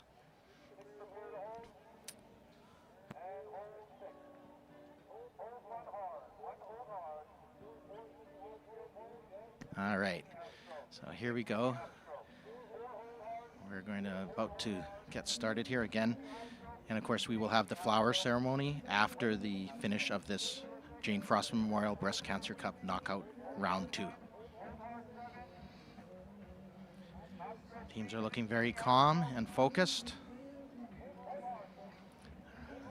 Under the starter's orders. And let's see here, we have the 5 boats and they're off. Here we go. Again, in lane 1, abreast up the creek. And we have a great movement already. Lane number 1, they abreast up the creek. There's our friends in lane number 3, abreast a boat D's Divas. I think they're from the Ladner area of BC here. And lane number 6, the KC Pink Warriors, looking very fine. Very fine indeed. Great shape, great form, great timing. Looking very powerful, and looks like they're going to cross the line first, the KC Pink Warriors. Oh, tight, 4-7-3-1. So lane 4 was abreast in a boat Fortitude, and lane 3 abreast in a boat D's Divas, and again, lane 7 abreast in a boat and abreast up the creek over there in lane 1. So well raced, ladies. And now I think they'll be preparing for the flower ceremony.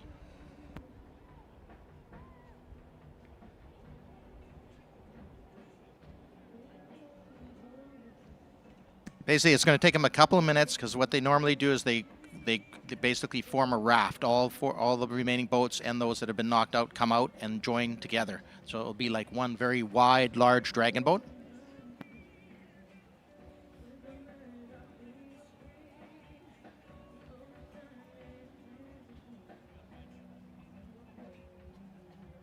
And once they're ready, then they will throw out their pink carnations in memorial. It's going to take a couple of minutes.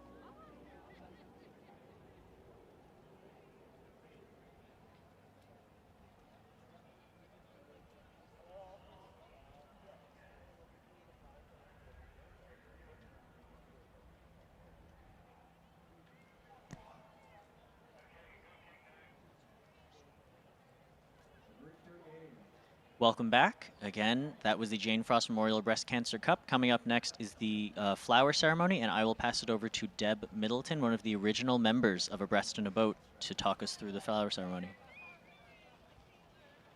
The ceremony is held around the world to remember and honor those who have passed and those who are still living with the disease.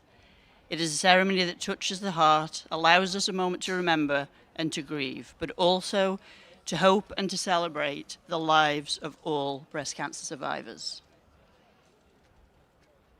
Today, our dragon boats are rafting in togetherness and are filled with women who have all been told that they have breast cancer. Each of these women has their own courageous story to tell, from diagnosis to dragon boating. These are stories filled with strength and resilience. Each of these paddlers has won their own personal race, the race against breast cancer. Thank you. Thank you, Deb.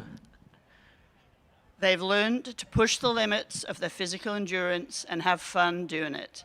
They are a living symbol of hope and a vivid demonstration that there is life after breast cancer.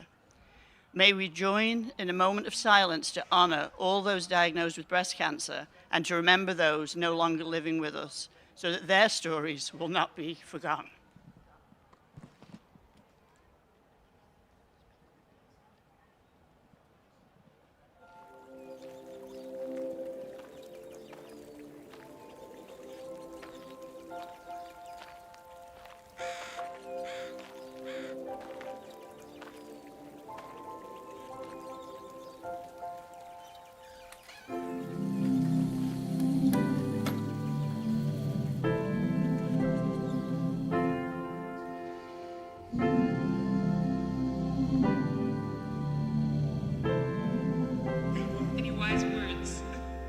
You're the skin that I lead with, the heart that I love with, the feet that I walk on.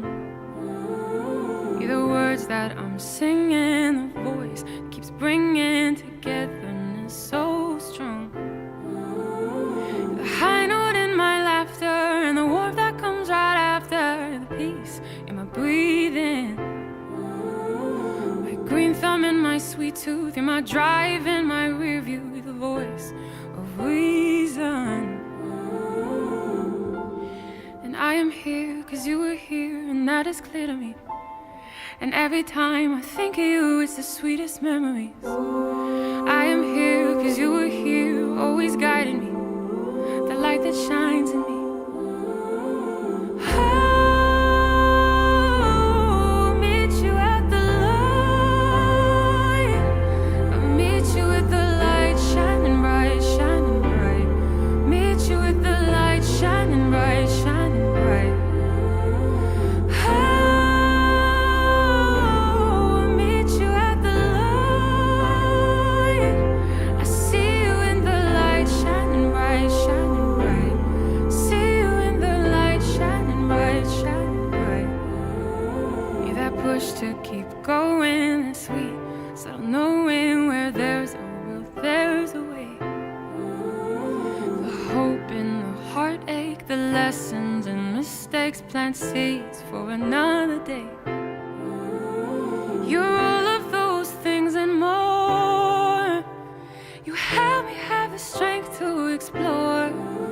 My first reason to travel, choose love in a battle, to know there's so much more in store. And I am here cause you were here, and that is clear to me. And every time I think of you, it's the sweetest memories. I am here cause you were here, always guiding me, the light that shines in me. I'll meet you at the light. I'll meet you with the light shining bright, shining bright. Meet you with the light shining bright, shining bright. I'll meet you at the light.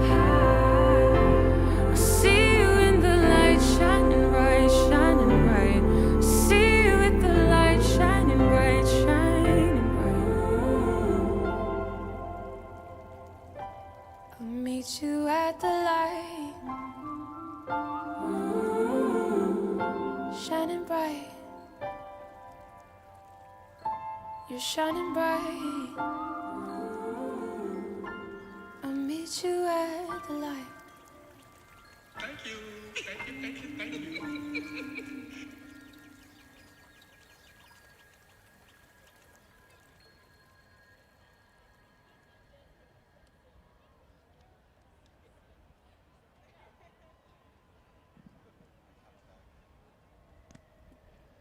And we're back. That was truly a very moving flower ceremony. I think we're all crying here in the studio. I'm certainly tearing up.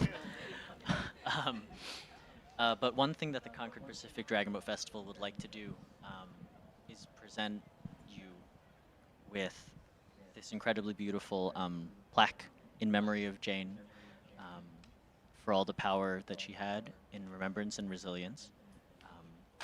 To you. Would you like to say a few words, Wilson? Yeah, a few words. Thank you for being here today. It's your honor. The incredible legacy of my late mother. Excuse me. On behalf of our family and in recognition of her dedication to raising awareness for breast cancer survivors through dragon boat racing, I am deeply moved and grateful to accept this plaque. My mother's journey is one of courage, strength, and the relentless pursuit of making a difference. Excuse me. She faced her own battle with breast cancer with unwavering determination, and through her passion for dragon boat racing, she inspired countless individuals and brought hope to those who needed it. Today, this plaque symbolizes more than just an acknowledgement of her achievements. It represents the power of unity, the spirit of resilience, and the enduring impact of her advocacy. It serves as a reminder that even in the face of adversity, we can create meaningful change and touch the lives of others. As we stand together, I invite each of you to carry forward my mom's torch. Excuse me. Let us continue to raise awareness for breast cancer survivors, support those fighting this disease, and honor the strength and resilience of all individuals touched by breast cancer. To all the survivors, fighters, and their families, this plaque is for you as well. You are true heroes, and my mother's spirit lives on through each of you. Together, let us keep pushing boundaries, breaking barriers, and championing the cause my mother held so dear. Thank you for your support, and may we continue to make a lasting impact on the lives of breast cancer survivors, guided by the memory and inspiration of my mom. Thanks. Thank you. Thank you so much for that. Jane Frost was, of course, an amazing activist and an amazing paddler, an amazing person, but she was also a terrific grandmother, mother, sister, and friend. Thank you all.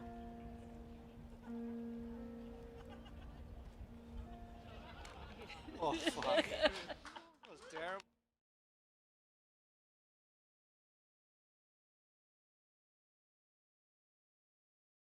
I joined my team abreast in a boat in 2012. I am a paddler of the team.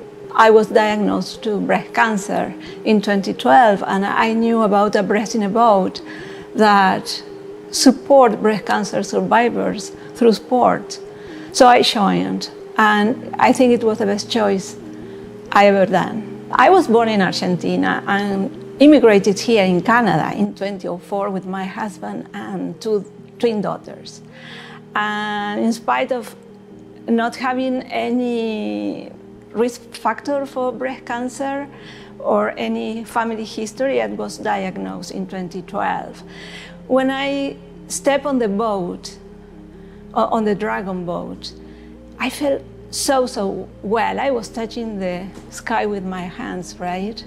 And I said, oh, let's see who's doing this in Argentina or in South America. And to my surprise, nobody was doing this. So it came to me like a passion to show ladies over there all the benefits we have by dragon boating together.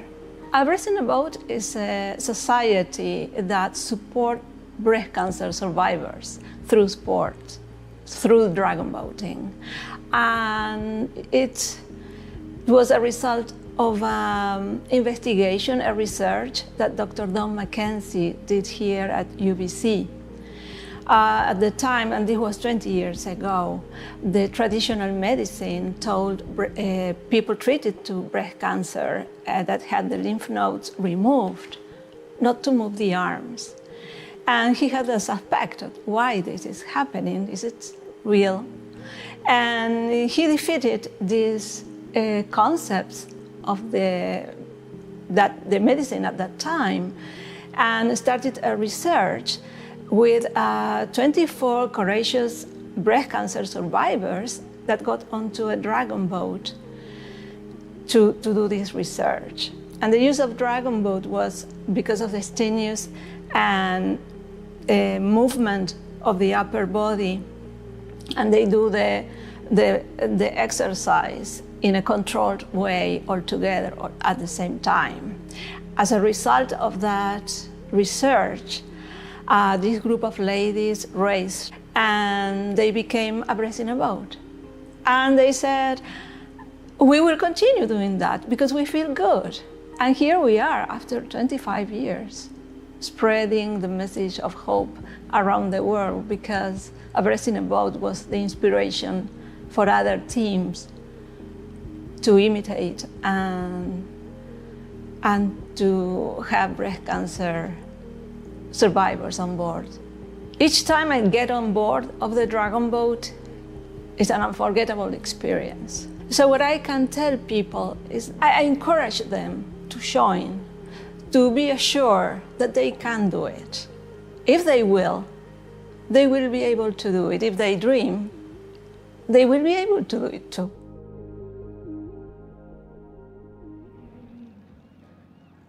All right, thank you very much for the Jane Frost Memorial Breast Cancer Cup knockout race and for the presence here today of Wilson Frost, Jane's son, and Anna Tamund, Jane's sister, and of course, Dr. Mackenzie. Thank you. It was a very emotional field ceremony, as it always is, and thank you at Concord Pacific for helping us to continue this tradition of the breast cancer Jane Frost Memorial racing. All right, and here's the official results from the knockout, the Jane Frost Memorial Breast Cancer Cup knockout.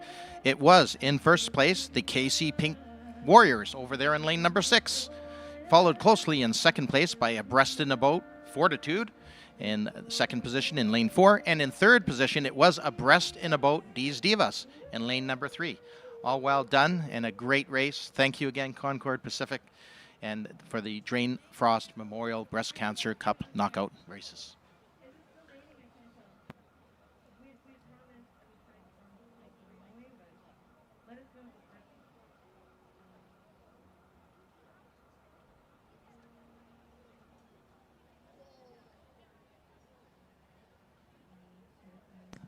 So we're waiting for the next race to come up. Of course, it's going to take them a few minutes to get started, and we still, some of the breast cancer survivor teams have still moving towards the dock. So it's going to be a couple of minutes, and we'll be back with you shortly.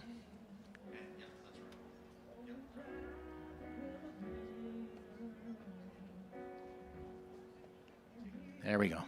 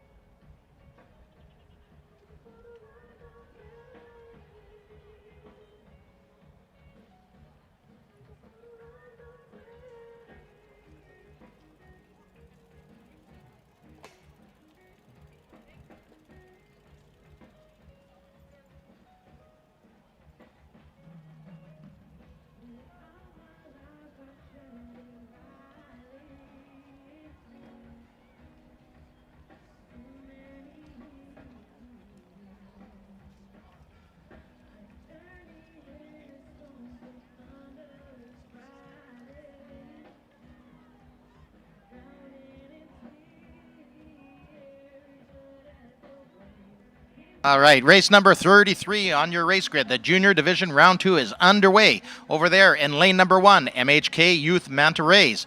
Lane 2, the Lotus Juniors. Lane 3, the Galileo Celestial Dragons, Lowell Cardinal Cruisers in 4, Balboa Dragon Boat in 5, Killarney Torpedo Turtles in 6, and the Orobus Platinum in 7, Quantum Blue Dragon Boat in 8. And they are flying down the race course. They really are. I had to come in especially for these juniors because I love these juniors boats. They're so great. Again, we have a whole bunch of the awesome teams from SF, from San Francisco, Galileo, Lowell, and Balboa here, and a number of other Canadian crews as well. And we can see them coming into the 100-meter line now. Yeah, last 100 meters, so let's see what kind of finishes they're going to give us here. Let's check it out. Matt, what do you think? It looks like Ouroboros Platinum is doing really well out of lane 7 over there. Oh, yeah, look at the form, look at the shape. Oh, those got younger folk, are they giving her there or what? Look at them go. Look at them go. They have that youthful energy, right? That's right. Go, go, go. Looking very positively, having That's a great right. time, but they're giving every last ounce of energy. And it looks like Lowell, boat 4, is starting to walk on boat 5 now. They're coming Yep. up, they're coming oh up. boy, that's going to be dragon nose finish. They're going to have to look at those photos to find out That is a who is photo officially going to cross the lane first. It was pretty bunched up, which is great to see in this Junior Division Round 2. It's always exciting Yep. to see boats like that come across the line, exactly. And then when you Got have it. to look at the photo, that's the best. Yeah, absolutely. It is And very it looks cool like we to have see. 2 more boats coming down the line, too. We have Yep. boat number 2 just over the line, and rounding out this round 2 is yes. boat number 8. Yes. A little bit challenging, more challenging for us to call these without seeing the Without the paper. The paper, but that's okay. We're doing good. That's We're right, doing and well. now coming straight through the line is boat number 1. And on the screen, you can see that these young folk have given their all. And yeah, here comes lane number 1. They're going to make it. Yep, Very right nice. across the line. That's good. That's good. Yeah, they're the future of dragon boat racing, right? They really are, and that's one of the reasons that I love seeing these youth races. It's really terrific seeing, yes, how competitive they are. Obviously, kids like doing competitive sports, but also 2 things. How they're connecting with their cultural heritage, which is one of the reasons that I and many other Chinese Americans or Chinese Canadians get into the sport. You get to learn about your culture, but also be the community and the camaraderie aspect of it, right? We always say that Absolutely. dragon boat is the ultimate team sport, and it really truly is. These 20 people have to paddle in sync perfectly by the millisecond Absolutely. for 2 minutes straight, 3 minutes straight, 12 minutes straight sometimes. And it's really, really terrific to see them building leadership skills, teamwork skills, obviously athleticism and more physicality, things like that. It's really, really terrific. Absolutely. I do recall when they opened up at our False Creek Community Center just down the creek in Alder Bay, they opened up a new wing, and they had the grandnephew of Chief Dan George from the Squamish Nation there. And he came down to the dock before. I didn't know who he was at that point. He came down to the dock. We were loading and unloading some dragon boats, and he took a look around, asked a couple of questions, and then he was actually the one that was giving a speech and welcoming everybody to the actual official opening. And he said, I've got this written out, and he said, I'm putting this away. He said the dragon boats to me, I looked around and it was a rainbow. He said there's people from every shape, color, size, ethnicity, all together paddling, and they have to work together in order to make that dragon boat go the way it's supposed to go. And I thought it was very eloquent, and those words have stuck with me since, and that's, 20 plus years ago. But just that simple first time he got to view it, and again in the youth, just the excitement in the youth too, it's great to see. Yeah, it's really terrific. And here they are. You can nice shot on from the shore here, showing them heading into the East Bay Boathouse, or the Creekside Boathouse, which is beautiful, world class. It's such a terrific venue. It really is. Absolutely. Those docks, like we were talking about before, purpose-built for dragon boat and for canoeing and flat water racing and things like that. It's really something. Oh, and look yeah. at the number of boats we have, too. It's awesome. That's right. And you had mentioned, too, that here at the festival, the boats that you're seeing out here right now, these BUK boats, are just used for the festival. For 2 days of the year. Exactly. And well-maintained when they're not here, for sure. But, yeah, and you can see the slips on the side. It's easy to get the boats up and down. And, of course, you also see outriggers here, other flat water boats, etc. So it's great to see. Oh, I can see, I'll call him Uncle Greg out there with G2G under the red tent there. So again, nothing happens around here without our volunteers too. I mean, we're very thankful for Concord Pacific, of course, and these volunteers that come out here and help all the paddlers get in, load, unload safely. It's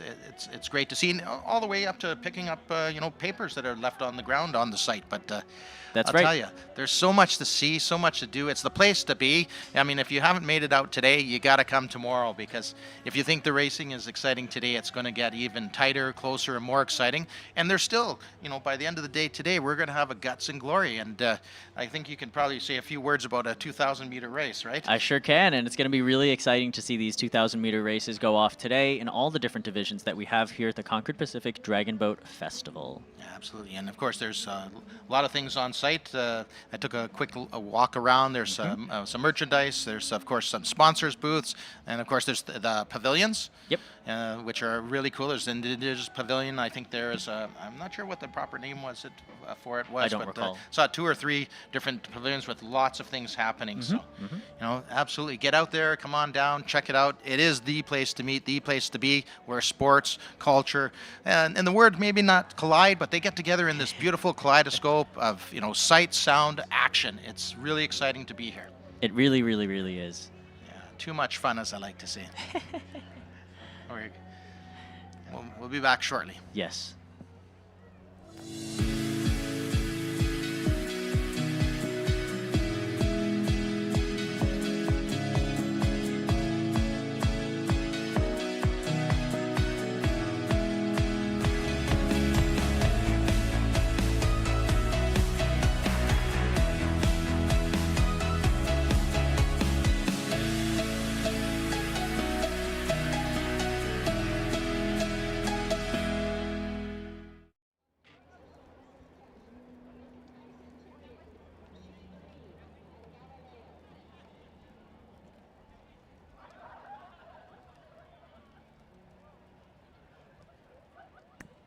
All right, we're just getting ready for race number 34 in the junior division round 2 heats.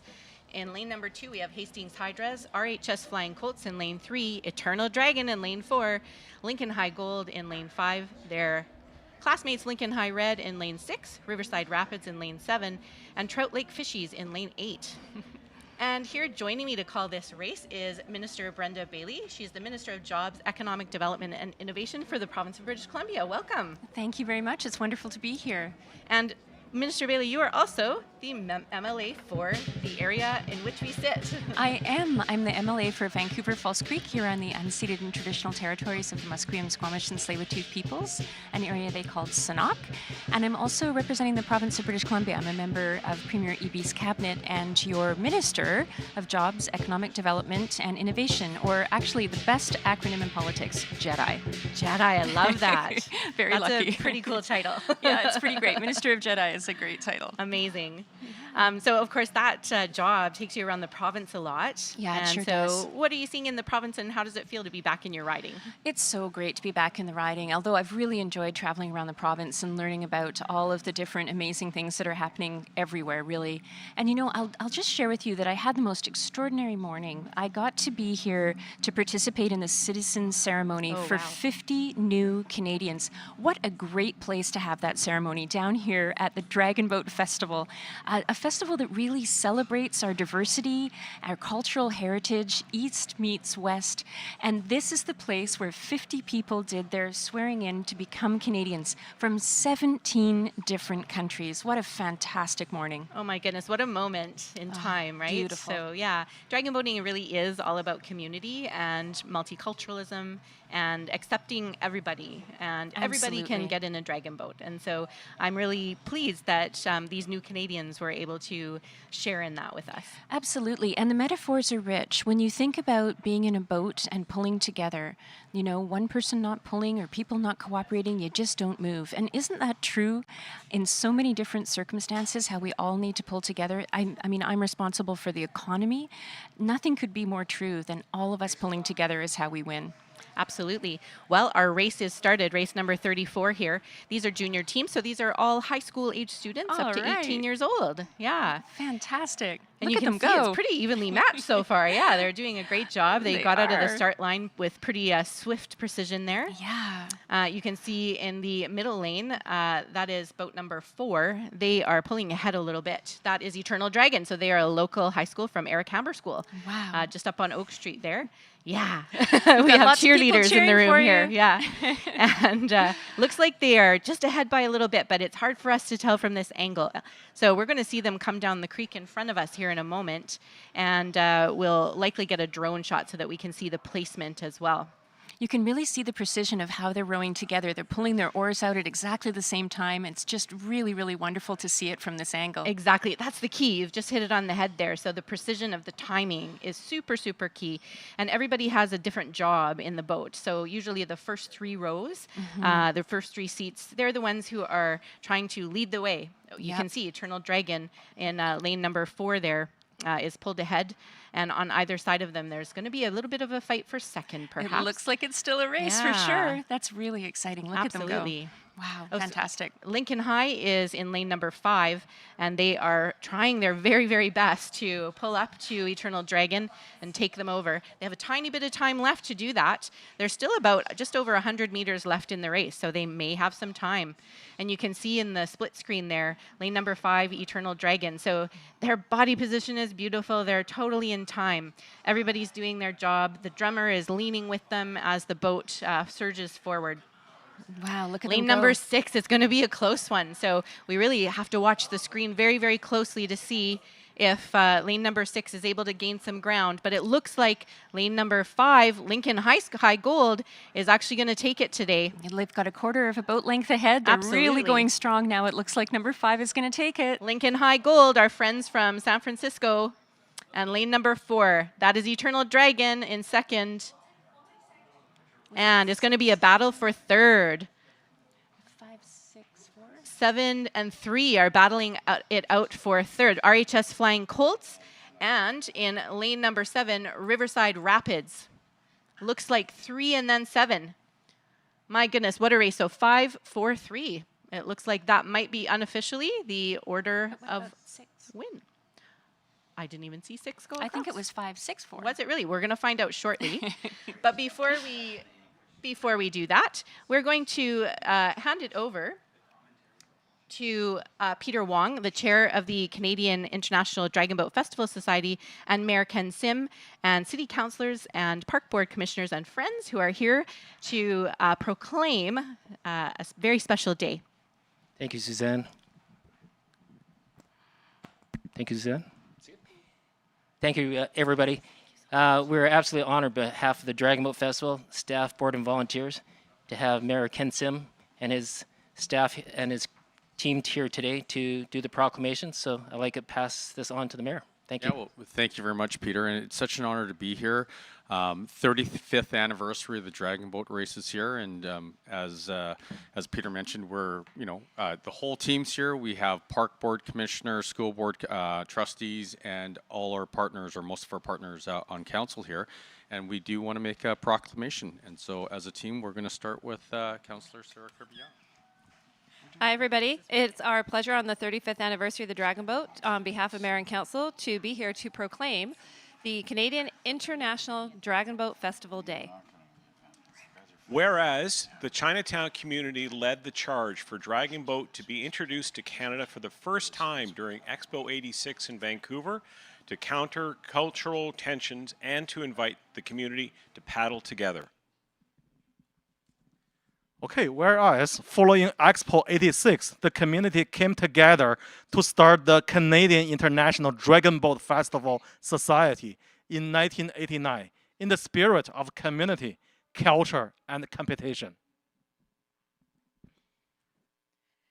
And whereas the festival has grown to become the largest dragon boat festival in the world outside of Asia, celebrating culture and sport and spotlighting Vancouver's unique communities and diversity while becoming one of the city's signature summer events. And whereas the festival is marking its 35th anniversary in 2023, Now, therefore, I, Ken Sim, Mayor of the City of Vancouver, on behalf of Vancouver City Council and the School Board and the Park Board, do hereby proclaim June 24th, 2023 as Canadian International Dragon Boat Festival Day in the City of Vancouver.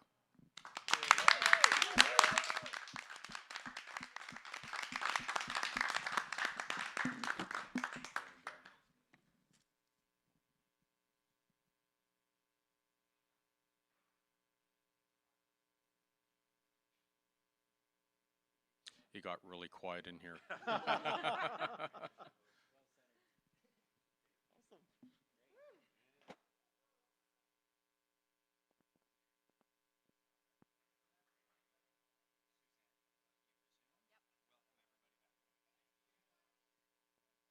Welcome everybody back to the racing portion of today's events.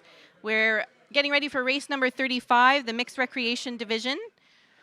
We have in lane 2, DZPC Seals. In lane 3, RGL United. In lane 4, Dragonheart Swordfish. Lane 5, Orca. Lane 6, San Francisco Dragon Healers. And in lane 7, Chinatown Flower Bridge. This should be a really great race. And again, this is the mixed recreation division, which is going to be really great to watch.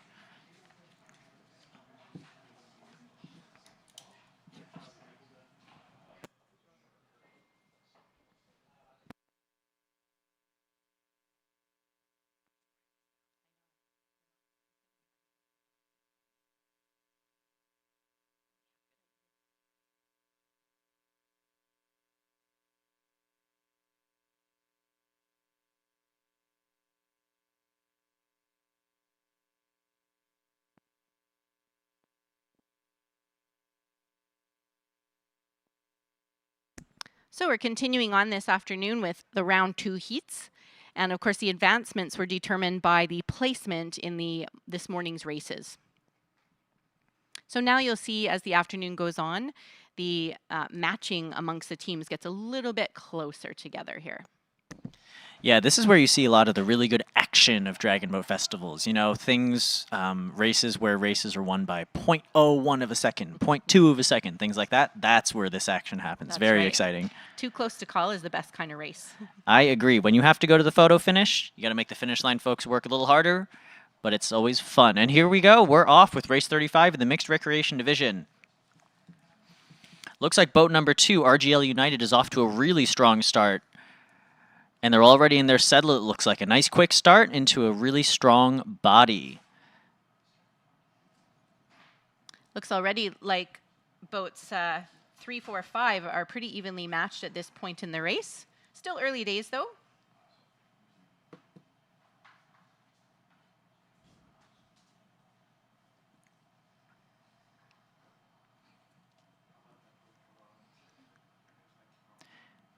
Now in lane 2, that's Dragon Zone Paddle Club Seals, is that right? That's right. So they, I believe, again, started as a Learn to Paddle team. Now Dragon Zone, I believe, is the largest, is it paddling club in Canada? Something like that? Definitely in Greater Vancouver. I believe in Canada. I would have to check my facts, though. And I think Dragon Zone is fielding 10, 15 teams, something like that? Definitely. We have so many different teams in each division. So we have the Learn to Paddle teams that are probably in their first race ever. Maybe they paddled in Bessie. And then we have the recreational division teams in mixed women's divisions as well. And then, of course, we have our premier and competitive teams as well. That's terrific. That's really great. Great strong programming, and you know, as we've talked about through the day, the kids often come up through the junior programs and then continue on and become very competitive paddlers. That's awesome. That's really great. All right, so it looks like boat 4 and 5 are racing for the lead here at this point. And that's Dragonheart, Swordfish, and Orca in 5. And that's who we see on screen right now. Looks like Dragonheart Swordfish has a little bit of an advantage at this point. Yep, they're holding off Orca right now with a 4-seat. Oh, they're walking 5-seat now lead. My gosh. Woo! They've really They're putting on that brought finish. it out in this last 50 meters here. They're wow. They've walked to a full 6-seat lead now over lane 4. Lane 5, excuse me. Wow, and there they are over the line, and they finished with almost a full boat. Wow. Wow. And in second place is going to be 5, and in third will be 3, unofficially. RGL United. That's right. Very nice. And here comes boat number 6, San Francisco Dragon Healers. And in 7, Chinatown Flower Bridge, rounding out our race here. And number 2, here come the Dragon Zone Paddling Club Seals. Give them a big hand, everybody. This is a newer team. This is a Learn to Paddle team. DZ. They're looking really good. I have to say, They the timing are. is pretty nice. A little splashiness going on, but they're new paddlers, so wonderful. Well done, teams. Great job, everybody.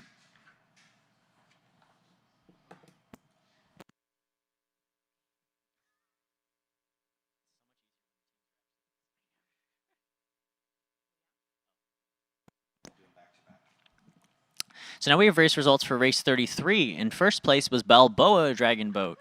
In second place, Ouroboros Platinum. And in third, the Lowell Cardinal Cruisers. So the San Francisco team's doing a really good showing in that race. That's right. Galileo taking fourth there, just edged out by edged out by Lowell by barely a second.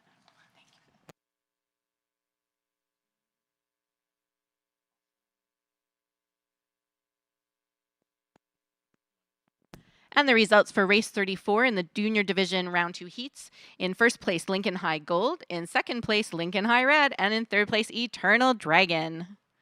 So again, a beautiful showing from Lincoln High from San Francisco.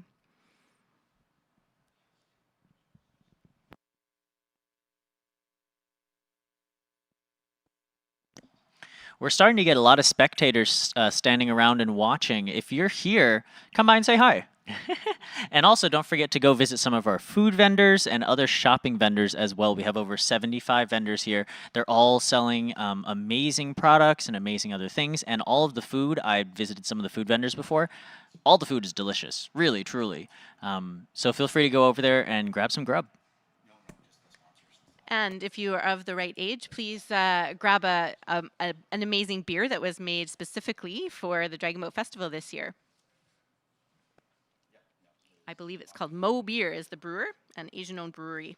That's right. It's a special yuzu ale brewed by, yes, exactly, local Asian-owned brewery Mo Beer. Very pretty cans. Good souvenir. Yes, it's a very good souvenir.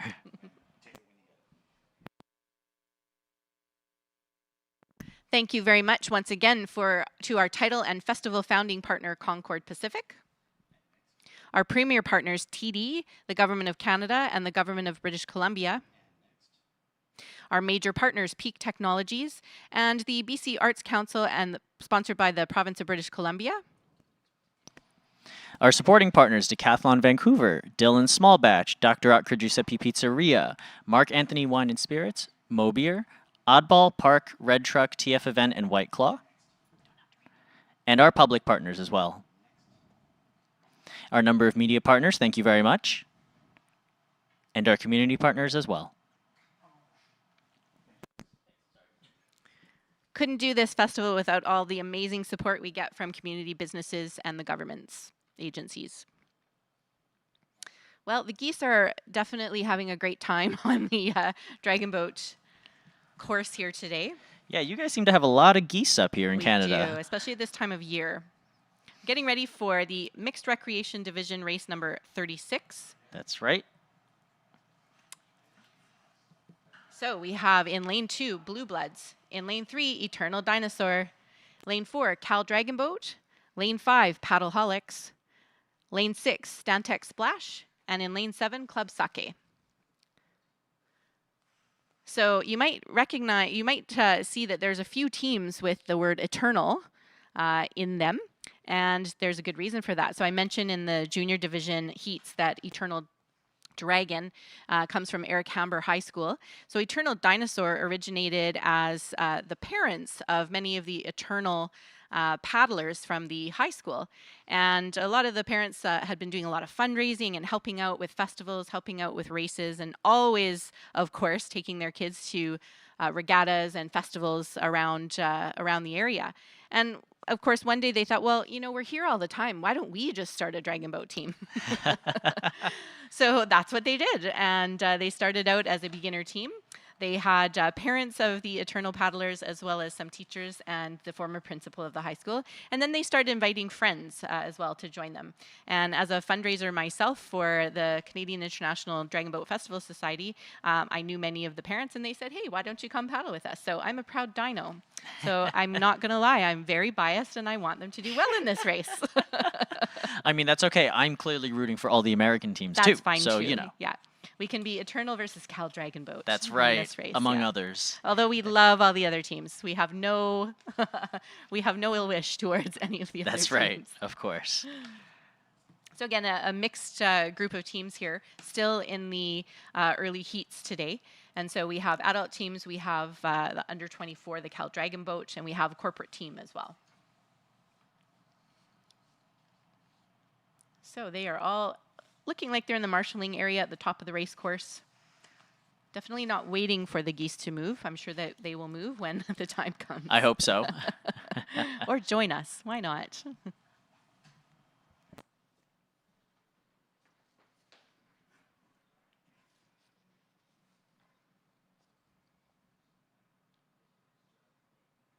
So the advancements from this point forward are by points, then time. So they get points for placement and then by their time as well. So that will place these teams into the semifinals, and then of course from there they'll advance to their final divisions. And that all happens tomorrow.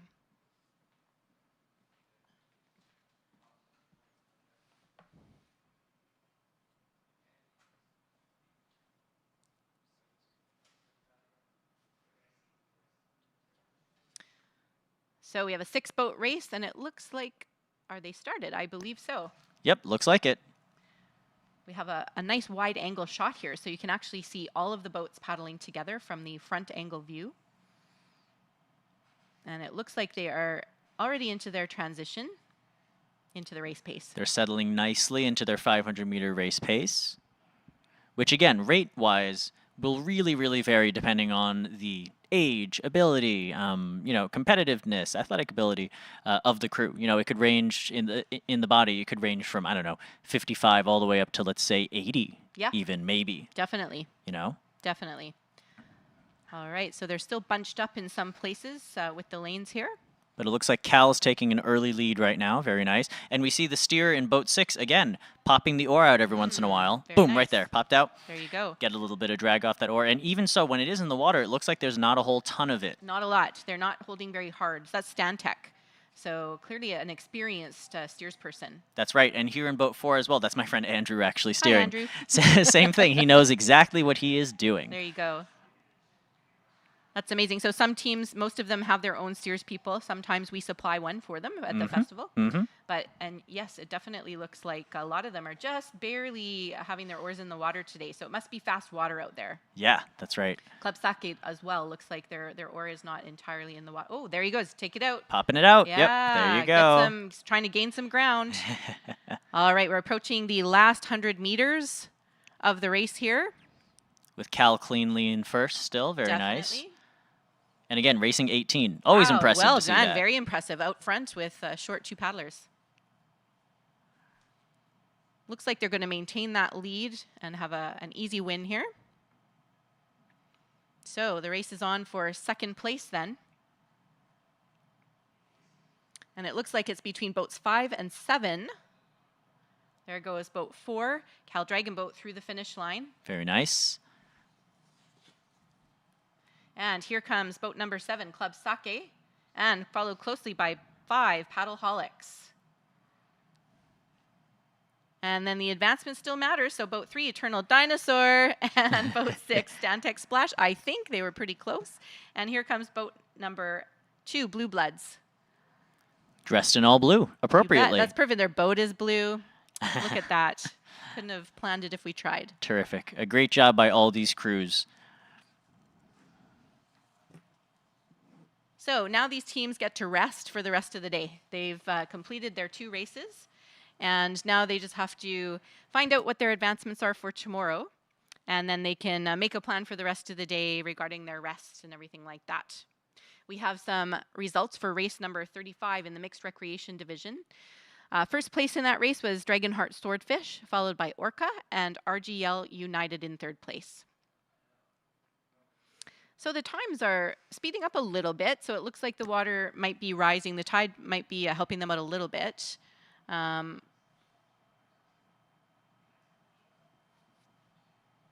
it remains to be seen. It looks like the times are still fairly evenly matched for many, many of these races for this afternoon. Definitely.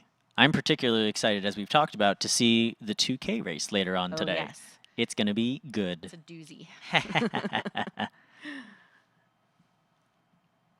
So what's interesting is a lot of the teams also have GoPro cameras or something of the like a head cam, and they wear them during the Guts and Glory race, and then they post them online after. So then you can actually hear what's happening in the boat, and I find that fascinating, all the communication that happens. Yeah, and especially myself as a steer, the amount of talking that I actually do to my crew, usually it's not a lot, but if there's something going on, if I need to update my boat about some things, then yes, I will be a little bit talkative. It also really depends on what the steerer is like, what the coach is like, what the captain wants, and what the crew wants. Yes. Some boats I've been on, the paddlers actually want the steerer or the drummer to give them updates.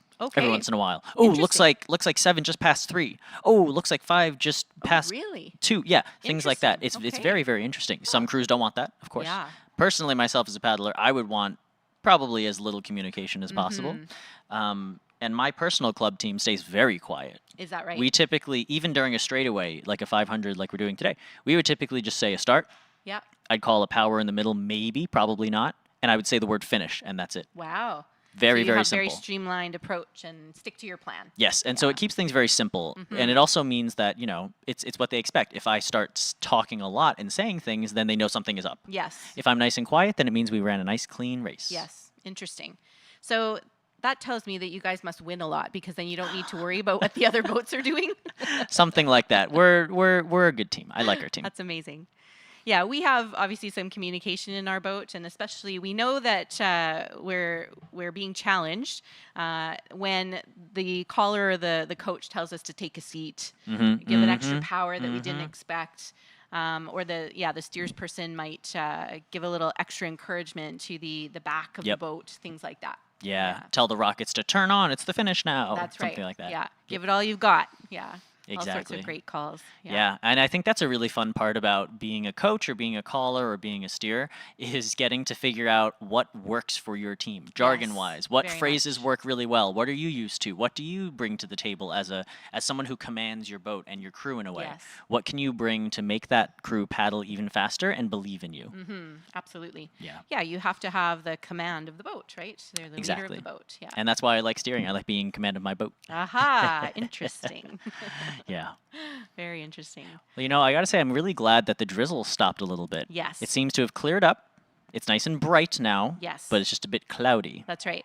Yeah, still a beautiful day for paddling. Definitely. Oh, my goodness. We have some more results here. Here we go. And so that was race 36, the mixed recreation division. In first, Cal Dragon Boat.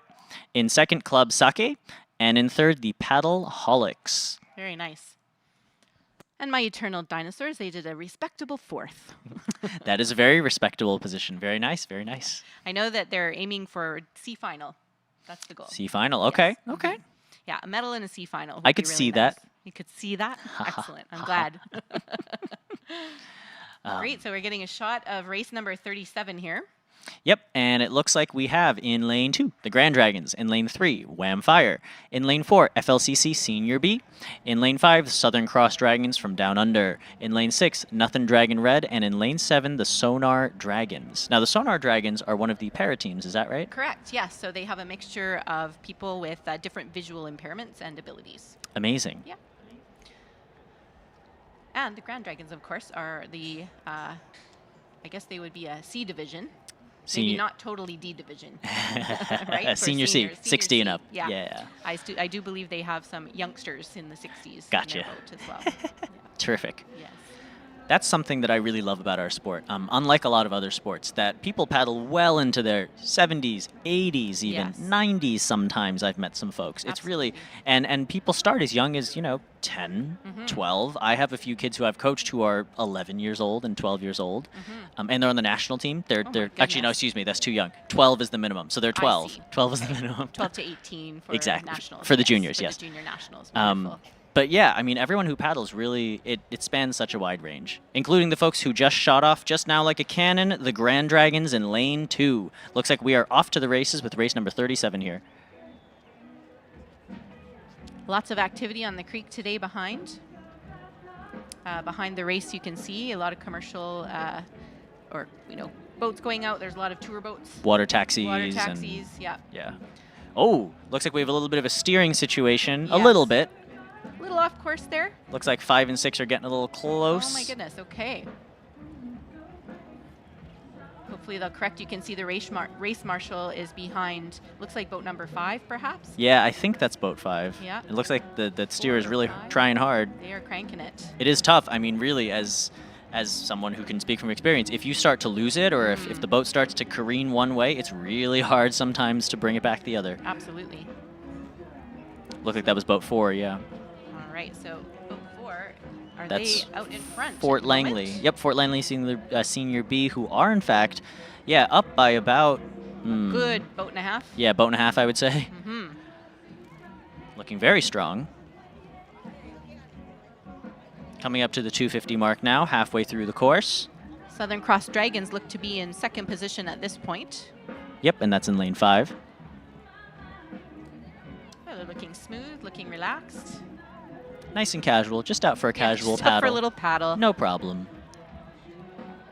So FLCC, of course, they do not paddle out of this club. They're out of Fort Langley, which is not too far from downtown Vancouver. And I believe they might paddle on the river. So that's a whole other story as well. So different paddling conditions, depends what you're used to here. So I believe that it might have been boat number 3 that had that earlier difficulty, but everybody seems to be back on track now. Yes, we seem to all be good. Yeah, boat number 4 definitely got out strong and maintained their lead here. That's FLCC Senior B. And it looks like 5 and 3 are up next for 2nd and 3rd position, but we'll have to see how it shakes out here. You can see our buoys are very curved, so we won't be able to tell you officially, of course, what the positioning is there. Looks like 5's going to come across first, but let's wait and see. And that is Southern Cross, followed by 3 Wham Fire. Again, the neon hats, Yes. Wham making my life easy to Thank know you, who they Wham. are. That's Exactly. right. And it looks like boat number 6, Nothing Dragon Red, is coming through the finish line here. And 2 and 7 look to be pretty close. Yeah, maybe 7, maybe 2 next. So we'll have to wait and see what the results show. Good to see that the boat that was getting a little off track got back online there. That's right. A nice performance by all of these crews. Very well done. So we can hear the music from the TD main stage right now. It's definitely, things are happening over there. So if you're down on the site, please go on down and check it out.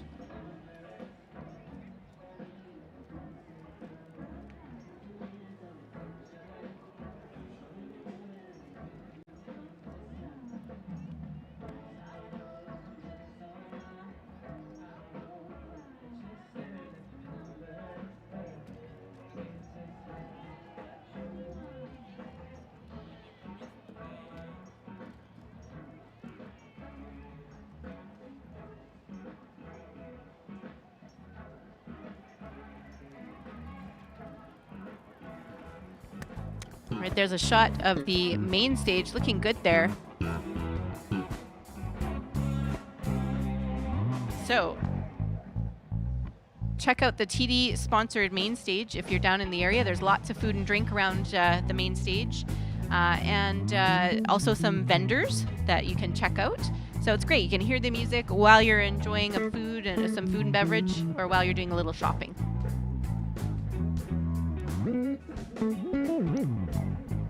Yeah, this band is really terrific. Wow. So, if we're on schedule, this should be the Sarah McLaughlin School of Music Muvata Ensemble, but I'm not sure. This could be Van Lafan, so we don't have the latest update here, but we have quite a packed afternoon. Earlier today, we had the Vancouver Chinese Music Ensemble. Van Levan was scheduled to be just the previous performance. Sarah McLaughlin School of Music Muvette Ensemble. Paisley Eva is coming up at 3 o'clock. Fiona at 4.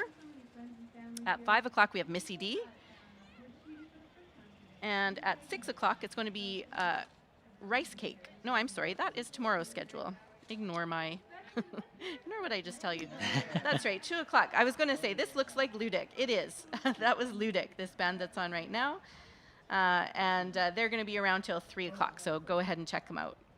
Tonight, of course, we have our headliners starting at 6 o'clock, but in the meantime, we have Mikey Jose at 3 o'clock, Coastal Wolfpack at 4, Kimortal at 5, and Deer Rouge headliner at 6 o'clock, followed by Sabai at 7:30, our other headliner. So while you're watching Deer Rouge or listening to Deer Rouge, you can watch the tail end of the Guts and Glory for the women and open divisions. All right, we're getting ready for race number 38 here. This is a 7-boat race. In lane 1, we have Stem Cell Dragon Cult 2. In lane 2, the Ledger Dragons. In lane 3, Max Storm. 4 has UBC Current Gold. 5, San Francisco Dragon Warriors, or DW. Lane 6, TCC Dragoneers. And in lane 7, DZPC Herons.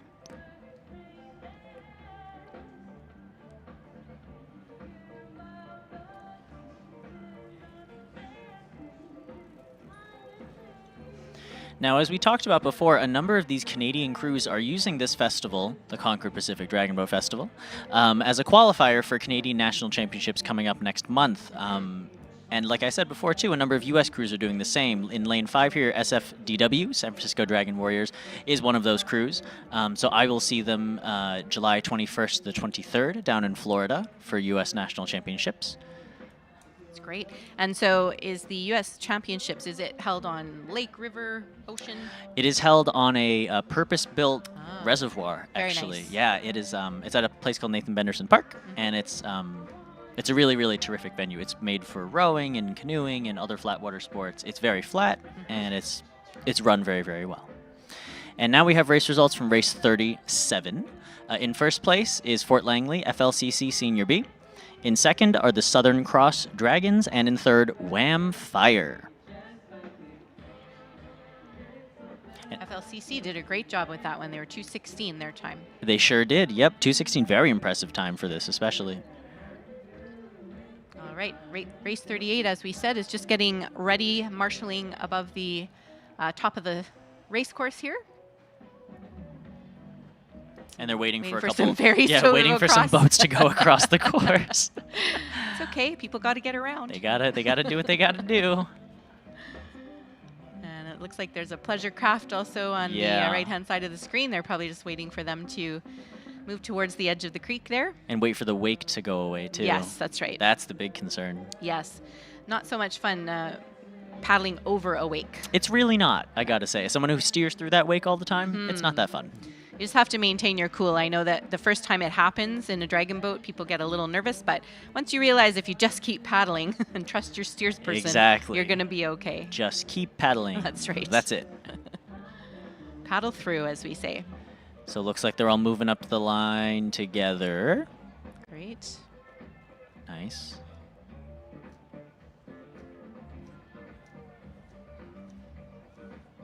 Tide actually looks like it's dropped now, so it's impressive that the times have actually increased because that usually means heavier water in False Creek. Yep. Now, False Creek, it's not a creek? It is not a true creek because it is an ocean. It's Because from the it's ocean. tidal. Yeah. It used Oh. to actually run much deeper, so they filled in a lot of the land that you see underneath Science World. It used to actually go all the way to a street called Clark Drive. Okay. Which is quite far east here. Of course, there were a lot of festivals and of the indigenous people in the area. That use these waters for living, fishing, sustaining life and festivals as well. So it's long been used, well-used waterway. It is federal water because it is an ocean. It's a beautiful waterway. It really is.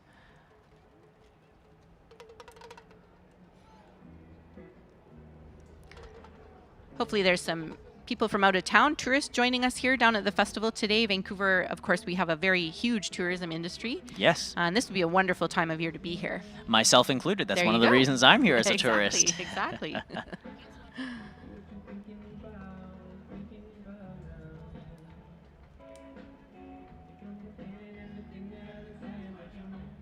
Okay, they are lined up and off they go. Getting a start here. So one thing that spectators can watch out for too, to see the timing of the boat and the paddles from this far away, is if you see any kind of what we call caterpillaring. So if there's any difference in movement from the front of the back of the boat, of the paddles, that's one way to tell, how in sync they are, how well they're doing.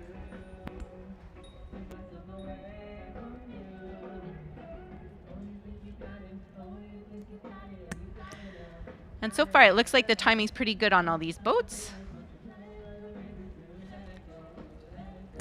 And it looks like there's a pleasure craft as well going down the course behind everybody, leaving kind of a big wake. I mean, not a problem. They're behind everybody, but still. That might, yeah, that's not a race boat. That's not a race official boat. They're tourists trying to follow in the race. Just following for fun. I mean, cool. It's a cool thing to watch. Sure. So it looks like here in boat 5, that is in fact DW, right? Yes. Yes. Dragon correct. Warriors, and I believe I see my good friend Tech Lee steering that boat, I think. Fantastic. A number of other strong crews here as well, including boat number 4 right next door, UBC Yes. Current Gold. That's right. So interestingly, San Francisco Dragon Warriors, it looks like they have more that West Coast style. A little bit of a longer reach, but they certainly do rotate well. I would say so, yeah. A lot of the West Coast teams, especially from SoCal, so not DW, use much more of an outrigger type stroke. Yes. They'll go a little further back. Their front end won't be quite as meaty, you might say, as the Gotcha. Canadian A-frame stroke. Exactly. The catch will be a little bit chiller, but the back end and the body of the stroke are really strong. So you can actually see that when you look at the nose of the boat. You can see how 5 is sinking down a little bit as they surge forward, and 4 is kind of staying on top of the water a little bit more. And so that's the reason I believe that the front catch is considered to be really important. But boy, are they neck and neck. Yeah. So you can see here technique matters, but does it? Strength and one is timing. not better. Yeah, Timing. exactly. Wow, it looks like I think Dragon Warriors Dragon took Warriors that. got that one. Very close. We're gonna have to wait for the tape, but it definitely looks like Dragon Warriors took it. And third battle is a for fight too. third. Look at this. Wow. 6-3 could not call That it. If I don't know. tried. That I Yeah, could not call. Absolutely. Wow. So that was TCC Dragoneers and Max Storm. And it looks like boat number 2, the Ledger Dragons, are coming in. Looks like these boats are a little tired. That's okay. They're going to make it through the finish line here. Ledger Dragons coming through, followed by Stem Cell Dragon Cult 2 and DZPC Herons bringing it home. Looks Yet like another. they're cutting a little short. Yes. 18? 16? 18. Yes. Oh, and there in the middle of your screen, that's boat 3, Max Storm, again with a GoPro or a 360 camera of some kind, And a paddle. sticking off the back of that steer. Oh, that is a camera. That's the camera. My goodness. That's a 360 camera. Wow. Oh, which- that's fantastic. Which So my they'll team have- is trying to convince me to get. Yeah, they'll have a Ah. full 360 view of everything. Amazing. That'll be a great memory of the race. It is. And honestly, these are, I mean, ever since the invention of 360 cameras, it's great because all the other crews are going to want that video too. Yes. You know, because they'll see themselves from the Correct. outside. Yeah, definitely the competitive teams, they love the video so that they can analyze their Oh, race yeah. as well. Yeah, Yeah. my team does that. Yeah. Yeah.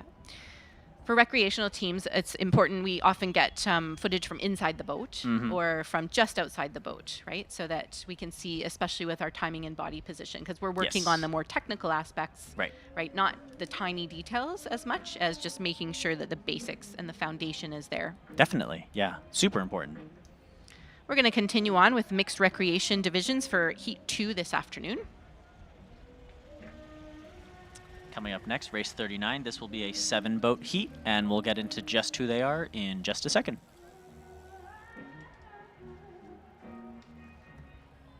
We have 9 more recreational division races, and then that will be followed by the mixed competitive division races for their second round heats.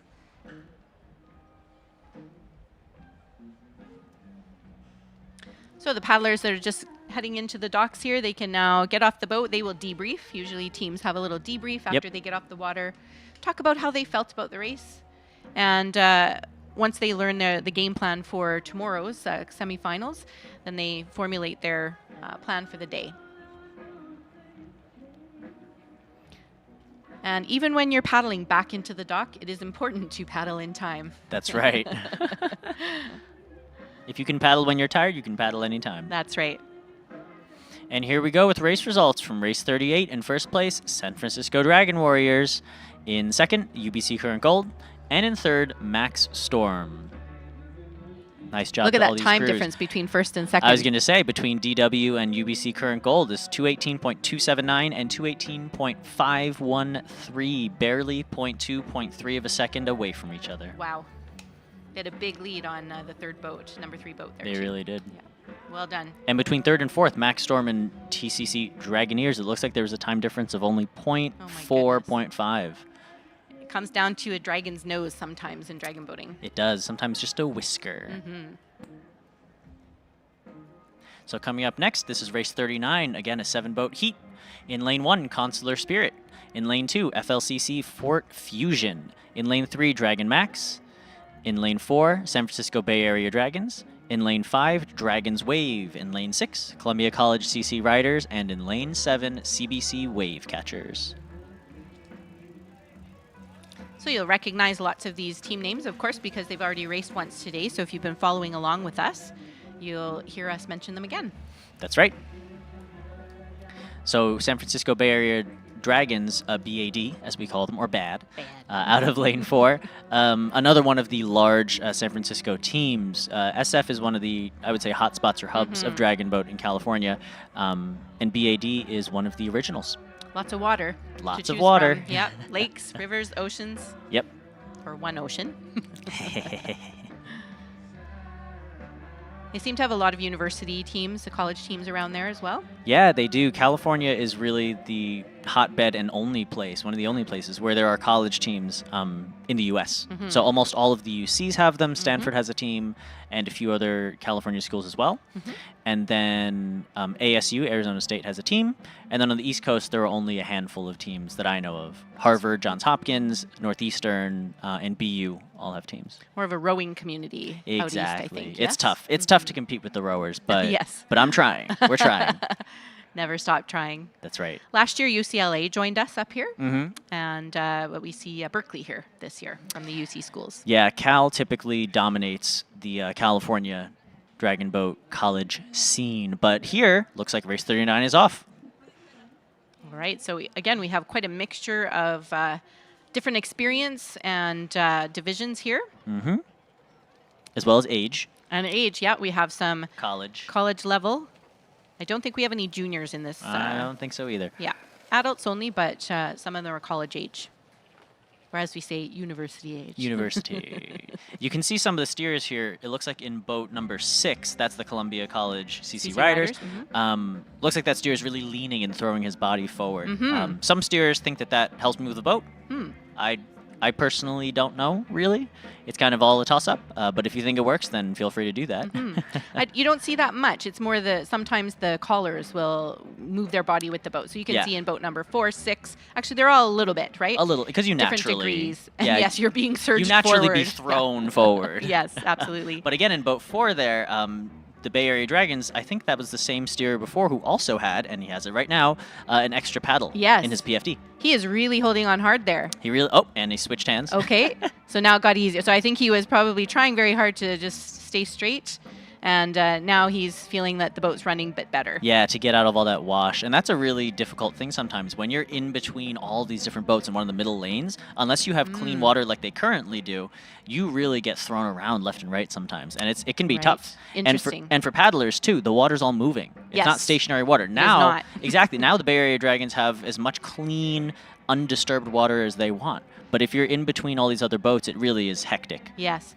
You can feel your catch a lot better when the water is stable and just yours. Exactly, and that's the same reason that the folks sitting in the back of the boat, rows 8 through 10, I would say, have a lot of difficulty sometimes, and that tends to be where you see the most athletic paddlers, because they have to be able to deal with the fact that the water is moving so fast. It's not like stroking. It's not like even sitting in row 4. You know? It's different. That's right.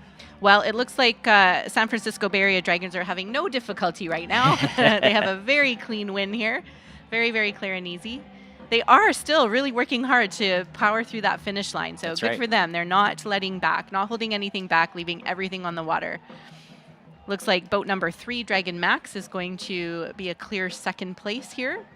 But 2 and 5 are vying for third. Oh, very even. Perhaps 5, but again, our boys are a little uneven right now, so it's very close to call.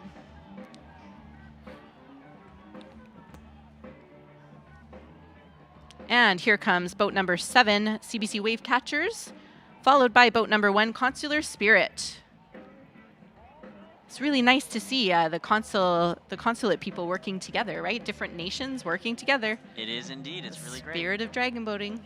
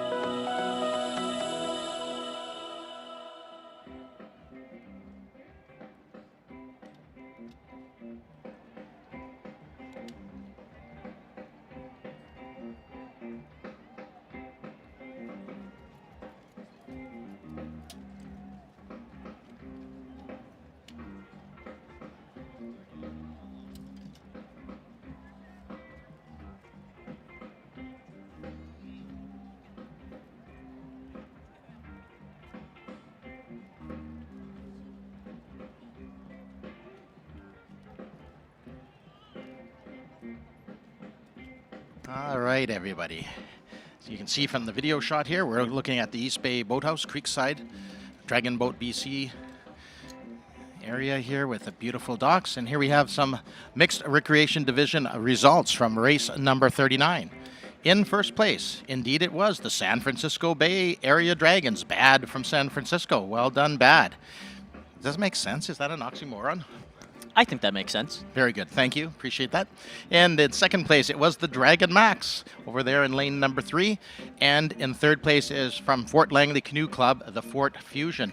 And yes, those folks do practice, of course, on the Fraser, the mighty Fraser River. Quite a bit different than paddling even on the Fraser in Richmond or, of course, here on Falls Creek with our beautiful full-time salt water. So great result. And again, I believe Suzanne has already told you that it's a combination now of placement and a point to see how you advance. And these folks, of course, are basically done for the day. And we're going to have our next mixed recreation division race, number 40, on your grid coming up shortly. And again, there's a great shot with our volunteers loading and unloading the boats. The tents are there for the sunshine, not the liquid type, because it's just good luck to have a little bit of rain here at the Dragon Boat Festival every year. And I think we've had a little bit of that. And we're just panning out. Look at the spectators. You can get a look at some of the pavilions on the shore. Lots of food vendors, lots of merchandise vendors, and of course lots of entertainment that you can already hear. So if you happen to be walking by, we are, if I think Susan already told you, we're in the Concord Pacific Presentation Center. The only difference is this year we actually have glass that is, we can actually see out and you can see in. So if you do walk by, you can always give us a wave. And yeah, here's another great look at the boats loaded, basically moving into the starting position for the race number 40. Again, mixed recreation division. And I just checked the tide tables. I'm going to double check that now, but I believe our next high tide is around 4 o'clock. So the Falls Creek bathtub is technically filling in at this very moment in time. I'm going to double check here. And yes, I see 4:09 p.m. is, and again, I'll do this in meters, but then I'll translate it into feet for our American visitors. So the high tide, or pardon me, the low tide, did I say high tide? Yeah, it should be low tide is at 4:09, 1.6 meters, which is basically 5.1 feet. And then we'll, after 4:09, we'll start filling up the bathtub again until about midnight, where we'll get to a height of 4.3 meters, which is 14 feet. Tomorrow will be a different story, of course.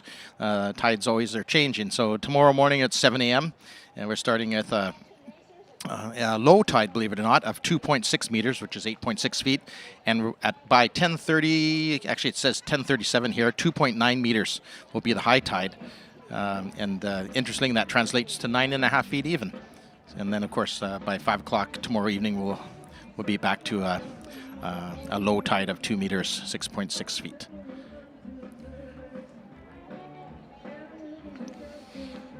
So now on the water is race number 40, 7-boat heat.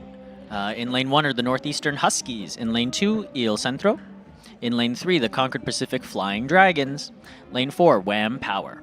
In lane 5 are the Dragon Hybrids. In lane 6 are the Concord Flying Dragons 2, and in lane 7, the Pender Piranhas. Yeah, and I think you mispronounced lane number 3. I hate to put you on the spot, but that's the Concord Pacific Flying Dragons. The title sponsor, that's right. And let's not forget, of course, in lane 6, the Concord Flying Dragons 2. 2. As in also, not as in 1 + 1. So, very cool. Well, they were in lane 2 just a few races ago. It was great to see them. That would be a complicated call. It was. Absolutely. But no, great to see them out there. And actually, it's warmed up a little bit here. I'm not sure what the temperature is inside. I can probably see it on the... Oh, it says 71 Fahrenheit. That's interesting. It's not Celsius, but that's all right. Making my life easier. There you go, making it easier. Fair enough. That's fair. Absolutely. 71. Fair. That's maybe 17-ish degrees? Yeah, close to 20. Yeah. 20? Oh, okay. Close, okay. Where your math's good with me, so... Just keep bringing that U.S. currency up. That's what I like. There you go. That's all we need. And it looks like we have a couple other boats on the course right now, just passing through. Yeah. No big deal. Is that the Falls Creek Ferry? If it's the multicolored one, the rainbow one, that would be the Falls Creek Ferries. And then I'm not sure, is it blue, the other ferry on the far right? I can't see it on the screen. Yeah, blue. Oh, you can? Okay. Oh, and here comes the Aquabus. The Falls Creek Ferry and the Aquabus. Yeah. I probably had them backwards because I am colorblind, so. Okay. Sorry about that. Although I can tell when the Grand Dragons are out there. They do have a very bright, supposedly they're yellow. They have a vest that goes over top of their light vest. Yeah. Yeah, I get nervous again. Those Pender Piranhas out there in lane number 7. Gotta see if we can find out something about that team. But I'd be a little nervous paddling beside them. Beside piranhas? Yeah, Yeah. me too. Me too. But don't worry, the flying dragons are next door, so it shouldn't be an issue, right? That's right. They can just fly away. Absolutely.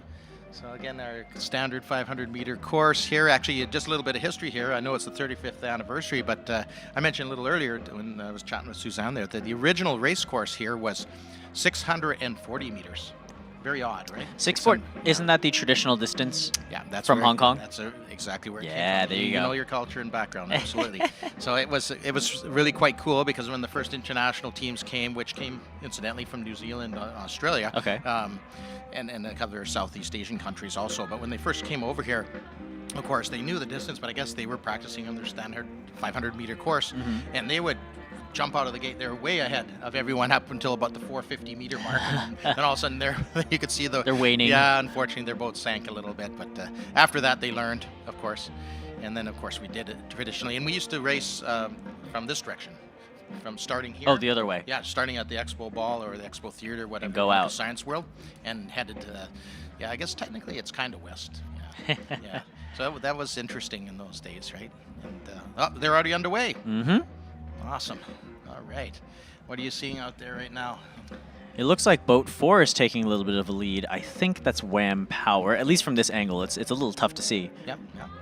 Well, I'd agree with you. I'm not going to argue with you on that at all. Even from this angle, they're just coming around a couple of the party boats that are parked out there. And yeah, it does look like right now, it looks like lane number 4.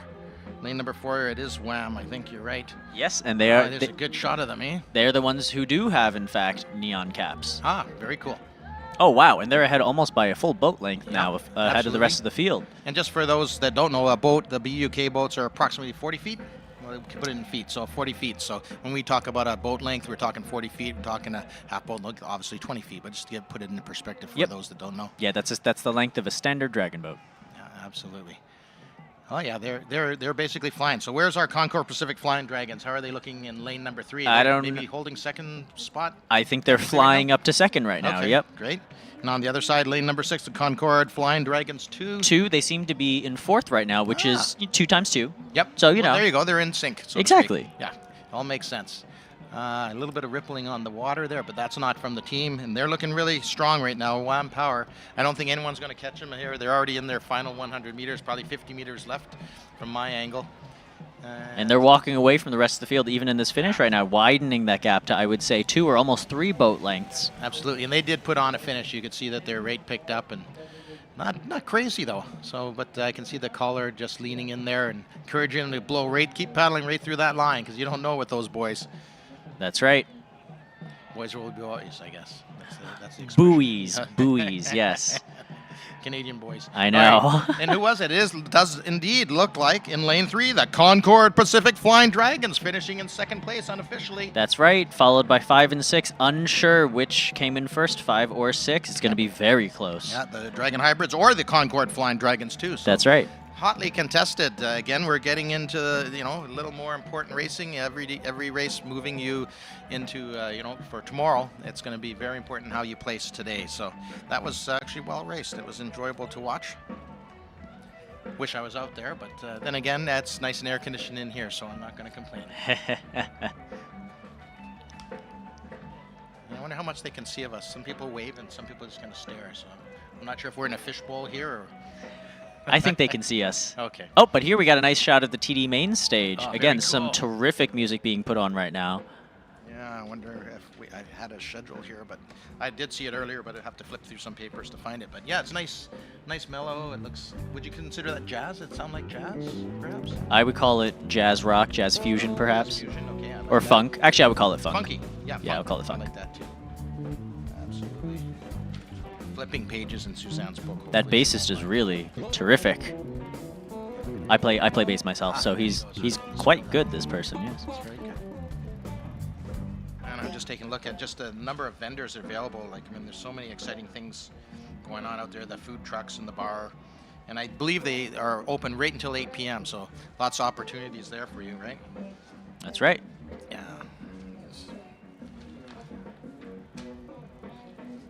Let's see here, TD main stage. So today, I see the main stage showing at 7:30 p.m. So I don't see a schedule a little bit earlier, but I'm sure we can find it online when we look. So what was the total amount of teams this year? I forgot. I should take Almost 200. Almost 200 teams. Wow. Yeah, that's definitely. That means one volunteer per team. At least. If there's 200 teams. Yeah, That's something like pretty that. cool. Yep. Craft market. I didn't get a chance to check out the craft market, but my wife loves crafts, so I might have to take a look at that. I'll be headed over there soon, probably. Sounds good. And then buy the beer. It's got cute art on it. That's the limited edition 35th anniversary Yuzu Ale made by local Asian craft brewery Mo Beer. And don't forget, this year we have 2 beer gardens. So don't hesitate if you feel like partaking, unless you're on a team that's not permitted until tomorrow. That's right. All right. Oh, they're only lining up for race 41. All right. Do you want to start us off, or? This 7-boat heat consisting of Conquering Waves in lane 1. Conquering Waves 2 in lane 1. In lane 2 is Dragon Zone Otters, DZPC Otters. In lane 3, Stem Cell Dragon Cult. In lane 4, Team Life Scan. In lane 5, Briarfire. In lane 6, Dragon Zone Twisted Hips. And in lane 7, Butts in a Boat. Colloquially known as Butts. Just Butts? I'm sure it is. Or BIB, the bib. Butts bib? I'm not sure. But absolutely. So Briarfire is an interesting team. They seem to be steadily placing into the lane 5, eh?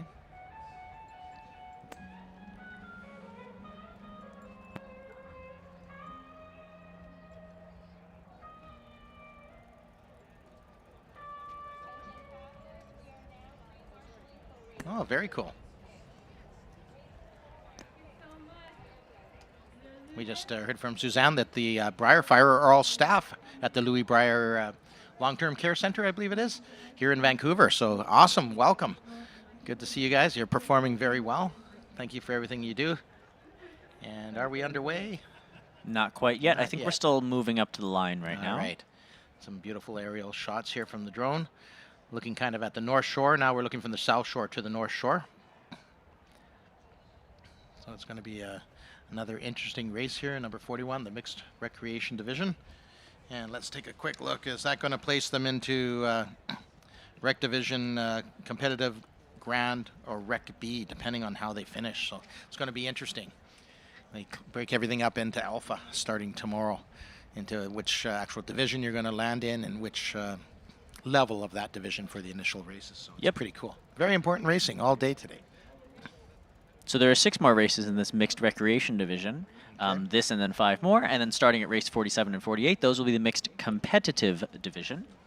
After that will be followed by round 2 of the women's division. Okay, sounds good. And then the Guts and Glory 2K. Oh, yeah.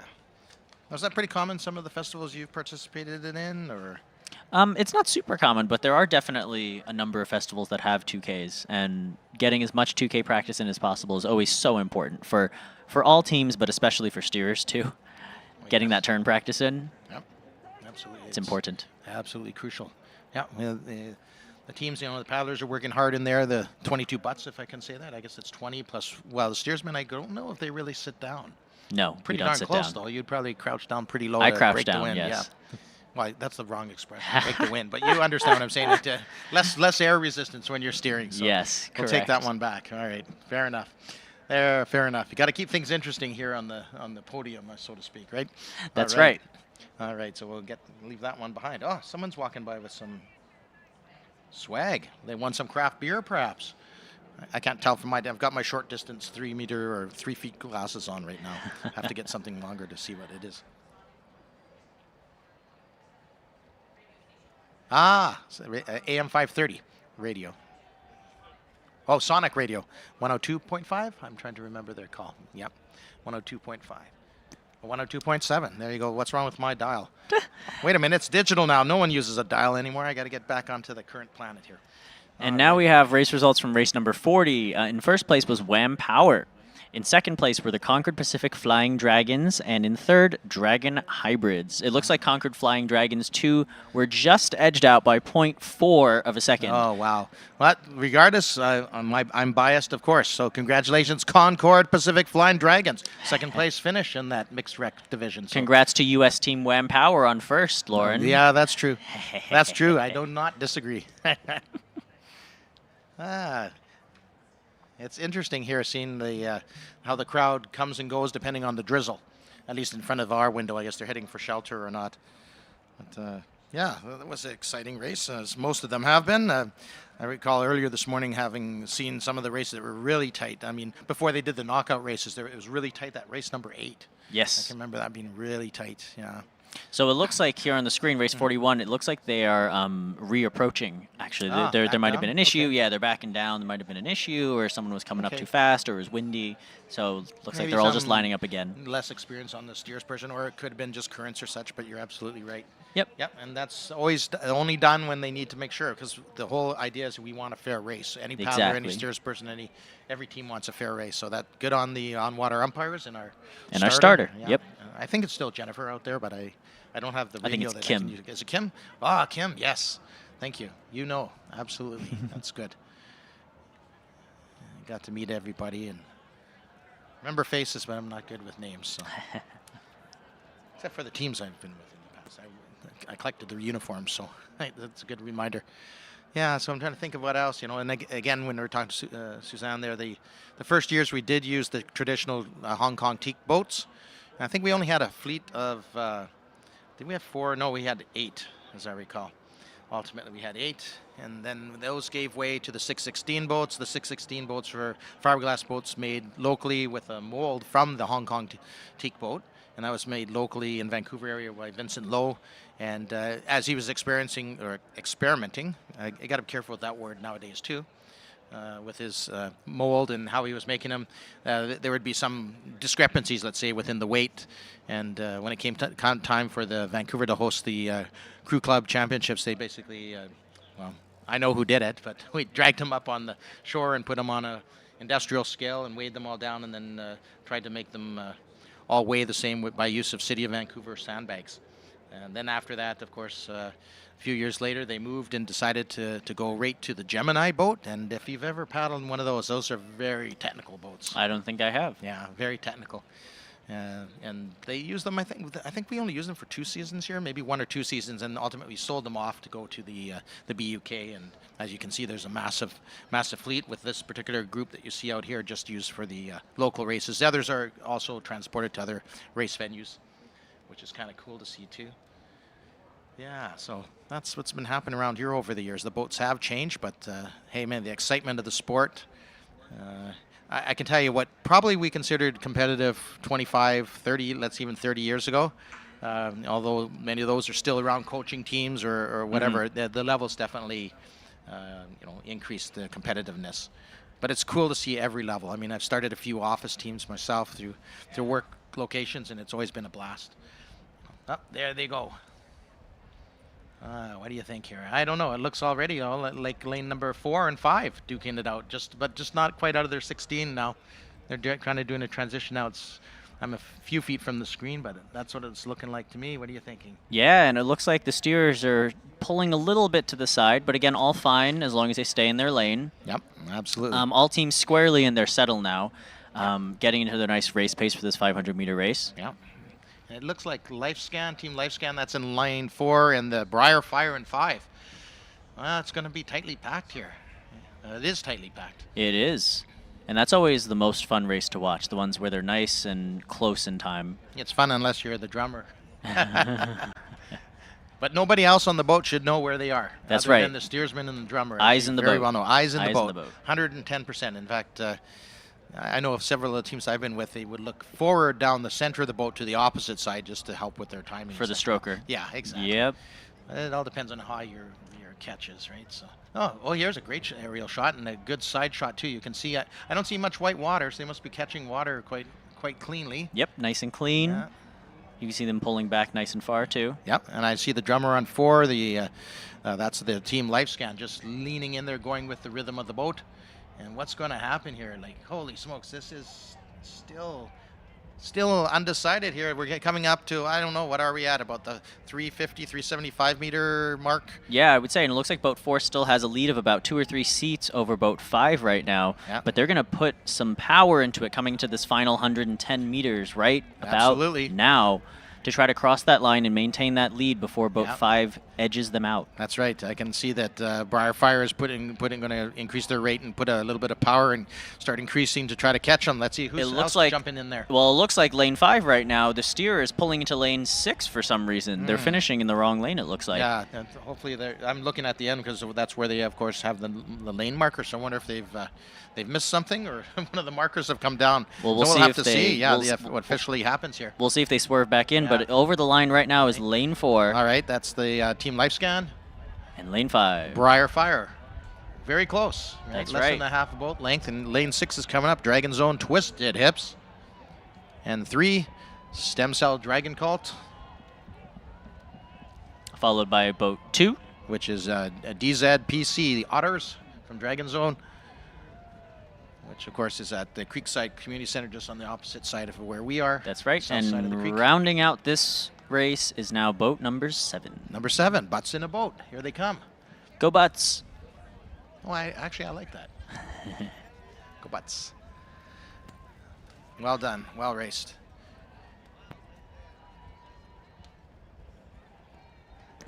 And coming up to the line finally now is boat number 1. The Conquering Waves 2.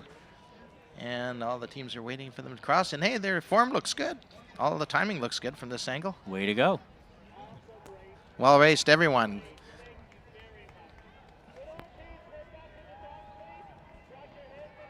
So we'll probably get some race results shortly. Our previous race, as we are looking to see race number 42. Again, another mixed recreation division race coming up on deck. So that's what's up next on your schedule, 42.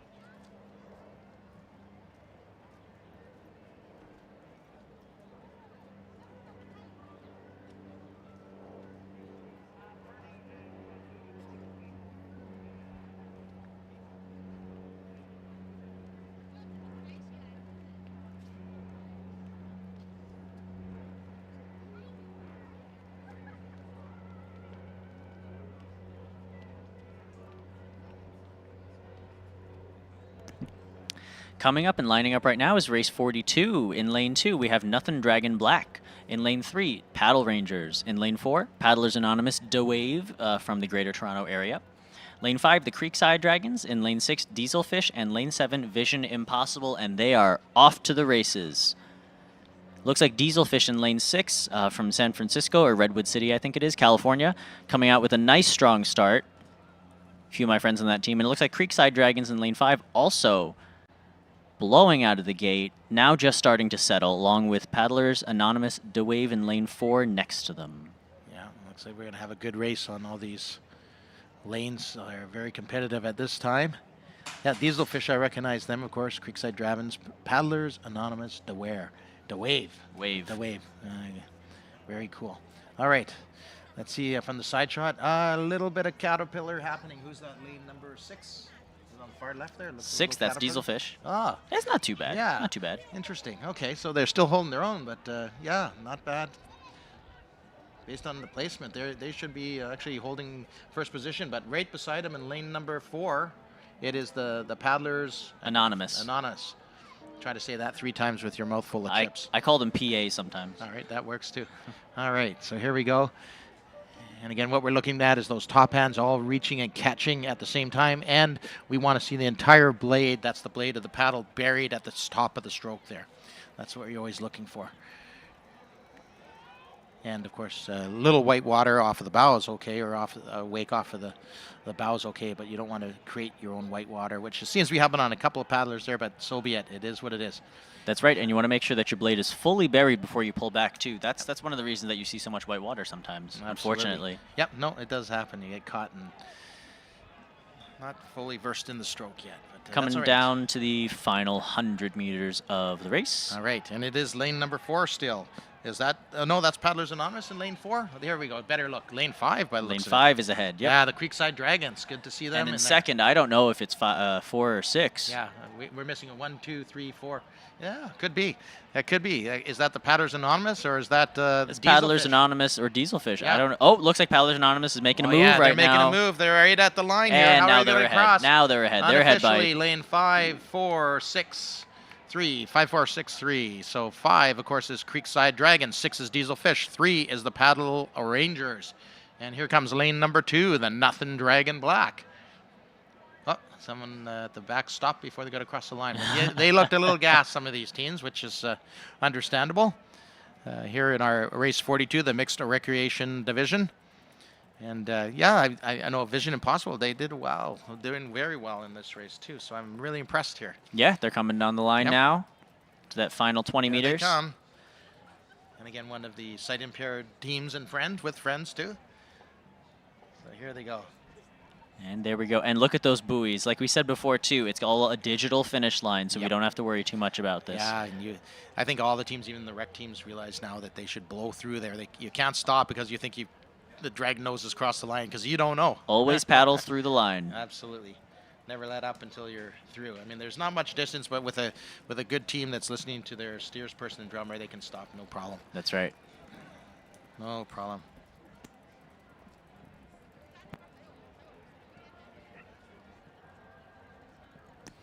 And now we have results from race 41, the prior race. In first place, Team Lifescan with a 220.538. In second, Briarfire with a 223.675. And in third, Dragon Zone Twisted Hips with a 230.498. Yeah, I think it was your good self that mentioned earlier there should be a special prize for the name. Oh, yeah. There's some really fun, creative Dragon Boat team names out there. Absolutely. But of course, all their steersmen are very, very calm, collect people. They don't get excited, right? That's right. That's a good thing. That's a good thing.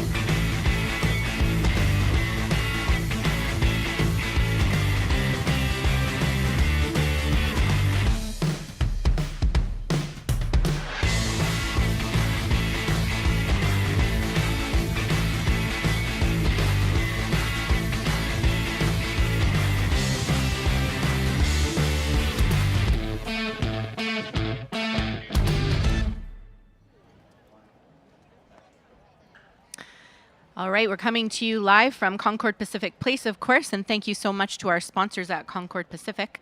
And Grant Murray is back with us, Senior VP of Sales for Concord Pacific. Thanks, Suzanne, for having me back. It's been an exciting couple 3 hours here. It was so interesting to get the mayor here and all the council. We haven't seen those guys out in block like that for quite a while. It was so thank you to the city and all of the people that showed up and all the councilors and the people from the Parks and Recreation. So it really is, I think they recognize the importance and the cultural diversity of the whole Dragon Boat Festival. And I think it's just really nice to see that the city people support that, and that's really just nice to see. It's nice to see the kids out here. We've got a lot of the face painting going on. We've got a lot of the balloon making, and also the artists doing the coloring. The 6 to 12-year-old group is really doing quite a number over there. Oh, amazing! Yeah. When's the judging for the art contest? It'll be tomorrow. So Okay. there is the two $3,500 first prizes to the two winning groups from 6 to 8 and 9 to 12. But yeah, that should be at 4 o'clock or 5 o'clock tomorrow. So the judging will be done by then. And what's really nice is that they're allowing the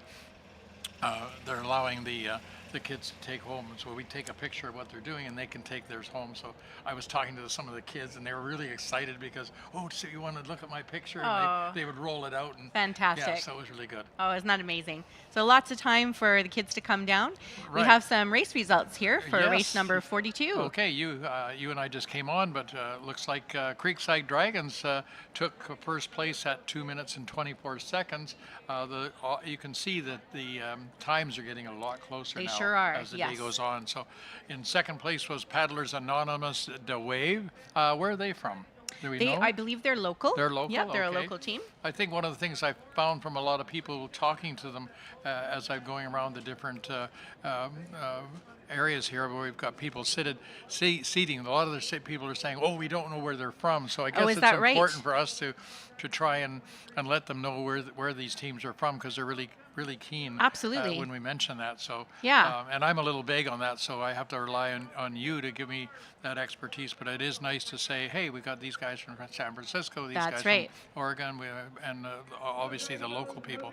So So- here we are ready for race 43, which is a mixed recreational division, and I'll let you call out who's in whose lane. Absolutely. So in lane number 2, we have Lion, Rock and Row. In lane number 3, Krasna, Jialong. In lane number 4, Killer Guppies. Lane number 5, Dragonheart Zero. In lane number 6, KP Dragons. And in lane number 7, Conquering Waves. So we've seen most of these teams before in the earlier heats, of course. A lot of them are local teams, so Dragonhearts, Lion Rock and Row, Krasna, Conquering Waves, and Dragonhearts. Killer Guppies and KP Dragons, I believe, are both from the U.S. Oh, good. Yes. Okay. So a really nice mixture today. A lot of teams from the U.S. coming up here for this festival. It's nice to see after COVID, of course, and to see us kind of getting back to normal, which is really Absolutely. nice. So I think it's, and the day looks like it's starting to come out. We had a little bit of rain there for the cakes Yes. celebration, but just so everyone knows, we had the giant cake eating here and a recognition by the city. So we had like 6 or 7 people that I announced on stage, and including Brendan Bailey, our Member of Parliament and Minister of Economic and Innovation, I think it is. So anyway, she was here as well, and it was nice to see the federal, the provincial government coming out and supporting us as well. Yeah, absolutely fantastic to get local government, provincial government support for this event as well. Yeah, and it was federal nice. support for It the was festival. nice. It was nice to see too that we had a little bit of speech from the TD Bank, which has the stage over there, and they're a fairly recent addition to our That's right. corporate sponsors, and it's nice to see because it does take money to put the event on, and it's nice to get that sponsorship from these key people, and I think they recognize the community involvement as well. Absolutely. This is a free community event. So, Right. all the performances you see today, the cultural pavilions are all free. There's a lot of giveaways, even by the marketplace vendors that are Yeah. out there. So, a great family event. You guys are putting on this wonderful art contest for free of charge again, and Yeah. you could win RESPs for your kids. Right. So, it does take a lot of hard work and sponsorship to be able to throw this big free festival. Yeah, and it was interesting too. the swearing-in ceremony that they had for the 50 people Yes. For becoming Canadian citizens, and that is kind of a cool event. And to realize they were from 17 different nations, Amazing. 50 people. So Yes. it's nice to see that it's being an all-inclusive day, which That's is right. really nice. Exactly. And most Canadians and most local people, if you've lived here a long time, whether you're Canadian or not, wouldn't get to see that kind of ceremony, Exactly. right? They're Yeah. usually held in a Yeah. specific location, and maybe friends and family come. But Yeah, the I had a community, chance to walk over and see them, and it was quite interesting. It's Wonderful. really cool. Yeah, Yeah. they must be very proud. absolutely, Okay, yeah. we certainly are proud to have more people, and obviously we hit the 40 million figure. But We did. When you really think about it, I've been to China myself, and they have cities that are 40 million people. Absolutely, so, yes. All of Canada, we're the second largest country in the world. It's nice, and it's nice to see us reaching a big number. But in fact, it's not really a big number. No, not with all our space, right? We have a Right. lot of room for Yes. everybody. Absolutely. So anyway, they look like they're queuing up here fairly quickly. Sure are. The So drone is helping us out with this beautiful aerial shot here.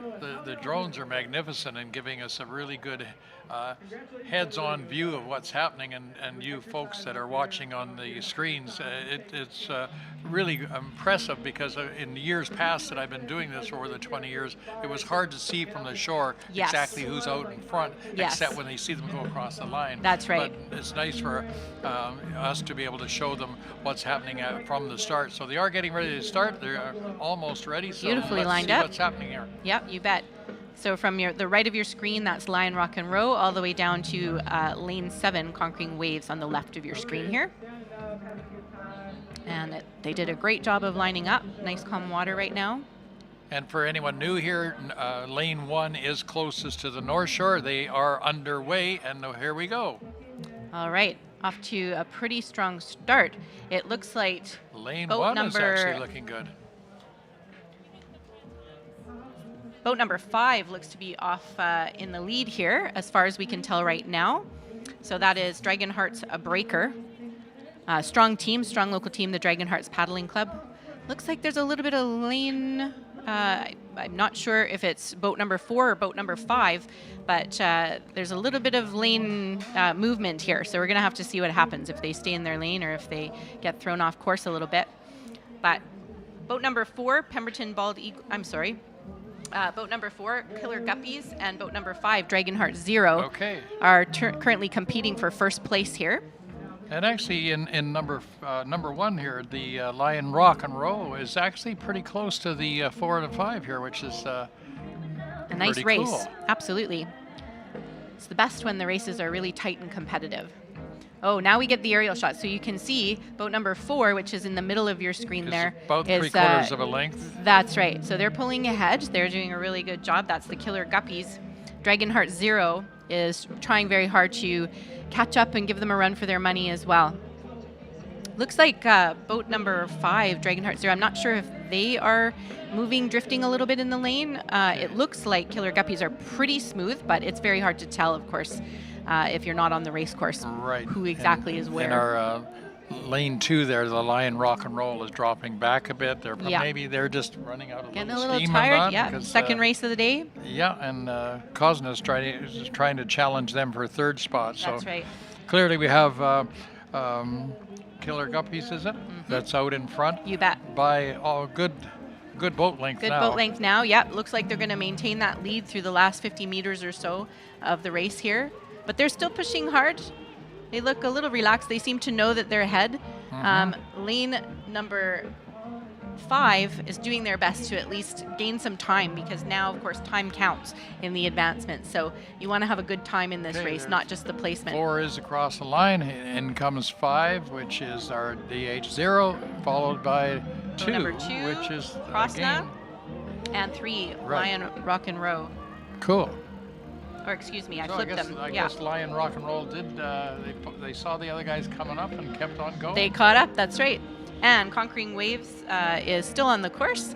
They're just making their way in the last 500 meters here. KP Dragons came across the line just a few moments ago.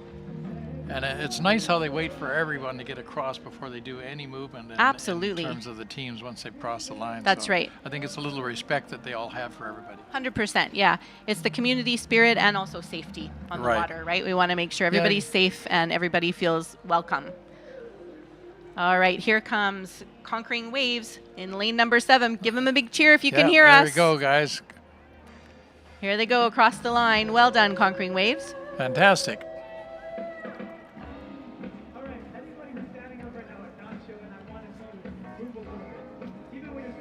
So most of these mixed recreational teams, have they been around quite a while, or are they fairly new in terms of the reason you call them recreational teams? So there's a big mixture. The reason they're called recreational is it basically it is according to their skill level. Right. So maybe they're newer, as you've said. Right. So they're in the recreational division. Maybe they've been paddling for quite a while, but they haven't quite reached the same times as those really competitive teams. Okay. You tend to find, and it's not a hard fast rule, but you tend to find that it's more like the under 24 teams. They tend to be the more competitive teams. They're young and strong and fast, right? And then, of course, you definitely have some adult teams that are over 24 years old. Right. That can certainly compete with them. But yeah, a lot of the time it's also how seriously you take your paddling. So the recreational are just that. They are recreational teams, yeah. They want to win in their divisions, but they're not worried about winning the whole entire festival. Great. Yeah. There's different divisions within Recreation League, the division as well. So we have Rec A, so be a competitive and more competitive. Sometimes we go to E, sometimes we go to recreational F, depending on how many teams we have. Okay. So the slower teams would be in F division, and the faster teams would be in A. Got it. Yeah. And then the competitive teams too, we have usually a couple of divisions A and B kind of thing for the competitive teams. Good, good. So coming up, we do have 3 additional mixed recreation division races, 44, 45, and 46. That's right, and then that takes care of the second round heats for the mixed recreation division. Good, good. Right, the last team from race number 43 is just paddling into the docks. Okay.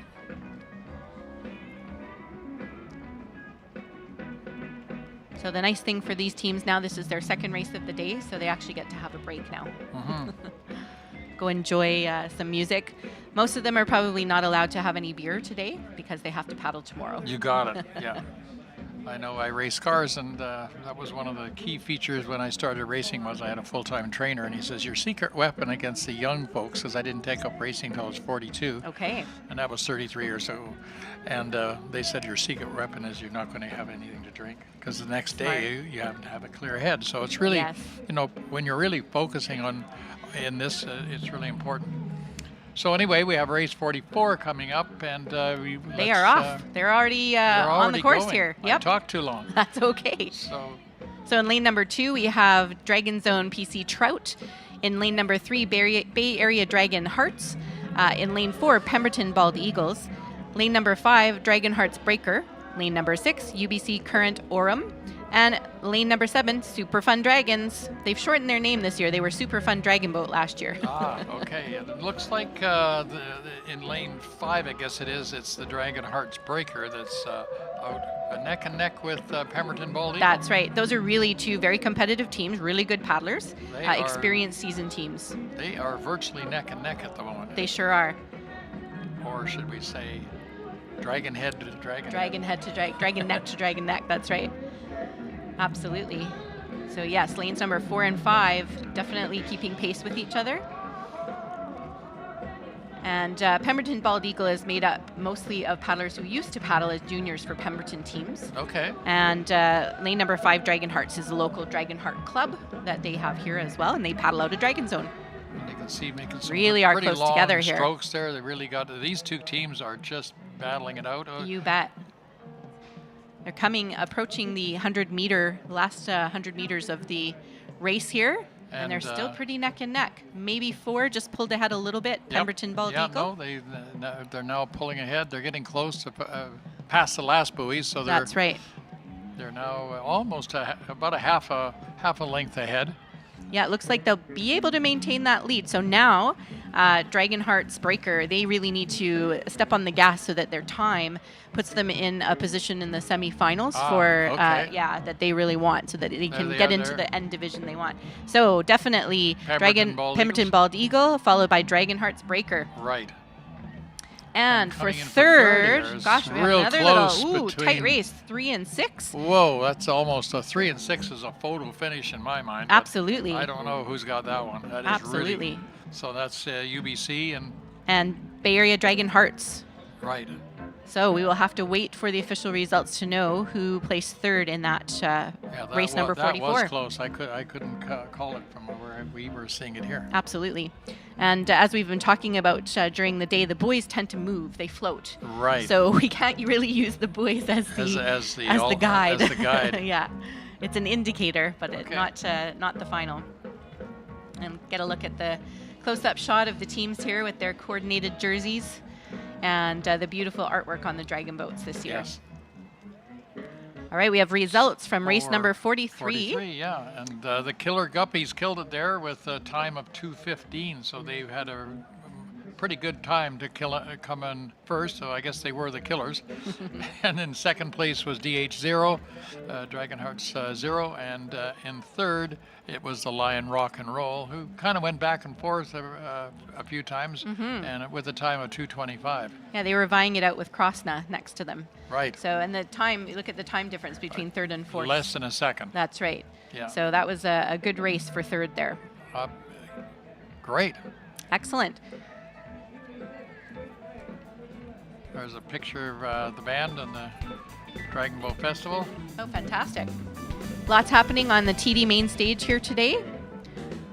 Yeah, Definitely check it out. Make sure you take in both the north and south side of all the activities going on. So lots going on in the community park as well. You bet. That's a great shot of aerial view of the main stage area and the beer garden, some of the vendors around, as well as our Indigenous Cultural Pavilion and the Chinese Cultural Pavilion as well. Yeah, and I think I scared the rain away, so that's good. I think it's gone pretty much. I can see the clouds are disappearing, and it's going to be a good afternoon. We've still got racing probably till 6 o'clock tonight to stick around. That's right. The Guts and Glory race is somewhere between 5 and 6 then. Yeah, so 5 o'clock roughly, the mixed division races and all the recreational and competitive heats will end, and then they have to reset the course because they have to put up big, huge pontoons. Oh. So that the dragon boats in the Guts and Glory race, they have to turn around the pontoons. Okay, yes. so that takes a while to set up. Takes a little while, yeah. But an interesting race, because how long is that race? 2 kilometers, 2,000 Whoa. meters, yes. Whoa, 2,000 meters? Boy, Yes. that's cool. And I guess you get a little tired at the end of that one. Gummy has a better body than him, but he's a great keys player. It is Benjamin Millman.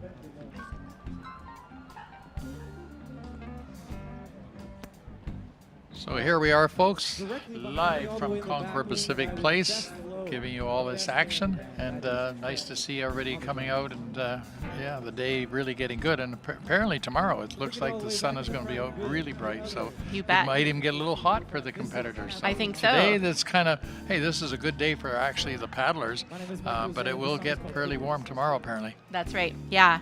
Hopefully not too hot, because as a paddler, I know it can be a little scorching out there on the water. The water reflects the sun and gets a Absolutely. little too warm. So we have more mixed recreation division races coming up. Okay. As you mentioned before, a lot of the listeners, they want to know where the teams are from. So we can tell you a few of them here. Okay. We have the Northeastern Huskies. They are a university team that represents Northeastern University. And they have multiple universities across Canada and the U.S. So Huskies are out of Seattle. I'm not sure if they're the Seattle team, but they have different campuses throughout Canada and the U.S. Oh, okay, right. Consular Spirit is a local team. However, they are made up of staff from the local consulate offices of Vancouver, and they include the U.S., French, German, and other offices. Okay. Paddlers Anonymous de Wave is from Toronto. I think I said they were local, meaning Canadian. Well. And they're also from Toronto is Sunnyside Paddling Club as well. We have lots of teams from San Francisco, which we've been talking out through the day. Okay. Bay Area Dragons, to name just one of them, and a lot of the San Francisco high schools. We have 4 teams from San Francisco high schools here as well. I think multiple teams actually from a couple of the high schools. Okay. Yeah, so a lot of visiting teams as well. And of course, we got our Concord Pacific Flying Dragons. Can't forget them. Yes, can't forget them. That's They've right. been paddling for almost the total length 33 years. So I think they only missed the first year. That's right. So the Concord Pacific Flying Dragons have been consistently out there trying to win everybody's favor. You bet. So we have a great shot of boat number 7 coming up for one of the next races here. And we've been talking a lot about what the teams do when they paddle out. Race number 45 is coming up. Right. We have in lane 2 the Oyster Point Dragons 1, and in lane 3 we have Falls Creek the A team. A team. That's A. EH is Canadian A team. A. They're Canadian A. S. Simon Fraser University Shockwave. DH Velocity in lane 5, and in lane 6 we have the Metro Vancouver 44 Cheeks. What does the 44 stand for? I'm not sure. There's 22 or 20 paddlers. Right. How many butt cheeks? Okay, that sounds good. Little cheeky there, yeah, okay. Very cheeky. And in lane 7 we have Vancouver Breeze. You got it. Okay. I would argue that there are actually 48 cheeks on the Metro Vancouver boat because there's a drummer, and the collar, and the collar. Yes. Okay. Okay. You guys got it wrong. That's right. We'll take it from there. That's right. So Very they're clever. just motoring out right now and turning around to get all set up, and our grid marshal will get them in line. So that's great. You bet. We have results from race number 44. Suzanne, who won? Pemberton Bald Eagle won in a time of 2:16. In second place was Dragon Hearts Breaker with a time of 2:19, and Bay Area Dragons Hearts were in third place with 2:27. Yeah, it's interesting that it's a 3-second race win for Pemberton Bald Eagle. That's quite impressive. It is. actually. It looked closer though, Yeah, right? it So, did, it and did, that's but what we mean when we talk about the boys. You really can't tell because 3 seconds is a long time in dragon boating. Yes. It makes a big difference. So, yeah. I know earlier this morning we were getting down into less than a second between 2 or 3 of the groups. That's right. Yeah. Beautiful shot of the starting marshalling area on the water here for race number 45. Boats are just getting ready to load into the starting line. And the water stayed fairly calm. I think our tide has come up a bit. It's not up to... It's pretty low right now. Yeah, it's coming back up, but yeah, you can So see does that- across the shore there how low it is. So the water coming in, I guess if the tide is coming in, Yes. it is helping them. It does. It pushes them along. So that's why a lot of the time, like the competitive teams that we've been seeing today, their times are over 2 minutes. Right. When either the tide is still, Right. or it's helping them, they're in the 1 minutes. Right. Yeah. So, yeah. So it's really depends on what's happening with our And tidal waters we've had here. just a couple of teams under the 2 minutes, right? I don't know if have we had any? The Yeah, 100 meters, yes. One of the ones I was doing was 158. Oh, wow. So, yeah. They so did that- it. yeah. Oh, my gosh. Okay. So you're already there. So they must have been really paddling hard. Okay, gang, we are getting ready. They're just trying to line them up here. They do have a first buoy that they kind of line them up, and then once they get kind of settled there, then they're told to push forward to the start line. You bet. And by the time they get to the start line, there's usually not much distance between them, so that they're kind of, nobody sits there too long before Yes. you're ready to roll. Ideally, they want them to all arrive at the start line as close as they can And then together. be able to call it. That's right. And because it's also hard to sit there if you arrive at the starting line before the other boats, you have a long time to wait, and the chances of your boat drifting grow. So they don't want any drifting because then they have to reset, not restart. So yes, that's why they try to get them to come up together. So this is where the communication with the water marshal is really important, and then the callers are listening very carefully to instructions. Okay. So sometimes the race marshal will tell specific boats to do something, sometimes she'll tell them all to do something at the same time. So you can see boat number 4 is hanging back a little SFU Shockwave. Is, and who it is, where is DH Velocity from again? Dragon Hearts, so that's a local team. That's Dragon Hearts Club is from around Vancouver. Okay, so we got favorites probably in 4 and 5 between SFU and the Dragonheart Velocity. That would be my guess anyway. Yeah, they're in the middle lanes, middle 2 lanes, Right. so typically they are the faster, more competitive teams. The 3rd and 4th boat are fairly close together there. That's okay as long as they're in their lane. Okay. That's okay. Sometimes it's a tactic. Sometimes, depending They on want what to the just steers person holler at wants. their neighbors there and be a little competitive. I don't know. It's sometimes it's what the water's doing. Okay. So they might feel better on a certain side of lane. Sometimes they're just being pushed. So it looks to me Yeah. like lane 4 Here they is go, just being they're pushed off. over, and there they go.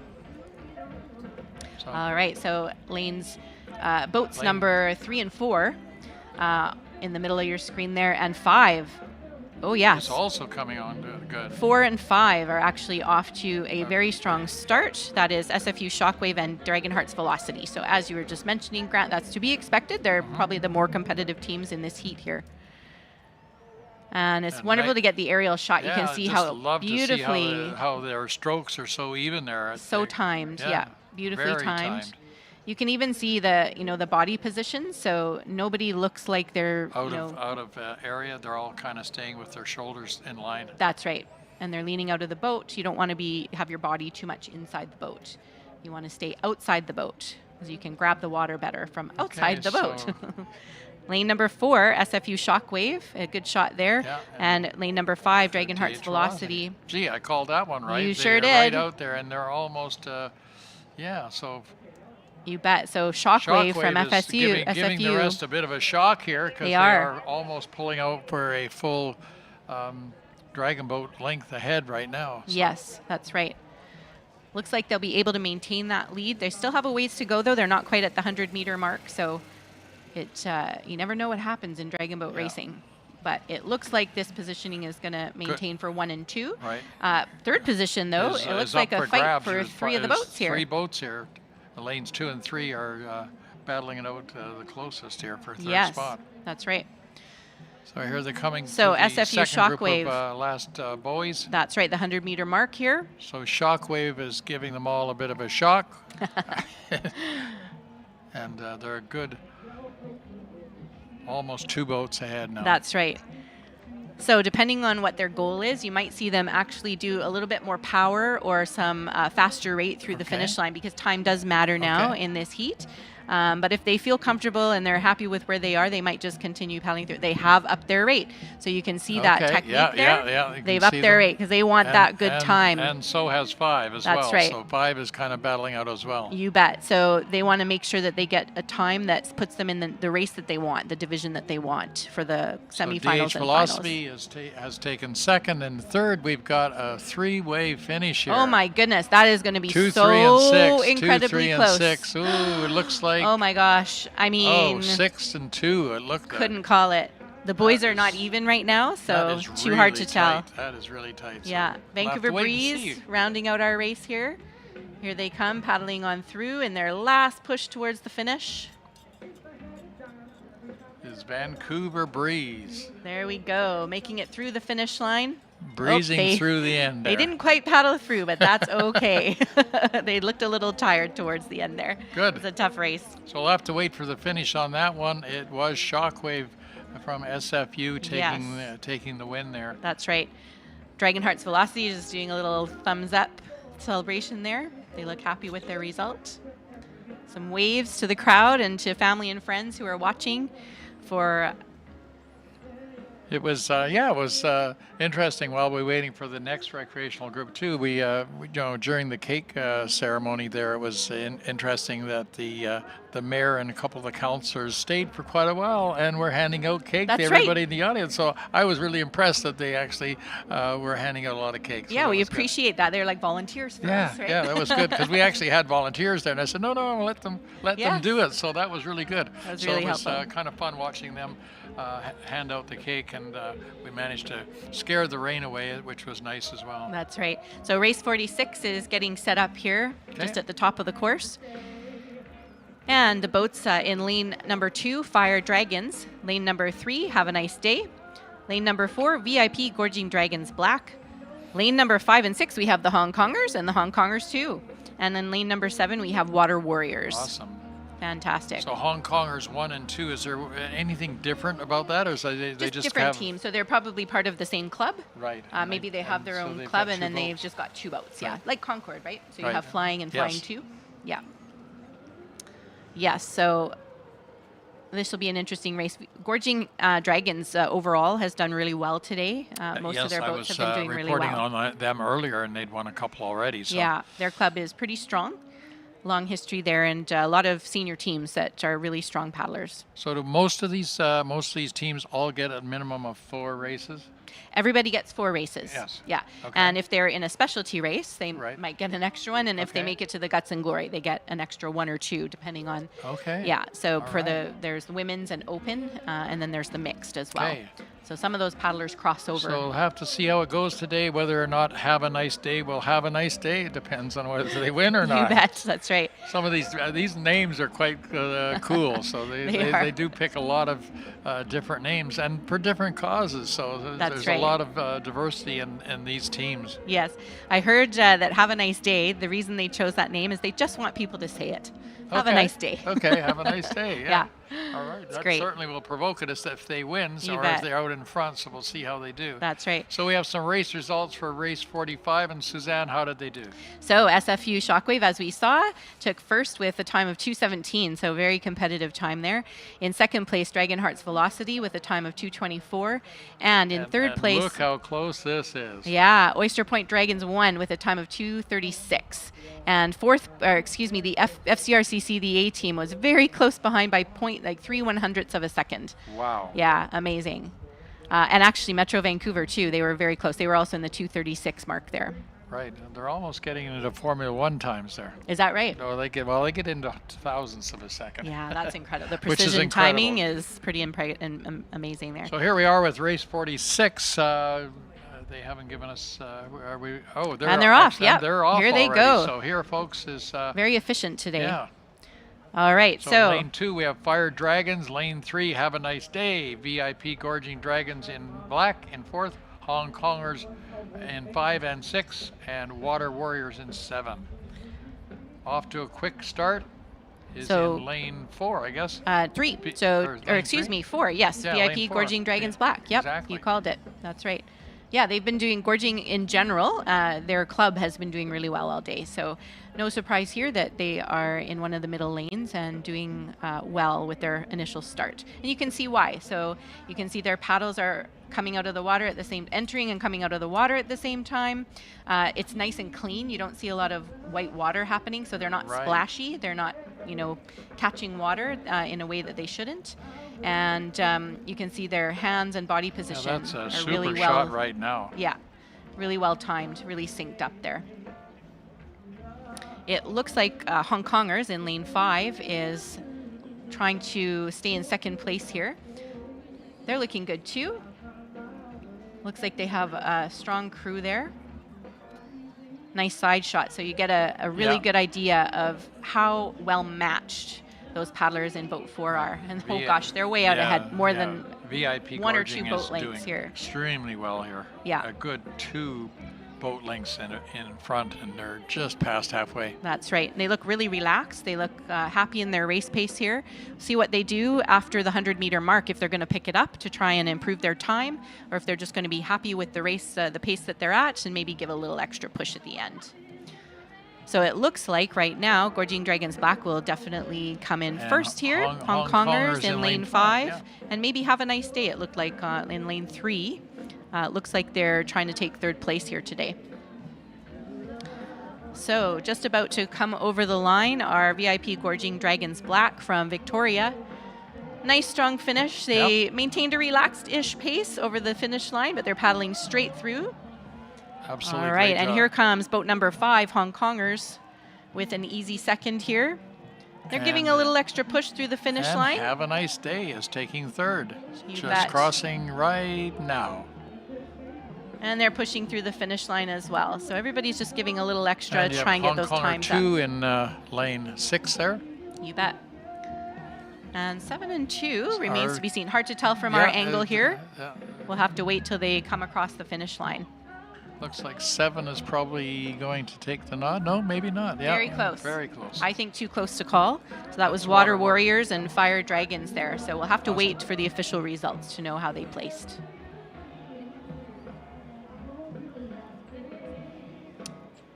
Great racing there. Yeah, very competitive. Be interesting to see what the times are doing now too, with the water being lower, but everybody seems to be pushing a little more just to try and get those times in. And they know that this is their last race of today, and they get a good rest tonight. Good. Yeah. So they can push it a little bit more.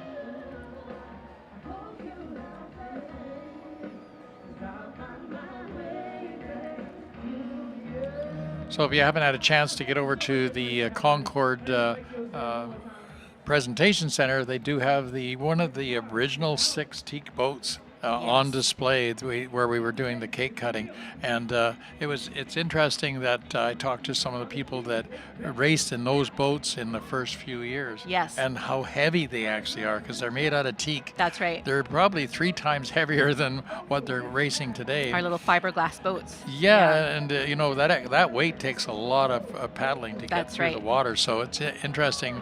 I was talking to one of the paddlers from the Concord Flying Dragons, and who's been doing it for the whole 33 years, and he said, yeah, back then we didn't know that it was so hard to paddle, because you had no fancy new boats to compare with. But now that they have those, they would not want to definitely go back to the teak boats. Yes. But it's been meticulously restored.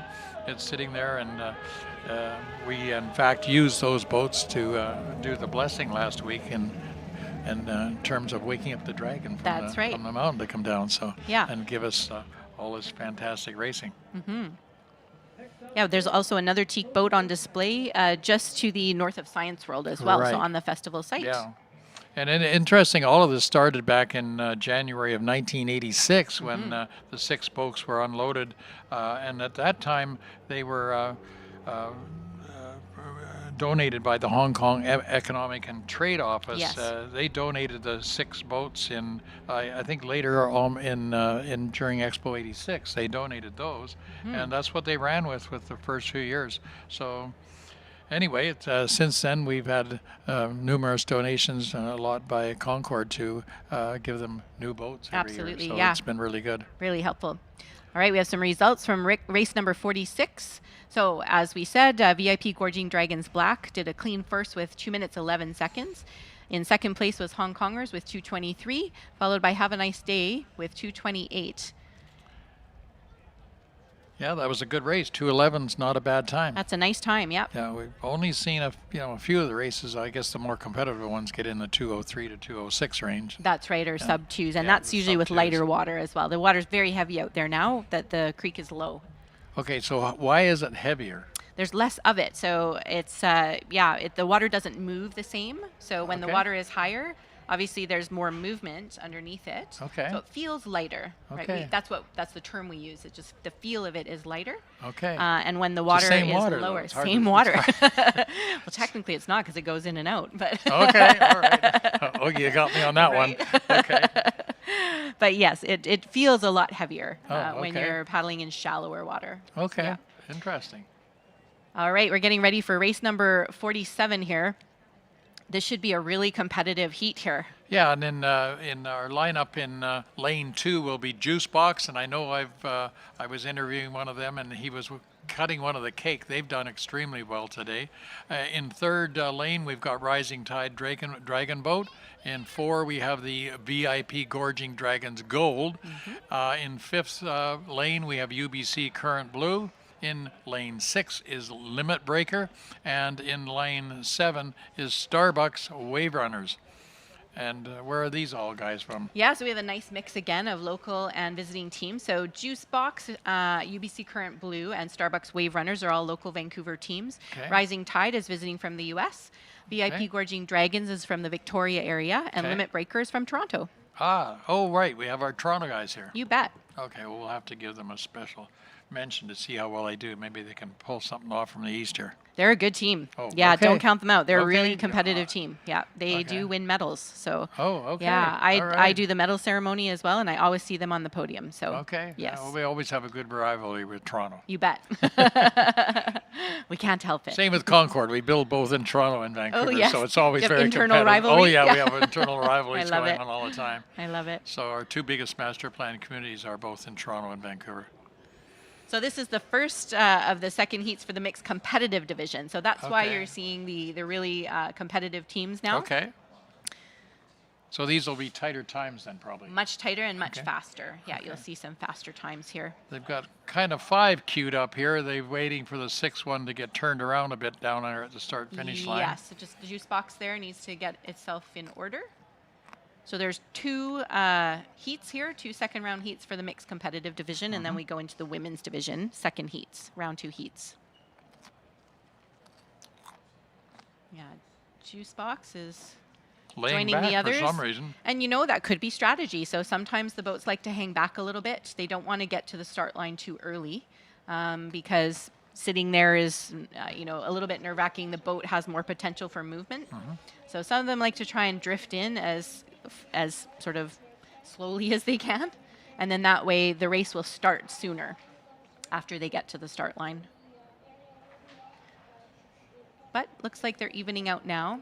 There we go, yes. They also may just know that their boat, when it drifts, it tends to drift a little fast, depending on the weight of the boat. Okay. So that's up, you know, the callers know this, the steers people know how their boat feels. So that was actually pretty good. They all and ended they up. pretty much, the starter likes to have them sitting still by the time they get to the line, right? Yes, she'll basically tell them as soon as she believes that or if she sees that they are in good position Okay. at the start line, she'll tell them to hold, and all the paddlers will jam their paddles into the water Okay. to stop the boat from moving. Good. And So it's we a are- dead start, so you have to do that anyway to be Got able it. to start your boat. Here we There go, we go. and they're off. Okay, this is going to be a tight one, so it's going to be an exciting race here. This really could be anybody's race. As So, it is, they're coming yeah, out very close. pretty even, yeah. So even though oftentimes the middle 2 lanes are the faster of the teams, in Right this case, now- not so much. Yeah. Yeah. The first 5 lanes are all very close. here. That's Lane right. 6 is the only one that's limit breaker is the only one that's falling back a little bit. That's right. I think Now- that's Starbucks Wave Runners over in lane 7 on the left of the screen there. So juice So box. currently, it's probably 4 and 5 here. That's right. So it looks like VIP Gorging Dragons Gold and UBC Current Blue. But, you know, it's again, it's tough. it This might is be a- strategy. So some of them, maybe they didn't get as great a start, but maybe they have a really good middle power series. Mhm. Maybe they know that their finish is really superb, so they might wait till the end, but not let themselves get too far back. You can see the surge of the boats. This is beautiful This to is watch, these very competitive close. teams, because they're all such precision technicians. And so you can really see their technique shining Fourth through. seems to be out in the VIP Gorging Dragons Gold. Seems to have just a hair. Just a hair. over top of the current blue UBC. Is it? Yes, 4 and 5. So Gorging Dragons Gold and UBC Current Blue. But And everybody putting on power on now. you bet. This is going to be quite a finish. I will be surprised if we're even able to call it, depending on what happens. But you're right. Grant, it looks like VIP Gorging Dragons Yeah, Gold. they've got the nose out there ahead. That's so right. the battle's probably for second here, which is really close between Absolutely. third and fifth. That's right. So it looks like the battle for second will be between Rising Tide Dragon Boat and Oh, UBC watch Current this Blue. in lane 3. Oh, wow. Lane 4 coming up. Whoa, They're still this is- surging. Look at lane look 3. this. It's pulling Oh, up. Look at that. You can see the number pulling ahead. Oh my goodness. This is neck and neck. Photo fishing. Oh, That 3, is a 4, photo fishing. 5, photo. 6. Maybe we'll see. That looks so close. That was a good one. Here comes Starbucks Wave Runners and Juice Box pulling through. Absolutely. Pretty close together as well. So that was a close race. Oh my goodness, that was a I good don't one. think we can call this one. I don't think we can. We're pretty good, but we're not that good.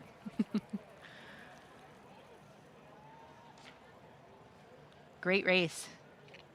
So I think Lots of- I'll let Matthew jump in and do the last mixed competition one here. Absolutely. Sounds Just good. so you folks from this morning may know, Matthew is from New York, and he's on the U.S. national team, so he knows what he's talking about. He is the guy that holds the paddle at the back. What do you call him again? The steers person. The steers person. That's right. So Matthew, come on in. So we're going to have another mixed competitive division race coming up, our last of the day, and then we go into the women's division round 2. Sounds good. Thanks very much.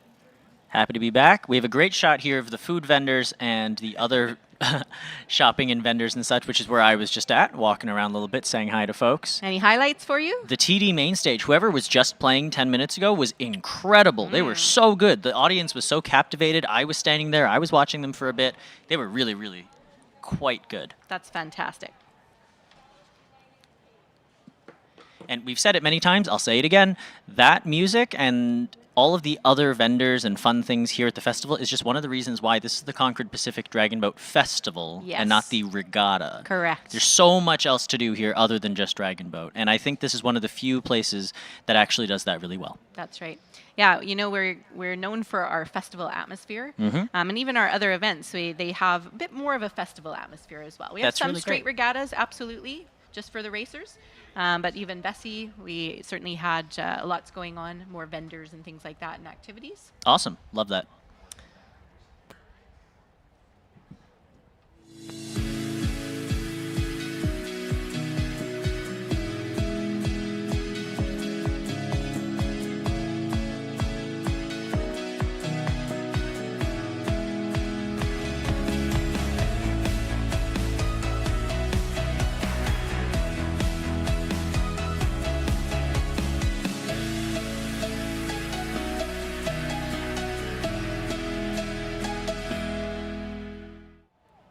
Big thanks again to our sponsor, Concord Green Energy, one of the great companies that's sponsoring this festival. Now coming up is the last race in the mixed competitive division, race number 48, set to go off at 3:56. So it looks like we're running a little bit early if they start soon. In lane 2, Edmonton EDBRC Premier. In lane 3, Dragonheart's Fire Truck. In lane 4, Juice. In lane 5, FCRCC Premier. In lane 6, Sunnyside Paddling Club, and in lane 7, EDBRC Senior Competitive Team. So 2 EDBRC teams in this heat. That's right. 2 from Edmonton, and Sunnyside is from Toronto. That's right. And the 3 in the middle there are all local teams. So the competition to watch in this heat is Fire Truck and Juice. Definitely. Right? So they are friendly rivals, of course. Although False Creek Premier has been doing very well today, too. They absolutely will give them a run for their money. But like you said, last year, Fire Truck and Juice duked it out in the final, right? Yes. Less than a second difference in the time between first for Juice and second for Dragonheart's Fire Truck. Now, Fire Truck was also present at the Club Crew World Championships last year. I was lucky enough to trade a jersey with one of them. Yeah, yes. so I have a Fire Truck jersey. Very cool. Very nice. Juice, I don't think I've seen in a lot of other international competition, but I'm excited to see how they stack up. So there's a tradition, of course, at Dragon Boat festivals or regattas of little jersey trading. So how many do you have? Do you have tons of different jerseys? I have way too many. And the problem is I don't wear any of them, really. Of course. But I don't want to get rid of them. No. You know. It's a memento. Of course, yeah. It's all about the ritual. Yeah. And at the world level, too, when you trade for different countries, that's really, really amazing. fun. And everybody always wants USA gear, and people always want Canada gear as well. Yes, okay. So we'll see how it goes this year. Very nice. Oh, I like the little line of goose. Yes, thanks, geese. Yeah. Marshalling in the... swimming across the lanes there. Yep. So it looks calm on the water right now. Not too much other commercial activity happening. Yep, not too bad. Looks like we're just lining up. So we've been talking, and they're off. All right, let's keep an eye out on lanes 3 and 4, which are the second and third. Wow. Woo. Whoa. See what I mean? That's Fire Truck coming out strong, and so is Juice. This is going to be a race, people. False Creek definitely staying in the mix, too, and also Absolutely. Edmonton Premier staying in the mix here out over in lane 2. That's right. Strong club. Edmonton has a really strong club as well. They really usually do. medal at our races here. Yeah, they had a strong showing at the Club Crew Worlds last year, too. False Creek as well. Very nice. Look at these teams. Wow. The So timing this and the sync. Yeah. you know, as a recreational paddler, it's so refreshing and it's such a pleasure to watch competitive paddlers because that's what we aspire to, right?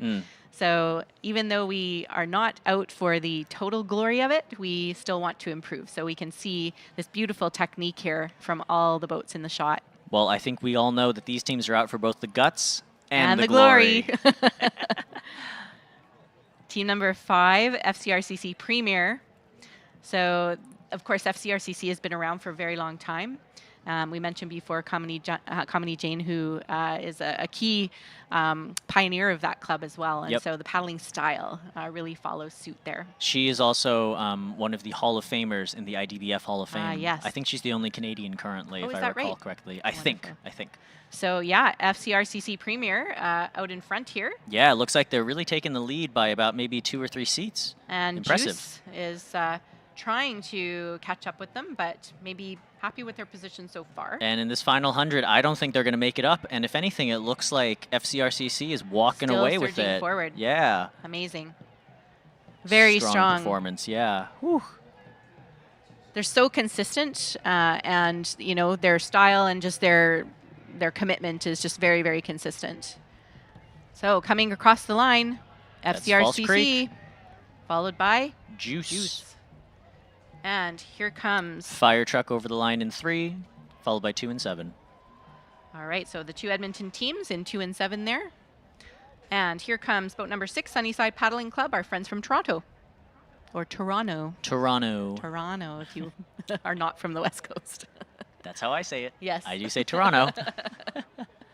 And they're all over the line. Very nice. And again, Beautiful. I love these aerial drone shots. You know, we didn't have these kinds of shots maybe 10, even 6 years ago. It's true. It's a really new thing, and everybody just loves it. I remember back then GoPro videos were like the hot new thing versus zoomed in, you know, camera phone, not even smartphone, camera phone videos from shore, right? That's right. Then it moved on to GoPros, and now we've got drones, and now we have 360 cameras. That's right. Race 47 results for the mixed competitive division. In first place, Rising Tide Dragon Boat. In second, VIP Gorging Dragons Gold. And in third, UBC Current Blue. So look at those times. So first and second, less than 1/100th of a second between them. And UBC Current Blue, not far behind, less than 1 second. It's really great watching these races that are so close. And of course, you can see the difference between the recreational and the competitive divisions. They're down in the, 2 minutes plus a little bit category here. Although I don't think we've seen any sub-2s yet, have we? Not yet. Not yet. My theory is the water's heavy out there. Okay. Yeah. Well, we'll see what happens in the in the other races for the rest of the day. And tomorrow will be interesting. We have to take a look at the tide schedule so that we know what's happening and we can see if it's going to be heavier or lighter water out there. Yeah, it'll be great. So coming up are the women divisions, round 2. And these are absolutely stacked divisions. We have an 8-boat, 8-boat, 7-boat, 8-boat, and 8-boat heats. That's right. It's going to be great. As we said, sold out for the women's division this year. Right. Yes. Which is yes. That's fantastic. right.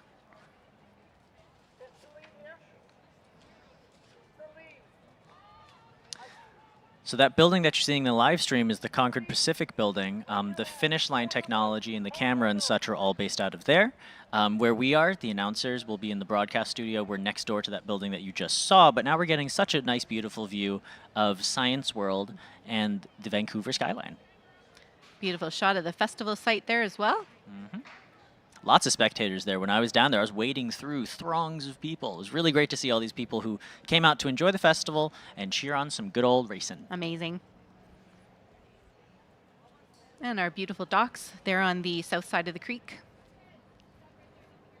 Now, that was newly built, right? Past couple years, I want to say? Yeah, it's just a few years old. Very nice. And yeah, very much a long-waited project. Obviously getting funding from various sources, including the City of Vancouver.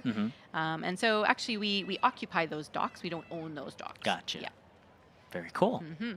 Wish we had that in New York, but we don't.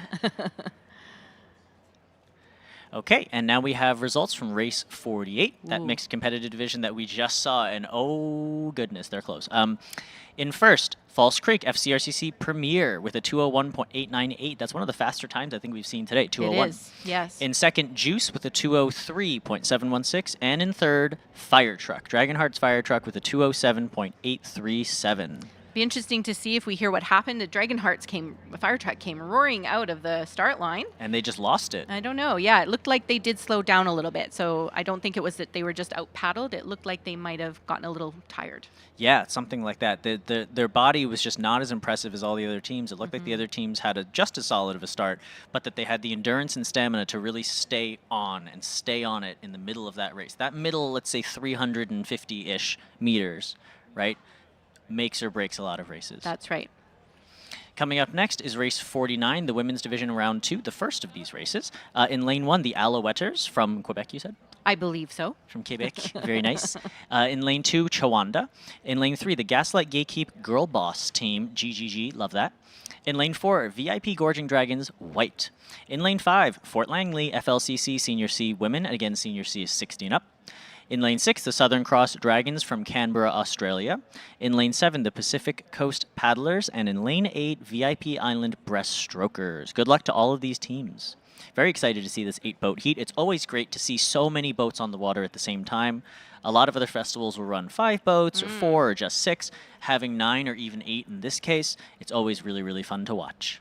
I'm totally mistaken. The Alouetters are actually from Pitt Meadows, which is Totally Greater kidding. Vancouver. Okay, totally team. kidding. I'm so sorry.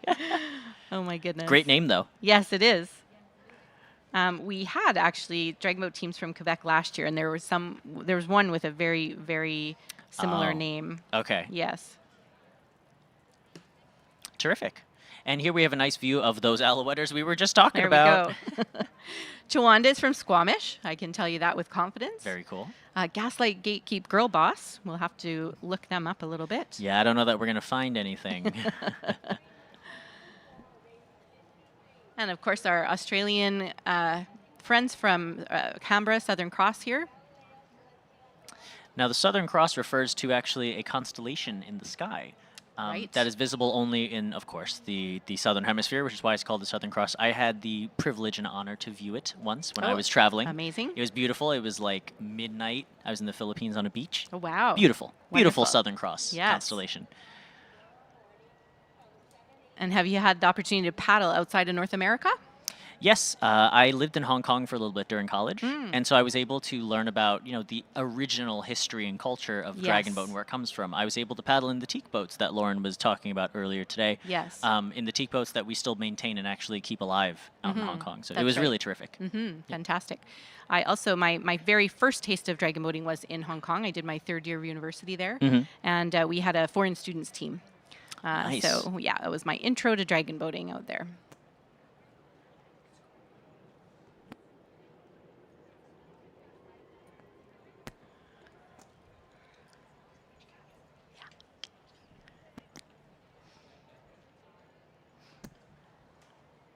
Great shot of the start line here, just looking at the boats getting ready at the marshalling buoy.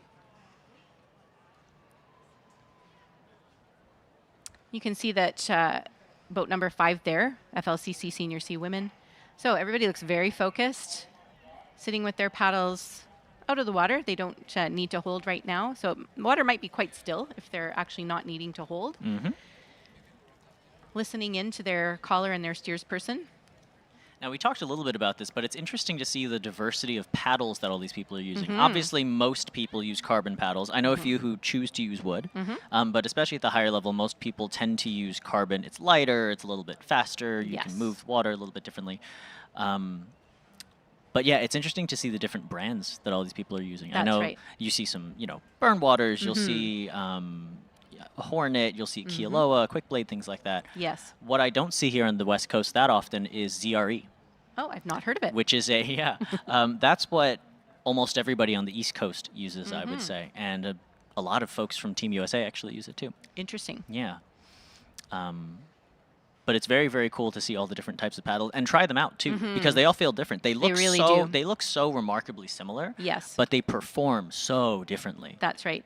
And even within one brand, there's different weights of paddles. That's right. And it's interesting because some people might think lighter is better, but that's not the case because you have to be able to manage and handle the lighter paddle, which will move more in the water. So if you are not strong in technique, then you cannot maneuver the paddle the way it needs to be maneuvered. And move in the air too. Yes, that's right. Exactly. Yes. Sometimes you want a little bit more oomph in your Mhm. paddle, something a little bit weightier, so that you can really move that water and move it through the air a little bit easier as well. Mhm. And I have a friend here actually on Rising Tide. You may or may not have seen him before.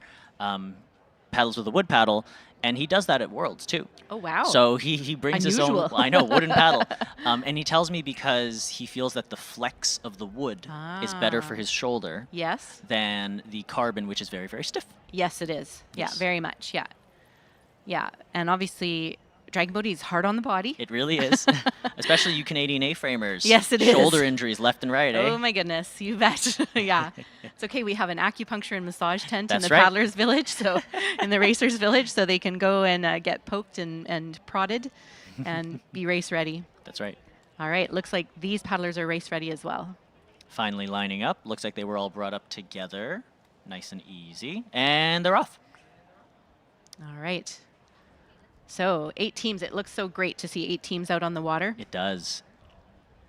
And this could be a pretty even race as well, now that we're getting into the second rounds of the women's division.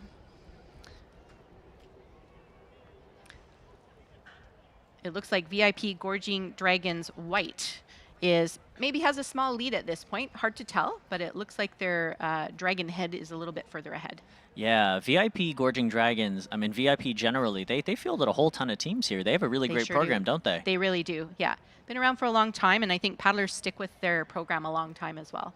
Yeah, if I recall, I think that club is headed by Tom Arnold and some other really great folks out there. Is it Victoria? It's in Victoria, Victoria. yeah. Yeah, part of...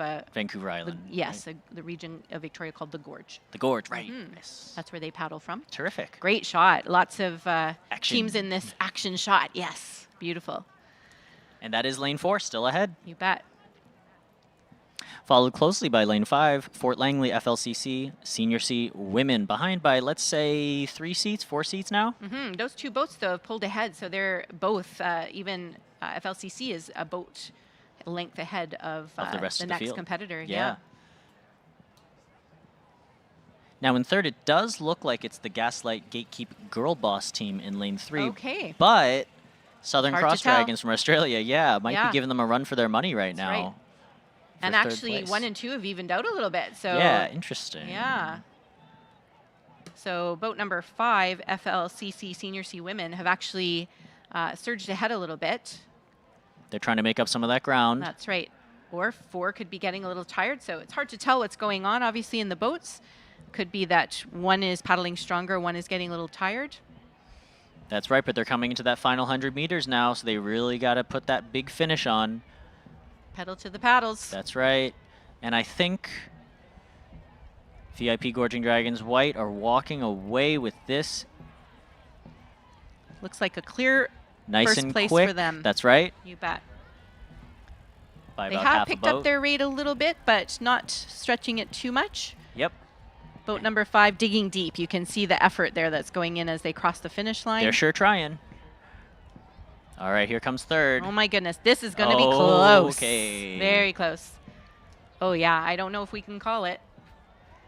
I So, would say it's the 3, 6. I don't Well, know. the What interesting do you thing is think? both 3 and 6 were racing 18. Oh yes. Neither of them had a row 1. Oh, very interesting. Okay. And 7-2-1 it looks like. Yep. Nice racing. So we'll have to wait for the results to see who came in third. And there comes boat number 8, VIP Island Breaststrokes. That's right. I think they were racing 18 as well. Yes, they were. So a few teams with shorts and paddlers here. That can happen sometimes in the women's division. There are a lot of women paddlers. There's far more women paddlers or female paddlers than male paddlers, Yes. definitely, in dragon boating in general. Yes, Mhm. correct, correct.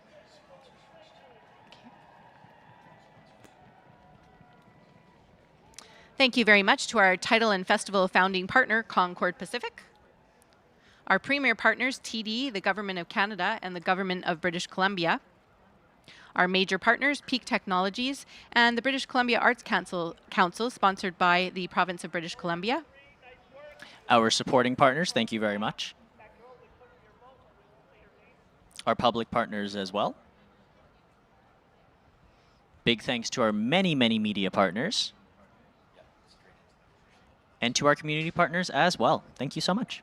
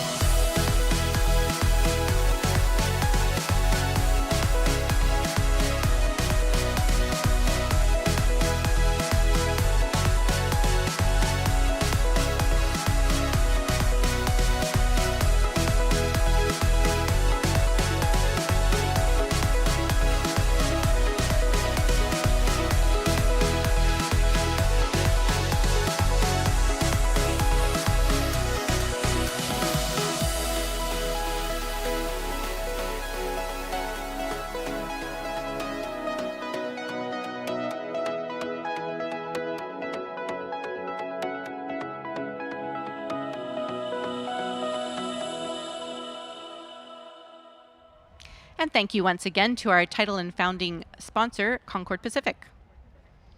As you can see, their signage and flags are well represented throughout the site with Concord Blue. That's right, and they've been a sponsor since the very, very beginning, 35 years ago.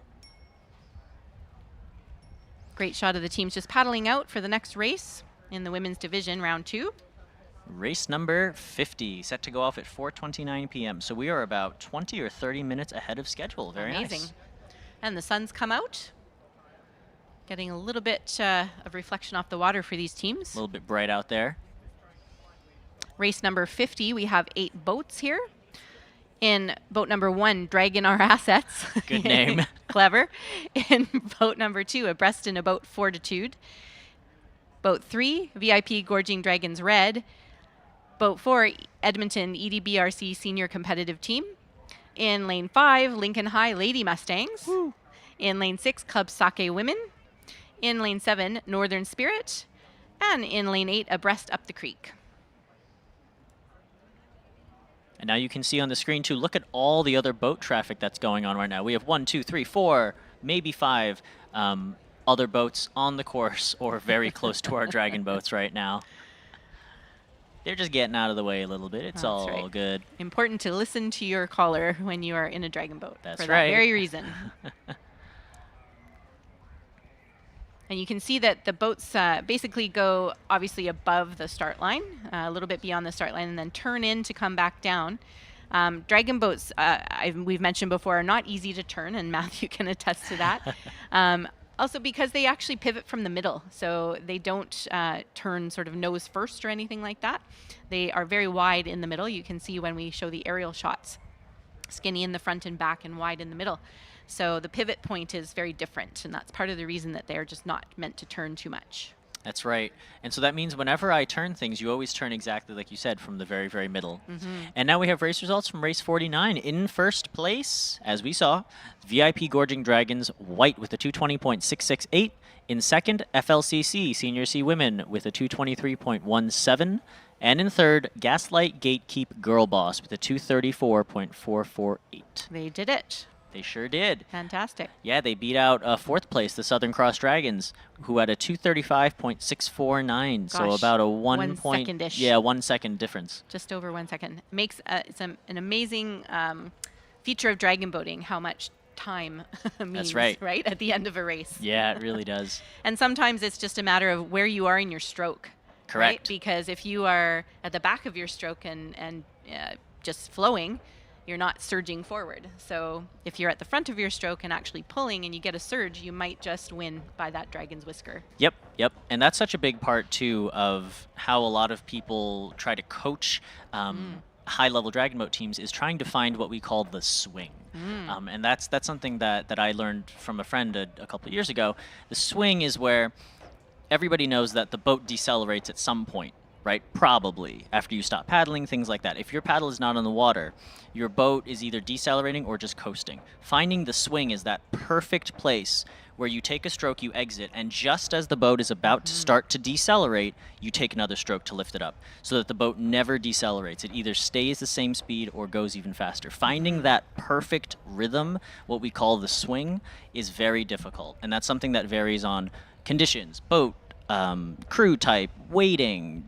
There are so many different conditions to satisfy all of that and to find the swing. But once you do find it, it really feels special. Oh my gosh, it's an amazing feeling. Yeah. And you feel the collective energy of the boat in that moment. And it doesn't even feel hard at that point. Absolutely. It feels like you're just coasting because you are. You've perfected the concept of moving that boat forward. Yes.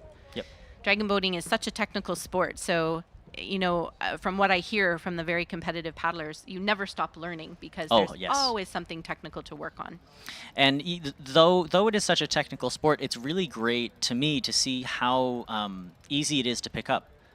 In terms of you can really throw anyone in a boat, and the canoeing or paddling motion comes fairly naturally. Yes. It's pretty easy to understand. Once you get into higher level stuff and technique and technical things, obviously it's difficult, but it's fairly easy to get someone to pick up a paddle and go in a boat. Absolutely.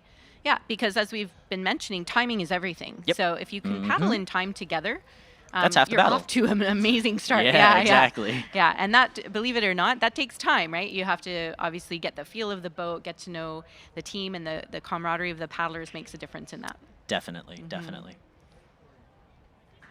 I know sometimes for the recreational team, some of the things that might be, they might be talking about at the start line or as they're marshalling in the starting area, they might pick one thing to focus on for that race. So either something they've been working on, whether it's their start or their finish, or maybe it's that maintaining their stamina through the race pace and through the middle section of the race. But oftentimes, that's enough to focus on. And so if everybody focuses on that one thing, then sometimes it really comes together. Definitely, yes.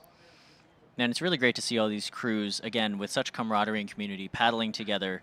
8 boats on the water right now. Really, really a sight to see.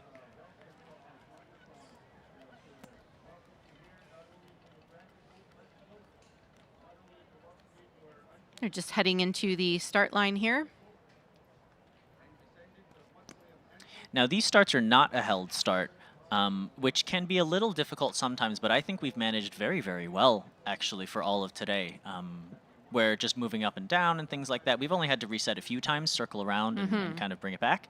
But otherwise, no real big issues, and we're not behind at all. No, we're ahead. We're ahead, yeah.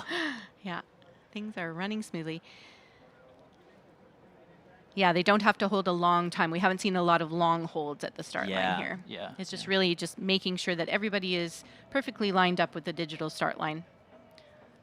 So people might have seen through the day that it looks like the teams are lined up differently in the lanes, either on one side or the other. Sometimes that's just a function of what the water's doing. Sometimes it's a bit of strategy, would you say? Oh, definitely. Yeah. And they're away.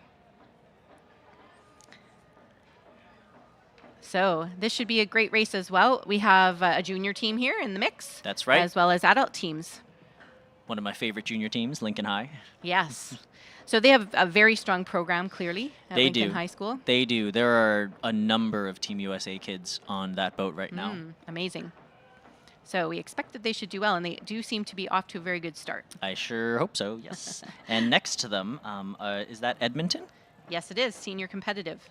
And they're looking very strong, too. I think they're actually ahead by about, let's say, 2 or 3 seats at this point. It looks like it.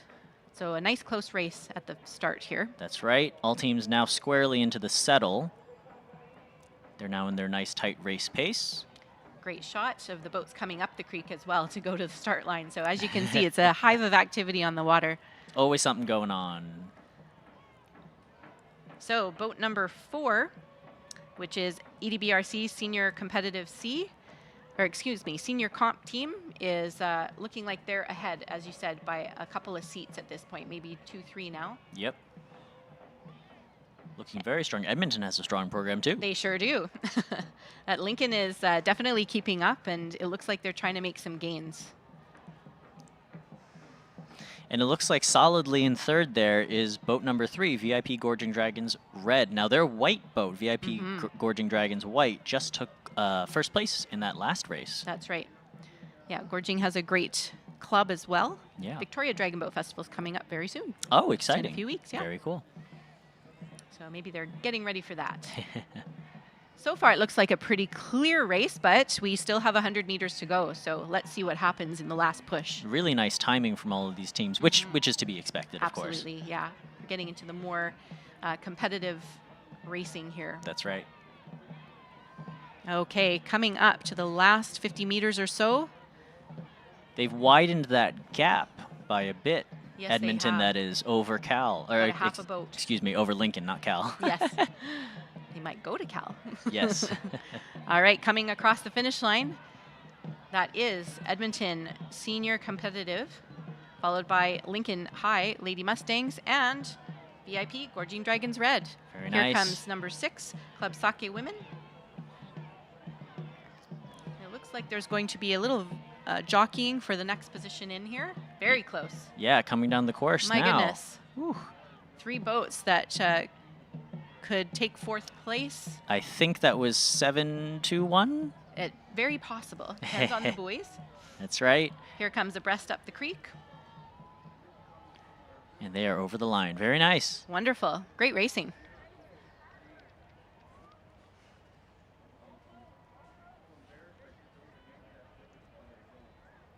So the spectators who've been coming to the Dragon Boat Festival for many years would definitely recognize some of these team names. And they might even have some favorites in the mix. That's right. I certainly do. Yes. We have a few more women division round 2 races coming up here. 3 more to round out the day. Mm-hmm. And then the course will be reset for the Women's Guts and Glory. Women's and Open. Women's and Open, that's right. Yes. That'll be very exciting. Very exciting. In the meantime, definitely make your way around the festival. We have a gorgeous shot of the main stage area, some marketplace vendors. And you can see the boats on the water if you go to the railings right at the foot of Science World here, just along the seawall. And you'll see all these teams just waiting to head back to the docks. In those beautiful custom artwork boats. So gorgeous. They really are. All right, coming up in race 51 with a 7-boat race here. In lane 1, we have Abreast in a Boat DS Divas. In lane 2, KC Pink Warriors from Kansas City. In lane 3, Dragon Guppy Warrior, great name. In lane 4, FCRCC Senior C Women. In lane 5, Wham Women. In lane 6, Orca Women. And in lane 7, FLCC Defiance. Great. So this will be an interesting race too. Again, a pretty big spread of ages and different experience levels in the boats. As well as some BCS crews, yeah. So Kansas City, where would one dragon boat in Kansas City? You know, you ask a good question. I'm not quite sure. And I think they're from the Kansas City, Missouri. I don't know if they're the Kansas side. Ah, right, yes. Yeah. Oh, we have a pleasure boat out there getting probably a really nice view of the race course. Coming straight through the race course. Hello. They see the drone. They see the drone. I think they're being escorted off the race course, perhaps. I would hope so. Yes, they are. That's the start line there. So just waiting for them to clear so that the next set of racers can move in. And there they are. All right. So once those pleasure crafts move out of the way, the racers can get into the start line here.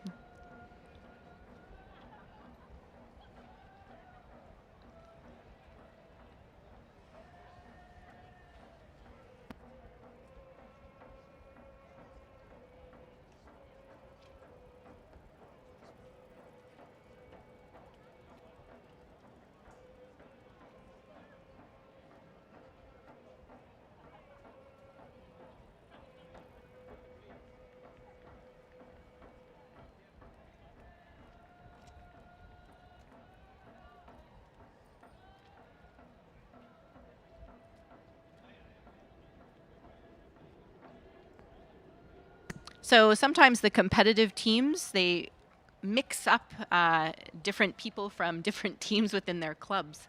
And they come up with interesting names. So we were just talking about Dragon Guppy Warrior, and we think they might be one of those hybrid teams. We're going to try to find out. Yeah, we're not quite sure.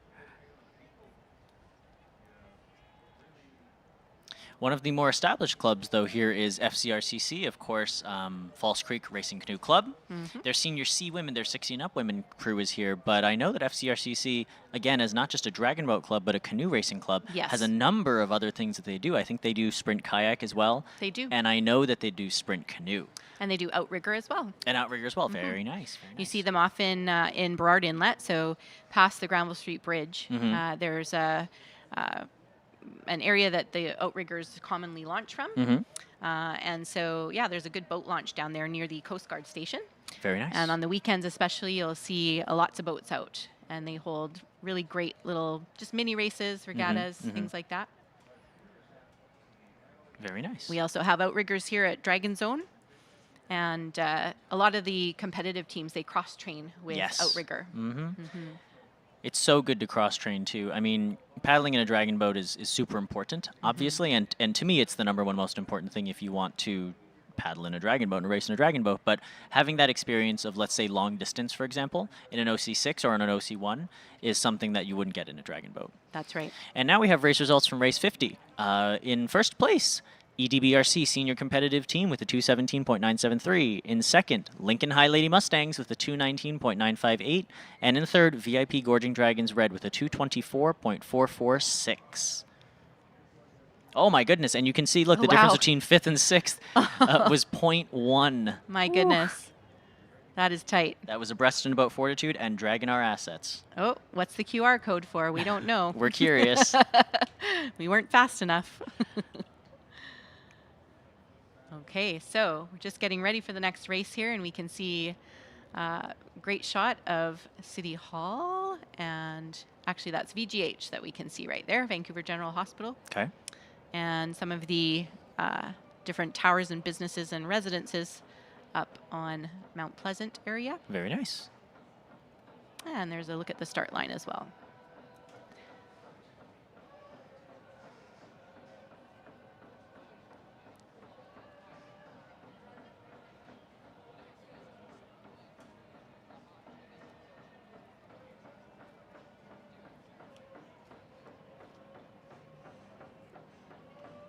It was interesting having Park Commissioner Scott Jensen here this morning telling us the names of the parks. So, of course, we walk by these parks all the time, but I don't always know the name. So it was actually good to hear that, you know, each little park Has a along the name. seawall has a name. Some of them are huge, but some of there's little smaller parks that Mhm. have names and histories and everything like that. And lots of dog parks in Vancouver. Mhm. So you might have seen along the seawall here, walking past, lots of people with dogs. Dog-friendly site. Bring your dog down.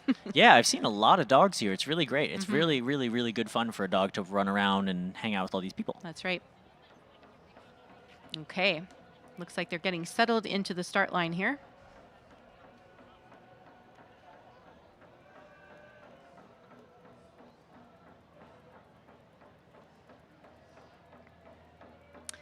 And they're off to a clean start.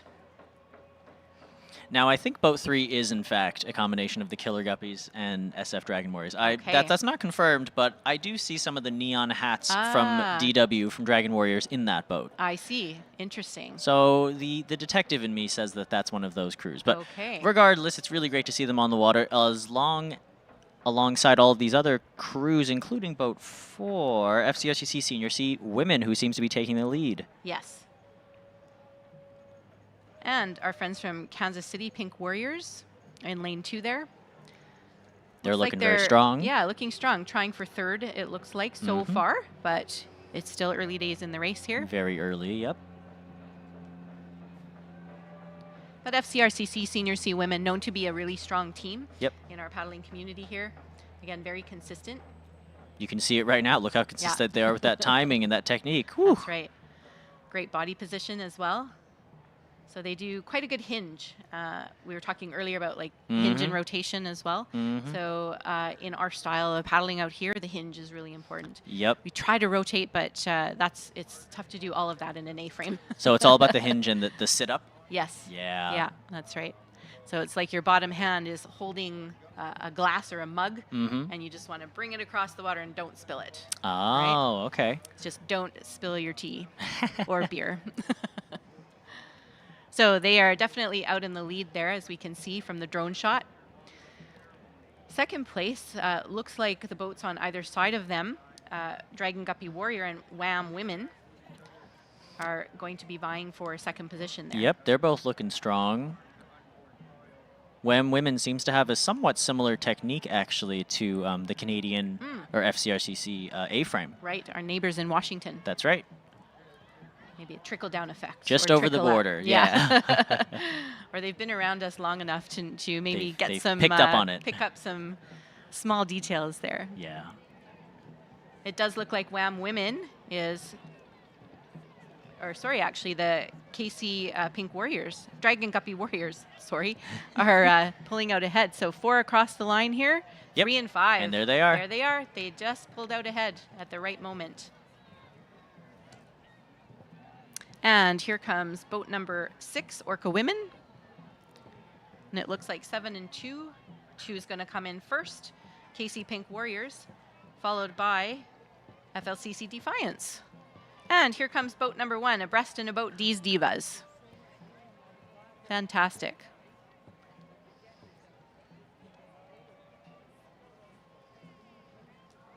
So we're getting through the women division round 2 portion of the day pretty quickly. Just 2 races left in this division. We are indeed. It's also been interesting to see the finish buoys move throughout the day. It was in a nice big U before, but Yes. now it's in a fairly straight line, which is good. Yeah.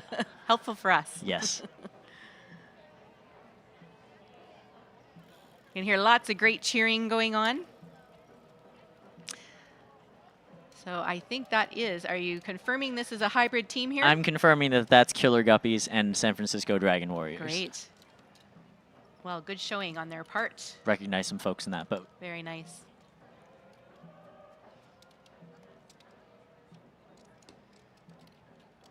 So coming up, like Suzanne mentioned, just 2 more rounds of 500-meter racing, followed by the very exciting, long anticipated Guts and Glory 2,000-meter race. Amazing. And we will see some of these women from these teams. They will actually have to race in the Guts and Glory, so their day is not over. That's right. And they could be in some of the open boats if they're not in their women's boats either. That's right. Yes, they might join the open if they have enough women to also put in a women's boat. That's right. And then again in the mix tomorrow. Tomorrow, So yeah, a lot of the women, they might actually paddle on several teams within the festival. Yes, that's right. Yes. One of my friends who I was just chatting with hasn't left the marshalling area since Oh, really? I think 8 a.m. this morning. Just jumping on boats? She's been jumping. She's steering, drumming, and paddling. Oh my gosh. I hope Yeah. somebody's bringing her Food. water. And water, and she's running to the massages. bathroom. Yeah, Yes. exactly. Wow. It's a big job.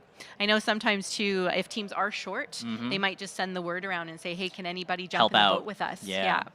Yeah, especially for the women's teams or the mixed teams because we have quotas of Exactly. women, the number of women who have to be on a mixed Open's team. not as much of a concern, but the mixed Open doesn't especially. matter. Yeah, the open mixed. they can have any mix. Yep. Yeah.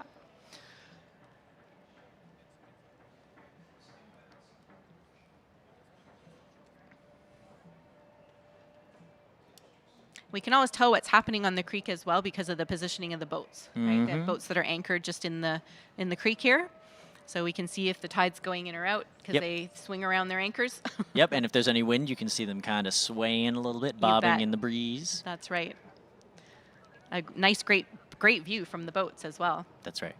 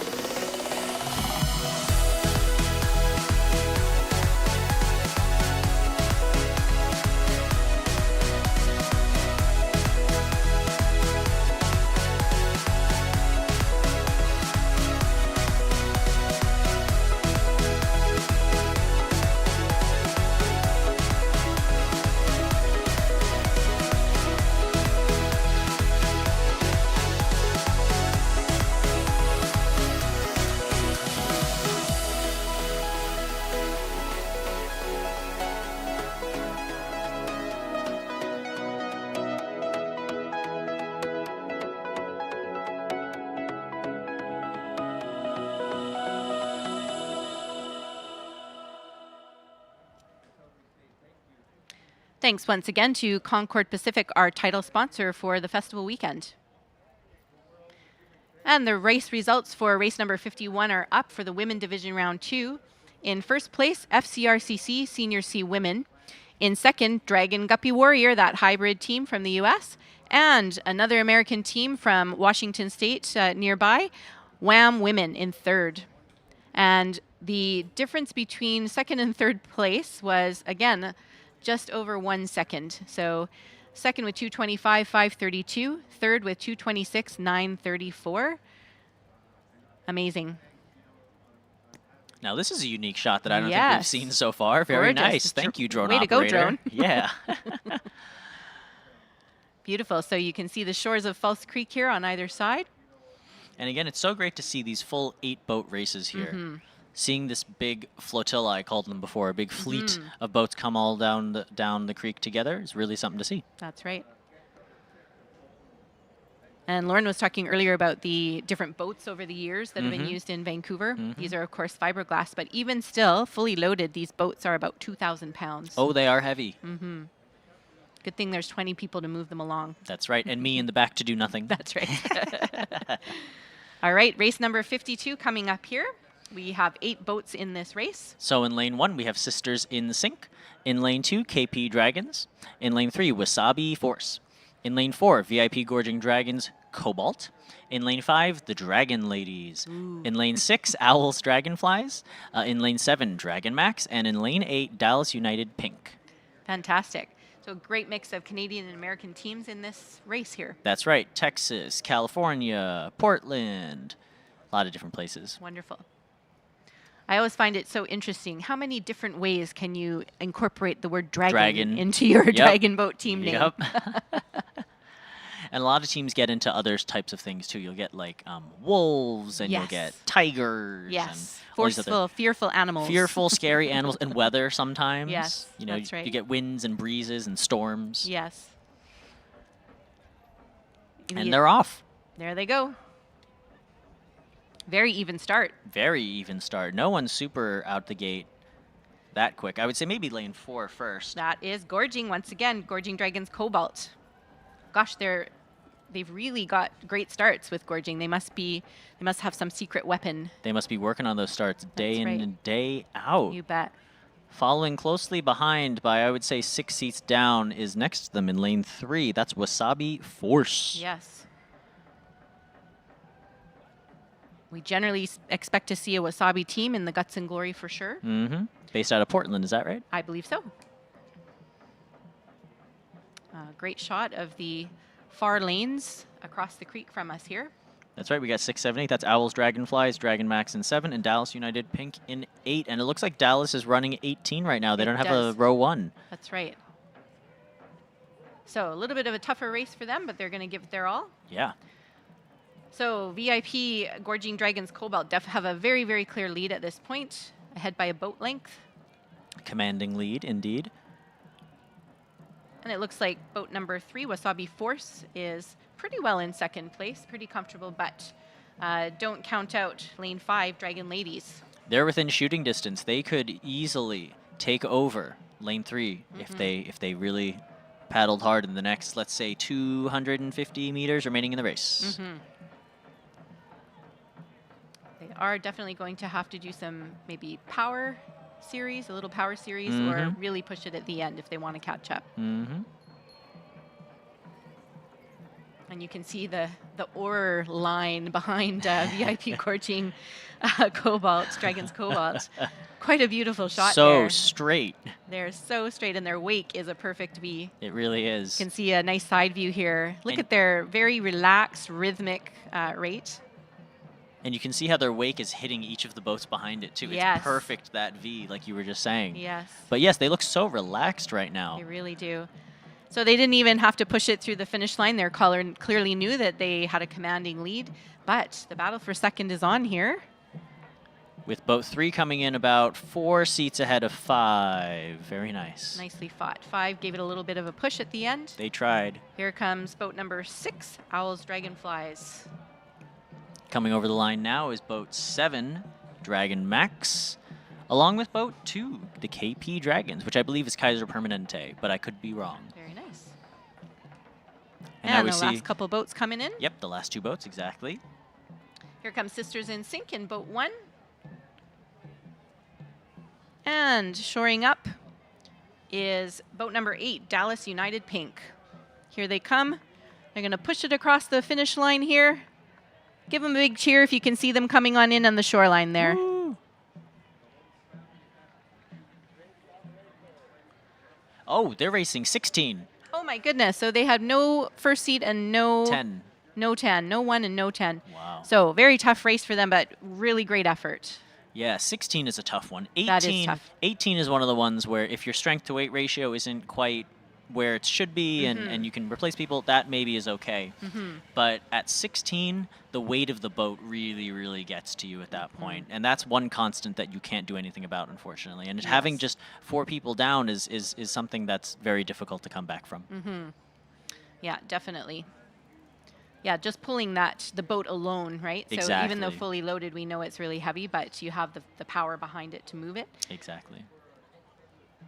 So sometimes in dragon boat practices, of course, some of the drills involve having only some of the paddlers paddling at one time. Half boat, 2 rows, stuff like that. Yep. And so now we have just one race left until the Guts and Glory 2K race. And this will be the women's division round 2, race number 53, followed by the Daily Hive Premier Open and Women Guts and Glory Grand Final 2,000 meter.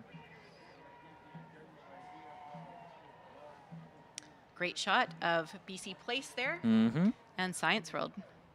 And the old Plaza of Nations BC Pavilion there in the foreground from the expo site. I walked past that the other day. I also went into BC Place last time I was here. It was very exciting. It's a very nice stadium. Yeah, great stadium. Retractable roof. Was the roof open? It was closed. I saw Elton John. Oh, fantastic. It was quite good. Yeah, great concert venue. And here we have those purpose-built, beautiful docks that we were just talking about before that do look like lanterns. Don't they? You're the more very you right. look at them, the more you see it. Yes, exactly. I'm seeing it over as the day progresses. Yes. And the roof lines are all just slightly different. So, yeah, little unique characteristics. Right, with solar panels on top? Yes, solar panels on Very top. nice, very nice. I'd expect nothing less from Vancouver. Right, I would hope so.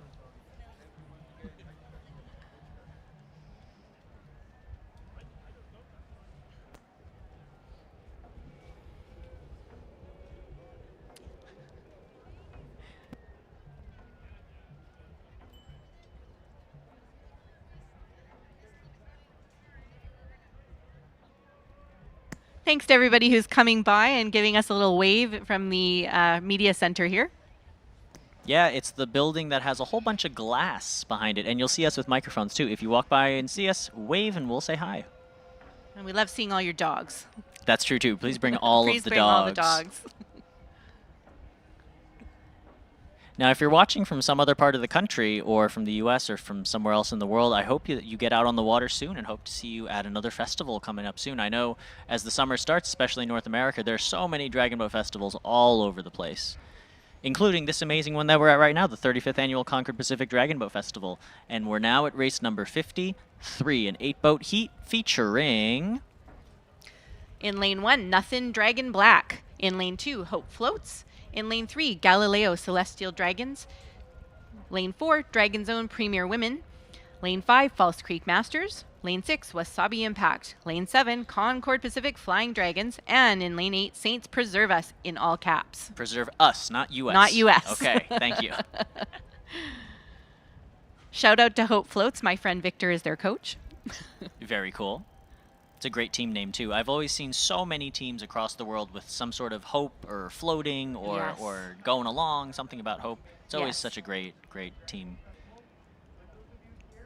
Here we can see boat number 7, Concord Pacific Flying Dragons, our title sponsor, one of their teams. They, of course, have several teams, and they have for 33 years. They've been racing dragon boats on False Creek. That's amazing. And, oh, isn't that serendipitous? They're in their own boat.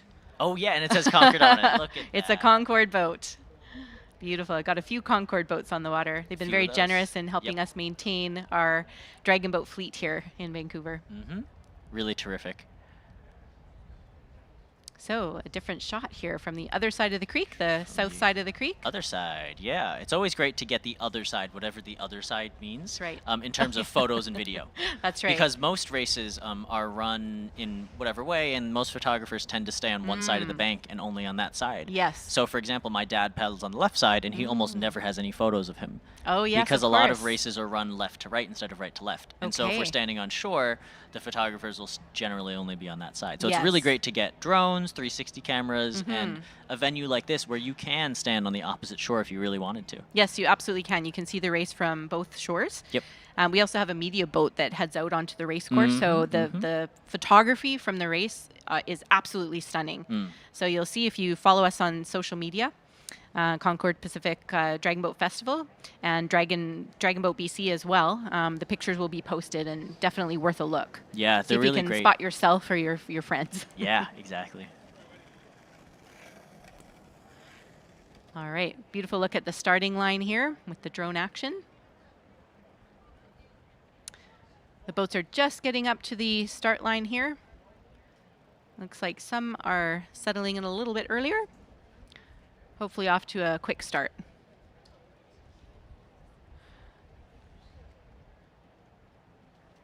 We have an aqua bus further down on the east side of the creek here, so they might just hold for a moment.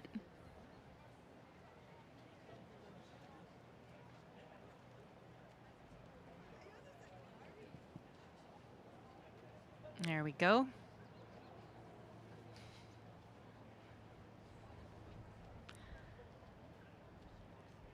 And as you can see, now it looks like the boats are loaded slightly in the buoys are slightly in the middle of the boat. So as we said, the line is digital. So don't worry if you see differences in how the boats are lining up throughout the day. There's another aquabus coming across the course on the east end here. Down here at the finish, yeah. It's a busy day on the water of False Creek, but that's okay. Races around here are used to that. And we are still running ahead anyway by a lot. There we go. Which is great. This race is supposed to go off at 5:02, and it is currently 4:39. Oh my goodness. Nice 23 well done, race minutes team. ahead. Yes. Well done, paddlers.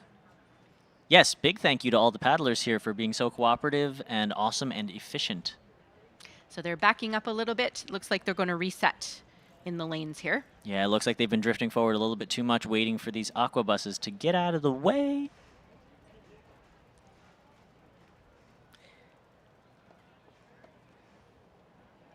We do love our aquabuses and our False Creek ferries, though. They put on a good show, and it's really fantastic that we have little ferries that run up and down the creek. It is. I remember the first time I visited Vancouver a few years ago, I kept thinking to myself, how am I going to get across this water? What the heck am I going to do? And then I realized, oh my God, there are aquabuses and water taxis and things like that that we can use.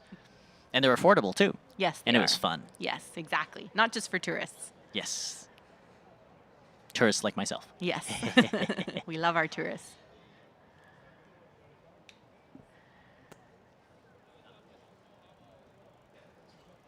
So some of the spectators might be seeing the paddlers walking around, and sometimes you'll see them walking with their paddles, and they have what looks like a foamy sitting on the top of their paddle as well.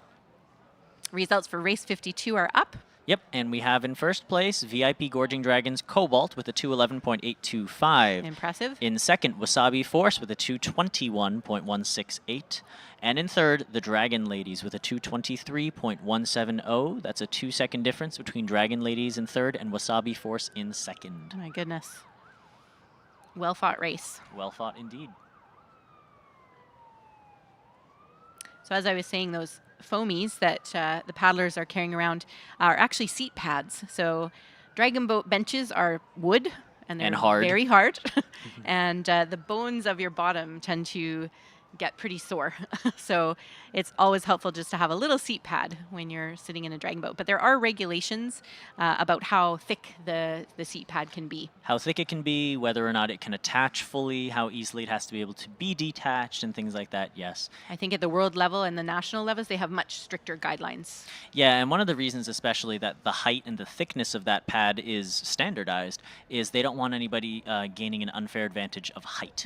If you're sitting a little bit higher by, let's say 6 inches for lack of a better term, if you can somehow fit a 6-inch seat pad on there, right, then you have 6 inches more clearance and more leverage, right, on the paddle that you could get. Absolutely. Exactly. So that would be an unfair advantage versus using a seat pad purely for comfort and cushion. Yes. There is also padded shorts that people can get as well. Those yes, are yes, allowed. yes. But and especially in the 2K race, that is real nice. oh my goodness, I bet. On the water for 8 minutes, 9 minutes, it's nice to have.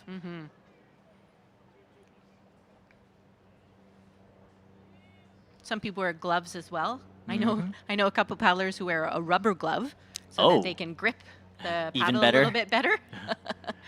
The salt water is actually, it feels slippery. So if you paddle in freshwater versus saltwater, you'll notice that there definitely is a difference. Yep, and my team paddles in saltwater too. So Uh-huh. a lot of my team actually uses wax Yes. that they'll put on, on the shaft of their paddles so that the bottom hands don't slip. Makes sense, yes. And for beginning paddlers, sometimes they end up putting a little rubber band around the handle as well so that they can keep their hand position where it should be. Yep, they That's know also where to very put it. important, you know, holding the paddle properly is important. Exactly, yes. So is there a difference in the grip of the paddle with the A-frame versus other styles of stroke? I would say something that's hotly debated. You ask 3 different coaches, you'll get 3 different answers. Is the bottom hand and your bottom 2 fingers. Gotcha. Your bottom hand's ring and pinky finger. Whether or not they should be fully on the shaft Ah. or released a little bit Yes. so that you can get a more positive angle on that blade. I see what you're saying. You'll yeah, get different in the opinions. catch. Exactly. Yeah. Some people will say, well, you want to get that extra, positive angle of maybe 10 degrees or 15 degrees, so that on your entry you're nice and positive. Yes. And that you're positive for longer until you reach neutral and then negative eventually in the back half of your stroke. But I know some other people who would say the opposite and say that no, yes, you'll get a more positive angle, but it's weaker because you're missing, 40% of that hand's power. Yes. 2 fingers, right? 2 out of your 4 fingers and a thumb, 5. Yes. And so you should instead sacrifice that angle and instead grip your paddle fully on the bottom. Yes. So you get a lot of different opinions about that. Interesting. Hand and arm injuries are common for beginning paddlers. Oh, yeah. Because gripping too hard or holding the wrong way and pulling too hard with your arms. So even though it looks like paddlers are pulling with their arms, they're not. They're right? not. So they're pulling with their bodies. That's right. The best example or analogy that I always say it's akin to is opening a stuck door. If a door is nailed shut, right, you're not going to just try to open it using your bicep. You're going to use your entire body. You're going to twist into it. You're going to use your shoulder. You're going to maybe even kick off with your legs. Just like these crews that are off are doing right now on these amazing starts. All right. And so far, it looks like lane number 4, Dragon's Own Premier Women, our local club, paddles these waters all the time. Coming out They're strong. Off to a very strong start. Clearly, their positive angles are working for them. That's something like that. They're staying positive. They're staying positive. That's right. Next to them, though, in lane 5, the False Creek Masters are also putting up quite a good fight, and it looks like they're about maybe 2 or 3 seats ahead of GCD, Galileo Celestial Dragons, over in lane 3. They're widening that gap, though, now it seems, and they're trying to catch up to Dragon's Own Premier Women. Lane 6, Wasabi Impact, also looks like they are trying to keep up there. It looks like they might not be quite as in time as the others, so we'll see how that bodes for them. How that boats for them? How that boats for them. I don't know if they're drifting a little bit or Yeah, if that's they just seem my to be imagination. drifting a little bit to one side, but they're in control. All good, all good. All good. Happens sometimes. And now it looks like Dragon's Own Premier Women out in front have gotten a nice full boat length lead up in front of the False Creek Masters next to them in lane 5. Gorgeous paddling here. You can see how evenly matched their body position is and their arm height as they pull their paddles out of the water. See them hinging really nicely using that outside arm. And there's that positive angle. So when we were talking about the positive angle, it's the catch at the beginning of the stroke that you want to have a bit of a positive angle so that you can then drive your paddle into the water and start pulling when the paddle is vertical. That's right. Coming up to the last 100 meters, Dragon's Own Premier Women just crossing through here with an easy lead. Just leaving the rest of the field behind. Really, Woo. they are. False Creek Masters doing the same. Still in the mix, but yeah, they've left the rest of the field behind, so they are definitely going to come in behind Dragon's Own Premier Women in second place. Which is typically, not always, typically how the cookie crumbles with premier teams doing a little bit faster than senior teams. That's right. Yeah, that makes sense. They're younger, lighter, have maybe a little more muscle mass. That steer doing great though, Wow, taking the oar to the water. beautiful. Very nice. You can see how low in her body position yeah. she was, getting them through the finish line as fast as she could. Now coming through third is going to be Galileo Celestial Dragons, GCD as we call them. Very well nice. Done. And boat 6, that is Wasabi Impact. 2 and 7 looked pretty even across the line there. They did. Concord, Pacific Flying Dragons, and Hope Floats. Here comes boat number 1, Nothing Dragon Black. Yep. And boat number 8, Saints Preserve Us. Saints Preserve Us. And here comes the race marshal boat through the finish line for the last, not quite the last time today. That's right. So that wraps up our 500-meter races for today. The course is now going to be reset. So you can see the pontoons, the buoys at the finish line are already actually being maneuvered here on the course. So we're going to wait for the results from that last race. And then we will let the race team reset the course, and we'll come back to you with the Guts and Glory, the Women's and Open Division Guts and Glory. That's right. Look forward to that. Of course, our Guts and Glory Grand Final for today, Premier Open and Women, is sponsored by Daily Hive.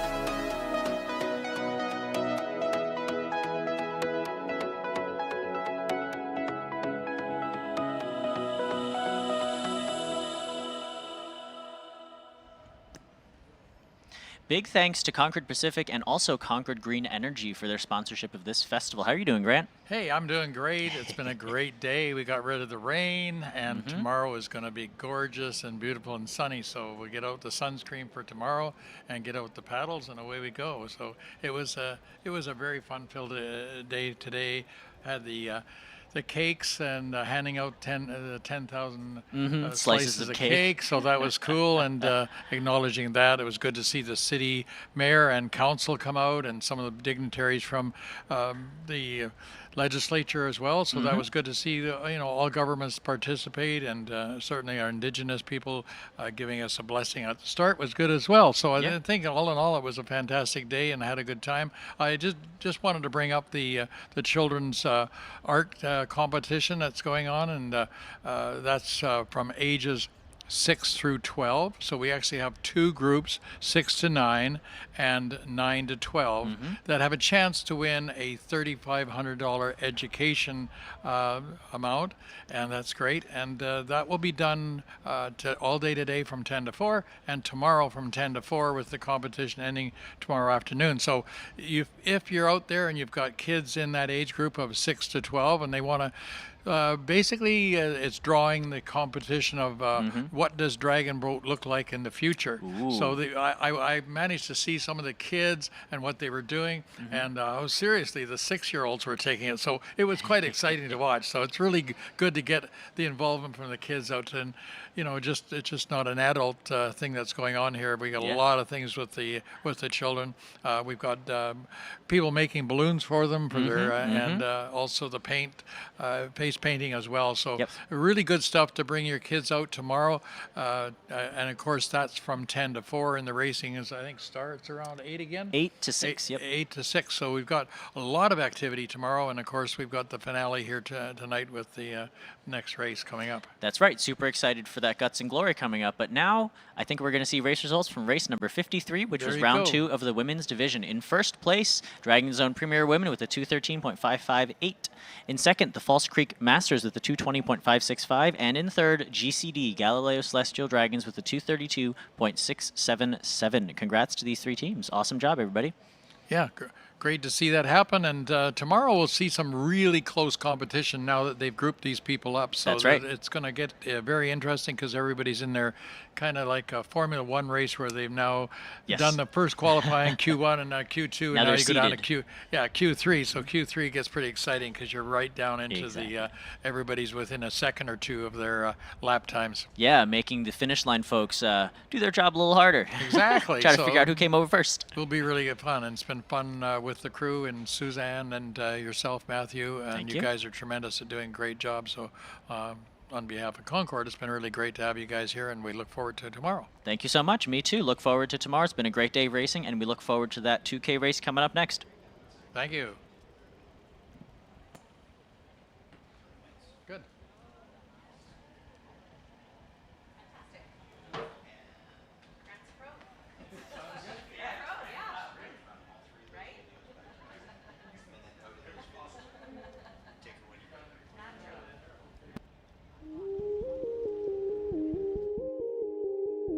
My name is Judy Chan.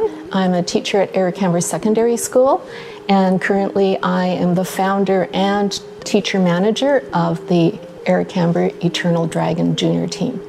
Eric Hamber was asked to form one of the first junior teams when juniors were allowed to race in dragon boat races in Vancouver. And I had been a member on the first committee of the Dragon Boat Festival in Vancouver in 1986, which at that time had cotton t-shirts. I looked at what the sport was all about, and I thought, Expo 86, transportation, these people all over the world had come in to do racing, and I thought high school kids could do this, right? And so I said, why don't we get some high school students or junior teams in it? And they say, no, it's too dangerous. We're not too sure what, how that would work out, liability issues. And then about 4 years later in 1990, I get a phone call saying, get your team ready, we're having juniors. So I gathered up some kids, and We had about a team and a half of kids, and we practiced in Voyager canoes because at that time, high school students weren't allowed to practice in the real dragon boats until a few weeks before the dragon boat races. So we did Voyager canoes, and then we got a chance to get into dragon boat. And at that year, because it was so new, we lent out our extra paddlers to various teams who were short in order to make the race happen. So it was quite an exciting time to be part of that first year. And the students that started that first team, of course, came up with the name Eternal Dragon. And they wanted it to sound good in English as well as in Chinese. And so at that time, they came up with this. They got someone's uncle to do the calligraphy because it had to be perfect. And of course, they drew the dragon boat with all the paddlers in it. And I thought that was kind of interesting, and not realizing that the word eternal was going to mean that I was going to still be doing this sport 3 decades later with a high school team. I think Dragon Boat has played, I think, a very critical part in youth development because it's given youth a chance to work as a team, set goals, and try to reach them. And the closer they get, I think the better they feel about themselves. So I think it really improves their self-esteem.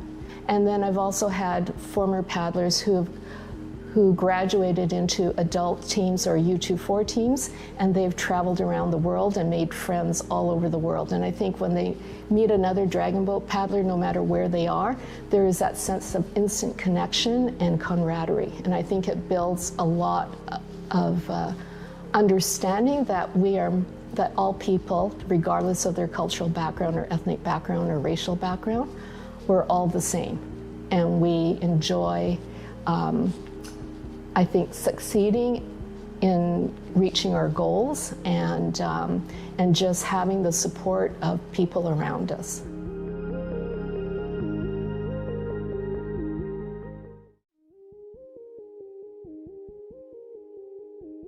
Hi there, my name's Karen Dogstetter. I am a current member of Sisters in Sync Dragon Boat team and a previous member of Eye of the Dragon Boat team, which was a visually impaired team. When I started paddling in 2009, I was looking for some kind of an exercise program that I could do where my blindness wasn't going to be an issue. That's when I came to Eye of the Dragon, and it was actually what I needed. It was an overall good workout. It was a very meditative place for me. I love being on the water and paddling with my peers. Eye of the Dragon was there, and we were in a visually impaired category, but we were pretty good at that time. So we were paddling on the courses there and just doing the turns and coming down the finish line and actually crossing first was amazing. You know, you do a 500 meter, but then the 2000 is just so completely different. That was one of the most unique dragon boat experiences for me. So Sisters in Sync, why I came there is it's a lesbian team, and for me that was a part of my life that isn't always available to me. It ended up being a really good fit for me. I love the sport now and don't really want to give it up. I remember when Dragon Boat first came to Vancouver in the 80s, and it was such a foreign concept at that time. But it grew and it grew, and it's become a very large part of our Vancouver experience, from bringing tourism and different cultures together to school kids and seniors. It spans all ages, it spans all abilities. I think it's just a really good fit for our city as a coastal city. First and foremost, it makes me understand that I can do anything if I choose to. And whether that's being an out paddler or an out person, but also as a visually impaired person, it's an inclusive community. That means a lot. just to be able to do what I want to do.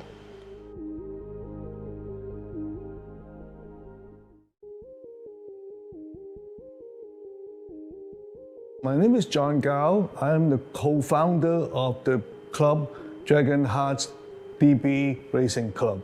Dragon Heart was a team that was formed 25 years ago from the Chinese Cultural Center. At that time, I was one of the directors, and they wanted to have a team in their own name, so they asked me to form one. And 25 years later, even though we're not with them, but we're still going. Yes, the first year we raced, we were squeezed by the eyes of the dragon, and we rear-ended someone else, and that was kind of hilarious. And we were penalized a restart with one boat behind everybody else, and that was embarrassing. Everyone was laughing at us, okay? But at the end, we didn't come in last, so we're not that bad. Okay. Well, because I've been lucky to be a Vancouverite, and I earn my living here, and the only thing I could think of paying back to the community is to volunteer for community. So I first started with volunteering for Success, and then Chinese Culture Center. And once I got hooked on dragon boating, this is almost like my life now. So I help with organizing teams. I also help with the dock maintenance, things like that. And whenever I can, we will also contribute financially to the Dragon Heart Society. Well, dragon boating is not just a sport. It's a social sport, okay? For the years I've come in contact with people, the first generation of my pals are still friends. There are a lot of people are actually very shy. When they come into a group to paddle, 20 in a group, they come out of the shell, and and they're better people, and they are probably more successful if they not come out of their shell and meet people. Like I said, lots of good friends are made, marriage happened, and also, like I said, you're used to interacting with people, and all these familiar strangers makes you very comfortable among people. And that's my take as a leader of a group and as a participant as well. We welcome everybody, and one year we was taking a poll where people from 16 nationalities or ethnic backgrounds, and we had people as young as 17 years old, which is I'm about 4 times as old as them, okay? And my oldest team member is 76. And we're grateful that intergenerational and interracial interaction has been very great for us, okay? This is what Canada is all about.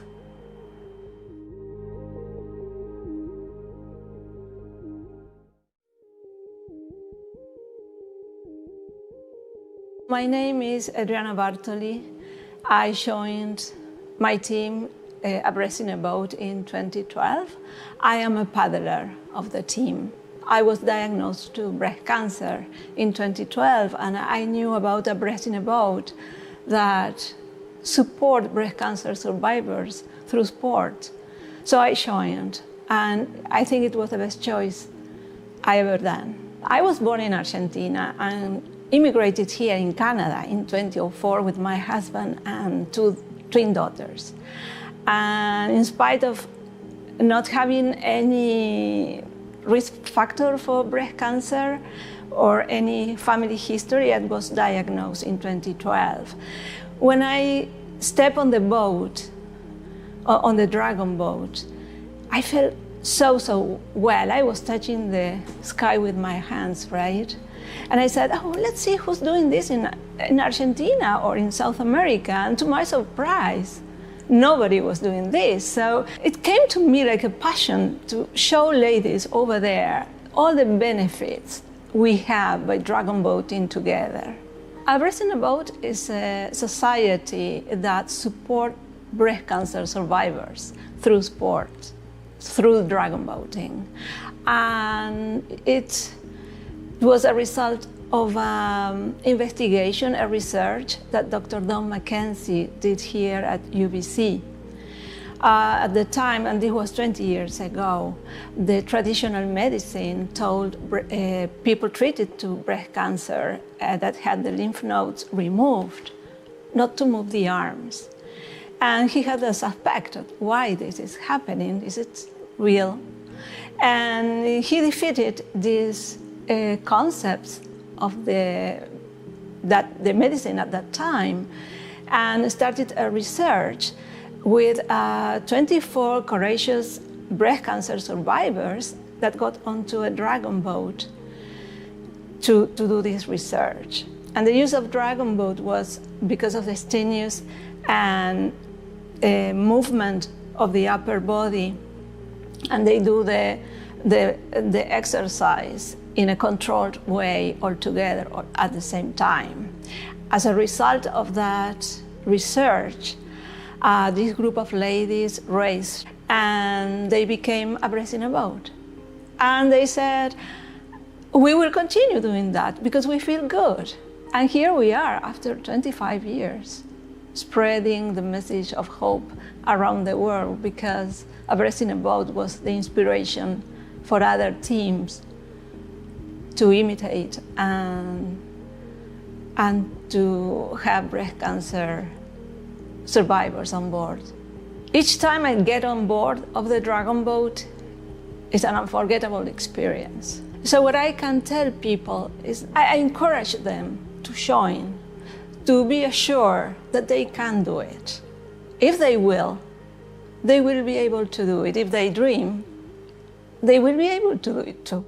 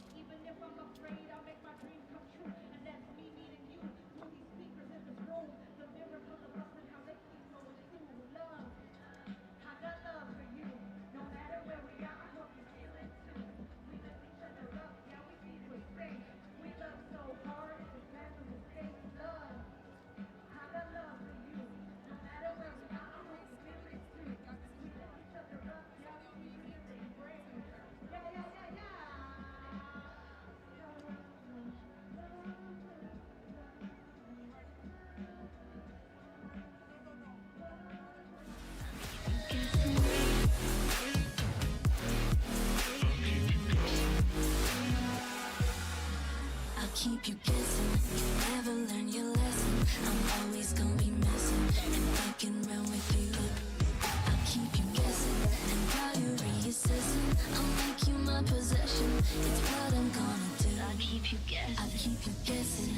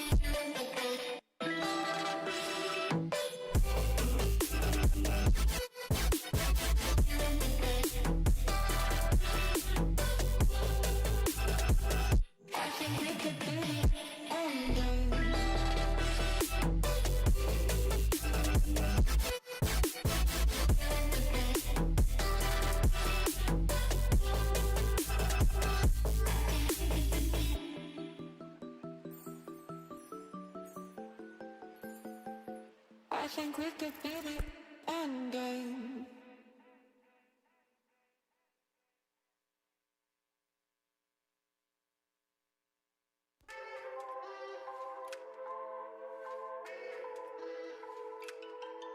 You threw me in the deep end. You thought that I couldn't swim. Reached out a fake hand, then dropped me in.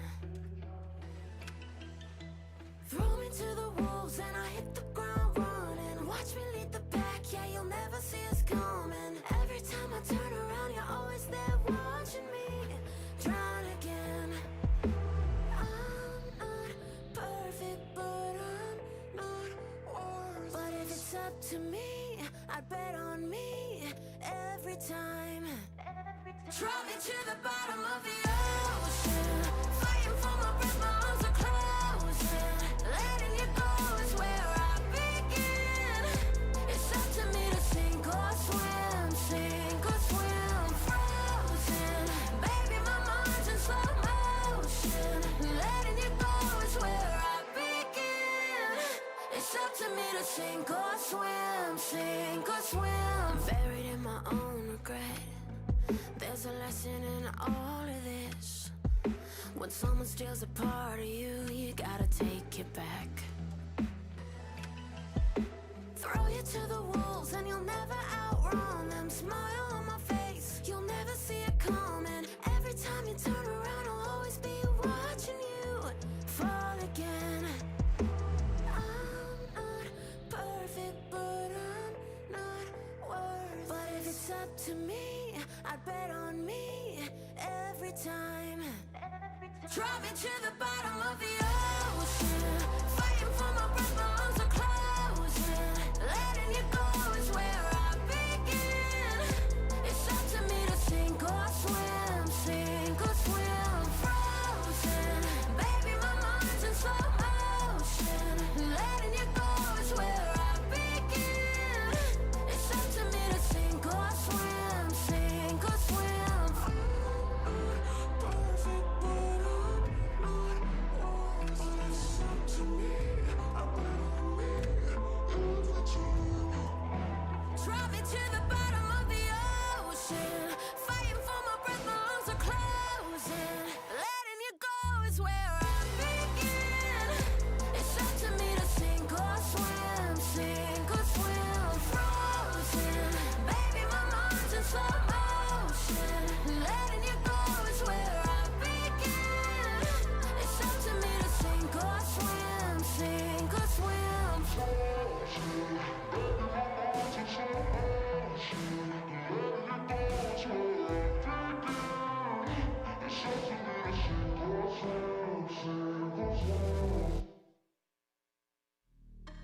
Here we are, kinda broken, and nothing's ever good enough. From the start, I was hoping you'd find a way to feel this love. Hold me like you used to back in summer, when there was nothing that we couldn't fix. Now we're stuck in looking at each other. Take me back to when you wanted this. I wanna love nobody but you. You wanna love somebody, but nobody will do. Nobody will do.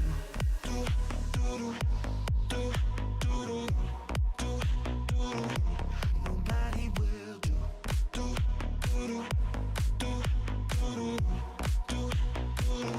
But nobody will do.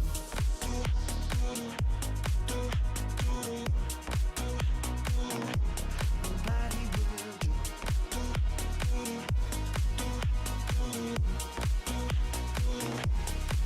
Taking drink by the ocean, left your heart out in the cold. Did you think, stupid notion, you won't ever feel it home? Hold me like you used to make it better, when you thought this was something we could miss. Don't go running circles round forever, just go back to when you wanted this. I wanna love nobody but you. You wanna love somebody, but nobody will do. Nobody will do.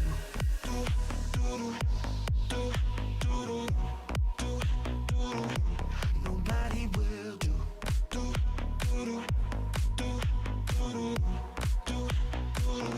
But nobody will do.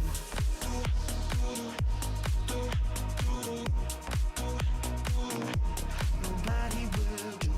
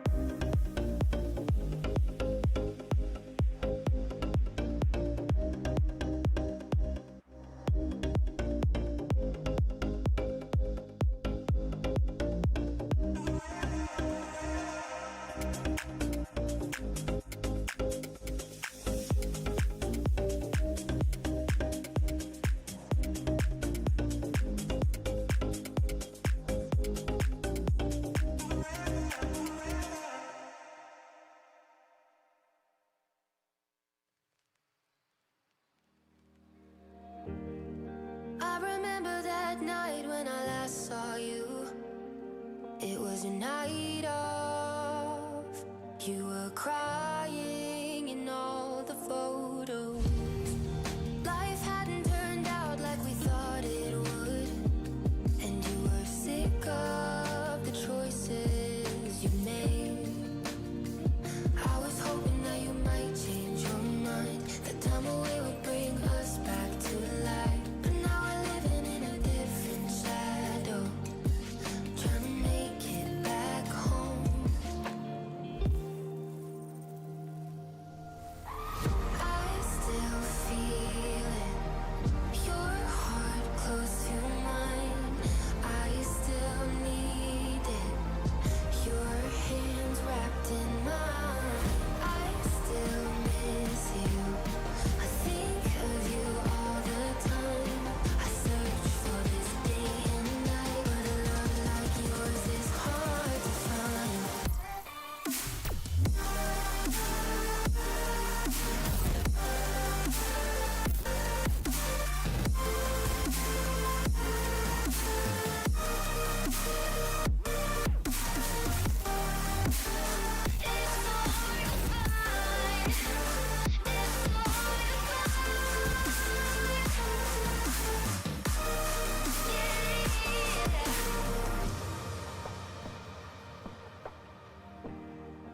I don't know how to breathe when I'm not with you.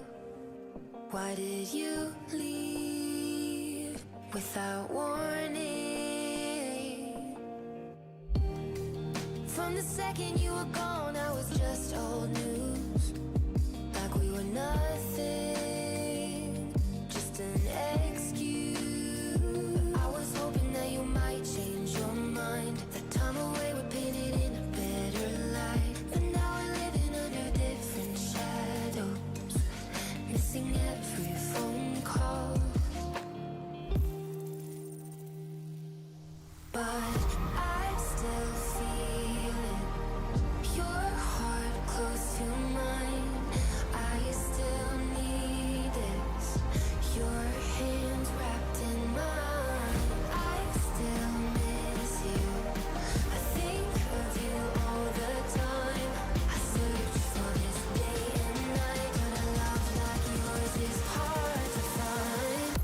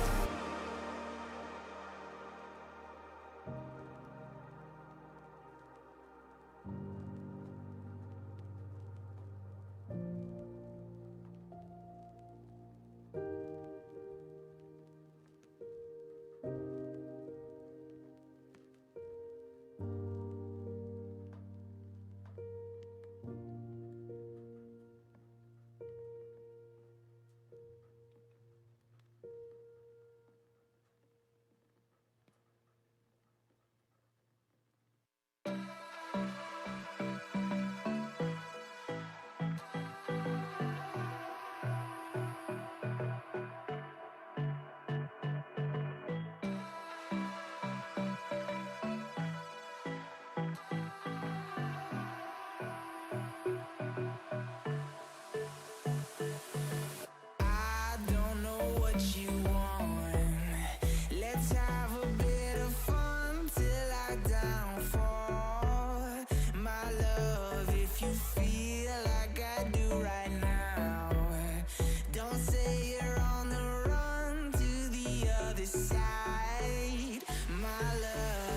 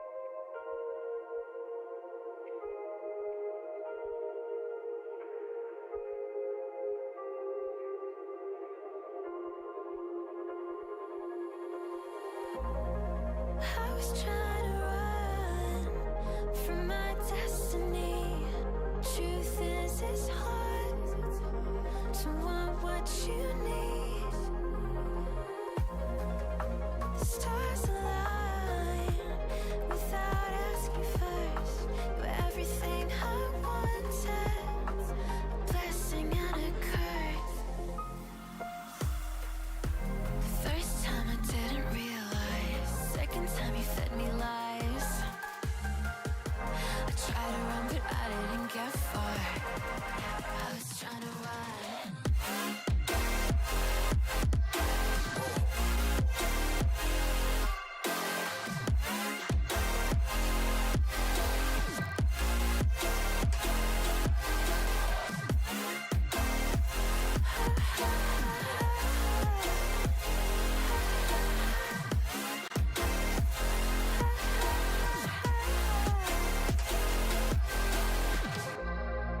I was trying to run from my destiny. You felt so good. Guess you scared me. The stars align without asking first. You were everything I wanted. A blessing and a curse. Now I'm here. It's as if everything has gone back to the start. Play me like a work of art. The first time I didn't realize. Second time you fed me lies. I tried to run but I didn't get far. I was trying to run.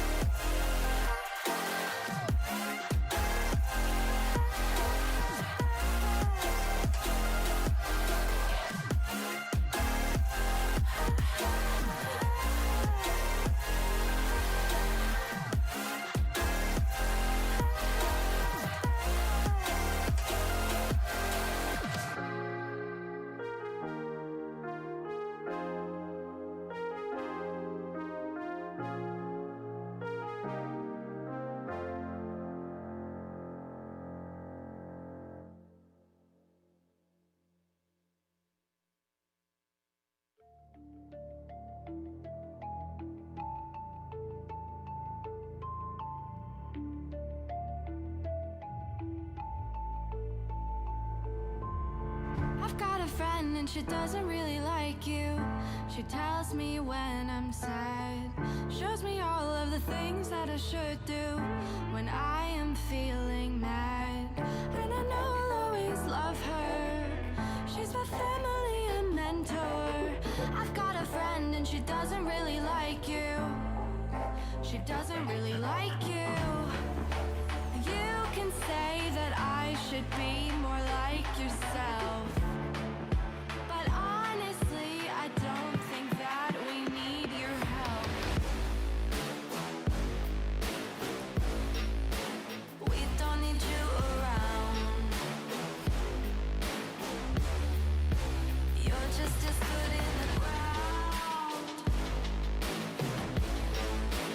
I like our head in the clouds.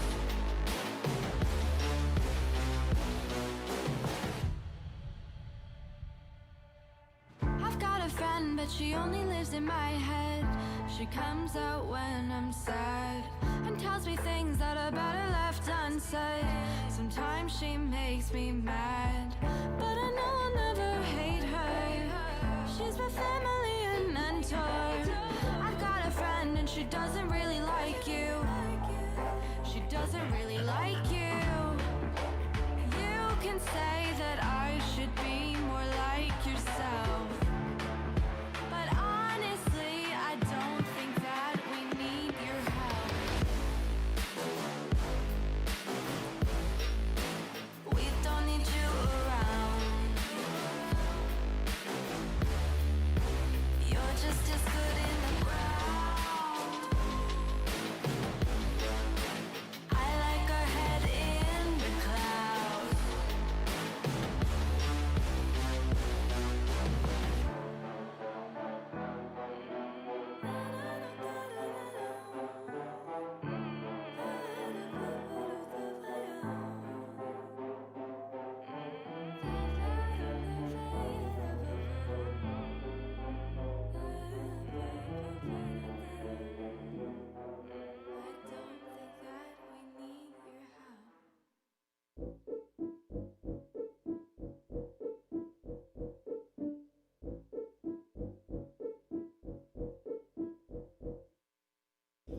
I don't know what to say.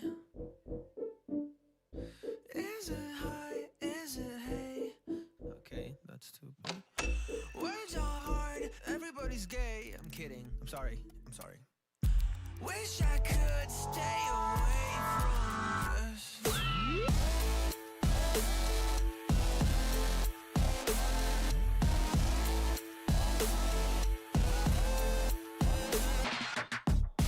I don't know what to say.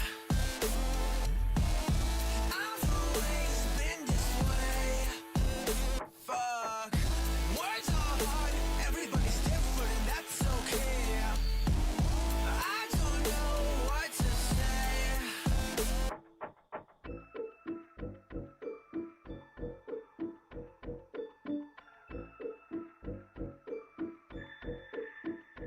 Quick, think of something. I'm not sure that I'm right for this conversation. Half a smile, walk away. Again, I'm sorry. I don't really get these social cues. There's no excuse for a lack of words. But I'm pretty self-aware, but apparently I'm not. So I don't know what to say. I've always been this way. Fuck.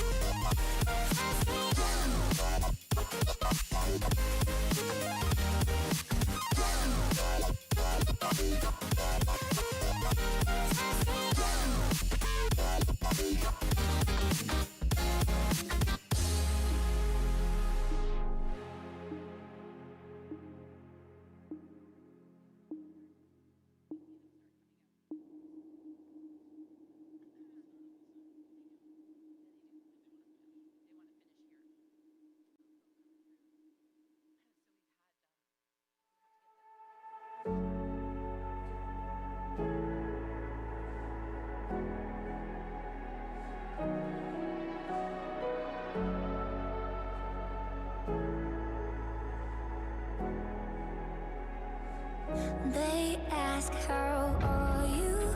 Are you dating? But please stop asking, I can't take it. So they tell me to stop chasing. You know it's over, time to face it. Oh, I know I should move on, but I just can't.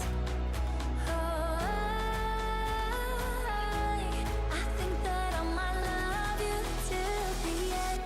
So how can I forget you when you were the one?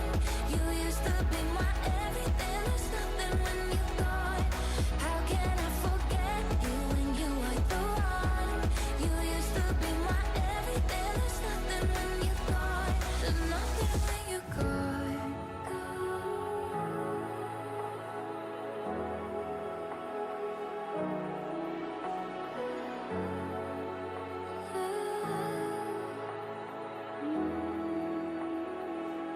Too many great memories, I can't erase them. All I see when I walk past the street where we meet for a drink or two, end up drunk on you. Oh,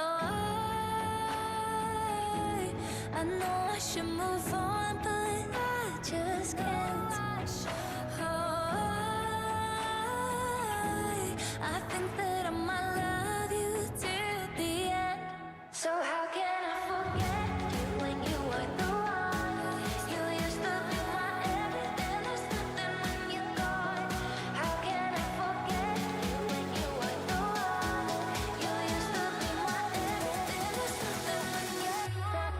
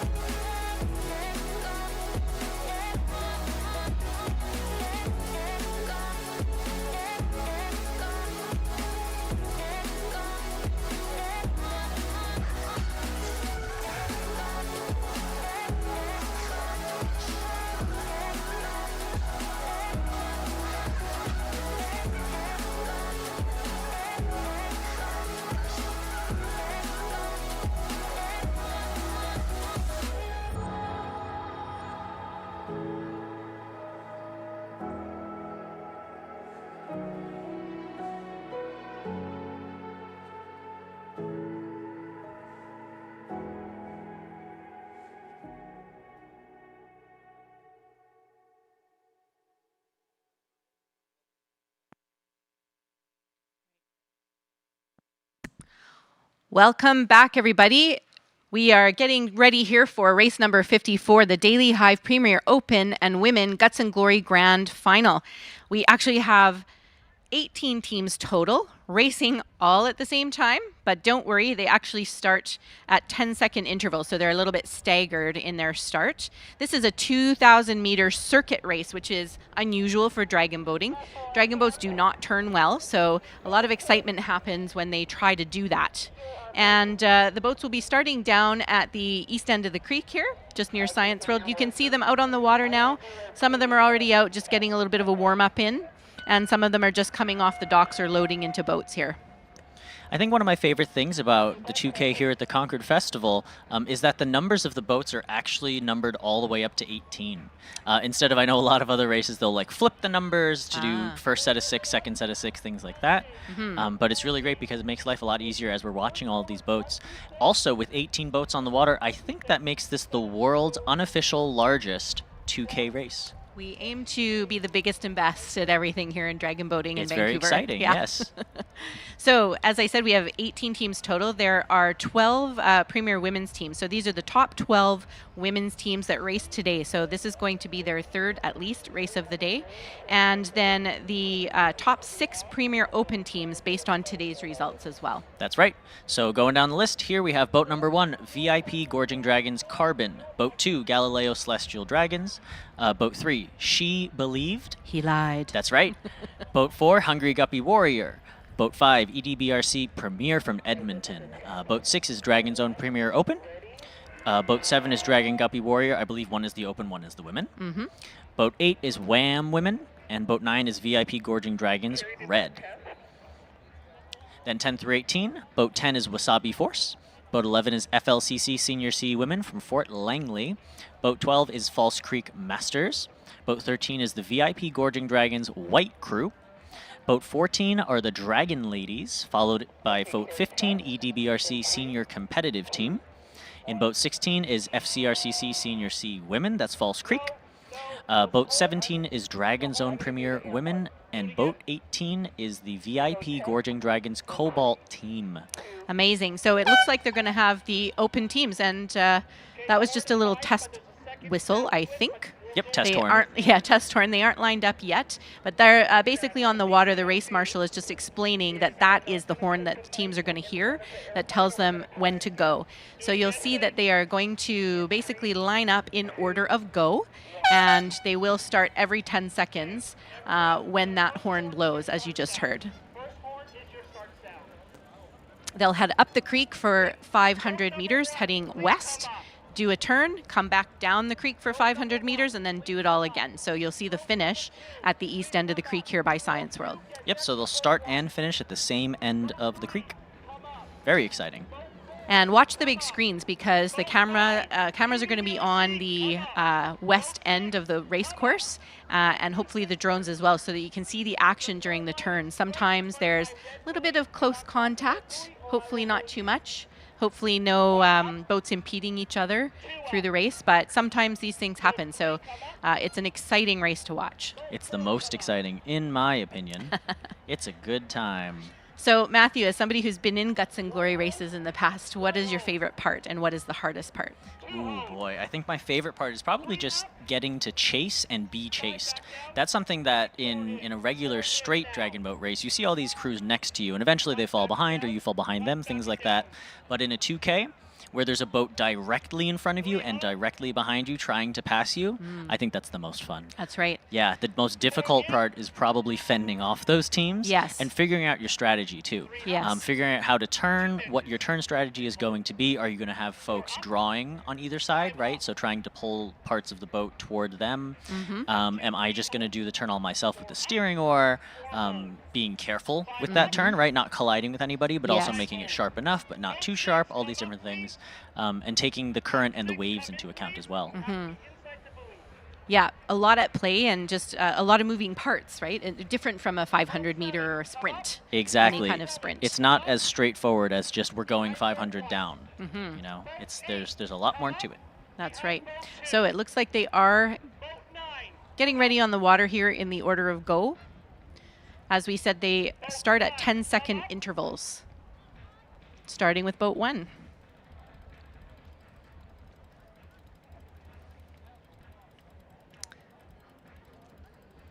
They're just making sure that all the boats are in the right order.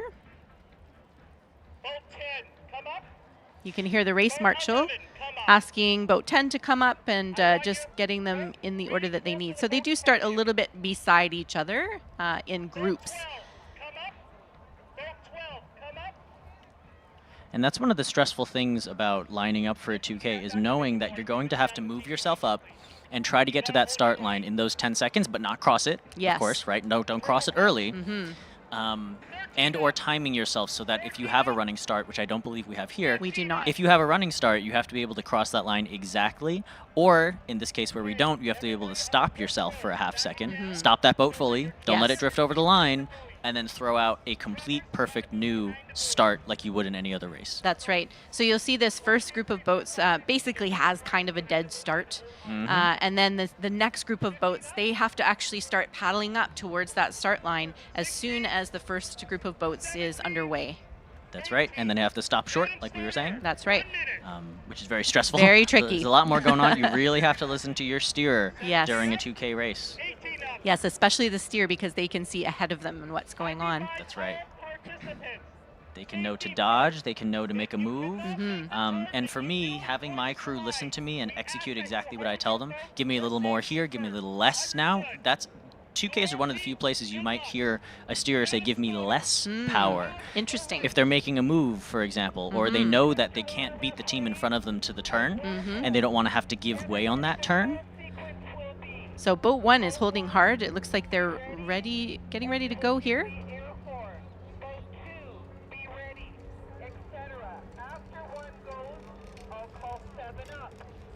This is going to be a great race. It sure is.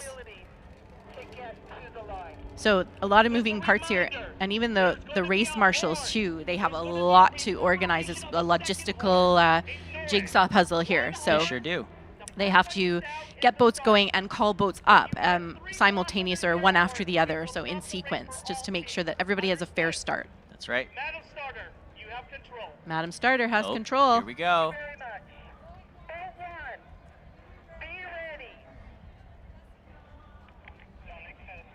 Boat 1's off. That's the first boat. That's the horn. That's VIP Gorging Dragons Carbon. So boat 7, you're going to see boat 7 is going to move up into the place that boat 1 was. Boat 2 is off 10 seconds later. Look at that huge fleet of 18 boats. My goodness. What a sight. I know. Boat 3 is off. Looks like they might have had a little early start before the horn, so we'll see what the starter says about that. But you can see that the teams are actually using a pretty strong power start as well. So nobody's really taking it easy at this early stage of the race. Absolutely not, no. Oh, did boat 5? They missed their horn. So they got, the buoy was in their way, it looks like. They bumped the buoy on the way by. So, and there goes boat 6. So that, I believe, is the last of the open teams. And now the women's teams are going to start. So here goes boat 7. Starting with Dragon Guppy Warrior. And you can see, again, boat 8 is off. Boat 13 is going to replace boat 7 in the start line there. There goes boat 9. That's boat 9. A little bit of a sluggish start, to be honest. Mm-hmm. That's VIP Gorging Dragons Red. Whoa, there goes boat 10. Funny horn there on that one. Boat 10, which is Wasabi Force. And here goes boat 11, FLCC Senior Sea Women. Boat 12 getting ready. There's the horn for boat 12, False Creek Masters. Coming up now to boat 13, who moved up before. So it's nice they launch in waves, basically. Mhm. 13 is off. That's VIP Gorging Dragons White. Nice little start there. That's right. And you can see the drummer of 13 has a Cox box on her. And a nice speaker, because yelling for the next 10 boy. minutes is not going to be very fun. No. Boat 14 is off. That's the Dragon Ladies. Smart move. The last few boats here. Boat number 15. That's EDBRC Senior Competitive Team. Boat 16 is ready. There they go. 16's off. False Creek Racing Canoe Club, Senior C Women. FCRCCSC. Yes, FCRCCSE. Say that fast. There goes Dragon Zone Premier Women. Looking very strong. Boat 17. And the last boat. 18, VIP Gorging Dragons Cobalt. All right, so a lot of boats on the water. That was just the start. And how long did that take? And we've already gotten to some turns. That's right. Woo! Wow, and look at some of this overtaking. Boat 6 is Wow, overtaking already. 5, taking the inside line, and it looks like that steer is going to try to force out 5 just a little bit with his tail, Oh. knocking them out just a little bit. And Matthew, forcing 5 to take that outside line. there are rules on the water about overtaking and things like that as well. Correct. It's typically that the drummer has to pass the steerer. Okay. So the drummer of the of your boat has to pass the steerer of the boat in front of you. If that drummer passes that steerer, the boat behind can overtake. You'll also notice, and especially in this shot here with boat 1, which is the VIP Gorging Dragons Carbon, you can see there's no head or tail on these That's boats. right. And again, Yes. like we mentioned before, because this race has so many potential collisions and things like that, we want to make sure that the heads and tails, A, don't injure anybody, and B, don't become damaged. Yes, they are very precious. We only use them really during regattas. That's right. And coming through the apex of the first turn now is boat number 7, which are the Dragon Guppy Warriors. You can see that steer really leaning back on that oar, digging it in as hard as he can, Wow. trying to get a nice sharp turn. Followed closely by Wham Women in boat number 8, again coming through the apex, nice and clean and tight to that buoy. Yes. It looks like a lot of the teams are just paddling through the turn, so they're not doing a lot of extra work with the Nope. paddles. They're leaving it up to the steers person. Correct, and I would say, especially with a turn like this where it's fairly shallow, Mhm. it's not super steep or harsh of an angle, they can do that. Now we're going to see, let's see if there's a little action here with boat Yes. 11 and 10. Yeah. So if boat 11 has the inside line, do they have right of way? They do have right of way, so they can knock out 10 a little bit. They can, quietly force them out a little bit if Looks they like need they've to. done it, yep. Yes, and that was boat 11, which is Fort Langley, FLCC Senior C Women. And so boat 2 and 3 here vying. Looks like boat 3 is passing boat 2. That's right. So the interesting thing about this race, of course, because of the staggered start, you cannot predict who actually won. Correct. Generally speaking. It's generally good if you pass the boat in front of you. Yes. That generally means you did faster than them. Well, actually, it usually doesn't mean you've made up that 10-second stagger, Mhm. right? But relative to everybody else, truly, we have no idea. Boat 1 is now through the second turn, excuse me. Does look like they have a pretty strong lead, but again, it's too early to tell what's actually going to happen here in does. terms of the times. Ooh, we have an interesting turn. And at looking back on the end. live stream, we have a little build up here of 5 boats. Oh my goodness, I Little can't even see the cluster. numbers on there. Yeah, we're gonna see. Oh, and the other important thing is too, this boat that's making the turn right now on the bottom Yes. right of your screen has to make sure that they stay outside of that buoy, which they just did. Oh, phew. Very nice. Couple paddle nicked it, I think, but that's they're perfectly safe. fine. That's okay. Now looking down here, the other end of the course, it looks like boat 3 did in fact pass boat 2 on the turn. Very nice. They likely took the inside line. You can see boat 6, the steer, Wow. really leaning on that oar too, trying to make that nice sharp turn to edge out boat 4. Boat 6 has made a lot of progress here. They really have, and that's the impressive thing. If you see a boat with as low a number as 6 passing boats with numbers like 4, Yes. 5, and now they're slowly Working on crawling. 2. Yeah, they're walking up on 2 and 3. That is impressive, That is Dragon Zone Premier Open. as expected. Yes. And so that's one of the interesting things about seeding. Sometimes you'll see 2K races seeded with the fastest in the front. Yes. And sometimes you see them with the slowest in the front. Mhm. And it's always interesting to see. And that's the way that we did it here. We did the slowest ones in the front with the fastest ones in the back. Makes for a more exciting race. It means there's a lot of passing. Yeah. Exactly like we're seeing now. So I would expect boat 6 to leapfrog almost everybody and boat 5 to do the same. And now we can see on screen boats 10 and 11 really duking it out. Again, though, if 10 is passing, if 11 is passing 10, Mhm. that does mean something. That means they've made up that 10-second stagger and maybe more once they pass them officially. Looks like they're on the inside of the race course as well, so they might have a little bit of an edge in terms of the pass. That's right. Now, coming into the turn now is boat number 7, which is Dragon Guppy Warrior. They're making a beautiful turn. They came in super tight to that first buoy. Very nice. And now even on the apex of the turn, let's Wow. see how tight they make this turn. Pretty nicely good. done. That's not bad at all. Good looking turn. There's a lot of different logic behind. Oh, hold on. Sorry. Look at Ooh, 10, wow. 11, and 12. Wow. What a cluster. Grouped up there, and that's the fun thing. So 11 is kind of stuck in the middle. They're just We're going to gonna have see to them go around the turn. They're going to have to go with whatever 10 and 12 do. 12 is going to have to make a nice tight inside line, but if they force 11 out, Are they going to make it around? Oh, they nudged just the buoy. made the buoy. Wow. They're trying to. That's a really tight turn, and it looks like they're drifting a bit. Are they going to collide? I hope not. They're making them post. Their tail got so close. It's so close. Oh, boat 9. Boy. Oh, and now they're ahead. Boat 11 has had to stop paddling because they've been hit on the front and the my back. gosh. And both of those boats in the front, 9 and 12, have both missed the buoy. 11 has also missed the buoy. So we're going to have to go to the officials and see exactly that a what kind of clean pass? penalty Yeah. they're going to get for that. That's right. Boat 10 on the outside was just doing its thing. They were just taking it nice and wide, and they didn't have too much drama, although they did bump the back of boat 11 a little bit. Yes. So another cluster of boats in this turn here, but that looks pretty clean so far. People are giving way. Little bit of tight action between boat 18, 15 here, and I think boat 16. number 12. I'm sorry, 16. Yeah, and we're seeing a little bit of excitement coming up too with the posting that some of these boats are doing.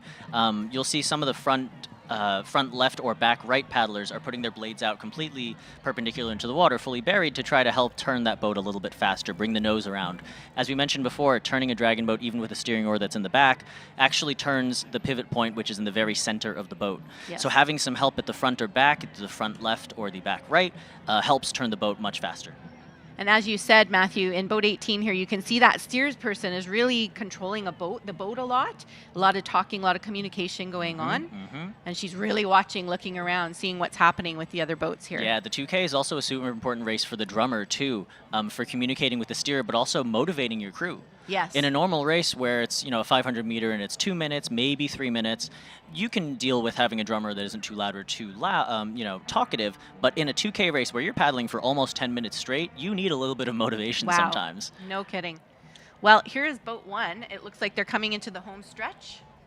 They've maintained a pretty strong lead. I mean, again, we don't know what the times are going to look like, but they're still looking pretty strong. And they haven't been caught by anybody, and that's very important. Yes. But again, that does not mean that they're necessarily faster, That's right. It's all about if there was someone in front of them, if there was a boat 0 10 seconds ahead of them, would they have passed them? Yes. Versus all these other boats, like boat 6, who was passing 5, 4, and 3.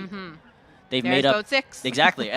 They've made up those 10-second staggers times multiplied by all of the boats that they've just passed. I wonder if that's boat 6 in second position right now. We can't quite see. I think it is. It looks like it. Which is impressive, which tells me that they Wow. likely are faster than boat 1. Yes, right? Because they've passed, so They've many passed boats. 5 boats. 5 boats. So that's a 50-second stagger, exactly. That's right. And They're looking very strong, too. Look at that perfect Wow. timing. Oh, their entries are so clean as well. Their exits, that perfect tiny little bit of splash, nothing too big. even after 8 minutes plus of paddling, they're still looking like really fresh and relaxed. That's right. Beautiful racing there. Especially in these open boats, that's exactly what you would expect. So coming over the finish line here, but again, we don't know the results until the race is completely over. Now coming through the final 50 is boat number 2. That's the Galileo Celestial Dragons from San Francisco. On your screen is boat 3, She Believed, looking very strong as well.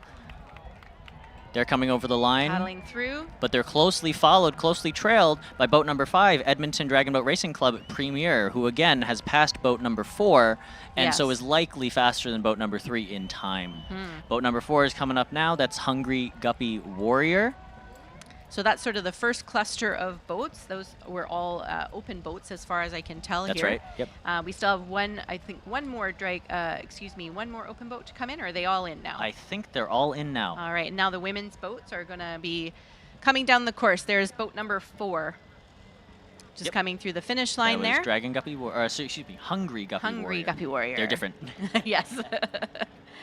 And the women's teams are making their way down the last stretch. So basically, they've done 3 500-meter races. Now they're doing their last 500-meter race. That's right. And the most impressive thing here on your screen is boat Wow. number 12, who's boating, passing, walking on boat Insane. number 8, which is Wham Women. That's boat 12, the False Creek Masters here from Vancouver, British Columbia. And you can see all the other crews making their way down the course now for the final straightaway, the final 500-meter. That's a really impressive move by False Creek Masters there. And think about this, they are masters paddlers, so they're at least 50 or older. That's right. Looks like a pretty good race, though, for this last group of women's boats here. There's a cluster in the middle, so it'll be interesting to see how that pans out. And we should note, of course, that the open and the women's divisions, they are actually competing separately, even though they're yes. on the same race course at the same time here. Yes, and we deliberately put them in the front as well, the premiers in front, so that they don't interfere, Yes. the opens and the women's. That's right. Open boats usually have either all men or mostly men, and so they do have more power, even though they're heavier, Yes, generally. correct, generally. All right, so Now we boat see 12 7. is starting to walk up on that 7. Look at that. That's right. My goodness. On Dragon Guppy Warrior. Woo! They are doing their best And now to you'll keep the momentum. Yeah, and you'll see fewer and fewer oars being pulled out at this point, especially in a 2K race. Yes, every second matters, but keeping that boat straight is arguably more important. And when Right. you're on the water, you probably can't see it from your live stream, but the water is constantly moving because there are 18 boats on the water at the same time. And so even taking that oar out for half a second or a second, the boat actually moves. Yes. It moves left and right, and it shifts. And so when I steer, I keep the oar in almost all the time in a 2K because you just have to. That makes sense. Very different from a 500-meter sprint or any other sprint where you're in your own lane and you don't have to worry about Wow, and look at boats Whoa. 17 and 18 also coming up Wow, on boat 7. 18 made some really good ground there as well. As expected. That's VIP Gorging Dragons Cobalt. Amazing. Here comes the next group of boats coming across the finish line. We have 10, 11, and 9. So they stayed roughly together. Roughly together. A 10 little is bit of Wasabi. jockeying 10 there. is Wasabi Force. 9 is VIP Gorging Dragons Red, and 11 was FLCC Senior C Women from Fort Langley. And now all Amazing. these boats are slamming on the brakes. Boat Boat number 16 is now 16. coming in. That's FCRCC Senior C Women. And here comes 15, EDBRC senior competitive team. And shoring up the race. Lots of spectators on the shoreline giving big cheers. Give these ladies some support, people. They've just paddled 2 kilometers. Hard.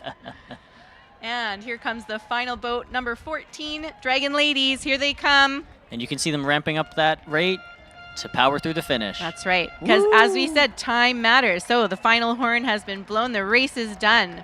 A very exciting race, but overall, pretty clean. Pretty clean, Little not too bad. jockeying here and there. No capsizes. That's all that matters. Yes, no one absolutely. was hurt. Nobody was hurt. Nobody fell in the water. Look at this beautiful scene of all these boats on the water, too. This is one of my favorite things about going to Dragon Boat festivals. Incredible. Yeah. And the crowd at the railing there of the seawall is impressive. This one always draws a big crowd. Yeah. Guts and Glory. It's exciting, and it's unlike almost any other race you've ever seen. You know, the closest thing would be maybe like ahead of the Charles for rowing, that kind of thing, but they don't typically stagger, and they do all these other things differently, so Right. it's really great to see. Yeah, fantastic racing. So we'll have the results in a little while. There's some... Takes a little bit. Yeah, this is not quite like the sprint races where the results are more clear. Yeah. So we'll have the results for this Daily High Premier Open and Women Guts and Glory Grand Final. We're going to be telling you about that tomorrow.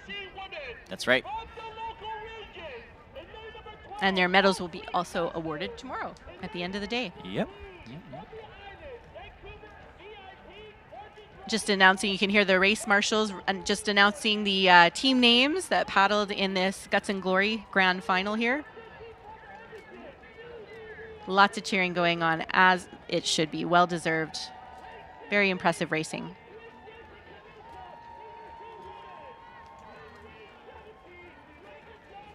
Now these teams are going to need a really good rest tonight. They deserve it. No beer garden for them. Not till tomorrow.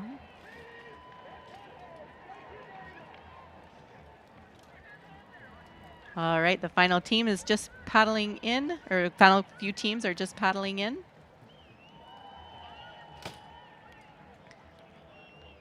So the boats get to go to bed tonight too. They're going to be reset with the heads and tails for tomorrow's sprint racing. And reset the numbers as well. But the festival is not over tonight yet, so that's the end of today's racing program. But there's, of course, still a lot of activity going on. The vendors will be out until 7 p.m. And, of course, the TD main stage is still in full swing. We have coming up at, I think they might have held them, Deer Rouge, for the headliner. And followed by Sabai starting at 7:30. So stick around, enjoy the music. Buy our specialty beer. I just learned that the design of the beer can was actually done by our very own Dominic Lai. Oh, very cool. Yeah, brewed by Mo Beer. And stick around, enjoy some food and beverage and the beautiful weather. It's turned out to be a sunny evening with still a light breeze, so very comfortable. Enjoy the music of local talent here. Visit the vendors before they close for the evening, and come on back tomorrow. That's right. We hope to see you here tomorrow. Thanks so much. Thanks for joining us today.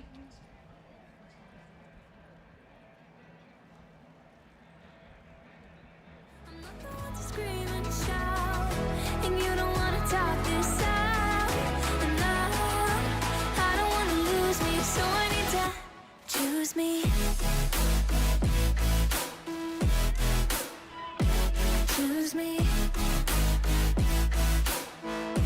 So I need to choose me. Choose me. Really need to tell you the truth. Your talk is cheap, but your words cut deep. Don't you understand that you're bringing me down till I'm stuck on the ground? I need to turn on the noise so I can make the right choice. I need to know